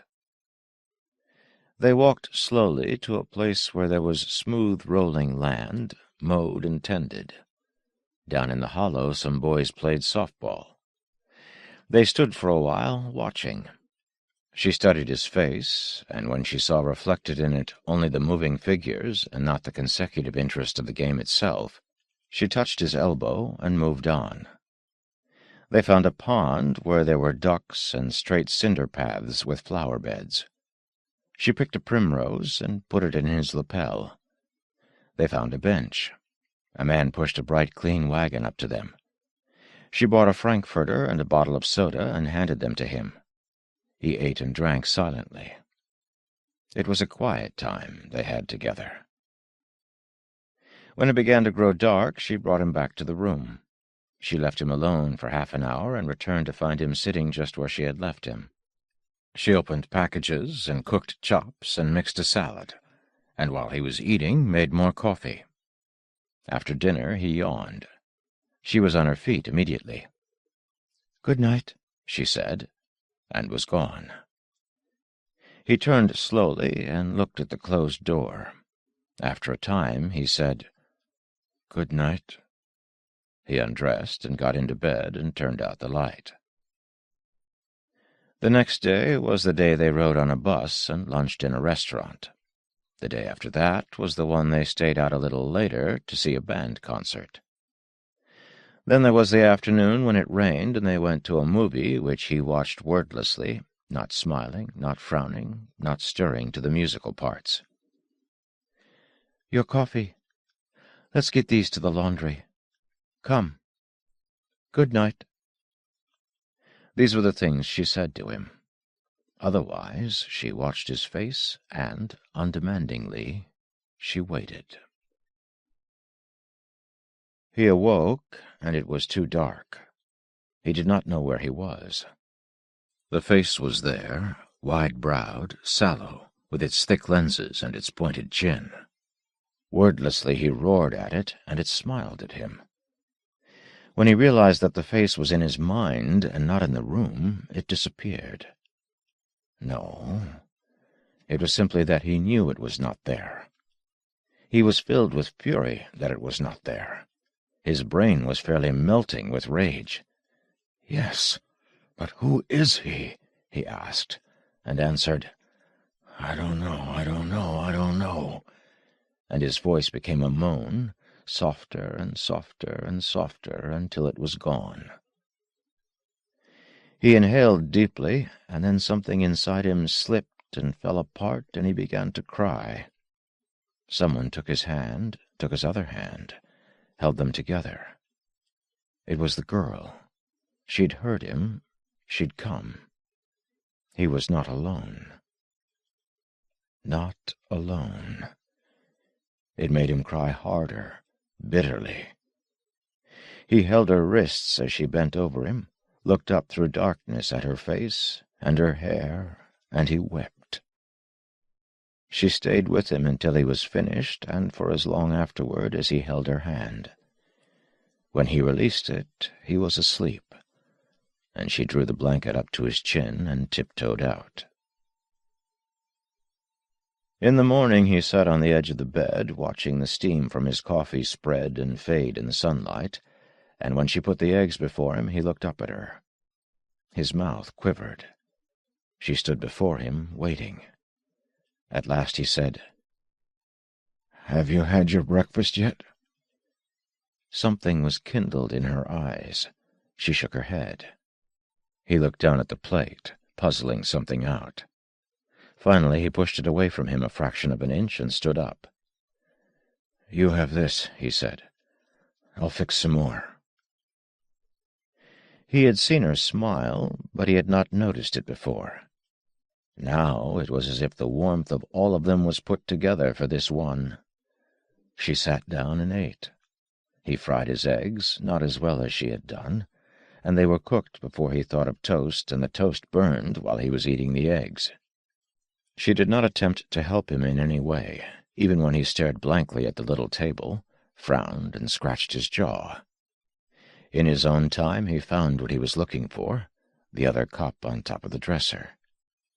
He poured fresh coffee for her and took the other, which she had not touched, for himself, and she smiled again. "What's your name?" he asked her, for the very first time. "Janie Gerard." "Oh." She considered him carefully, then stretched down to the footpost of the bed where her handbag hung by its strap. She drew it toward her, opened it, and took out a short piece of metal. At first glance it was a piece of aluminum tubing, perhaps 8 inches long and oval in cross-section. But it was flexible, woven of tiny strands rather than extruded. She turned his right-hand palm up, where it lay beside his coffee cup, and put the tubing into it. He must have seen it, for he was staring down into the cup. He did not close his fingers on it. His expression did not change. At length he took a slice of toast. The piece of tubing fell, rolled over, hung on the edge of the table, and dropped to the floor. He buttered his toast. After that first shared meal, there was a difference. There were many differences. Never again did he undress before her or ignore the fact that she was not eating.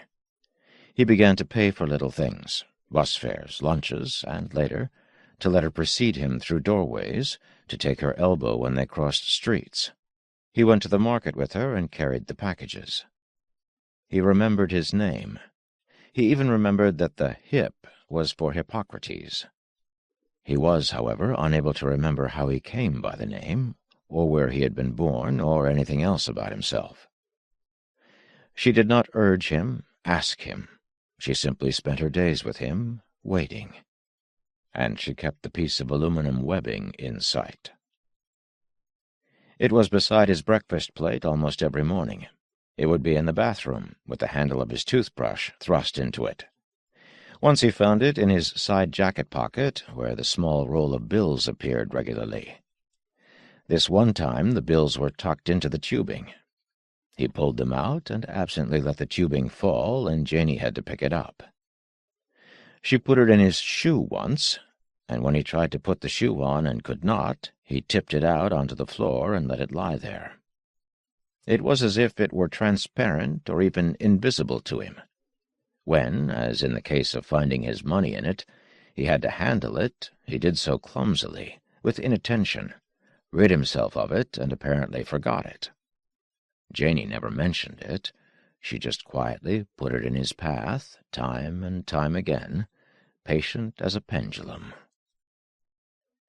His afternoons began to possess a morning, and his days a yesterday. He began to remember a bench they had used, a theater they had attended, and he would lead the way back. She relinquished her guidance as fast as he would take it up, until it was he who planned their days. Since he had no memory to draw on except his time with her, They were days of discovery. They had picnics and rode learningly on buses. They found another theater and a place with swans as well as ducks. There was another kind of discovery, too. One day he stood in the middle of the room and turned, looking at one wall after another, at the windows and the bed. I was sick, wasn't I? And one day he stopped on the street, stared at the grim building on the other side. I was in there. And it was several days after that when he slowed, frowned, and stood gazing into a men's furnishing shop. No, not into it, at it, at the window. Beside him Janey waited, watching his face. He raised his left hand slowly, flexed it, looked down at the curled scar on the back of his hand, the two straight ones, one long, one short, on his wrist. "Here," she said. She pressed the piece of tubing into his hand. Without looking at it, he closed his fingers, made a fist. Surprise flickered across his features, and then a flash of sheer terror and something like anger. He swayed on his feet. "It's all right," said Janey softly. He grunted questioningly, looked at her as if she were a stranger, and seemed slowly to recognize her. He opened his hand and looked carefully at the piece of metal. He tossed it, caught it. "That's mine," he said. She nodded. He said, "I broke that window."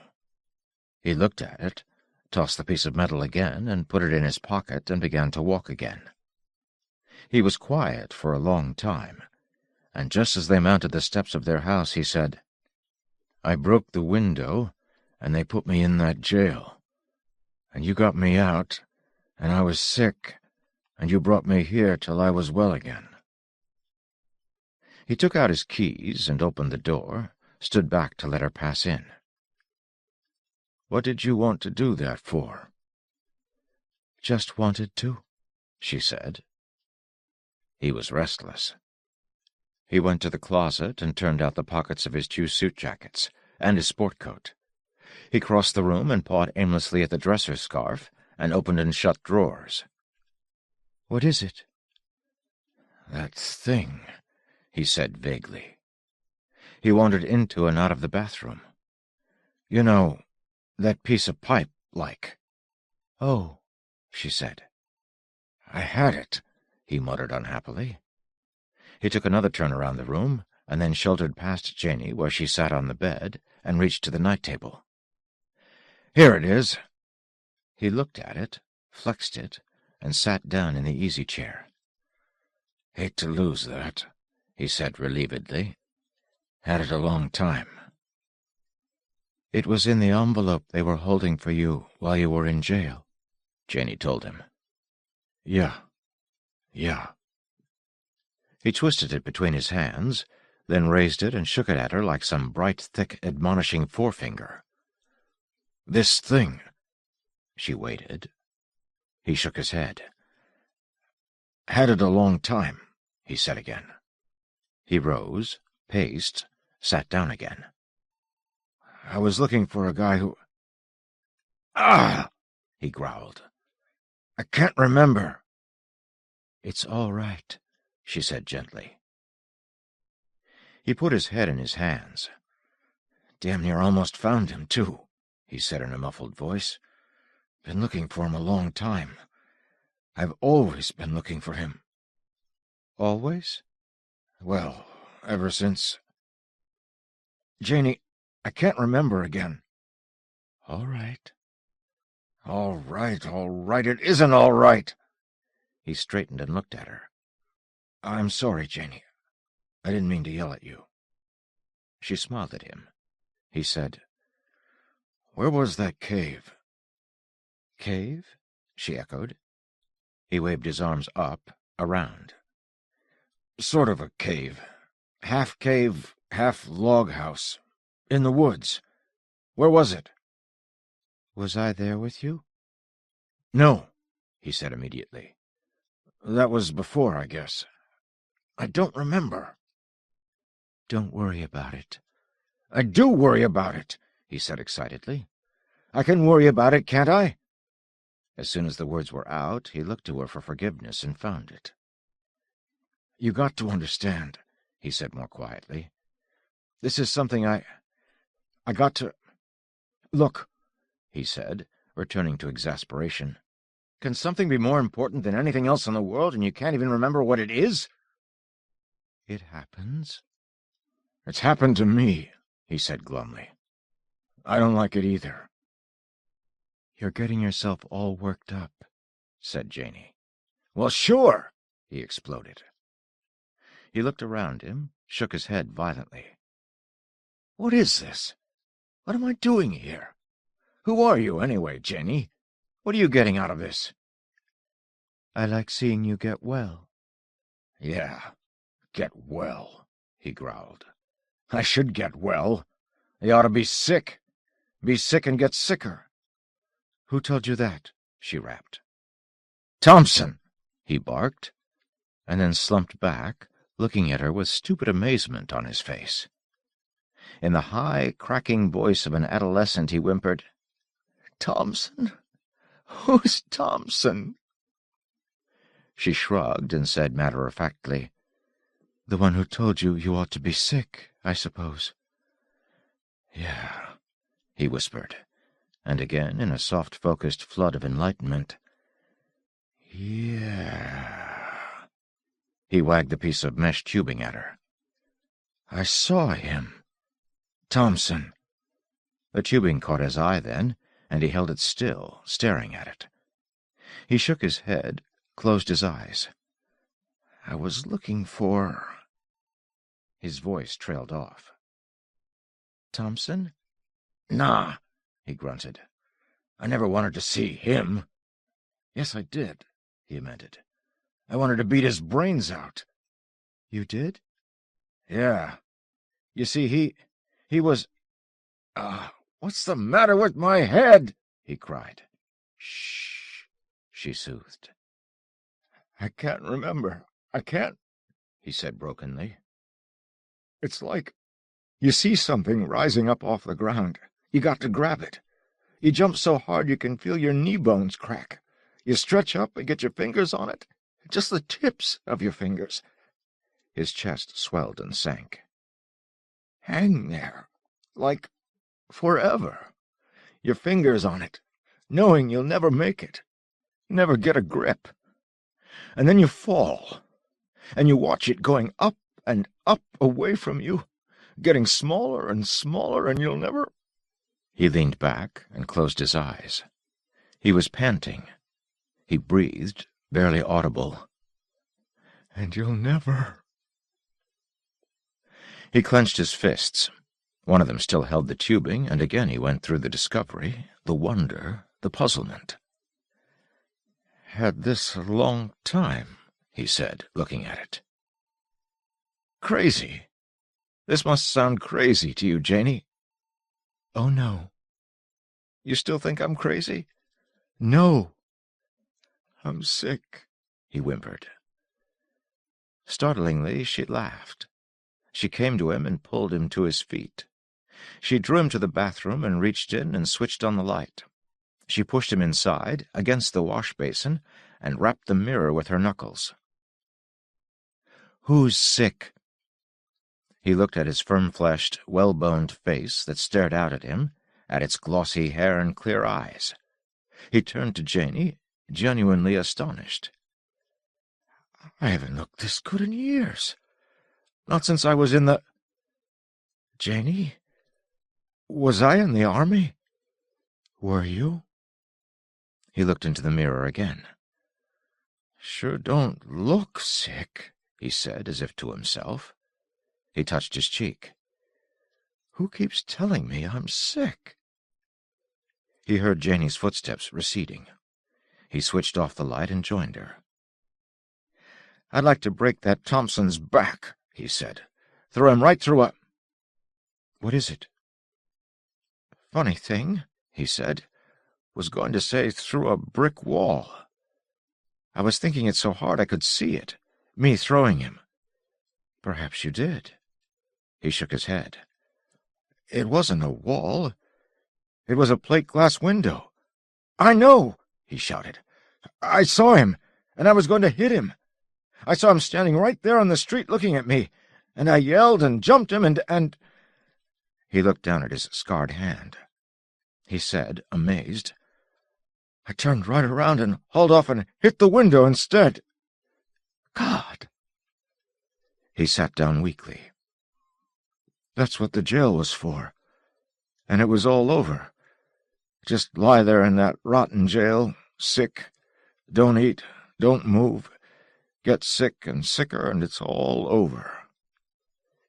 "Well, it isn't all over, is it?" He looked at her. No, it isn't. Thanks to you." He looked at her eyes, her mouth. "What about you, Janey? What are you after, anyway?" She dropped her eyes. "Oh, I'm sorry. That must have sounded—" He put out a hand to her, dropped it without touching her. "I don't know what's gotten into me today. It's just that I don't figure you, Janey. What did I ever do for you?" She smiled quickly. "Get better." "It's not enough," he said devoutly. "Where do you live?" She pointed. "Right across the hall." "Oh," he said. He remembered the night he had cried and pushed the picture away in embarrassment. He turned away, hunting for a change of subject, any change. "Let's go out." "All right." Was that relief he detected in her voice? They rode on a roller coaster and ate cotton candy and danced in an outdoor pavilion. He wondered aloud where he had ever learned to dance, but that was the only mention he made of the things which were troubling him until late in the evening. It was the first time he had consciously enjoyed being with Janey. It was an occasion rather than a way of life. He had never known her to laugh so easily, to be so eager to ride this and taste that and go yonder to see what was there. At dusk they stood side by side, leaning on a railing which overlooked the lake, watching the bathers. There were lovers on the beach here and there. Hip smiled at the sight, turned to speak to Janey about it, and was arrested by the strange wistfulness which softened her taut features. A surge of emotion, indefinable and delicate, made him turn away quickly. It was in part a recognition of the rarity of her introspection, and an unwillingness to interrupt it for her, and partly a flash of understanding that her complete preoccupation with him was not necessarily all she wanted of life. Life had begun for him, to all intents and purposes, on the day she came to his cell. It had never occurred to him before that her quarter of a century without him was not the clean slate that his was. Why had she rescued him? Why him, if she must rescue someone? And why? What could she want from him? Was there something in his lost life that he might give her? If there was, he vowed silently, it was hers, whatever it might be. It was inconceivable that anything at all she might gain from him would be of greater value than his own discovery of the life which produced it. But what could it be? He found his gaze on the beach and its small galaxy of lovers, each couple its own world, self-contained but in harmony with all the others adrift in the luminous dusk. Lovers. He had felt the tuggings of love, back somewhere in the mists, he couldn't quite remember where, with whom. But it was there, and with it his old reflex, not until I've hunted him down and— But again he lost the thought. Whatever it was, it had been more important to him than love or marriage or a job or a colonelcy. Colonelcy? Had he ever wanted to be a colonel? Well, then maybe it was a conquest. Janey loved him. She'd seen him, and the lightning had struck, and she wanted him, so she was going about it in her own way. Well, then, if that's what she wanted. He closed his eyes, seeing her face, the tilt of her head in that waiting, attentive silence, her slim, strong arms and lithe body, her magic, hungry mouth. He saw a quick sequence of pictures taken by the camera of his good male mind, but filed under inactive in his troubled partial one. Janie's legs silhouetted against the window, seen through the polychrome cloud of her Liberty silk skirt. Janie in a peasant blouse with a straight spear of morning sunlight bent and molded to her bare shoulder, and the soft upper curve of her breast. Janie dancing, bending away and cleaving to him as if he and she were the gold leaves of an electroscope. Where had he worked with an electroscope? Oh, of course, in the... But it was gone. Janie barely visible in the deep, churning dark, palely glowing through a mist of nylon in the flickering acid of his tears, strongly holding his hands until he quieted. But this was no seduction, this close intimacy of meals and walks and long shared silences, with never a touch, never a wooing word. Love-making, even the suppressed and silent kind, is a demanding thing, a thirsty and yearning thing. Janie demanded nothing. She only waited. If her interest lay in his obscured history, she was taking a completely passive attitude, merely placing herself to receive what he might unearth. If something he had been, something he had done, was what she was after, wouldn't she question and goad, probe and pry the way Thompson and Brumfield had done? Brumfield? Who's he? But she never had. Never. No. It must be this other, this thing which made her look at lovers with such contained sadness, with an expression on her face like that of an armless man spellbound by violin music. Picture of Janie's mouth, bright, still, waiting. Picture of Janie's clever hands. Picture of Janie's body, surely as smooth as her shoulder, as firm as her forearm, warm and wild and willing. They turned to each other, he the driving, she the driven gear. Their breath left them, hung as a symbol and a promise between them, alive and merged. For 2 heavy heartbeats they had their single planet in the lovers' spangled cosmos. And then Janie's face twisted in a spasm of concentration, bent not toward a ponderous control, but rather to some exquisite accuracy of adjustment.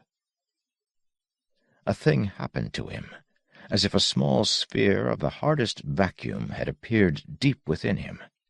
He breathed again, and the magic about them gathered itself and whipped in with the breath to fill the vacuum which swallowed and killed it, all of it, in a tick of time. Except for the brief spastic change in her face, neither had moved. They still stood in the sunset, close together, her face turned up to his, here gloried, here tinted, there self-shining its own shadow. But the magic was gone, the melding. They were 2, not 1. And this was Janie quiet, Janie patient, Janie not damped, but unkindled. But no, the real difference was in him. His hands were lifted to go round her, and no longer cared to, and his lips lost their grip on the unborn kiss and let it fall away and be lost. He stepped back. "Shall we go?" A swift ripple of regret came and went across Janie's face. It was a thing like many other things coming now to plague him, smooth and textured things, forever presenting themselves to his fingertips and never to his grasp. He almost understood her regret. It was there for him. It was there, and gone, altogether gone, dwindling high away from him. They walked silently back to the midway and the lights, their pitiable thousands of candle power, and to the amusement rides, their balky pretense at motion. Behind them, in the growing dark, they left all real radiance, all significant movement. All of it. There was not enough left for any particular reaction. With the compressed air guns which fired tennis balls at wooden battleships, the cranks they turned to make the top greyhounds race up a slope, the darts they threw at balloons. With these they buried something now so negligible it left no mound. At an elaborate stand were a couple of war-surplus servo mechanisms, rigged to stimulate radar gun directors. There was a miniature anti-aircraft gun to be aimed by hand, its slightest movement followed briskly by the huge servo-powered gun at the back. Aircraft silhouettes were flashed across the domed half-ceiling. All in all, it was a fine conglomeration of gadgetry and dazzle, a truly high-level catchpenny. Hip went first, amused, then intrigued, then enthralled, as his small movements were so obediently duplicated by the whip and weave of the massive gun 20 feet away. He missed the first plane, and the second. After that, he had the fixed error of the gun calculated precisely, and he banged away at every target as fast as they could throw them, and knocked out every one. Janey clapped her hands like a child, and the attendant awarded them a blurred and glittering clay statue of a police dog, worth all of a fifth of the admission price. Hip took it proudly and waved Janey up to the trigger. She worked the aiming mechanism diffidently and laughed as the big gun nodded and shook itself. His cheeks flushed, his eyes expertly anticipating the appearance point of each target. Hip said out of the corner of his mouth, "Up 40 or better on your right quadrant, Corporal, or the pixies'll degauss your fuses." Janey's eyes narrowed a trifle, and perhaps that was to help her aiming. She did not answer him. She knocked out the first target that appeared before it showed fully over the artificial horizon, and the second, and the third. Hip swatted his hands together and called her name joyfully.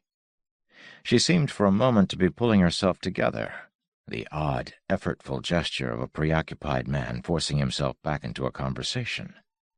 She then let one go by and missed 4 in a row. She hit 2, one low, one high, and missed the last by half a mile. "Not very good," she said tremulously. "Good enough," he said gallantly. "You don't have to hit 'em these days, you know."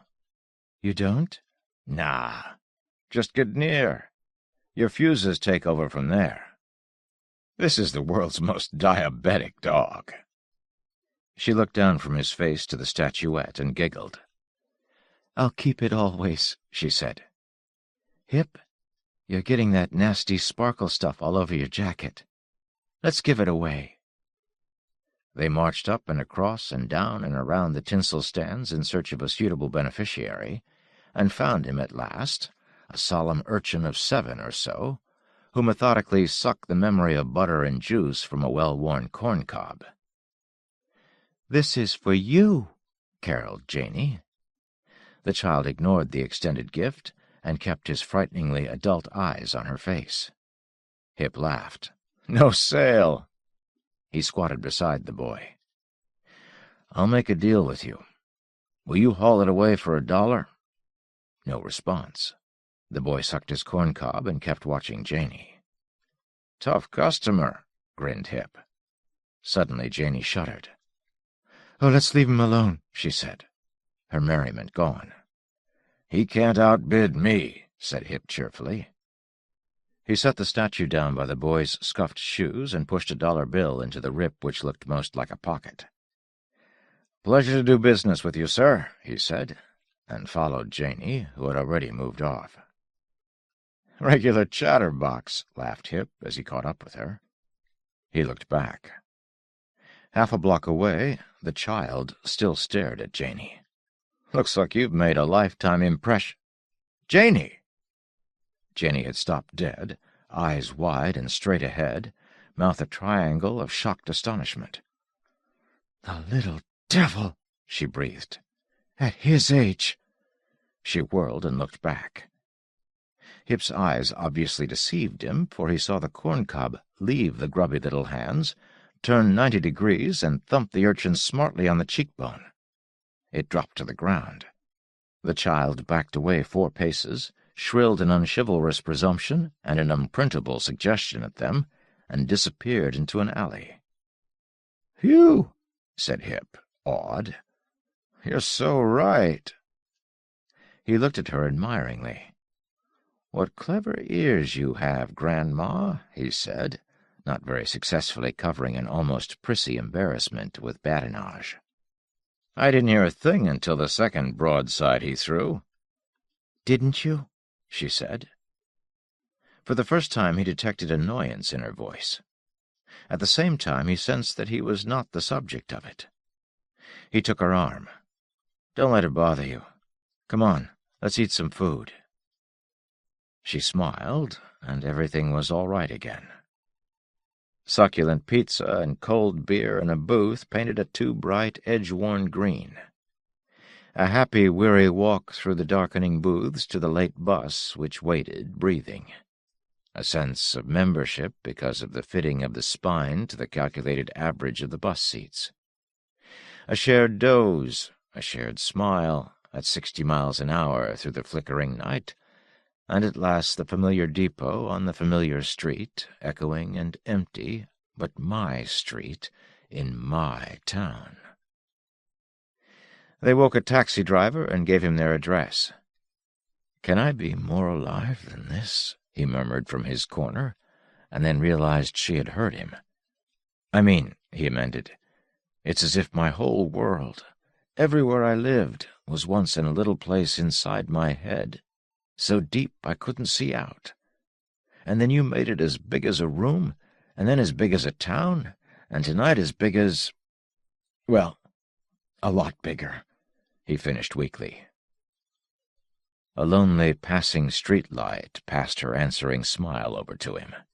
He said, "So, I was wondering how much bigger it can get."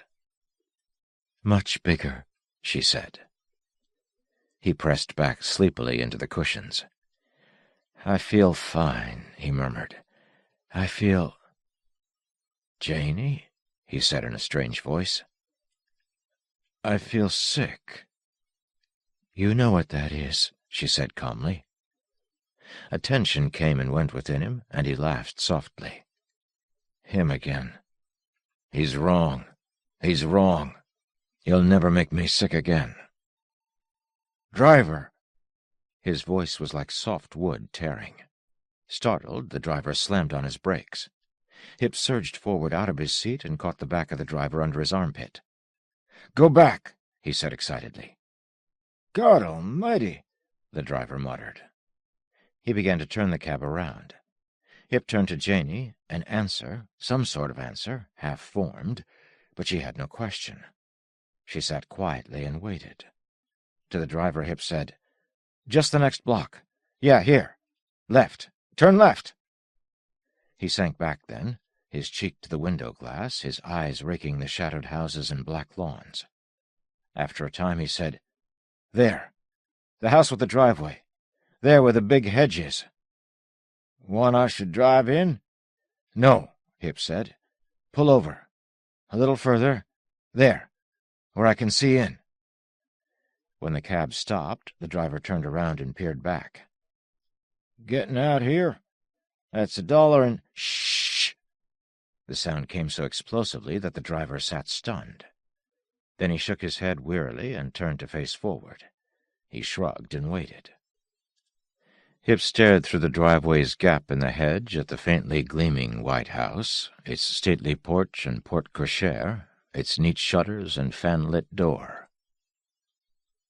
"Take us home," he said after a time. Nothing was said until they got there. Hip sat with one hand pressing his temples, covering his eyes. Janie's corner of the cab was dark and silent.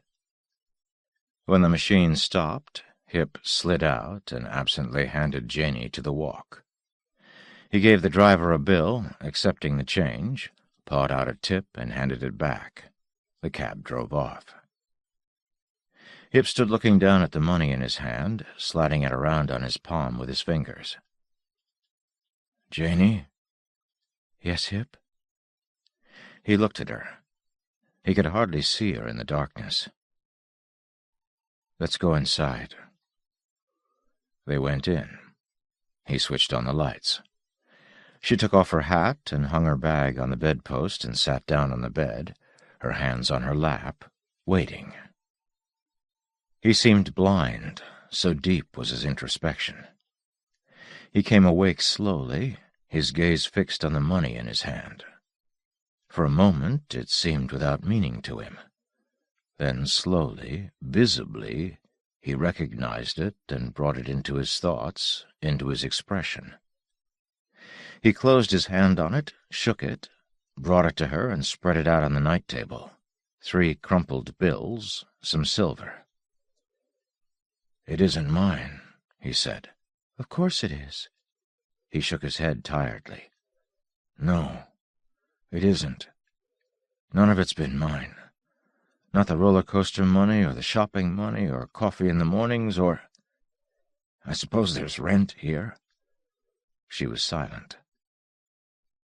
"That house," he said detachedly. "The instant I saw it, I knew I'd been there before. I was there just before I got arrested. I didn't have any money then. I remember. I knocked on the door, and I was dirty and crazy, and they told me to go around the back if I wanted something to eat. I didn't have any money.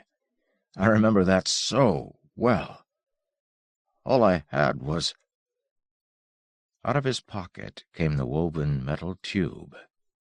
He caught lamplight on its side, flicked it off again, squeezed it, then pointed with it at the night table. "Now, ever since I came back here, I have money. In my left jacket pocket every day. I never wondered about it. It's your money, isn't it, Janie?" "It's yours. Forget about it, Hip. It's not important." "What do you mean it's mine?" he barked. "Mine because you give it to me?" He probed her silence with a bright beam of anger and nodded. "Thought so." "Hip!"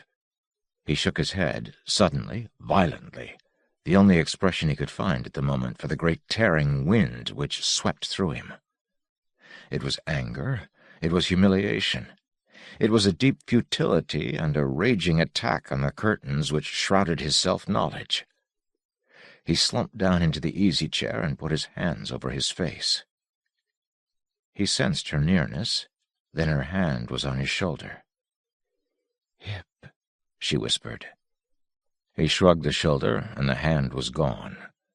He heard the faint sound of springs as she sat down again on the bed.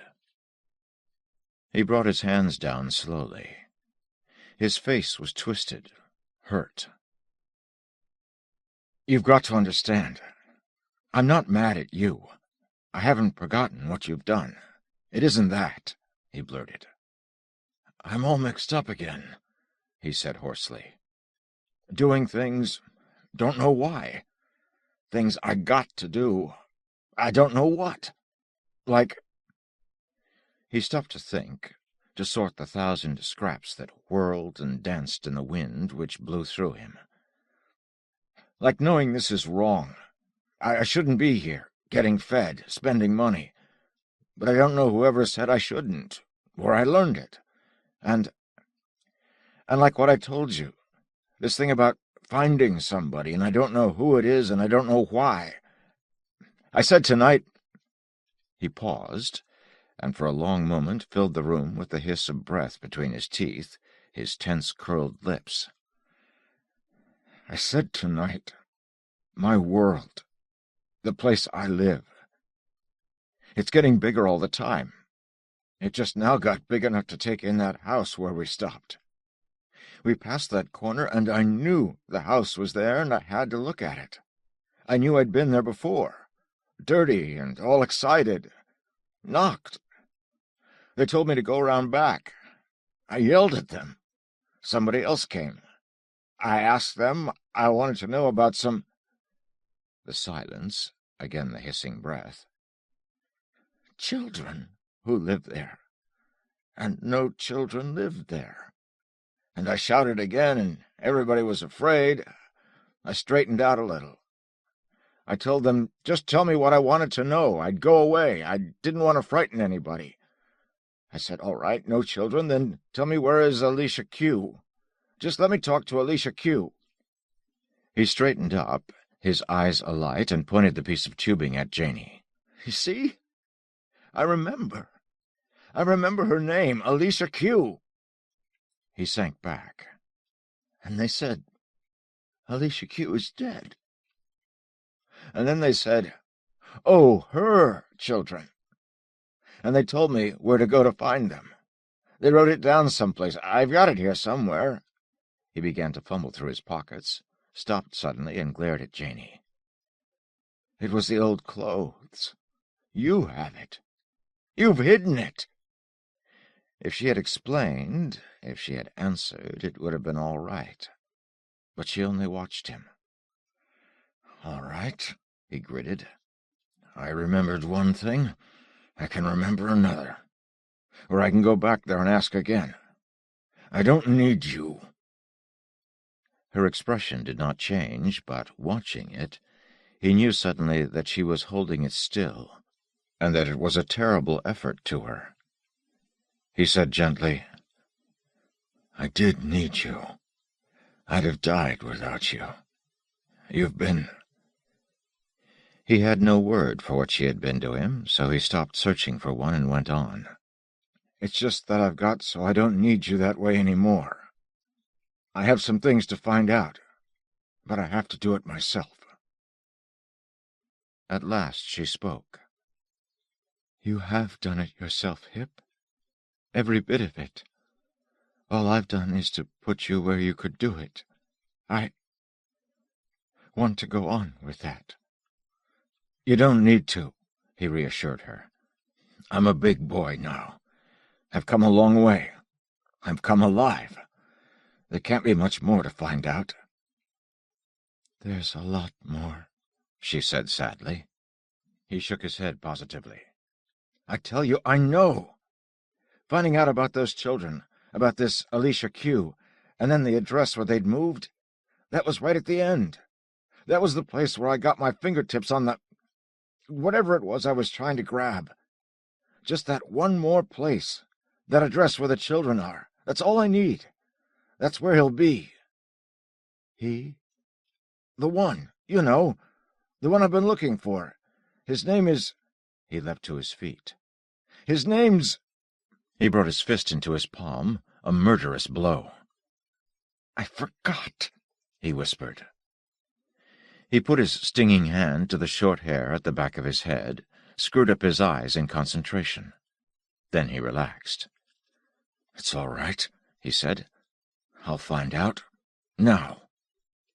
Sit down, she said. Go on, Hip. Sit down and listen to me. Reluctantly he did. Resentfully he looked at her. His head was full of almost understood pictures and phrases. He thought, can't she let me alone?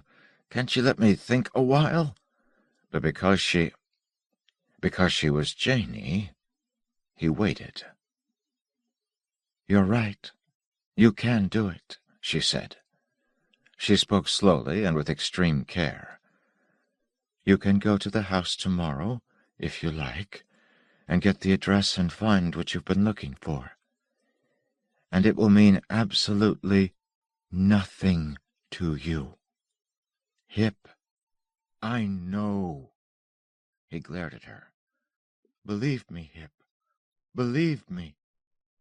He charged across the room, grabbed her wrists, pulled her up, thrust his face to hers. You know, he shouted. I bet you know. You know every damn thing, don't you? You have all along. Here I am going half out of my head wanting to know, and you sit there and watch me squirm. Hip, my arms. He squeezed them tighter, shook her. You do know, don't you? All about me? Let me go. Please let me go. Oh, Hip, you don't know what you're doing. He flung her back on the bed. She drew up her legs, turned on her side, propped up on one elbow, and through tears, incredible tears, tears which didn't belong to any Janey he had yet seen, she looked up at him. She held her bruised forearm, flexed her free hand. "You don't know," she choked, "what you're—" And then she was quiet, panting, sending, through those impossible tears, some great, tortured, thwarted message which he could not read. Slowly he knelt beside the bed. "Ah, Janey, Janey." Her lips twitched. It could hardly have been a smile, but it wanted to be. She touched his hair. "It's all right," she breathed. She let her head fall to the pillow and closed her eyes. He curled his legs under him, sat on the floor, put his arms on the bed, and rested his cheek on them. She said, with her eyes closed, "I understand, Hip. I do understand. I want to help. I want to go on helping." "No, you don't," he said, not bitterly, but from the depths of an emotion something like grief. He could tell, perhaps it was her breath, that he had started the tears again. He said, "You know about me. You know everything I'm looking for." It sounded like an accusation, and he was sorry. He meant it only to express his reasoning, but there wasn't any other way to say it. "Don't you?" Still keeping her eyes closed, she nodded. "Well, then." He got up heavily and went back to his chair. "When she wants something out of me," he thought viciously, "she just sits and waits for it." He slumped into the chair and looked at her. She had not moved. He made a conscious effort and wrung the bitterness from his thought, leaving only the content, the advice. He waited. She sighed then and sat up. At the sight of her rumpled hair and flushed cheeks he felt a surge of tenderness. Sternly he put it down. She said, "You have to take my word. You'll have to trust me, Hip." Slowly he shook his head. She dropped her eyes, put her hands together. She raised one, touched her eye with the back of her wrist. She said, "That piece of cable." The tubing lay on the floor where he had dropped it. He picked it up. "What about it?" "When was the first time you remembered you had it? Remembered it was yours?" He thought. "The house. When I went to the house, asking." "No," she said. "I don't mean that. I mean after you were sick." "Oh." He closed his eyes briefly, frowned. "The window. The time I remembered the window, breaking it. I remembered that, and then it—" "Oh," he said abruptly. "You put it in my hand." "That's right. And for 8 days I've been putting it in your hand. I put it in your shoe once, on your plate, in the soap dish.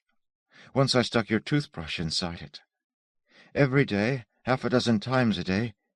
8 days, Hip." You don't understand." "Oh, I can't blame you." "I wasn't going to say that. I was going to say I don't believe you." At last she looked at him.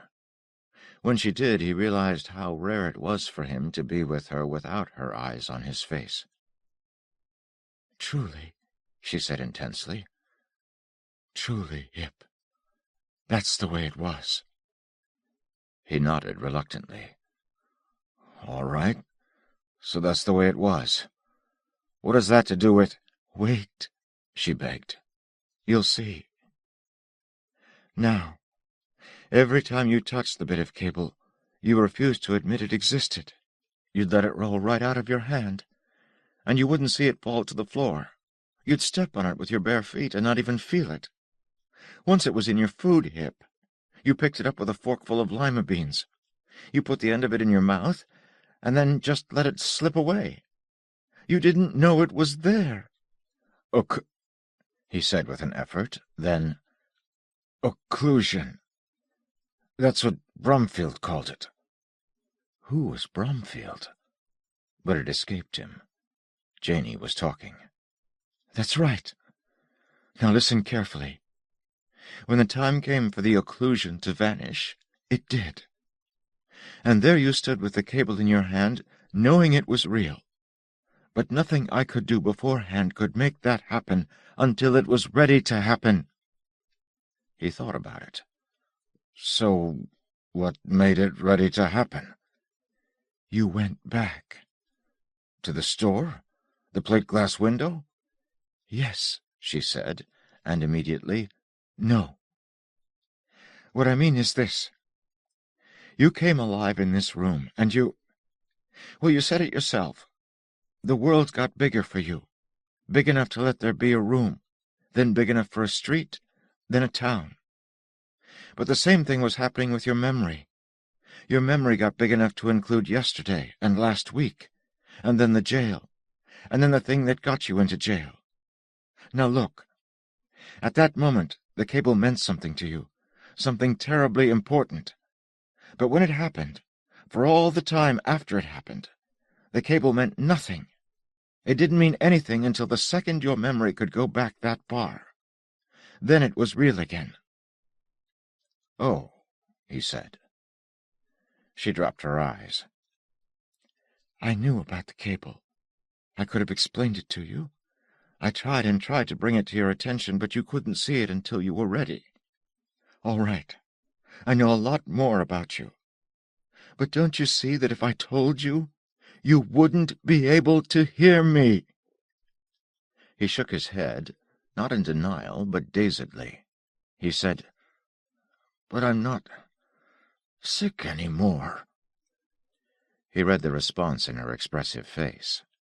He said faintly, "Am I?" And then anger curled and kicked inside him. "Come on now," he growled. "You don't mean to tell me I'd suddenly get deaf if you told me where I went to high school?" Of course not, she said impatiently. It's just that it wouldn't mean anything to you. It wouldn't relate. She bit her lip in concentration. Here's one. You mentioned Bromfield a half-dozen times. Who? Bromfield? I have not. She looked at him narrowly. Hip, you have. You mentioned him not 10 minutes ago. Did I? He thought. He thought hard. Then he opened his eyes wide. By God, I did. All right. Who is he? What was he to you? Who? Hip, she said sharply. I'm sorry, he said. I guess I'm a little mixed up. He thought again, hard, trying to recall the entire sequence, every word. At last, Bromfield, he said with difficulty. It will hardly stay with you. Well, it's a flash from a long way back. It won't mean anything to you until you go back that far and get it. Go back? Go back how? Haven't you been going back and back? From being sick here to being in jail to getting arrested, and just before that, to your visit to that house? Think about that, Hip. Think about why you went to the house. He made an impatient gesture. I don't need to. Can't you see? I went to that house because I was searching for something. What was it? Oh, children. Some children who could tell me where the half-wit was. He leapt up, laughed. You see? The half-wit. I remembered. I'll remember it all, you'll see. The half-wit. I've been looking for him for years, forever. I forget why, but, he said, his voice strengthening, that doesn't matter any more now. What I'm trying to tell you is that I don't have to go all the way back. I've done all I need to do. I'm back on the path. Tomorrow I'm going to that house and get that address, and then I'll go to wherever that is and finish what I started out to do in the first place when I lost the— He faltered, looked around bemusedly, spied the tubing lying on the chair arm, snatched it up. This, he said triumphantly. It's part of the— Oh, damn it! She waited until he had calmed down enough to hear her. She said, You see? See what? He asked brokenly, uncaring, miserable. "If you go out there tomorrow, you'll walk into a situation you don't understand, for reasons you can't remember, asking for someone you can't place, in order to go find out something you can't conceive of." "But," she admitted, "you are right, Hip. You can do it." "If I did," he said, "it would all come back." She shook her head. He said harshly, "You know everything, don't you?" "Yes, Hip." "Well, I don't care. I'm going to do it anyway." She took one deep breath. "You'll be killed." "What?" "If you go out there, you will be killed," she said distinctly. "Oh, Hip, haven't I been right so far? Haven't I? Haven't you gotten back a lot already? Really gotten it back, so it doesn't slip away from you?" Agonized, he said, "You tell me I can walk out of here tomorrow and find whatever it is I've been living for, and you tell me it'll kill me if I do? What do you want from me? What are you trying to tell me to do?" "Just keep on," she pleaded. "Just keep on with what you've been doing." "For what?" he raged. "Go back and back? Go farther away from the thing I want? What good will—" "Stop it," she said sharply. To his own astonishment, he stopped. "You'll be biting holes in the rug in a minute," she said gently, and with a gleam of amusement. "That won't help." He fought against her amusement, but it was irresistible. He let it touch him and thrust it away, but it had touched him. He spoke more quietly. "You're telling me I mustn't ever find the half-wit and the whatever it is?" "Oh," she said, her whole heart in her reflection. "Oh, no, Hip, you'll find it. Truly you will. But you have to know what it is. You have to know why." "How long will it take?" She shook her head soberly. "I don't know." "I can't wait. Tomorrow—" He jabbed a finger at the window. The dark was silvering. The sun was near, pressing it away. "Today, you see? Today I could go there. I've got to. You understand how much it means, how long I've been—" His voice trailed off. Then he whirled on her. "You say I'll be killed. I'd rather be killed, there with it in my hands. It's what I've been living for anyway." She looked up at him tragically. "Hip." "No," he snapped. "You can't talk me out of it." She started to speak, stopped, bent her head. Down she bent to hide her face on the bed. He strode furiously up and down the room, then stood over her. His face softened. "Janie," he said, "help me." She lay very still. He knew she was listening. He said, "If there's danger, if something is going to try to kill me, tell me what. At least let me know what to look for." She turned her head, faced the wall so he could hear her but not see her. In a labored voice she said, "I didn't say anything will try to kill you. I said you would be killed." He stood over her for a long time. Then he growled, "All right. I will. Thanks for everything, Janie. You better go home." She crawled off the bed slowly, weakly, as if she had been flogged. She turned to him with such a look of pity and sorrow in her face that his heart was squeezed. But he set his jaw, looked toward the door, moved his head toward it. She went, not looking back, dragging her feet. It was more than he could bear. but he let her go. The bedspread was lightly rumpled. He crossed the room slowly and looked down at it. He put out his hand, then fell forward and plunged his face into it.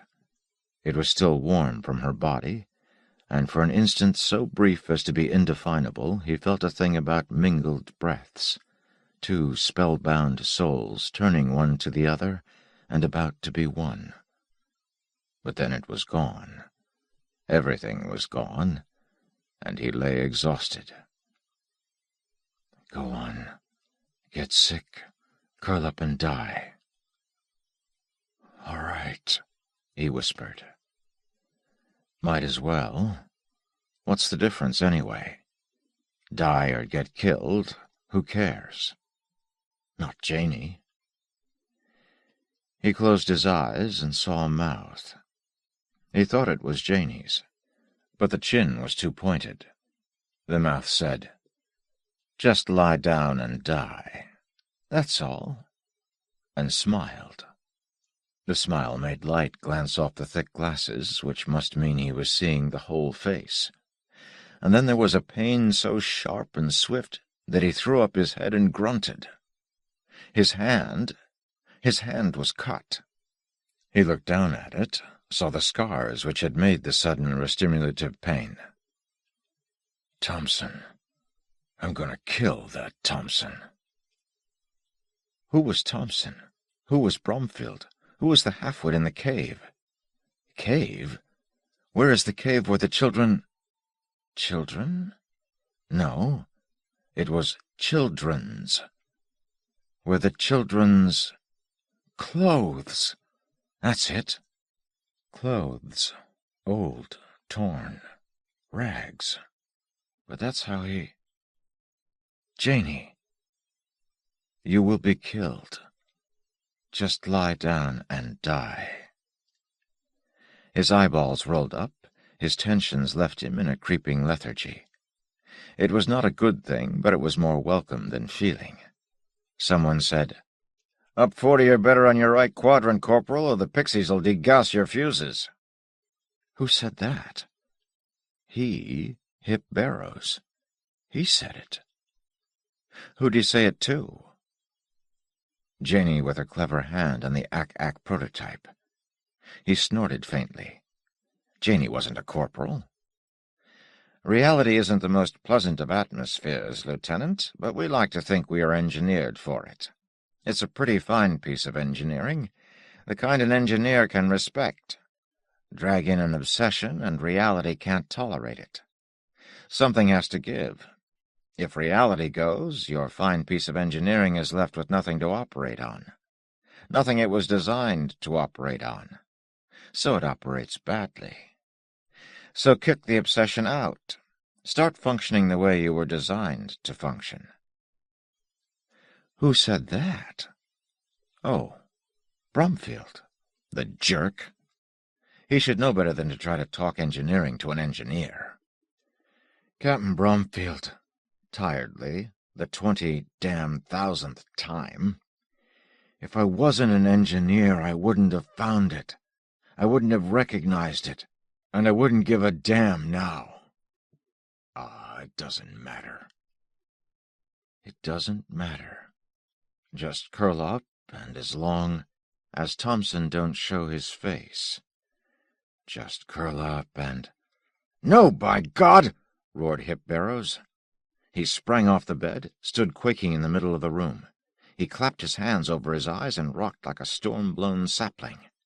He might be all mixed up. Bromfield's voice, Thompson's face, a cave full of children's clothes, Janey who wanted him killed.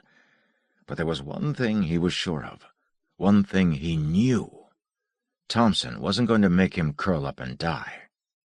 Janey had rid him of that one. He whimpered as he rocked. Janey. Janey didn't want him to die. Janey didn't want him killed. What's the matter here? Janey just wants... Go back. Take time. He looked at the brightening window. Take time? Why, maybe today he could get that address and see those children and find the half-wit and... Well, Find him, anyway. That's what he wanted, wasn't it? Today. Then by God he'd show Bromfield who had an obsession. If he lived, he'd show Bromfield. But no. What Janey wanted was to go the other way. Go back. For how long? More hungry years. Nobody believes you. No one helps. You hunt and hunt, starve and freeze, for a little clue and another to fit it. The address that came from the house with the porte-cochere, which came from the piece of paper and the children's clothes, which were in the cave, he said aloud. He stopped rocking, straightened. He had found the cave. And in the cave were children's clothes, and among them was the dirty little scrawled-up piece of paper, and that had led him to the porte-cochere house right here in town. Another step backward, a big one, too. He was deeply certain of that, because it was the discovery in the cave that had really proved he had seen what Bromfield claimed he had not seen. He had a piece of it. He snatched it up and bent it and squeezed it. Silvery, light, curiously woven. The piece of tubing. Of course, of course! The piece of tubing had come from the cave, too. Now he had it. A deep excitement began to grow within him. She'd said, "Go back," and he had said, "No, it takes too long." How long for this step, this rediscovery of the cave and its treasures? He glanced at the window. It couldn't have been more than 30 minutes, 40 at the outside. Yes, and while he was all messed up, exhausted, angry, guilty, hurt. Suppose he tried this going-back business head-on, rested, fed with all his wits about him, with Janey to help? He ran to the door, threw it open, bounded across the hall, shoved the opposite door open. "Janey, listen," he said, wildly excited. "Oh, Janey—" and his voice was cut off in a sharp gasp. He skidded to a stop 6 feet into the room, his feet scurrying and slipping, trying to get him back out into the hall again, shut the door. "I beg your... excuse me," he bleated out of the shock which filled him. His back struck the door, slammed it. He turned hysterically, pawed it open, and dove outside. God, he thought, I wish she'd told me. He stumbled across the hall to his own room, feeling like a gong which had just been struck. He closed and locked his door and leaned against it. Somewhere he found a creaky burst of embarrassed laughter, which helped. He half-turned to look at the panels of his locked door, drawn to them against his will. He tried to prevent his mind's eye from going back across the hall and through the other door. He failed. He saw the picture of it again, vividly, and again he laughed, hot-faced and uncomfortable. "She should have told me," he muttered. His bit of tubing caught his eye, and he picked it up and sat down in the big chair. It drove the embarrassing moment away, brought back the greater urgency. He had to see Janey, talk with her. Maybe it was crazy, but she'd know. Maybe they could do the going-back thing fast, really fast, so fast that he could go find that half-wit today after all. It was probably hopeless. But Janey'd know. Wait, then. She'd come when she was ready. She had to. He lay back, shoved his feet as far out as they would go, tilted his head back until the back of the chair snugged into the nape of his neck. Fatigue drifted and grew within him like a fragrant smoke, clouding his eyes and filling his nostrils. His hands went limp, his eyes closed. Once he laughed, a small, foolish snicker. But the picture didn't come clear enough or stay long enough to divert him from his deep, healthy plunge into sleep. Bup, bup, bup, bup, bup, bup, bup, bup. 50s, he thought, way off in the hills.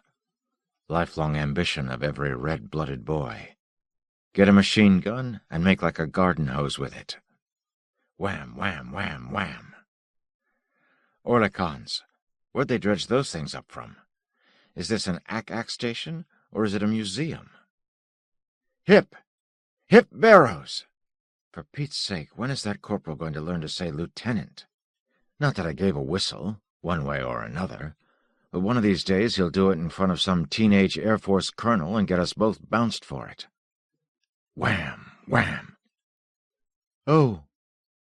Hip!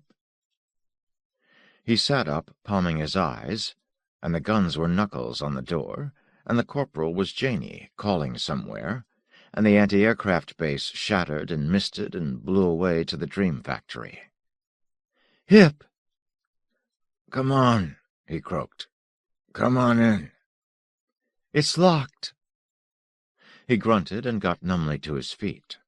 Sunlight poured in through the curtains. He reeled to the door and opened it. His eyes wouldn't track, and his teeth felt like a row of cigar butts. Oh, Hip! Over her shoulder he saw the other door, and he remembered.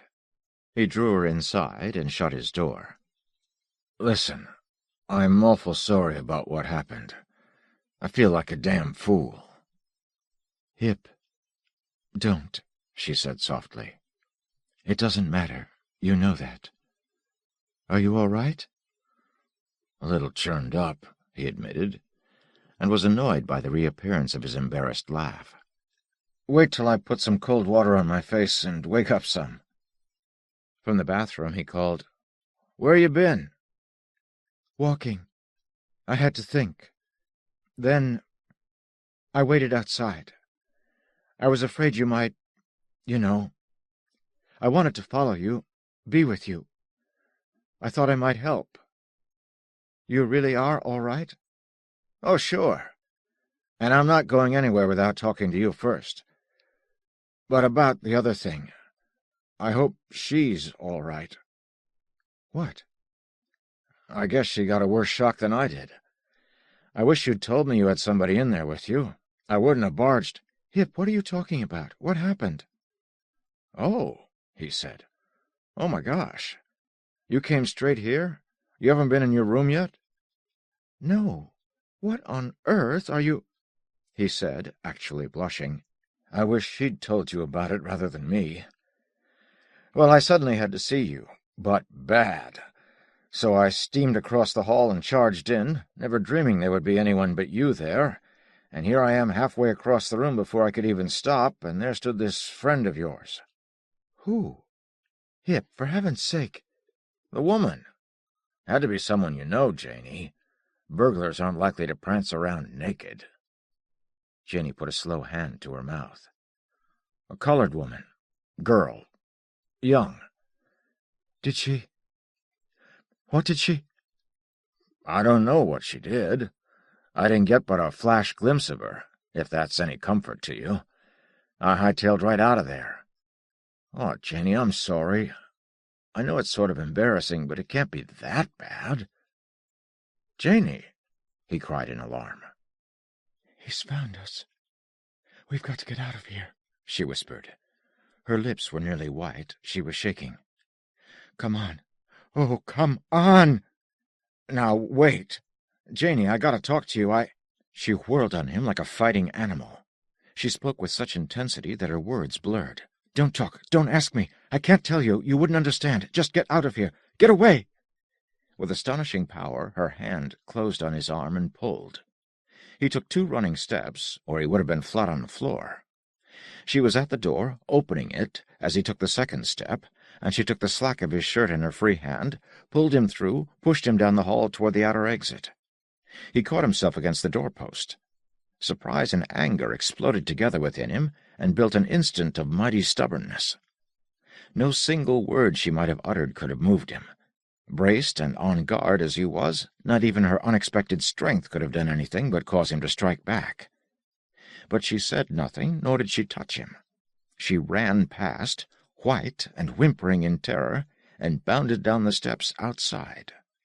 He did the only thing his body would do, without analysis or conscious decision. He found himself outside, running a little behind her. "Janey! Taxi!" she screamed. The cab had barely begun to slow down when she had the door open. He fell in after her. "Go on," said Janey to the driver, and knelt on the seat to peer through the rear window. "Go where?" gasped the driver. "Just go! Hurry!" Hip joined her at the window. All he could see was a dwindling house front, one or two gaping pedestrians. What was it? What happened? She simply shook her head. What was it? He insisted. The place going to explode or something? Again she shook her head. She turned away from the window and cowered into the corner. Her white teeth scraped and scraped at the back of her hand. He reached out and gently put it down. She let him. Twice more he spoke to her, but she would not answer except to acknowledge it, and that only by turning her face slightly away from him each time. He subsided at last, sat back, and watched her. Just outside of town, where the highway forks, the driver asked timidly, "Which way?" And it was Hip who said, "Left." Janie came out of herself enough to give him a swift, grateful glance and sank out of sight behind her face. At length there was a difference in her, in some inexplicable way, though she still sat numbly staring at nothing. He said quietly, "Better?" She put her eyes on him, and, appreciably later, her vision. A rueful smile plucked at the corners of her mouth. "Not worse, anyway." "Scared," he said. She nodded. "Me too," he said, his face frozen. She put her hand on his arm. "Oh, Hip, I'm sorry. I'm more sorry than I can say. I didn't expect this. Not so soon. And I'm afraid there isn't anything I can do about it now." "Why?" "I can't tell you." "You can't tell me? Or you can't tell me yet?" She said carefully, "I told you what you'd have to do. Go back and back. Find all the places you've been and the things that happened right to the beginning. You can do it, given time." The terror was in her face again, and turned to a sadness. "But there isn't any more time." He laughed almost joyfully. "There is." He seized her hand. "This morning I found the cave. That's 2 years back, Janie. I know where it is. What I found there. Some old clothes, children's clothes, an address, the house with the porte-cochere, and my piece of tubing. The one thing I ever saw that proved I was right in searching for... Well," he laughed, "that's the next step backward. The important thing is that I found the cave, the biggest step yet. I did it in 30 minutes or so, and I did it without even trying. Now I'll try. You say we have no more time? Well, maybe not weeks, maybe not days. Do we have a day, Janie? Half a day?" Her face began to glow. "Perhaps we have," she said. "Perhaps—" "Driver! This will do." It was she who paid the driver. He did not protest it. They stood at the town limits, a place of open, rolling fields, barely penetrated by the cilia of the urban animal. Here a fruit stand, there a gas station, and across the road some 2 new dwellings of varnished wood and obtrusive stucco. She pointed to the high meadows. "We'll be found," she said flatly, "but up there we'll be alone. And if anything comes, we can see it coming." On a knoll in the foothills, in a green meadow where the regrowth barely cloaked the yellow stubble of a recent mowing, they sat facing one another, where each commanded half a horizon. The sun grew high and hot, and the wind blew, and a cloud came and went. Hip Barrows worked. Back and back he worked. And Janie listened, waited, and all the while she watched, her clear, deep eyes flicking from side to side over the open land. Back and back. Dirty and mad, Hip Barrows had taken nearly 2 years to find the house with the porte-cochere, for the address had a number, and it had a street, but no town, no city. It took 3 years from the insane asylum to the cave. A year to find the insane asylum from the county clerk's office. 6 months to find the county clerk from the day of his discharge. From the birth of his obsession until they threw him out of the service, another 6 months. 7 plodding years from starch and schedules, promise and laughter, to a dim, guttering light in a jail cell. 7 years snatched away. 7 years wingless and falling. Back through the 7 years he went until he knew what he had been before they started. It was on the anti-aircraft range that he found an answer, a dream, and a disaster. Still young, still brilliant as ever, but surrounded by puzzling rejection, Lieutenant Barrows found himself with too much spare time, and he hated it. The range was small, in some respects merely a curiosity, a museum, for there was a good deal of obsolete equipment. The installation itself, for that matter, was obsolete in that it had been superseded years ago by larger and more efficient defense nets, and was now part of no system. But it had a function in training gunners and their officers, radar men and technicians. The lieutenant, in one of his detested idle moments, went rummaging into some files and came up with some years-old research figures on the efficiency of proximity fuses, and some others on the minimum elevations at which these ingenious missiles, with their fist-sized radar transmitters, receivers, and timing gear, might be fired. It would seem that AC officers would much rather knock out a low-flying plane than have their sensitive shells pre-detonated by an intervening treetop or power pole. Lieutenant Barrows's eye, however, was one of those which pick up mathematical discrepancies, however slight, with the accuracy of the Toscanini ear for pitch. A certain quadrant in a certain sector in the range contained a tiny area over which passed more dud shells than the law of averages should respectably allow. A high dud barrage or 2 or 3, perhaps, over a year might indicate bad quality control in the shells themselves. But when every flight of low-elevation prox shells over a certain point either exploded on contact or not at all, the revered law was being broken. The scientific mind recoils at law-breaking of this sort, and will pursue a guilty phenomenon as grimly as ever society hunted its delinquents. What pleased the lieutenant most was that he had here an exclusive. There had been little reason for anyone to throw great numbers of shells at low elevations anywhere. There had been less reason to do so over the area in question. Therefore it was not until Lieutenant Barrows hunted down and compared 100 reports spread over a dozen years that anyone had had evidence enough to justify an investigation. But it was going to be his investigation. If nothing came of it, nothing need be said. If, on the other hand, it turned out to be important, he could, with immense modesty and impressive clarity, bring the matter to the attention of the colonel, and perhaps then the colonel might be persuaded to revise his opinion of ROTC lieutenants. So he made a field trip on his own time and discovered an area wherein, to varying degrees, his pocket voltmeter would not work properly. And it dawned on him that what he had found was something which inhibited magnetism.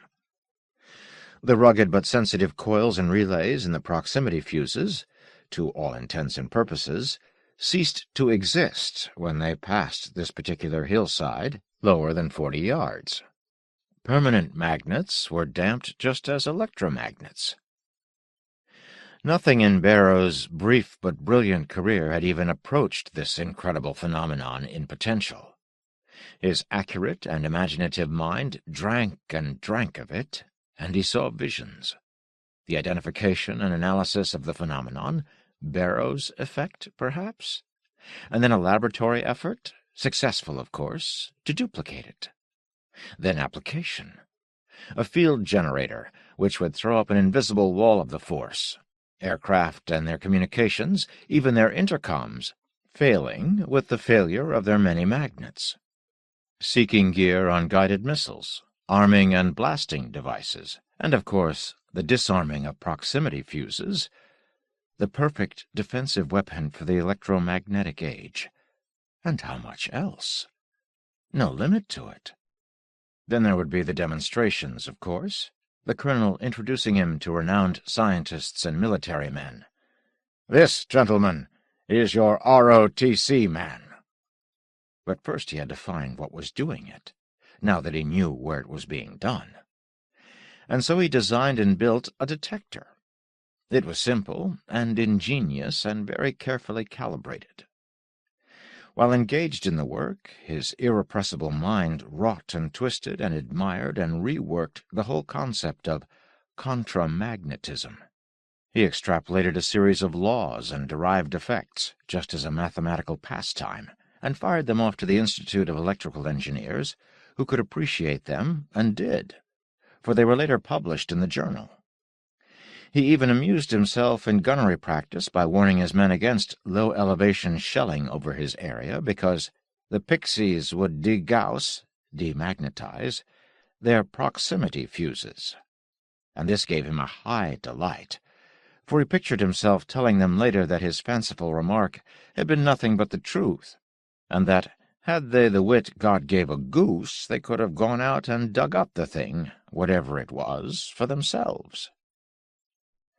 At last he finished his detector. It involved a mercury switch and a solenoid and a variable power supply, and would detect the very slightest changes in the field of its own magnet.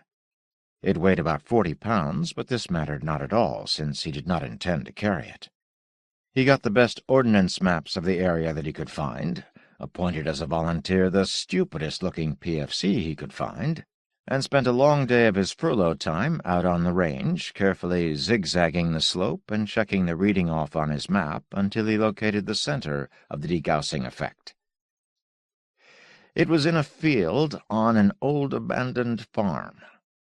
In the middle of the field was an ancient truck in the last stages of oxidation.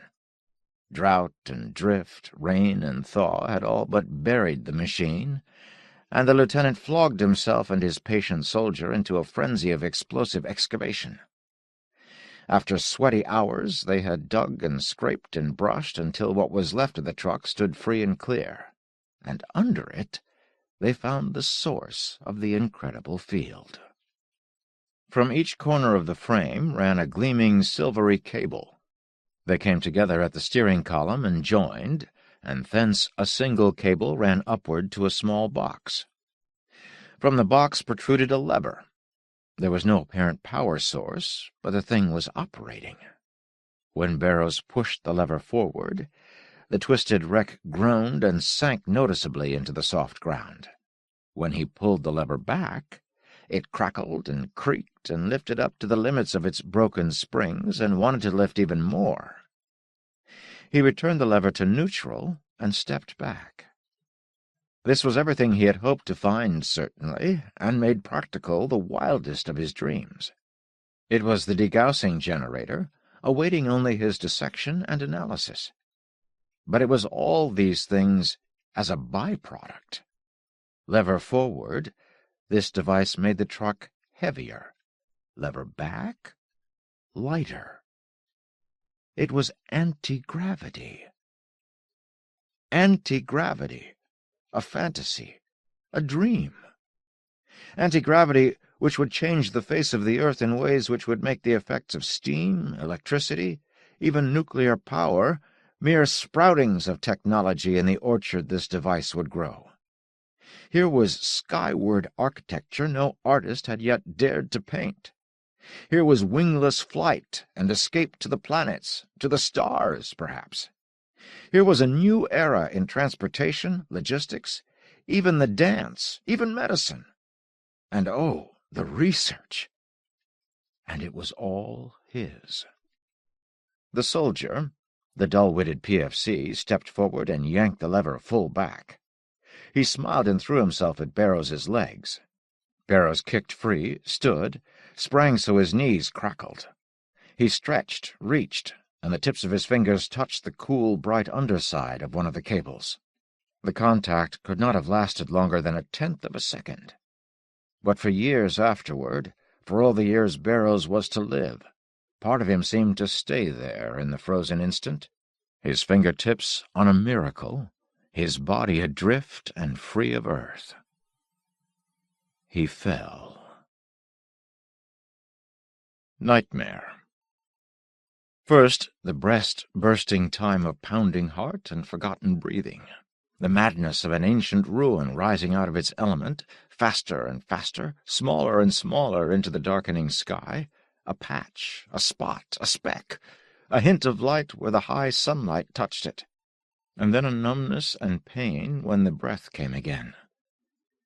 From somewhere the pressure of laughter, from somewhere else a fury to hate it and force it down.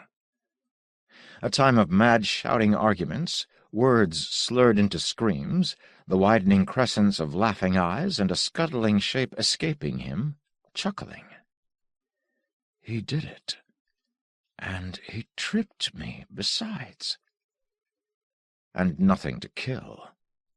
Racing into the growing dark, and nothing there. Pound of feet, and fire in the guts, and flame in the mind. Falling, hammering the uncaring sod. The lonely return to the empty, so very empty hole in the ground. Stand in it and yearn upward for the silver cables you will never see again. A yellow-red eye staring. Bellow and kick. The detector rising too, but only so high. Turning over and over, smashed, the eye blind.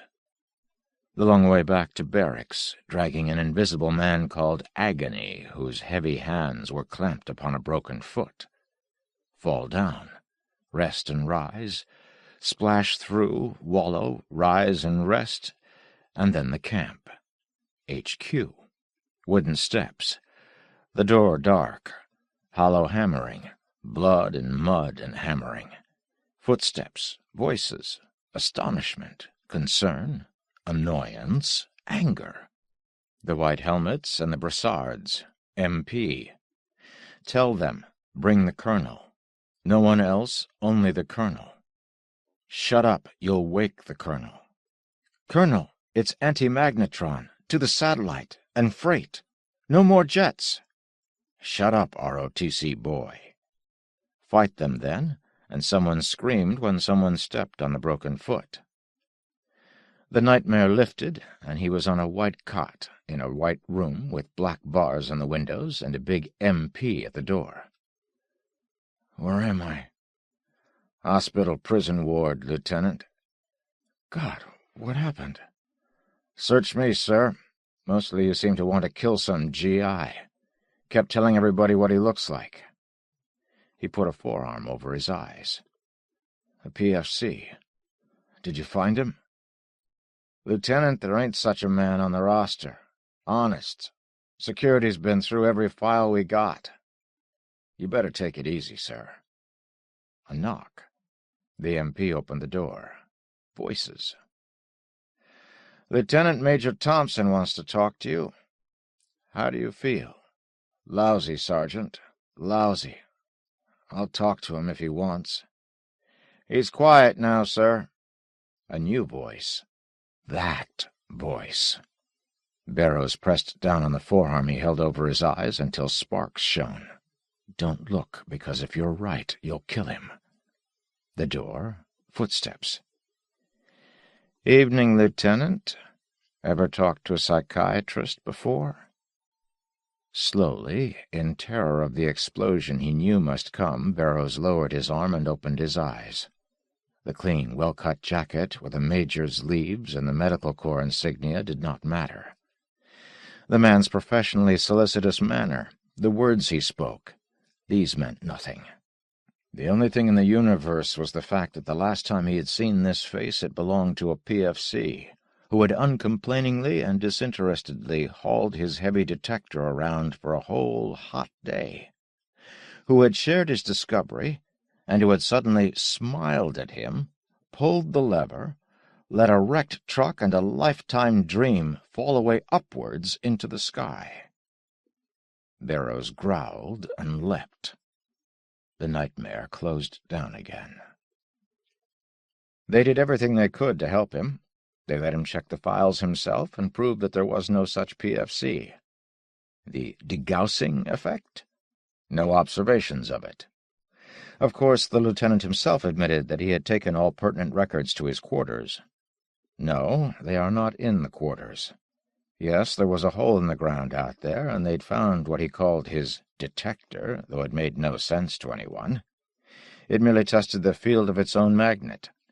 As to Major Thompson, we have witnesses who can prove he was in the air on his way here when it happened. If the lieutenant would only rid himself of the idea that Major Thompson is the missing PFC, we'd get along much better. He isn't, you know. He couldn't be. But of course, Captain Bromfield might be better for you at that. I know what I did. I know what I saw. I'll find that device or whoever made it, and I'll kill that Thompson. Bromfield was a good man, and heaven knows he tried. But the combination in the patient of high observational talent and years of observational training would not accept the denial of its own data. When the demands for proof had been exhausted, and the hysterical period was past, and the melancholia and finally the guarded superficial equilibrium was reached, they tried facing him with the Major. He charged, and it took 5 men to protect the Major. These brilliant boys, you know, they crack. So they kept him a while longer, satisfying themselves that Major Thompson was the only target. Then they wrote the Major a word of warning, and they kicked the lieutenant out. Too bad, they said. The first 6 months was a bad dream. He was still full of Captain Bromfield's fatherly advice, and he tried to get a job and stay with it until this adjustment the captain talked about should arrive. It didn't.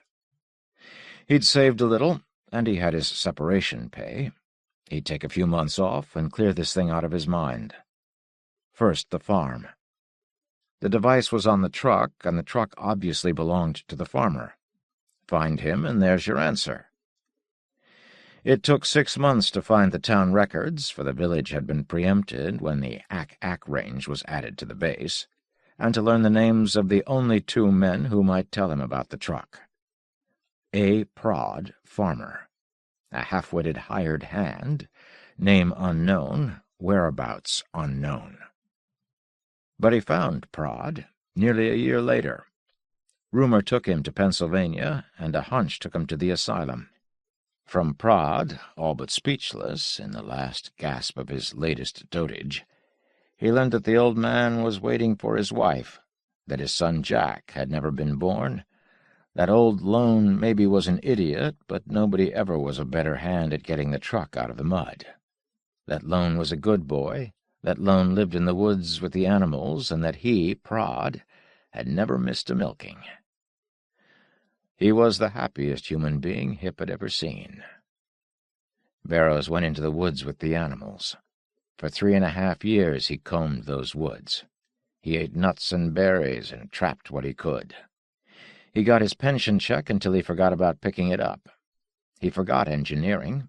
He very nearly forgot his name. The only thing he cared to know was that to put such a device on such a truck was the act of an idiot, and that this Lone was a half-wit. He found the cave, some children's clothes, and a scrap of the silvery cable. An address. He found the address. He learned where to find the children. But then he ran into Thompson. And Janey found him. 7 years. It was cool where he lay, and under his head was a warm pillow, and through his hair strayed a gentling touch. He was asleep, or he had been asleep. He was so completely exhausted, used, drained, that sleeping and waking were synonymous anyway, and it didn't matter. Nothing mattered. He knew who he was, who he had been. He knew what he wanted and where to find it. And find it he would when he had slept. He stirred happily, and the touch in his hair ceased and moved to his cheek where it patted him. In the morning, he thought comfortably, I'll go see my half-wit. But you know what? I think I'll take an hour off just remembering things. I won the sack race at the Sunday school picnic, and they awarded me a khaki handkerchief. I caught 3 pike before breakfast at the scout camp, trolling, paddling the canoe and holding the fishing line in my teeth. The biggest of the fish cut my mouth when he struck. I hate rice pudding. I love Bach and liverwurst and the last 2 weeks in May, and deep, clear eyes like... "Janie?" "I'm here." He smiled and snuggled his head into the pillow and realized it was Janie's lap. He opened his eyes. Janie's head was a black cloud in a cloud of stars. A darker night in nighttime. "Nighttime?" "Yes," she whispered. "Sleep well?" He lay still, smiling, thinking of how well he had slept. "I didn't dream because I knew I could." "I'm glad." He sat up. She moved cautiously. He said, "You must be cramped up in knots." "It's all right," she said. "I like to see you sleep like that." "Let's go back to town." "Not yet. It's my turn, Hip. I have a lot to tell you." He touched her. "You're cold. Won't it wait?" "No. Oh, no. You've got to know everything before we're found." "He? Who's he?" She was quiet a long time. Hip almost spoke and then thought better of it. And when she did talk, she seemed so far from answering his question that he almost interrupted. But again he quelled it, letting her lead matters in her own way, in her own time. She said, "You found something in a field. You had your hands on it just long enough to know what it was, what it could mean to you and to the world. And then the man who was with you, the soldier, made you lose it. Why do you suppose he did that?" "He was a clumsy, brainless bastard." She made no immediate comment, but went on. "The medical officer they sent in to you, a major, looked exactly like that PFC to you." "They proved otherwise." He was close enough to her to feel the slight movement in the dark as she nodded. "Proof? The men who said they were with him in a plane all afternoon. Now, you had a sheaf of files which showed a perturbation of some sort which affected proximity fuses over a certain area. What happened to them?" "I don't know. My room was locked, as far as I know, from the time I left that day until they went to search it." "Did it ever occur to you that those 3 things, the missing PFC, the missing files, and the resemblance of the Major to the PFC, were the things which discredited you?" "That goes without saying. I think if I could have straightened out any one or any 2 of those 3 things, I wouldn't have wound up with that obsession." "All right. Now think about this.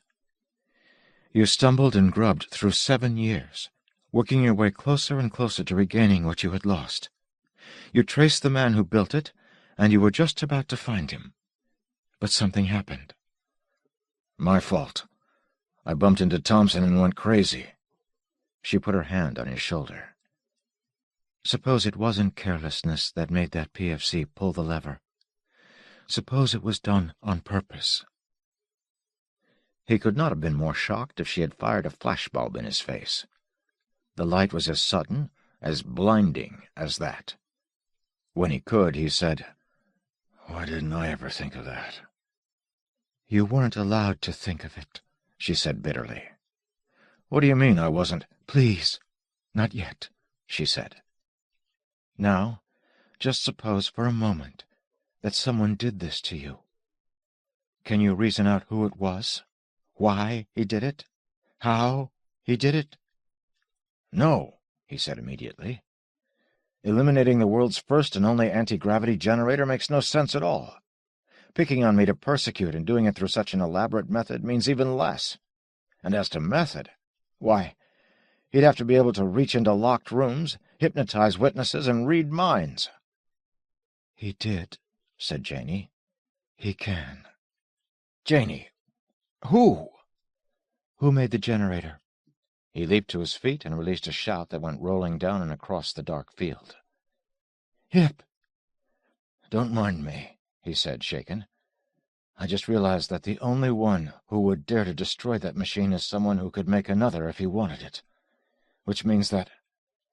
Oh, my God! The soldier and the half-wit, and maybe Thompson... Yes, Thompson. He's the one made me get jailed when I was just about to find him again. They're all the same. Why didn't I ever think of that before?" "I told you. You weren't allowed."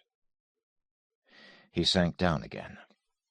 In the east, dawn hung over the hill like the loom of a hidden city.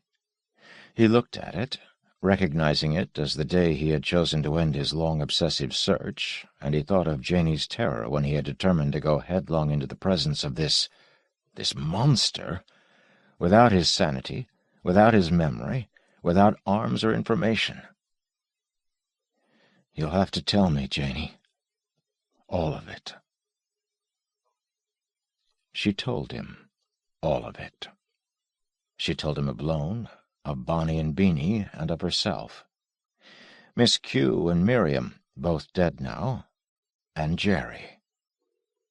She told how they had moved after Miss Q was killed, back into the woods where the old Q mansion hid and brooded, and how for a time they were very close. And then... Jerry got ambitious for a while and decided to go through college, which he did. It was easy. Everything was easy. He's pretty unremarkable looking when he hides those eyes of his behind glasses, you know. People don't notice. He went through medical school, too, and psych. "You mean he really is a psychiatrist?" asked Hip. He is not. He just qualifies by the book. There's quite a difference. He hid in crowds. He falsified all sorts of records to get into school. He was never caught at it because all he had to do with anyone who was investigating him was to give them a small charge of that eye of his, and they'd forget. He never failed any exam as long as there was a men's room he could go to. "A what? Men's room?" "That's right." She laughed. "There was hell to pay one time. See, he'd go in and lock himself in a booth and call Bonnie or Beanie. He'd tell them where he was stumped, and they'd whip home and tell me, and I'd get the answer from Baby, and they'd flash back with the information, all in a few seconds. So one fine day another student heard Jerry talking and stood up in the next booth and peeked over. You can imagine. Bonnie and Beanie can't carry so much as a toothpick with them when they teleport, let alone clothes." Hip clapped a hand to his forehead. "What happened?" "Oh, Jerry caught up with the kid. He'd charged right out of there, yelling that there was a naked girl in the John. Half of the student body dove in there.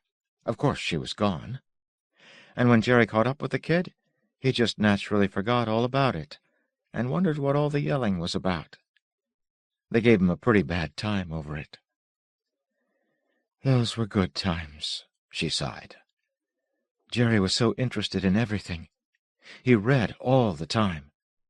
He was at Baby all the time for information. He was interested in people and books and machines and history and art, everything. I got a lot from it. As I say, all the information cleared through me. But then Jerry began to, I was going to say get sick, but that's not the way to say it." She bit her lip thoughtfully. "I'd say from what I know of people that only two kinds are really progressive, really dig down and learn, and then use what they learn. A few are genuinely interested. Maybe they're just built that way. But the great majority want to prove something. They want to be better, richer. They want to be famous or powerful or respected. With Jerry, the second operated for a while. He'd never had any real schooling, and he'd always been a little afraid to compete. He had it pretty rough when he was a kid. Ran away from an orphanage when he was 7 and lived like a sewer rat until Lone picked him up. So it felt good to get honors in his classes and make money with a twist of his wrist any time he wanted it.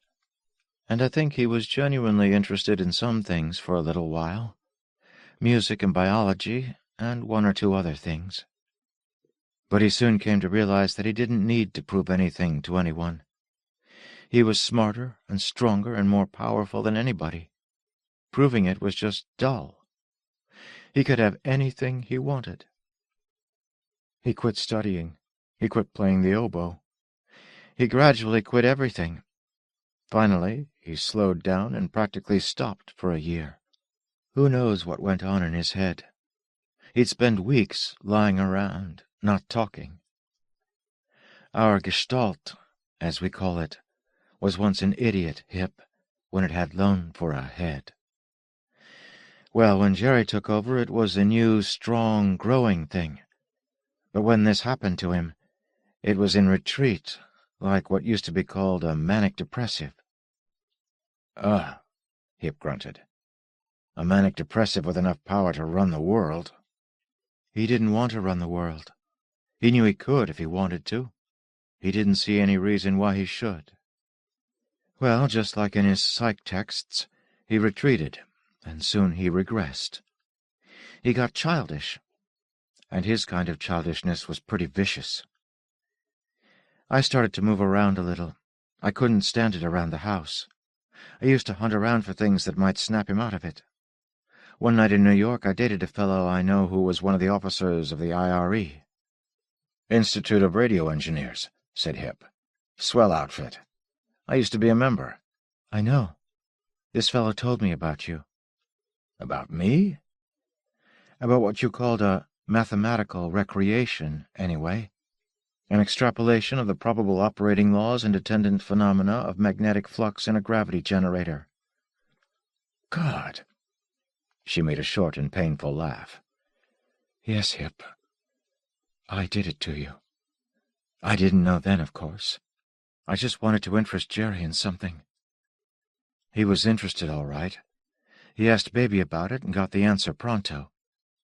You see, Lone built that thing before Jerry came to live with us. We'd forgotten about it pretty much. Forgotten? A thing like that? Look, we don't think like other people. You don't, he said thoughtfully, and why should you?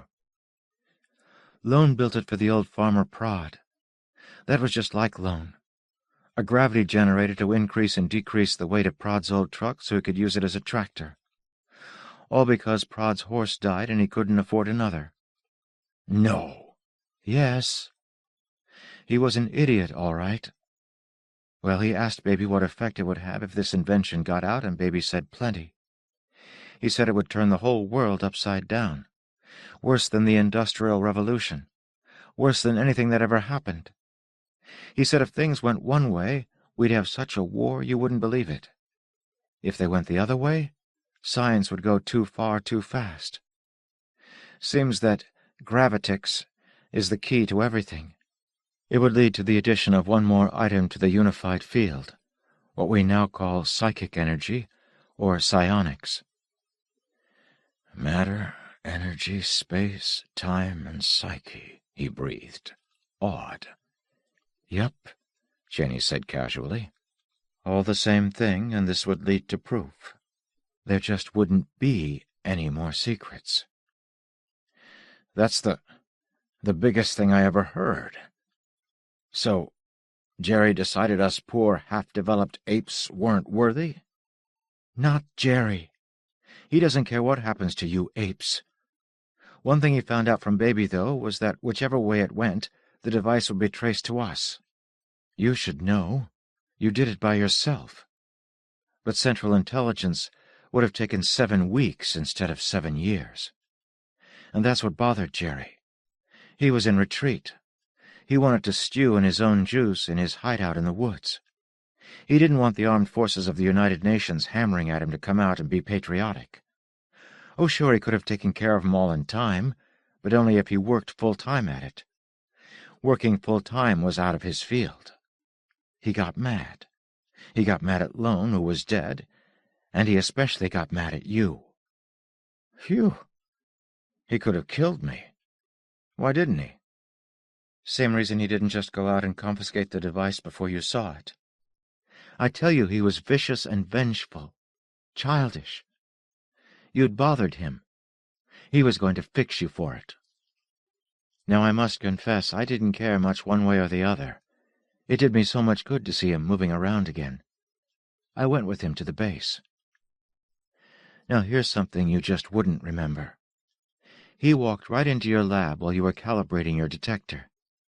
He looked you once in the eye and walked out again with all the information you had, plus the fact that you meant to take it out and locate the device, and that you intended to, what was your phrase? Appoint a volunteer. I was a hotshot in those days, Hip said ruefully. She laughed. You don't know. You just don't know. Well, out you came with that big, heavy instrument on a strap. I saw you, Hip. I can still see you. Your pretty tailored uniform, the sun in your hair. I was 17. Jerry told me to lift a PFC shirt quick. I did, out of the barracks. I didn't know a 17-year-old could get in and out of the barracks with a whole skin. Not a female-type 17-year-old. I didn't go in, she said. Hip shouted in sheer surprise as his own shirt was wrenched and twisted. The tails flew up from under his belt and flapped wildly in the windless dawn. "Don't do that!" he gasped. "Just making a point," she said, twinkling. "Jerry put on the shirt and leaned against the fence and waited for you. You marched right up to him and handed him the detector. 'Come on, soldier,' you said. 'You just volunteered for a picnic. You carry the lunch.' What a little stinker I was. I didn't think so. I was peeping out from behind the MP shack. I thought you were sort of wonderful. I did, Hip." He half laughed. "Go on. Tell me the rest." "You know the rest. Jerry flashed Bonnie to get the files out of your quarters. She found them and threw them down to me. I burned them. I'm sorry, Hip. I didn't know what Jerry was planning." "Go on." "Well, that's it. Jerry saw to it that you were discredited. Psychologically, it had to be that way. You claimed the existence of a PFC no one had ever seen. You claimed he was the psychiatrist, a real danger sign, as any graduate medic knows. You claimed files, facts, and figures to back you up, and they couldn't be traced. You could prove that you'd dug something up, but there was nothing to show what it might have been. But most of all, you had a trained scientist's mind, in full possession of facts which the whole world could prove weren't so, and did. Something had to give." "Cute," murmured Hip from deep in his chest. "And just for good measure," said Janey with some difficulty, "he handed you a post-hypnotic command which made it impossible for you to relate him either as Major Thompson, psychiatrist, or as the PFC, to the device. When I found out what he'd done, I tried to make him help you. Just a little. He just laughed at me. I asked Baby what could be done. He said nothing. He said only that the command might be removed by a reverse abreaction." "What in time is that?" "Moving backward, mentally, to the incident itself. Abreaction is the process of reliving in detail an event. But you were blocked from doing that because you'd have to start from the administration of the command. That's where the incident started. And the only way would be to immobilize you completely, not tell you why, and unpeel all subsequent events one by one until you reached the command. It was a from-now-on command, like all such. It couldn't stop you when you were traveling in reverse. And how was I ever going to find you and immobilize you without letting you know why?" "Holy smoke," Hip said boyishly. "This makes me feel kind of important. A guy like that taking all that trouble." "Don't flatter yourself," she said acidly. Then, "I'm sorry, Hip. I didn't mean that the way it sounded. It was no trouble for him. He swatted you like a beetle. He gave you a push and forgot all about you." Hip grunted. "Thank you." "He did it again," she said furiously. "There you were, 7 good youthful years shot, your good engineer's mind gone, with nothing left but a starved, dirty frame and a numb obsession that you are incapable of understanding or relieving. Yet, by heaven, you had enough of whatever it is that makes you what you are, to drag through those 7 years, picking up the pieces until you were right at his doorstep. When he saw you coming, it was an accident. He happened to be in town. He knew immediately who you were and what you were after. When you charged him, he diverted you into that plate-glass window with just a blink of those rotten, poison eyes of his. "Hey," he said gently. "Hey, Janie, take it easy." "Makes me mad," she whispered, dashing her hand across her eyes. She tossed her hair back, squared her shoulders. "He sent you flying into the window, and at the same time gave you that curl up and die command. I saw it. I saw him do it. So rotten." She said, in a more controlled tone, "Maybe if it was the only one, I could have forgotten it. I never could have approved it, but I once had faith in him. You've got to understand. We're a part of something together, Jerry and I and the kids.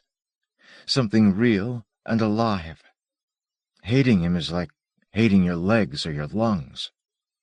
It says in the good book, "If thine eye offend thee, pluck it out and cast it from thee. If thy right hand—" "Yes, your eye, your hand," she cried. "Not your head." She went on, "But yours wasn't the only case. Did you ever hear that rumor about the fusion of element 83? A fairy tale. Bismuth won't play those games. I remember vaguely some crazy guy called Klackenhorst."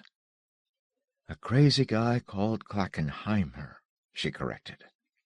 "Jerry got into one of his bragging phases and let go with a differential he shouldn't have mentioned. Clack picked it up. He fusioned bismuth, all right, and Jerry got worried. A thing like that would make too much of a splash, and he was afraid he'd be bothered by a mob of people who might trace him. So he got rid of poor old Clack." "Klackenheimer died of cancer," snorted Hip. She gave him a strange look.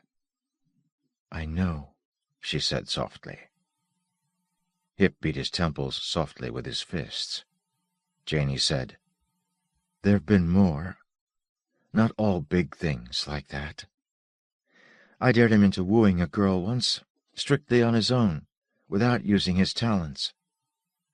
He lost out to someone else, an awfully sweet kid who sold washing machines door to door and was doing pretty well. The kid wound up with acne rosacea." "The nose like a beet. I've seen it." "Like an extra-boiled, extra-swollen beet," she amended. "No job." "No girl," he guessed. She smiled and said, "She stuck by him. They have a little ceramics business now. He stays in the back." He had a vague idea of where the business had come from. "Janie, I'll take your word for it. There were lots of them. But why me? You went all out for me." "2 good reasons. First, I saw him do that to you in town, make you charge his image in the glass, thinking it was him. It was the last piece of casual viciousness I ever wanted to see. Second, it was you. I don't get you. Listen," she said passionately. "We're not a group of freaks. We're homogestalt, you understand? We're a single entity, a new kind of human being. We weren't invented, we evolved. We're the next step up. We're alone. There are no more like us. We don't live in the kind of world you do, with systems of morals and codes of ethics to guide us. We're living on a desert island with a herd of goats." "I'm the goat." Yes, you are. Can't you see? But we were born on this island with no one like us to teach us, tell us how to behave. We can learn from the goats all the things that make a goat a good goat, But that will never change the fact that we're not a goat. You can't apply the same set of rules to us as you do to ordinary humans. We're just not the same thing." She waved him down as he was about to speak. "But listen. Did you ever see one of those museum exhibits of skeletons of, say, horses, starting with the little Eohippus and coming right up the line, 19 or 20 of them, to the skeleton of a Percheron? There's an awful lot of difference between number 1 and number 19. But what real difference is there between number 15 and number 16? Damn little." She stopped and panted. "I hear you. But what's that to do with you? Can't you see? Homogestalt is something new, something different, something superior. But the parts, the arms, the guts of it, the memory banks, just like the bones in those skeletons, they're the same as the step lower, or very little different. I'm me. I'm Janey. I saw him slap you down like that. You were like a squashed rabbit. You were mangy and not as young as you should be. But I recognized you. I saw you. And then I saw you 7 years ago, coming out into the yard with your detector and the sun on your hair. You were wide and tall and pressed, and you walked like a big, glossy stallion. You were the reason for the colors on a bantam rooster. You were a part of the thing that shakes the forest when the bull moose challenges. You were shining armor and a dipping pennant, and my lady's girdle on your brow. You were... I was 17, damn it, Barrows, whatever else I was. I was 17 years old, and all full of late spring and dreams that scared me." Profoundly shaken, he whispered, "Janey, Janey." "Get away from me," she spat. "Not what you think. Not love at first sight. That's childish. Love's a different sort of thing. Hot enough to make you flow into something, interflow, cool and anneal and be a weld stronger than what you started with. I'm not talking about love. I'm talking about being 17 and feeling all—" She covered her face. He waited. Finally, she put her hands down. Her eyes were closed, and she was very still. "All human," she finished. Then she said, matter-of-factly, "So that's why I helped you instead of anyone else." He got up and walked into the fresh morning, bright now, new as the fright in a young girl's frightening dream. Again he recalled her total panic when he had reported Bonnie's first appearance. Through her eyes he saw what it would be like if he, blind, numb, lacking weapons and insight, had walked again under that cruel, careless heel. He remembered the day he had emerged from the lab, stepped down into the compound, looking about for a slave, arrogant, self-assured, shallow, looking for the dumbest PFC in the place. He thought more then about himself as he had been that day, not about what had happened with Jerry, for that was on the record, accomplished, susceptible to cure, but not in fact to change. And the more he thought of himself as he had been, the more he was suffused with a deep and choking humility. He walked almost into Janey as she sat watching her hands sleeping in her lap as he had slept, and he thought, surely they too must be full of pains and secrets and small magics too, to smile at. He knelt beside her. "Janey," he said, and his voice was cracked. "You have to know what was inside that day you saw me. I don't want to spoil you being 17. I just want to tell you about the part of it that was me.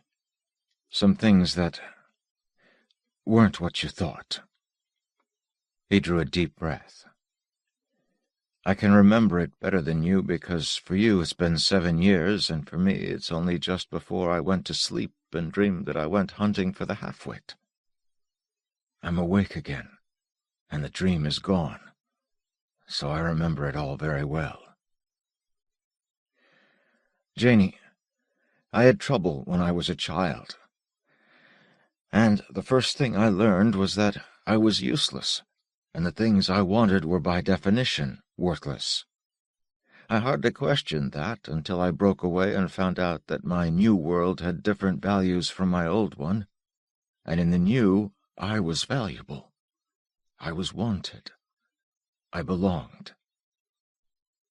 And then I got into the Air Force, and suddenly I wasn't a football hero and captain of the debating society. I was a bright fish with drying scales, and the mud puppies had it all their way. I nearly died there, Janie. Yes, I found the degaussing field all by myself, but what I want you to know is that when I stepped out of the lab that day and you saw me, I wasn't the cockerel and the bull moose and those other things. I was going to discover something and bring it to humanity, not for humanity's sake, but so that they would— He swallowed painfully. Ask me to play the piano at the officers' club and slap me on the back and look at me when I came in. That's all I wanted. When I found out that it was more than magnetic damping, which would make me famous, but anti-gravity, which would change the face of Earth, I felt only that it would be the president who asked me to play, and generals who would slap my back. The things I wanted were the same. He sank back on his haunches, and they were quiet together for a long time. Finally she said, "What do you want now?" "Not that anymore," he whispered. He took her hands. "Not anymore. Something different." Suddenly he laughed. "And you know what, Janie? I don't know what it is." She squeezed his hands and released them. "Perhaps you'll find out. Hip, we'd better go." "All right. Where?" She stood beside him, tall. "Home. My home." "Thompson's?" She nodded. "Why, Janie?" "He's got to learn something that a computer can't teach him. He's got to learn to be ashamed." "Ashamed?" "I don't know," she said, looking away from him, "how moral systems operate. I don't know how you get one started. All I know about morals is that if they're violated, you feel ashamed. I'll start him with that." "What can I do?" "Just come," she flashed. "I want him to see you, what you are, the way you think. I want him to remember what you were before, how much brilliance, how much promise you had, so he'll know how much he has cost you." "Do you think any of that will really make a difference?" She smiled. One could be afraid of someone who could smile like that. "It will," she said grimly. "He will have to face the fact that he is not omnipotent, and that he can't kill something better than he is just because he's stronger." "You want him to try to kill me?" She smiled again, and this time it was the smile of deep achievement. "He won't." She laughed, then turned to him quickly. "Don't worry about it, Hip. I am his only link with Baby. Do you think he'd perform a prefrontal lobotomy on himself? Do you think he'd risk cutting himself off from his memory? It isn't the kind of memory a man has, Hip. It's Homo gestalt's. It's all the information it has ever absorbed, plus the computation of each fact against every other fact in every possible combination. He can get along without Bonnie and Beanie. He can get things done at a distance in other ways. He can get along without any of the other things I do for him. But he can't get along without Baby. He's had to ever since I began working with you. By this time he's frantic. He can touch Baby, lift him, talk to him, but he can't get a thing out of him unless he does it through me." "How come?" he said quietly. Then he said, "You won't have to kill yourself." They went first to their own house, and Janey laughed and opened both locks without touching them. "I've wanted so to do that, but I didn't dare," she laughed. She pirouetted into his room. "Look," she sang. The lamp on the night-table rose, sailed slowly through the air, settled to the floor by the bathroom. Its cord, curled like a snake, sank into a baseboard outlet, and the switch clicked. It lit. "Look!" she cried. The percolator hopped forward on the dresser-top, stopped. He heard water trickling, and slowly condensed moisture formed on the outside as the pot filled up with ice water. "Look!" she called. "Look! Look!" And the carpet grew a bulge, which scuttled across and became nothing at the other side.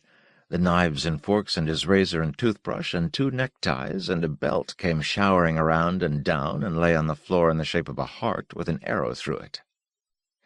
He shouted with laughter and hugged her and spun her around. He said, "Why haven't I ever kissed you, Janey?"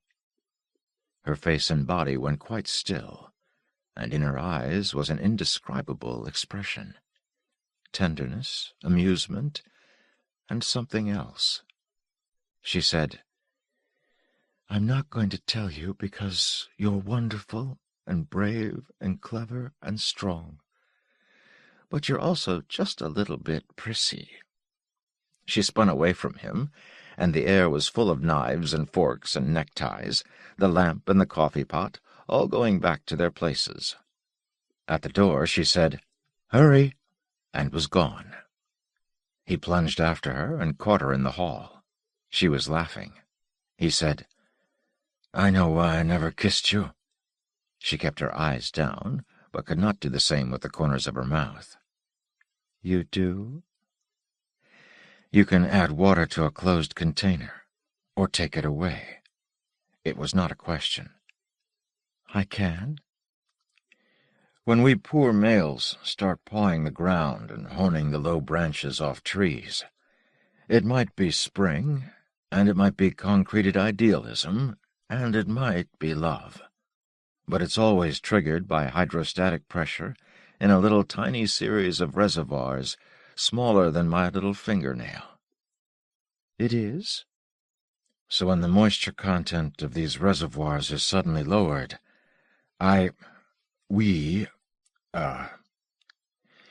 well, breathing becomes easier, and the moon has no significance."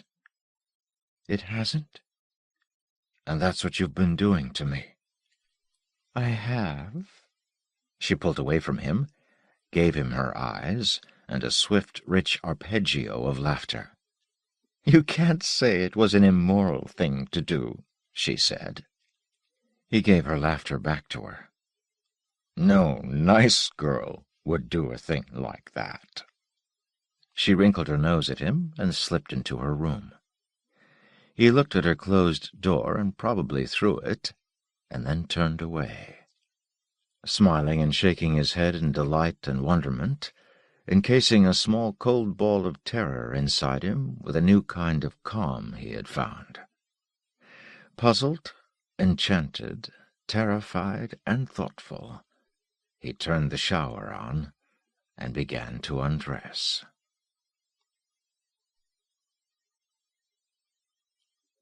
They stood in the road until after the taxi had gone, and then Janey led the way into the woods. If they had ever been caught, one could not know it now. The path was faint and wandering, but easy to follow, for the growth overhead was so thick that there was little underbrush. They made their way toward a mossy cliff, and then Hip saw that it was not a cliff, but a wall, stretching perhaps 100 yards in each direction. In it was a massive iron door. It clicked as they approached, and something heavy slid. He looked at Janey and knew that she was doing it. The gate opened and closed behind them. Here the woods were just the same, the trees as large and as thick, but the path was of brick and took only 2 turns. The first made the wall invisible, and the second, a quarter of a mile further, revealed the house. It was too low and much too wide. Its roof was mounded rather than peaked or gabled. When they drew closer to it, he could see at each flank the heavy gray-green wall, and he knew that this whole area was in prison. "I don't either," said Janey. He was glad she watched his face. Gooble. Someone stood behind a great twisted oak near the house, peeping at them. "Wait, Hip." Janey walked quickly to the tree and spoke to someone. He heard her say, "You've got to. Do you want me dead?" That seemed to settle the argument. As Janey returned, he peered at the tree, but now there seemed to be no one there. "It was Beanie," said Janey. "You'll meet her later. Come." The door was iron-bound, of heavy oak planks. It fitted with curious concealed hinges into the massive archway from which it took its shape. The only windows to be seen were high up in the mound-like gables, and they were mere barred slits. By itself, or at least without a physical touch, the door swung back. It should have creaked, but it did not. It was silent as a cloud. They went in, and when the door closed, there was a reverberation deep in the subsonic. He could feel it pounding on his belly. On the floor was a reiteration of tiles, darkest yellow and a brownish gray. In hypnotic diamond shapes they were repeated in the wainscoting and in the upholstery of furniture, either built-in or so heavy it had never been moved. The air was cool but too humid, and the ceiling was too close. "I am walking," he thought, "in a great sick mouth." From the entrance room they started down a corridor which seemed immensely long and was not at all, for the walls came in and the ceiling drew even lower while the floor rose slightly, giving a completely disturbing false perspective. "It's all right," said Janey softly. He curled his lips at her, meaning to smile, but quite unable to, and wiped cold water from his upper lip. She stopped near the end door and touched the wall. A section of it swung back, revealing an ante-room with one other door in it. "Wait here, will you, Hip?" She was completely composed. He wished there were more light. He hesitated.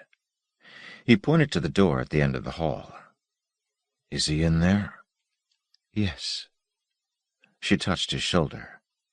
It was partly a salutation, partly an urging toward the little room. "I have to see him first," she said. "Trust me, Hip." I trust you, all right. But are you... Is he... "He won't do anything to me. Go on, Hip." He stepped through. He had no chance to look back, for the door swung swiftly shut. It gave no more sign of its existence on this side than it had on the other. He touched it, pushed it. It might as well have been that great wall outside. There was no knob, no visible hinge or catch. The edges were hidden in the paneling. It simply had ceased to exist as a door. He had one blinding moment of panic, and then it receded. He went and sat down across from the other door, which led, apparently, into the same room to which the corridor led. There was not a sound. He picked up an ottoman and placed it against the wall. He sat with his back tight against the paneling, watching the door with wide eyes. Try that door. See if it's locked, too. He didn't dare, he realized. Not yet. He sensed vaguely what he would feel if he found it locked. He wanted no more just now than that chilling guess. "Listen," he hissed to himself furiously. "You'd better do something. Build something. Or maybe just think. But don't sit here like this." Think. Think about that mystery in there, the pointed face with its thick lenses, which smiled and said, "Go on, die." Think about something else, quick. Janey, by herself, facing the pointed face with the Homo Gestalt, a girl, 2 tongue-tied Negroes, a Mongoloid idiot, and a man with a pointed face and... Try that one again. Homo Gestalt, the next step upward. Well, sure. Why not a psychic evolution instead of the physical? Homo sapiens stood suddenly naked and unarmed but for the wrinkled jelly in his king-sized skull.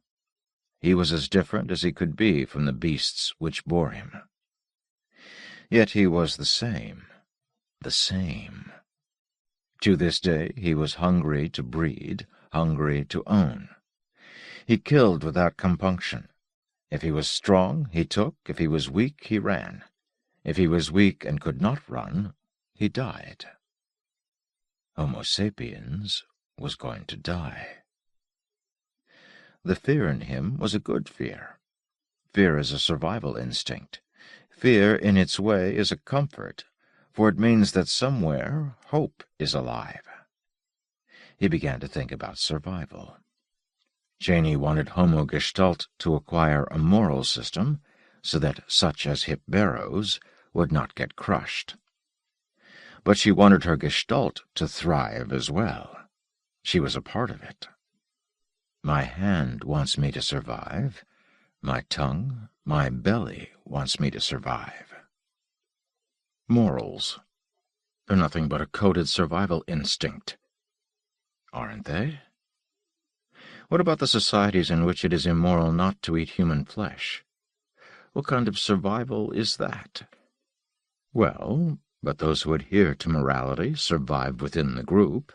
If the group eats human flesh, you do too.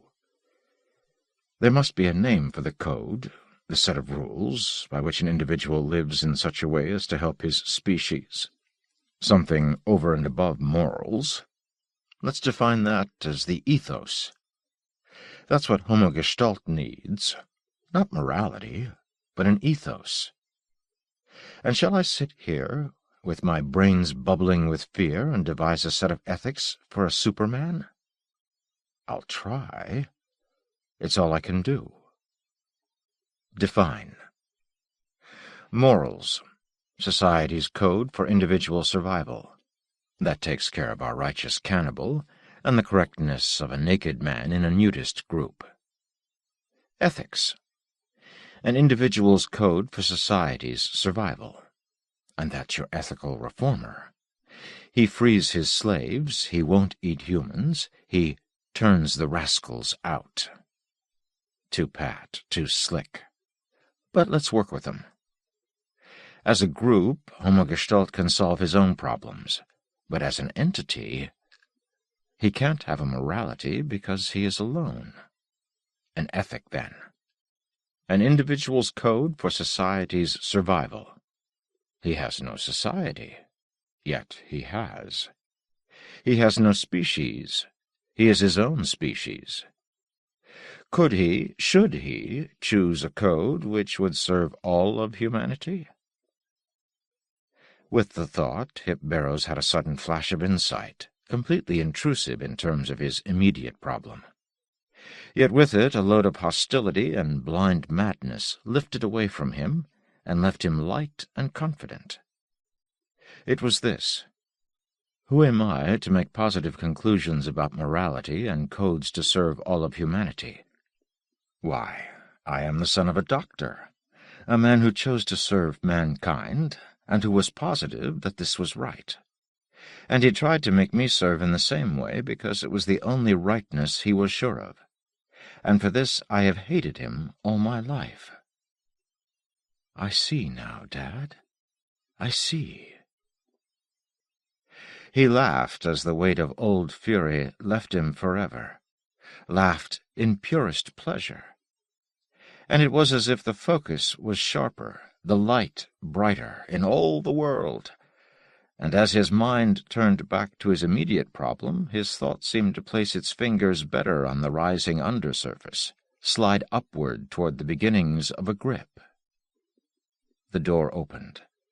Janey said, "Hip." He rose slowly.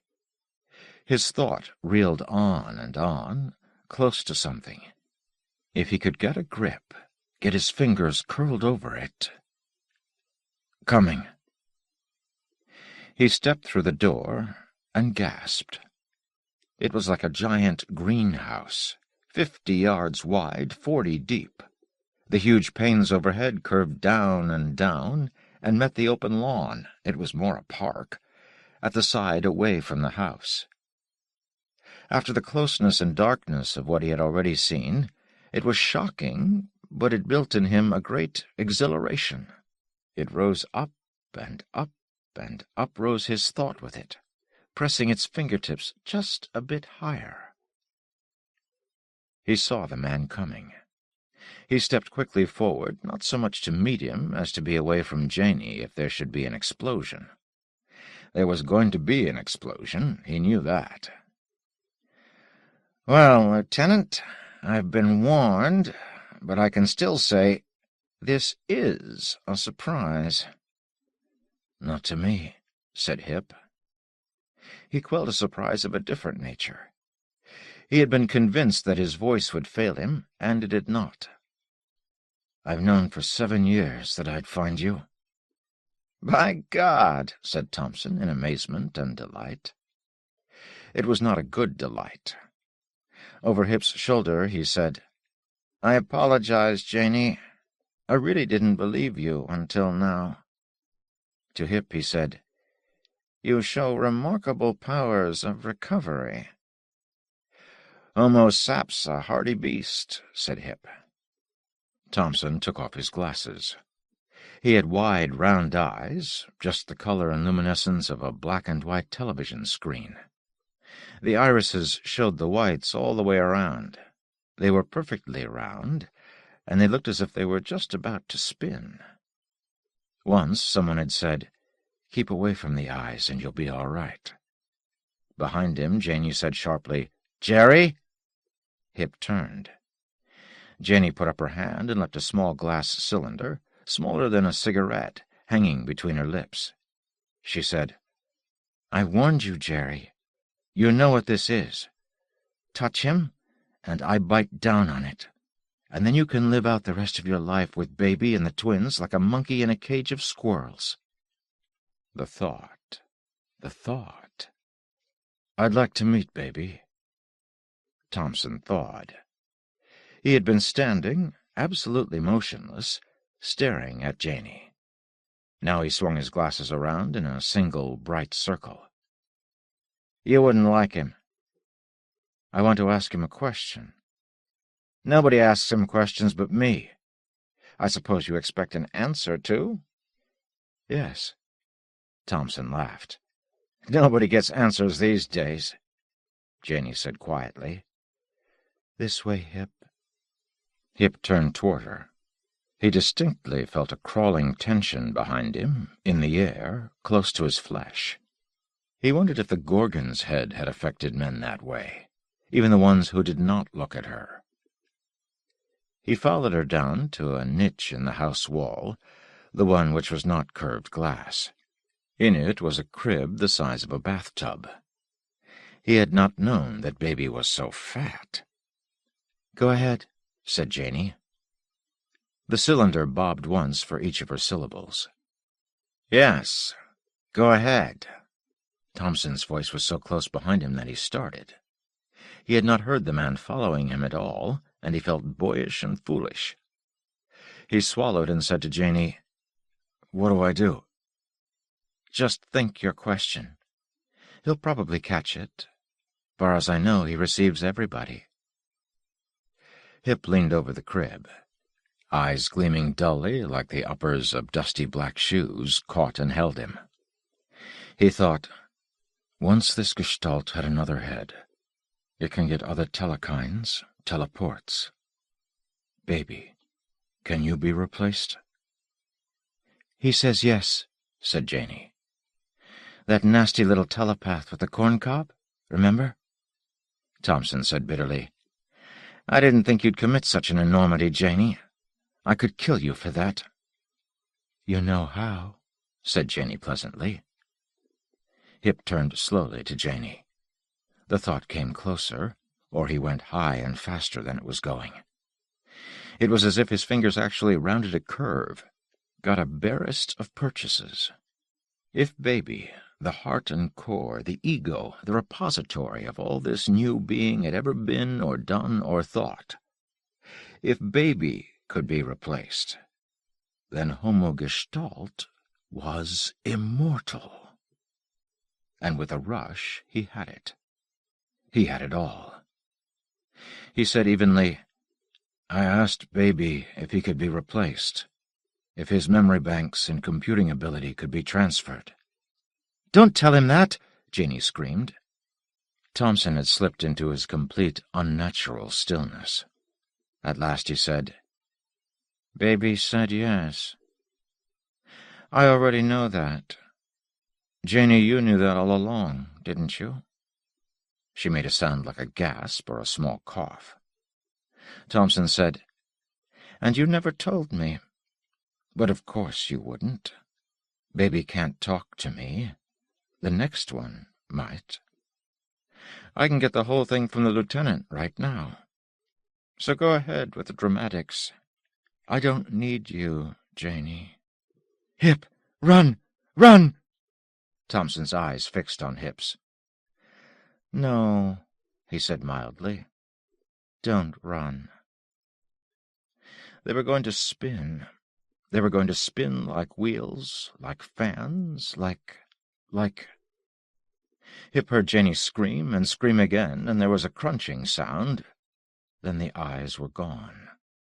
He staggered back, his hand over his eyes. There was a gabbling shriek in the room. It went on and on, split and spun around itself. He peeped through his fingers. Thompson was reeling, his head drawn back and down almost to his shoulder blades. He kicked and elbowed backward. Holding him, her hands over his eyes, her knee in the small of his back, was Bonnie. And it was from her the gabbling came. Hip came forward running, starting with such a furious leap that his toes barely touched the floor in the first 3 paces. His fist was clenched until pain ran up his forearm, and in his arm and shoulders was the residual fury of 7 obsessive years. His fist sank into the taut solar plexus, and Thompson went down soundlessly. So did the Negro, but she rolled clear and bounced lithely to her feet. She ran to him, grinning like the moon, squeezed his biceps affectionately, patted his cheek, and gabbled.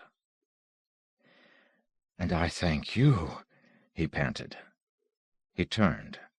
Another dark girl, just as sinewy and just as naked, supported Janey, who was sagging weakly. "Janey!" he roared.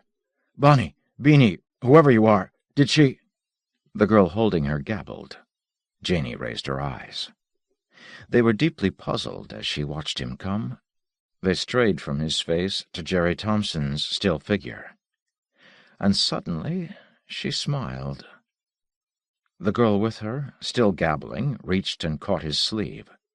She pointed to the floor. The cylinder lay smashed under their feet. A slight stain of moisture disappeared as he watched. "Did I?" repeated Janey. "I never had a chance, once this butterfly landed on me." She sobered, stood up, came into his arms. "Jerry, is he—" "I don't think I killed him," said Hip, and added, "yet." "I can't tell you to kill him," Janey whispered. "Yes," he said. "Yes, I know." She said, "It's the first time the twins ever touched him. It was very brave. He could have burned out their brains in a second." "They're wonderful." "Bonnie!" "Who?" "Get me a knife, a sharp one with a blade at least so long, and a strip of black cloth, so by so." Bonnie looked at Janey. Janey said, "What?" He put his hand on her mouth. Her mouth was very soft. "Shh," Janey said, panicked. "Bonnie, don't—" Bonnie disappeared.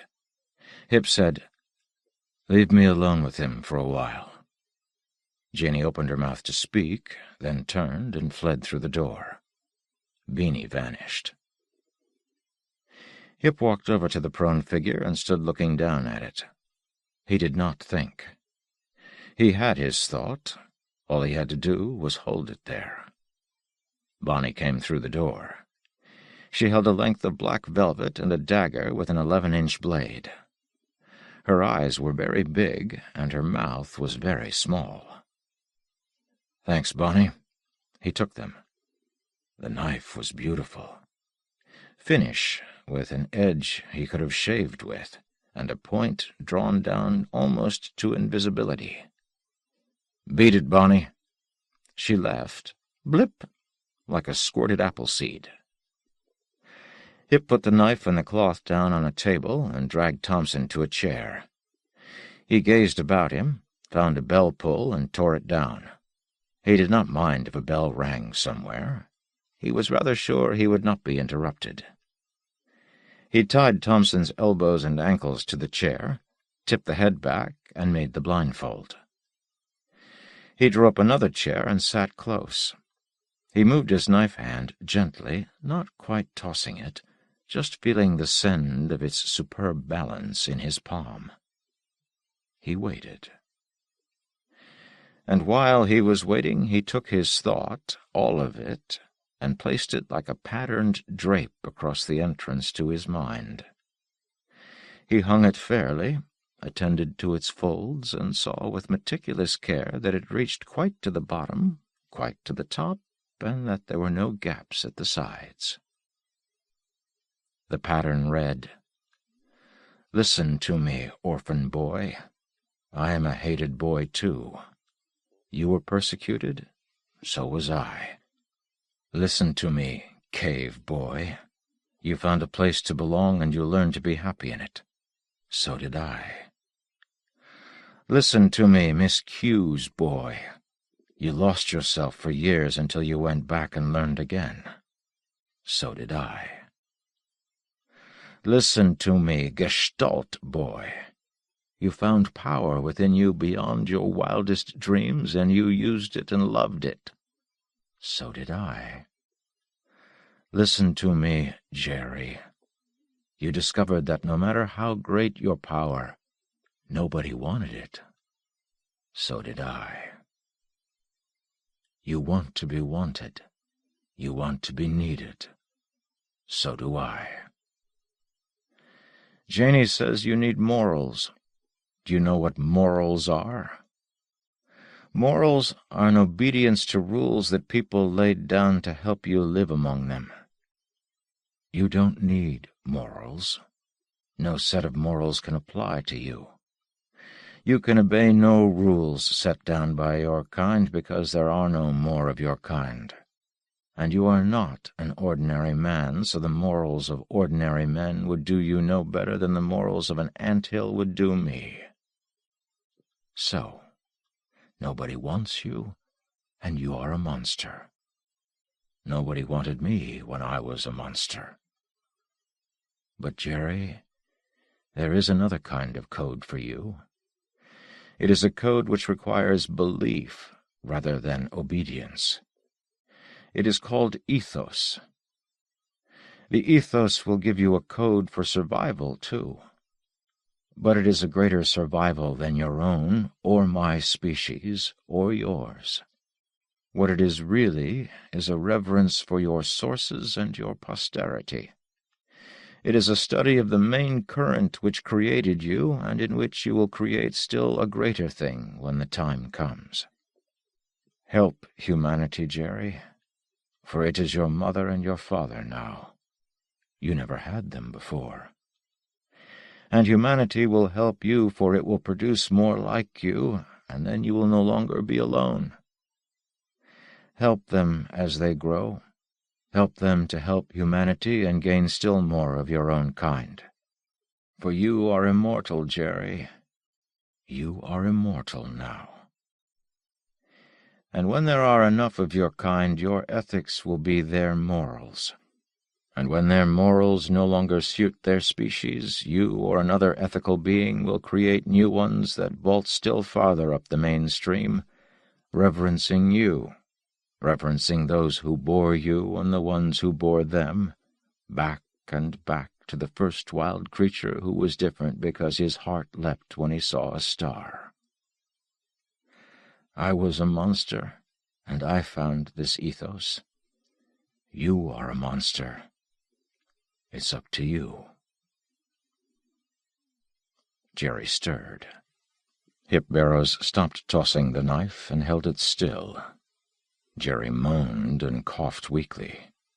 Hip pulled the limp head back, cupped it in the palm of his left hand. He set the point of the knife exactly on the center of Jerry's larynx. Jerry mumbled inaudibly. Hip said, "Sit quite still, Jerry." He pressed gently on the knife. It went in deeper than he wanted it to. It was a beautiful knife. He said, "That's a knife at your throat. This is Hip Barrows.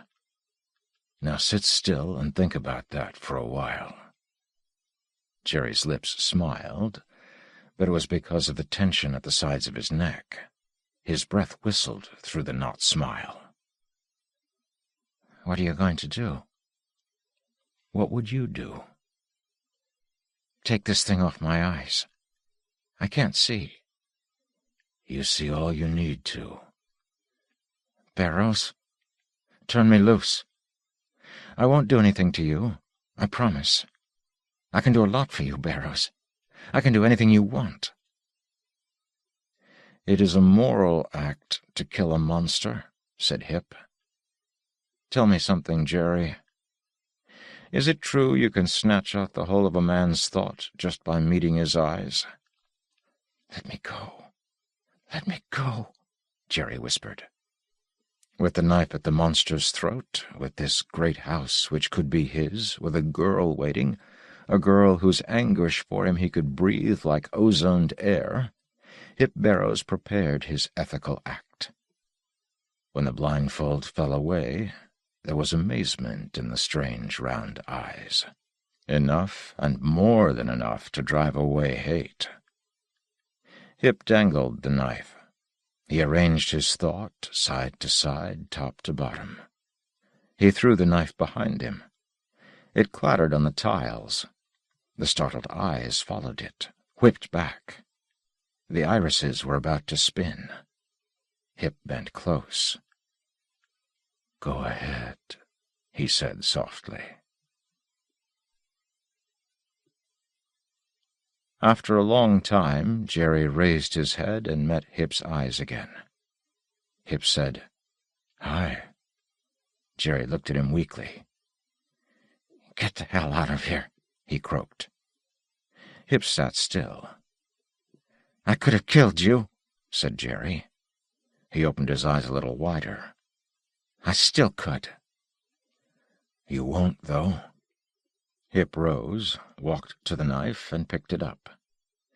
He returned to Jerry and deftly sliced the knots of the cord which bound him. He sat down again. Jerry said, "No one ever... I never..." He shook himself and drew a deep breath.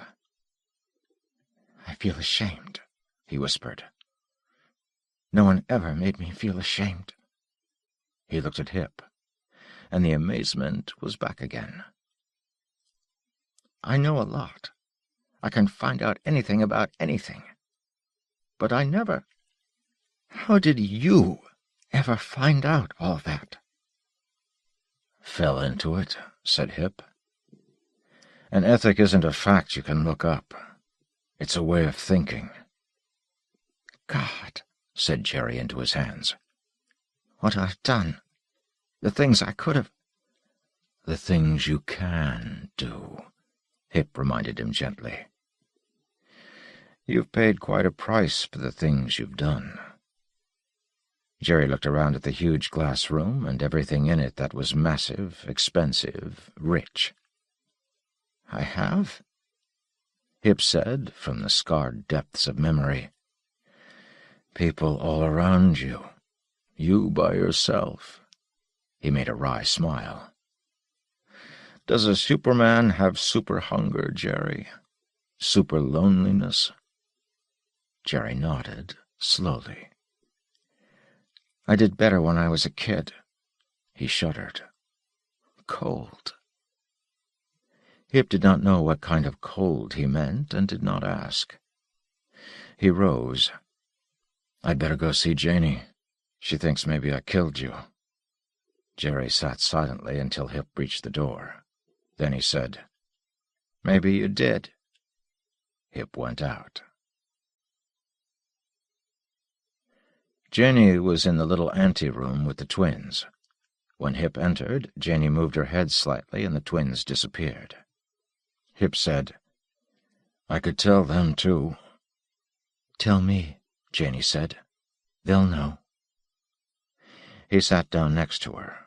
She said, You didn't kill him? No. She nodded slowly. I wonder what it would be like if he died. I don't want to find out. He'll be all right now, Hip said. He met her eyes. He was ashamed. She huddled, cloaking herself, her thoughts. It was a waiting, but a different one from that he had known, for she was watching herself in her waiting, not him. That's all I can do. I'll clear out. He breathed once, deeply. Lots to do. Track down my pension checks, get a job. Hip. Only in so small a room, in such quiet, could he have heard her. Yes, Janie. Don't go away. I can't stay. Why? He took his time and thought it out, and then he said, You're a part of something. I wouldn't want to be part of someone who was part of something. She raised her face to him, and he saw that she was smiling. He could not believe this, so he stared at her until he had to believe it. She said, The Gestalt has a head and hands, organs and a mind. But the most human thing about anyone is a thing he learns and earns. It's a thing he can't have when he's very young. If he gets it at all, he gets it after a long search and a deep conviction.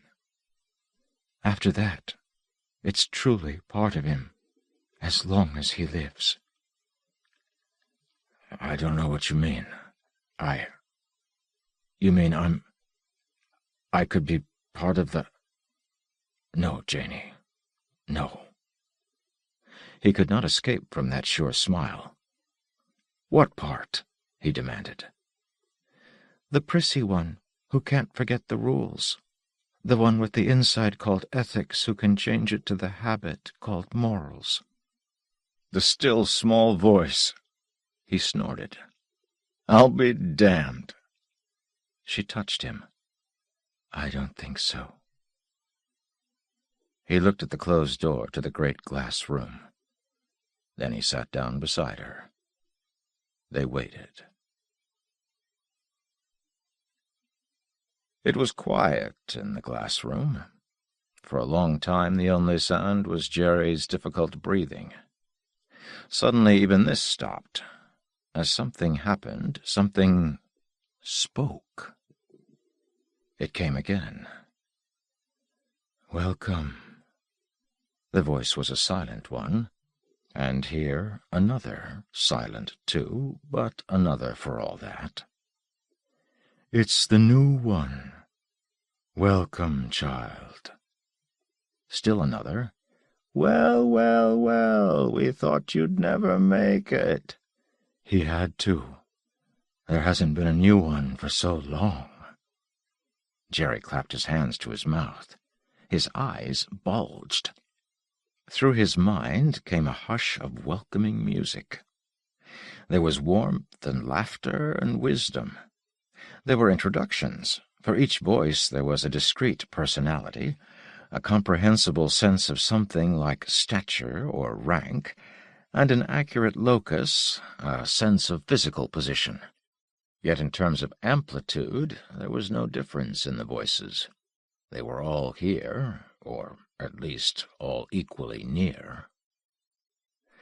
There was happy and fearless communion, fearlessly shared with Jerry, cross-currents of humor, of pleasure, of reciprocal thought and mutual achievement.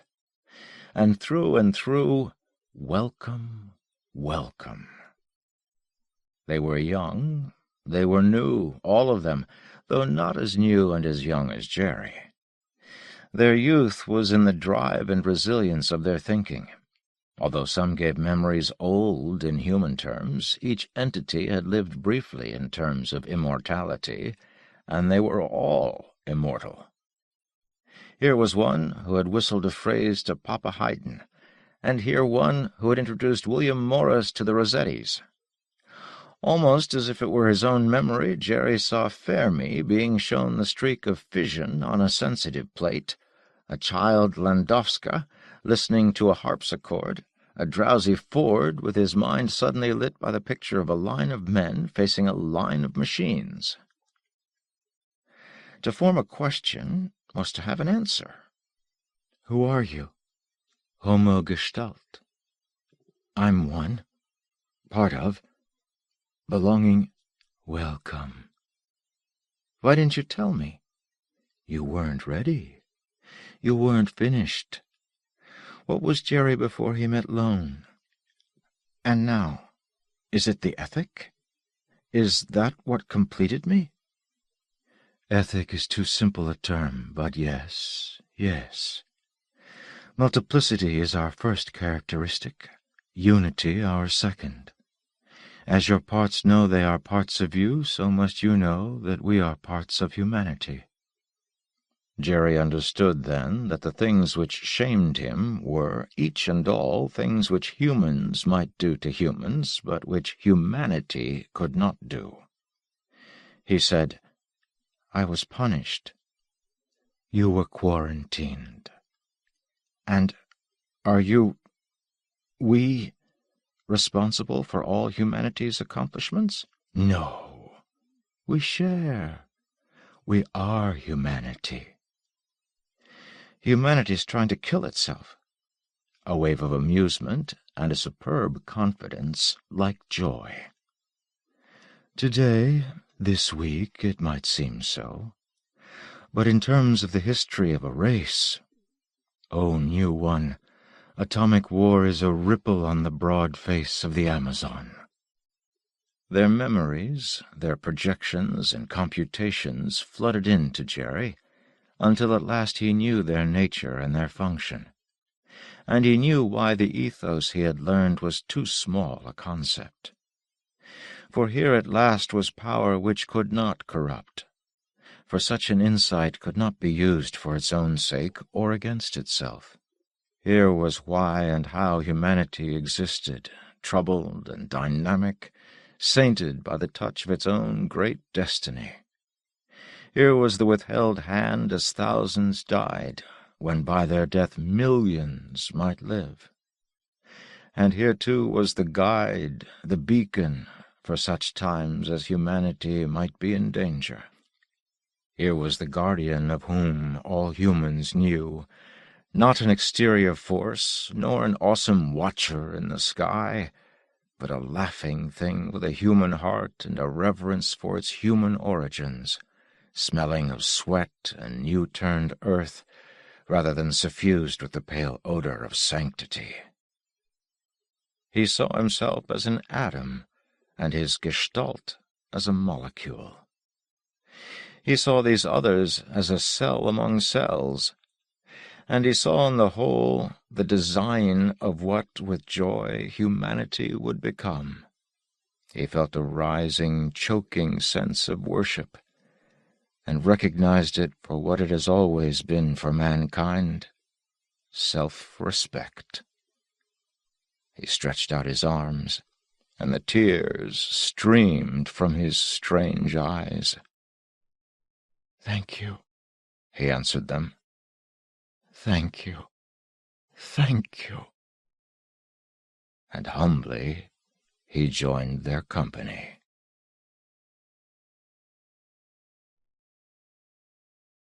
End of More Than Human by Theodore Sturgeon. TheodoreSturgeon. Read by Michael Kramer in the studios of the National Library Service for the Blind and Physically Handicapped for the Library of Congress, September 2016. Published by Vintage Books, a division of Random House Incorporated, New York. www.randomhouse.com. Further reproduction or distribution in other than a specialized format is prohibited. If you found this book to be defective, please contact your cooperating network library. End of book.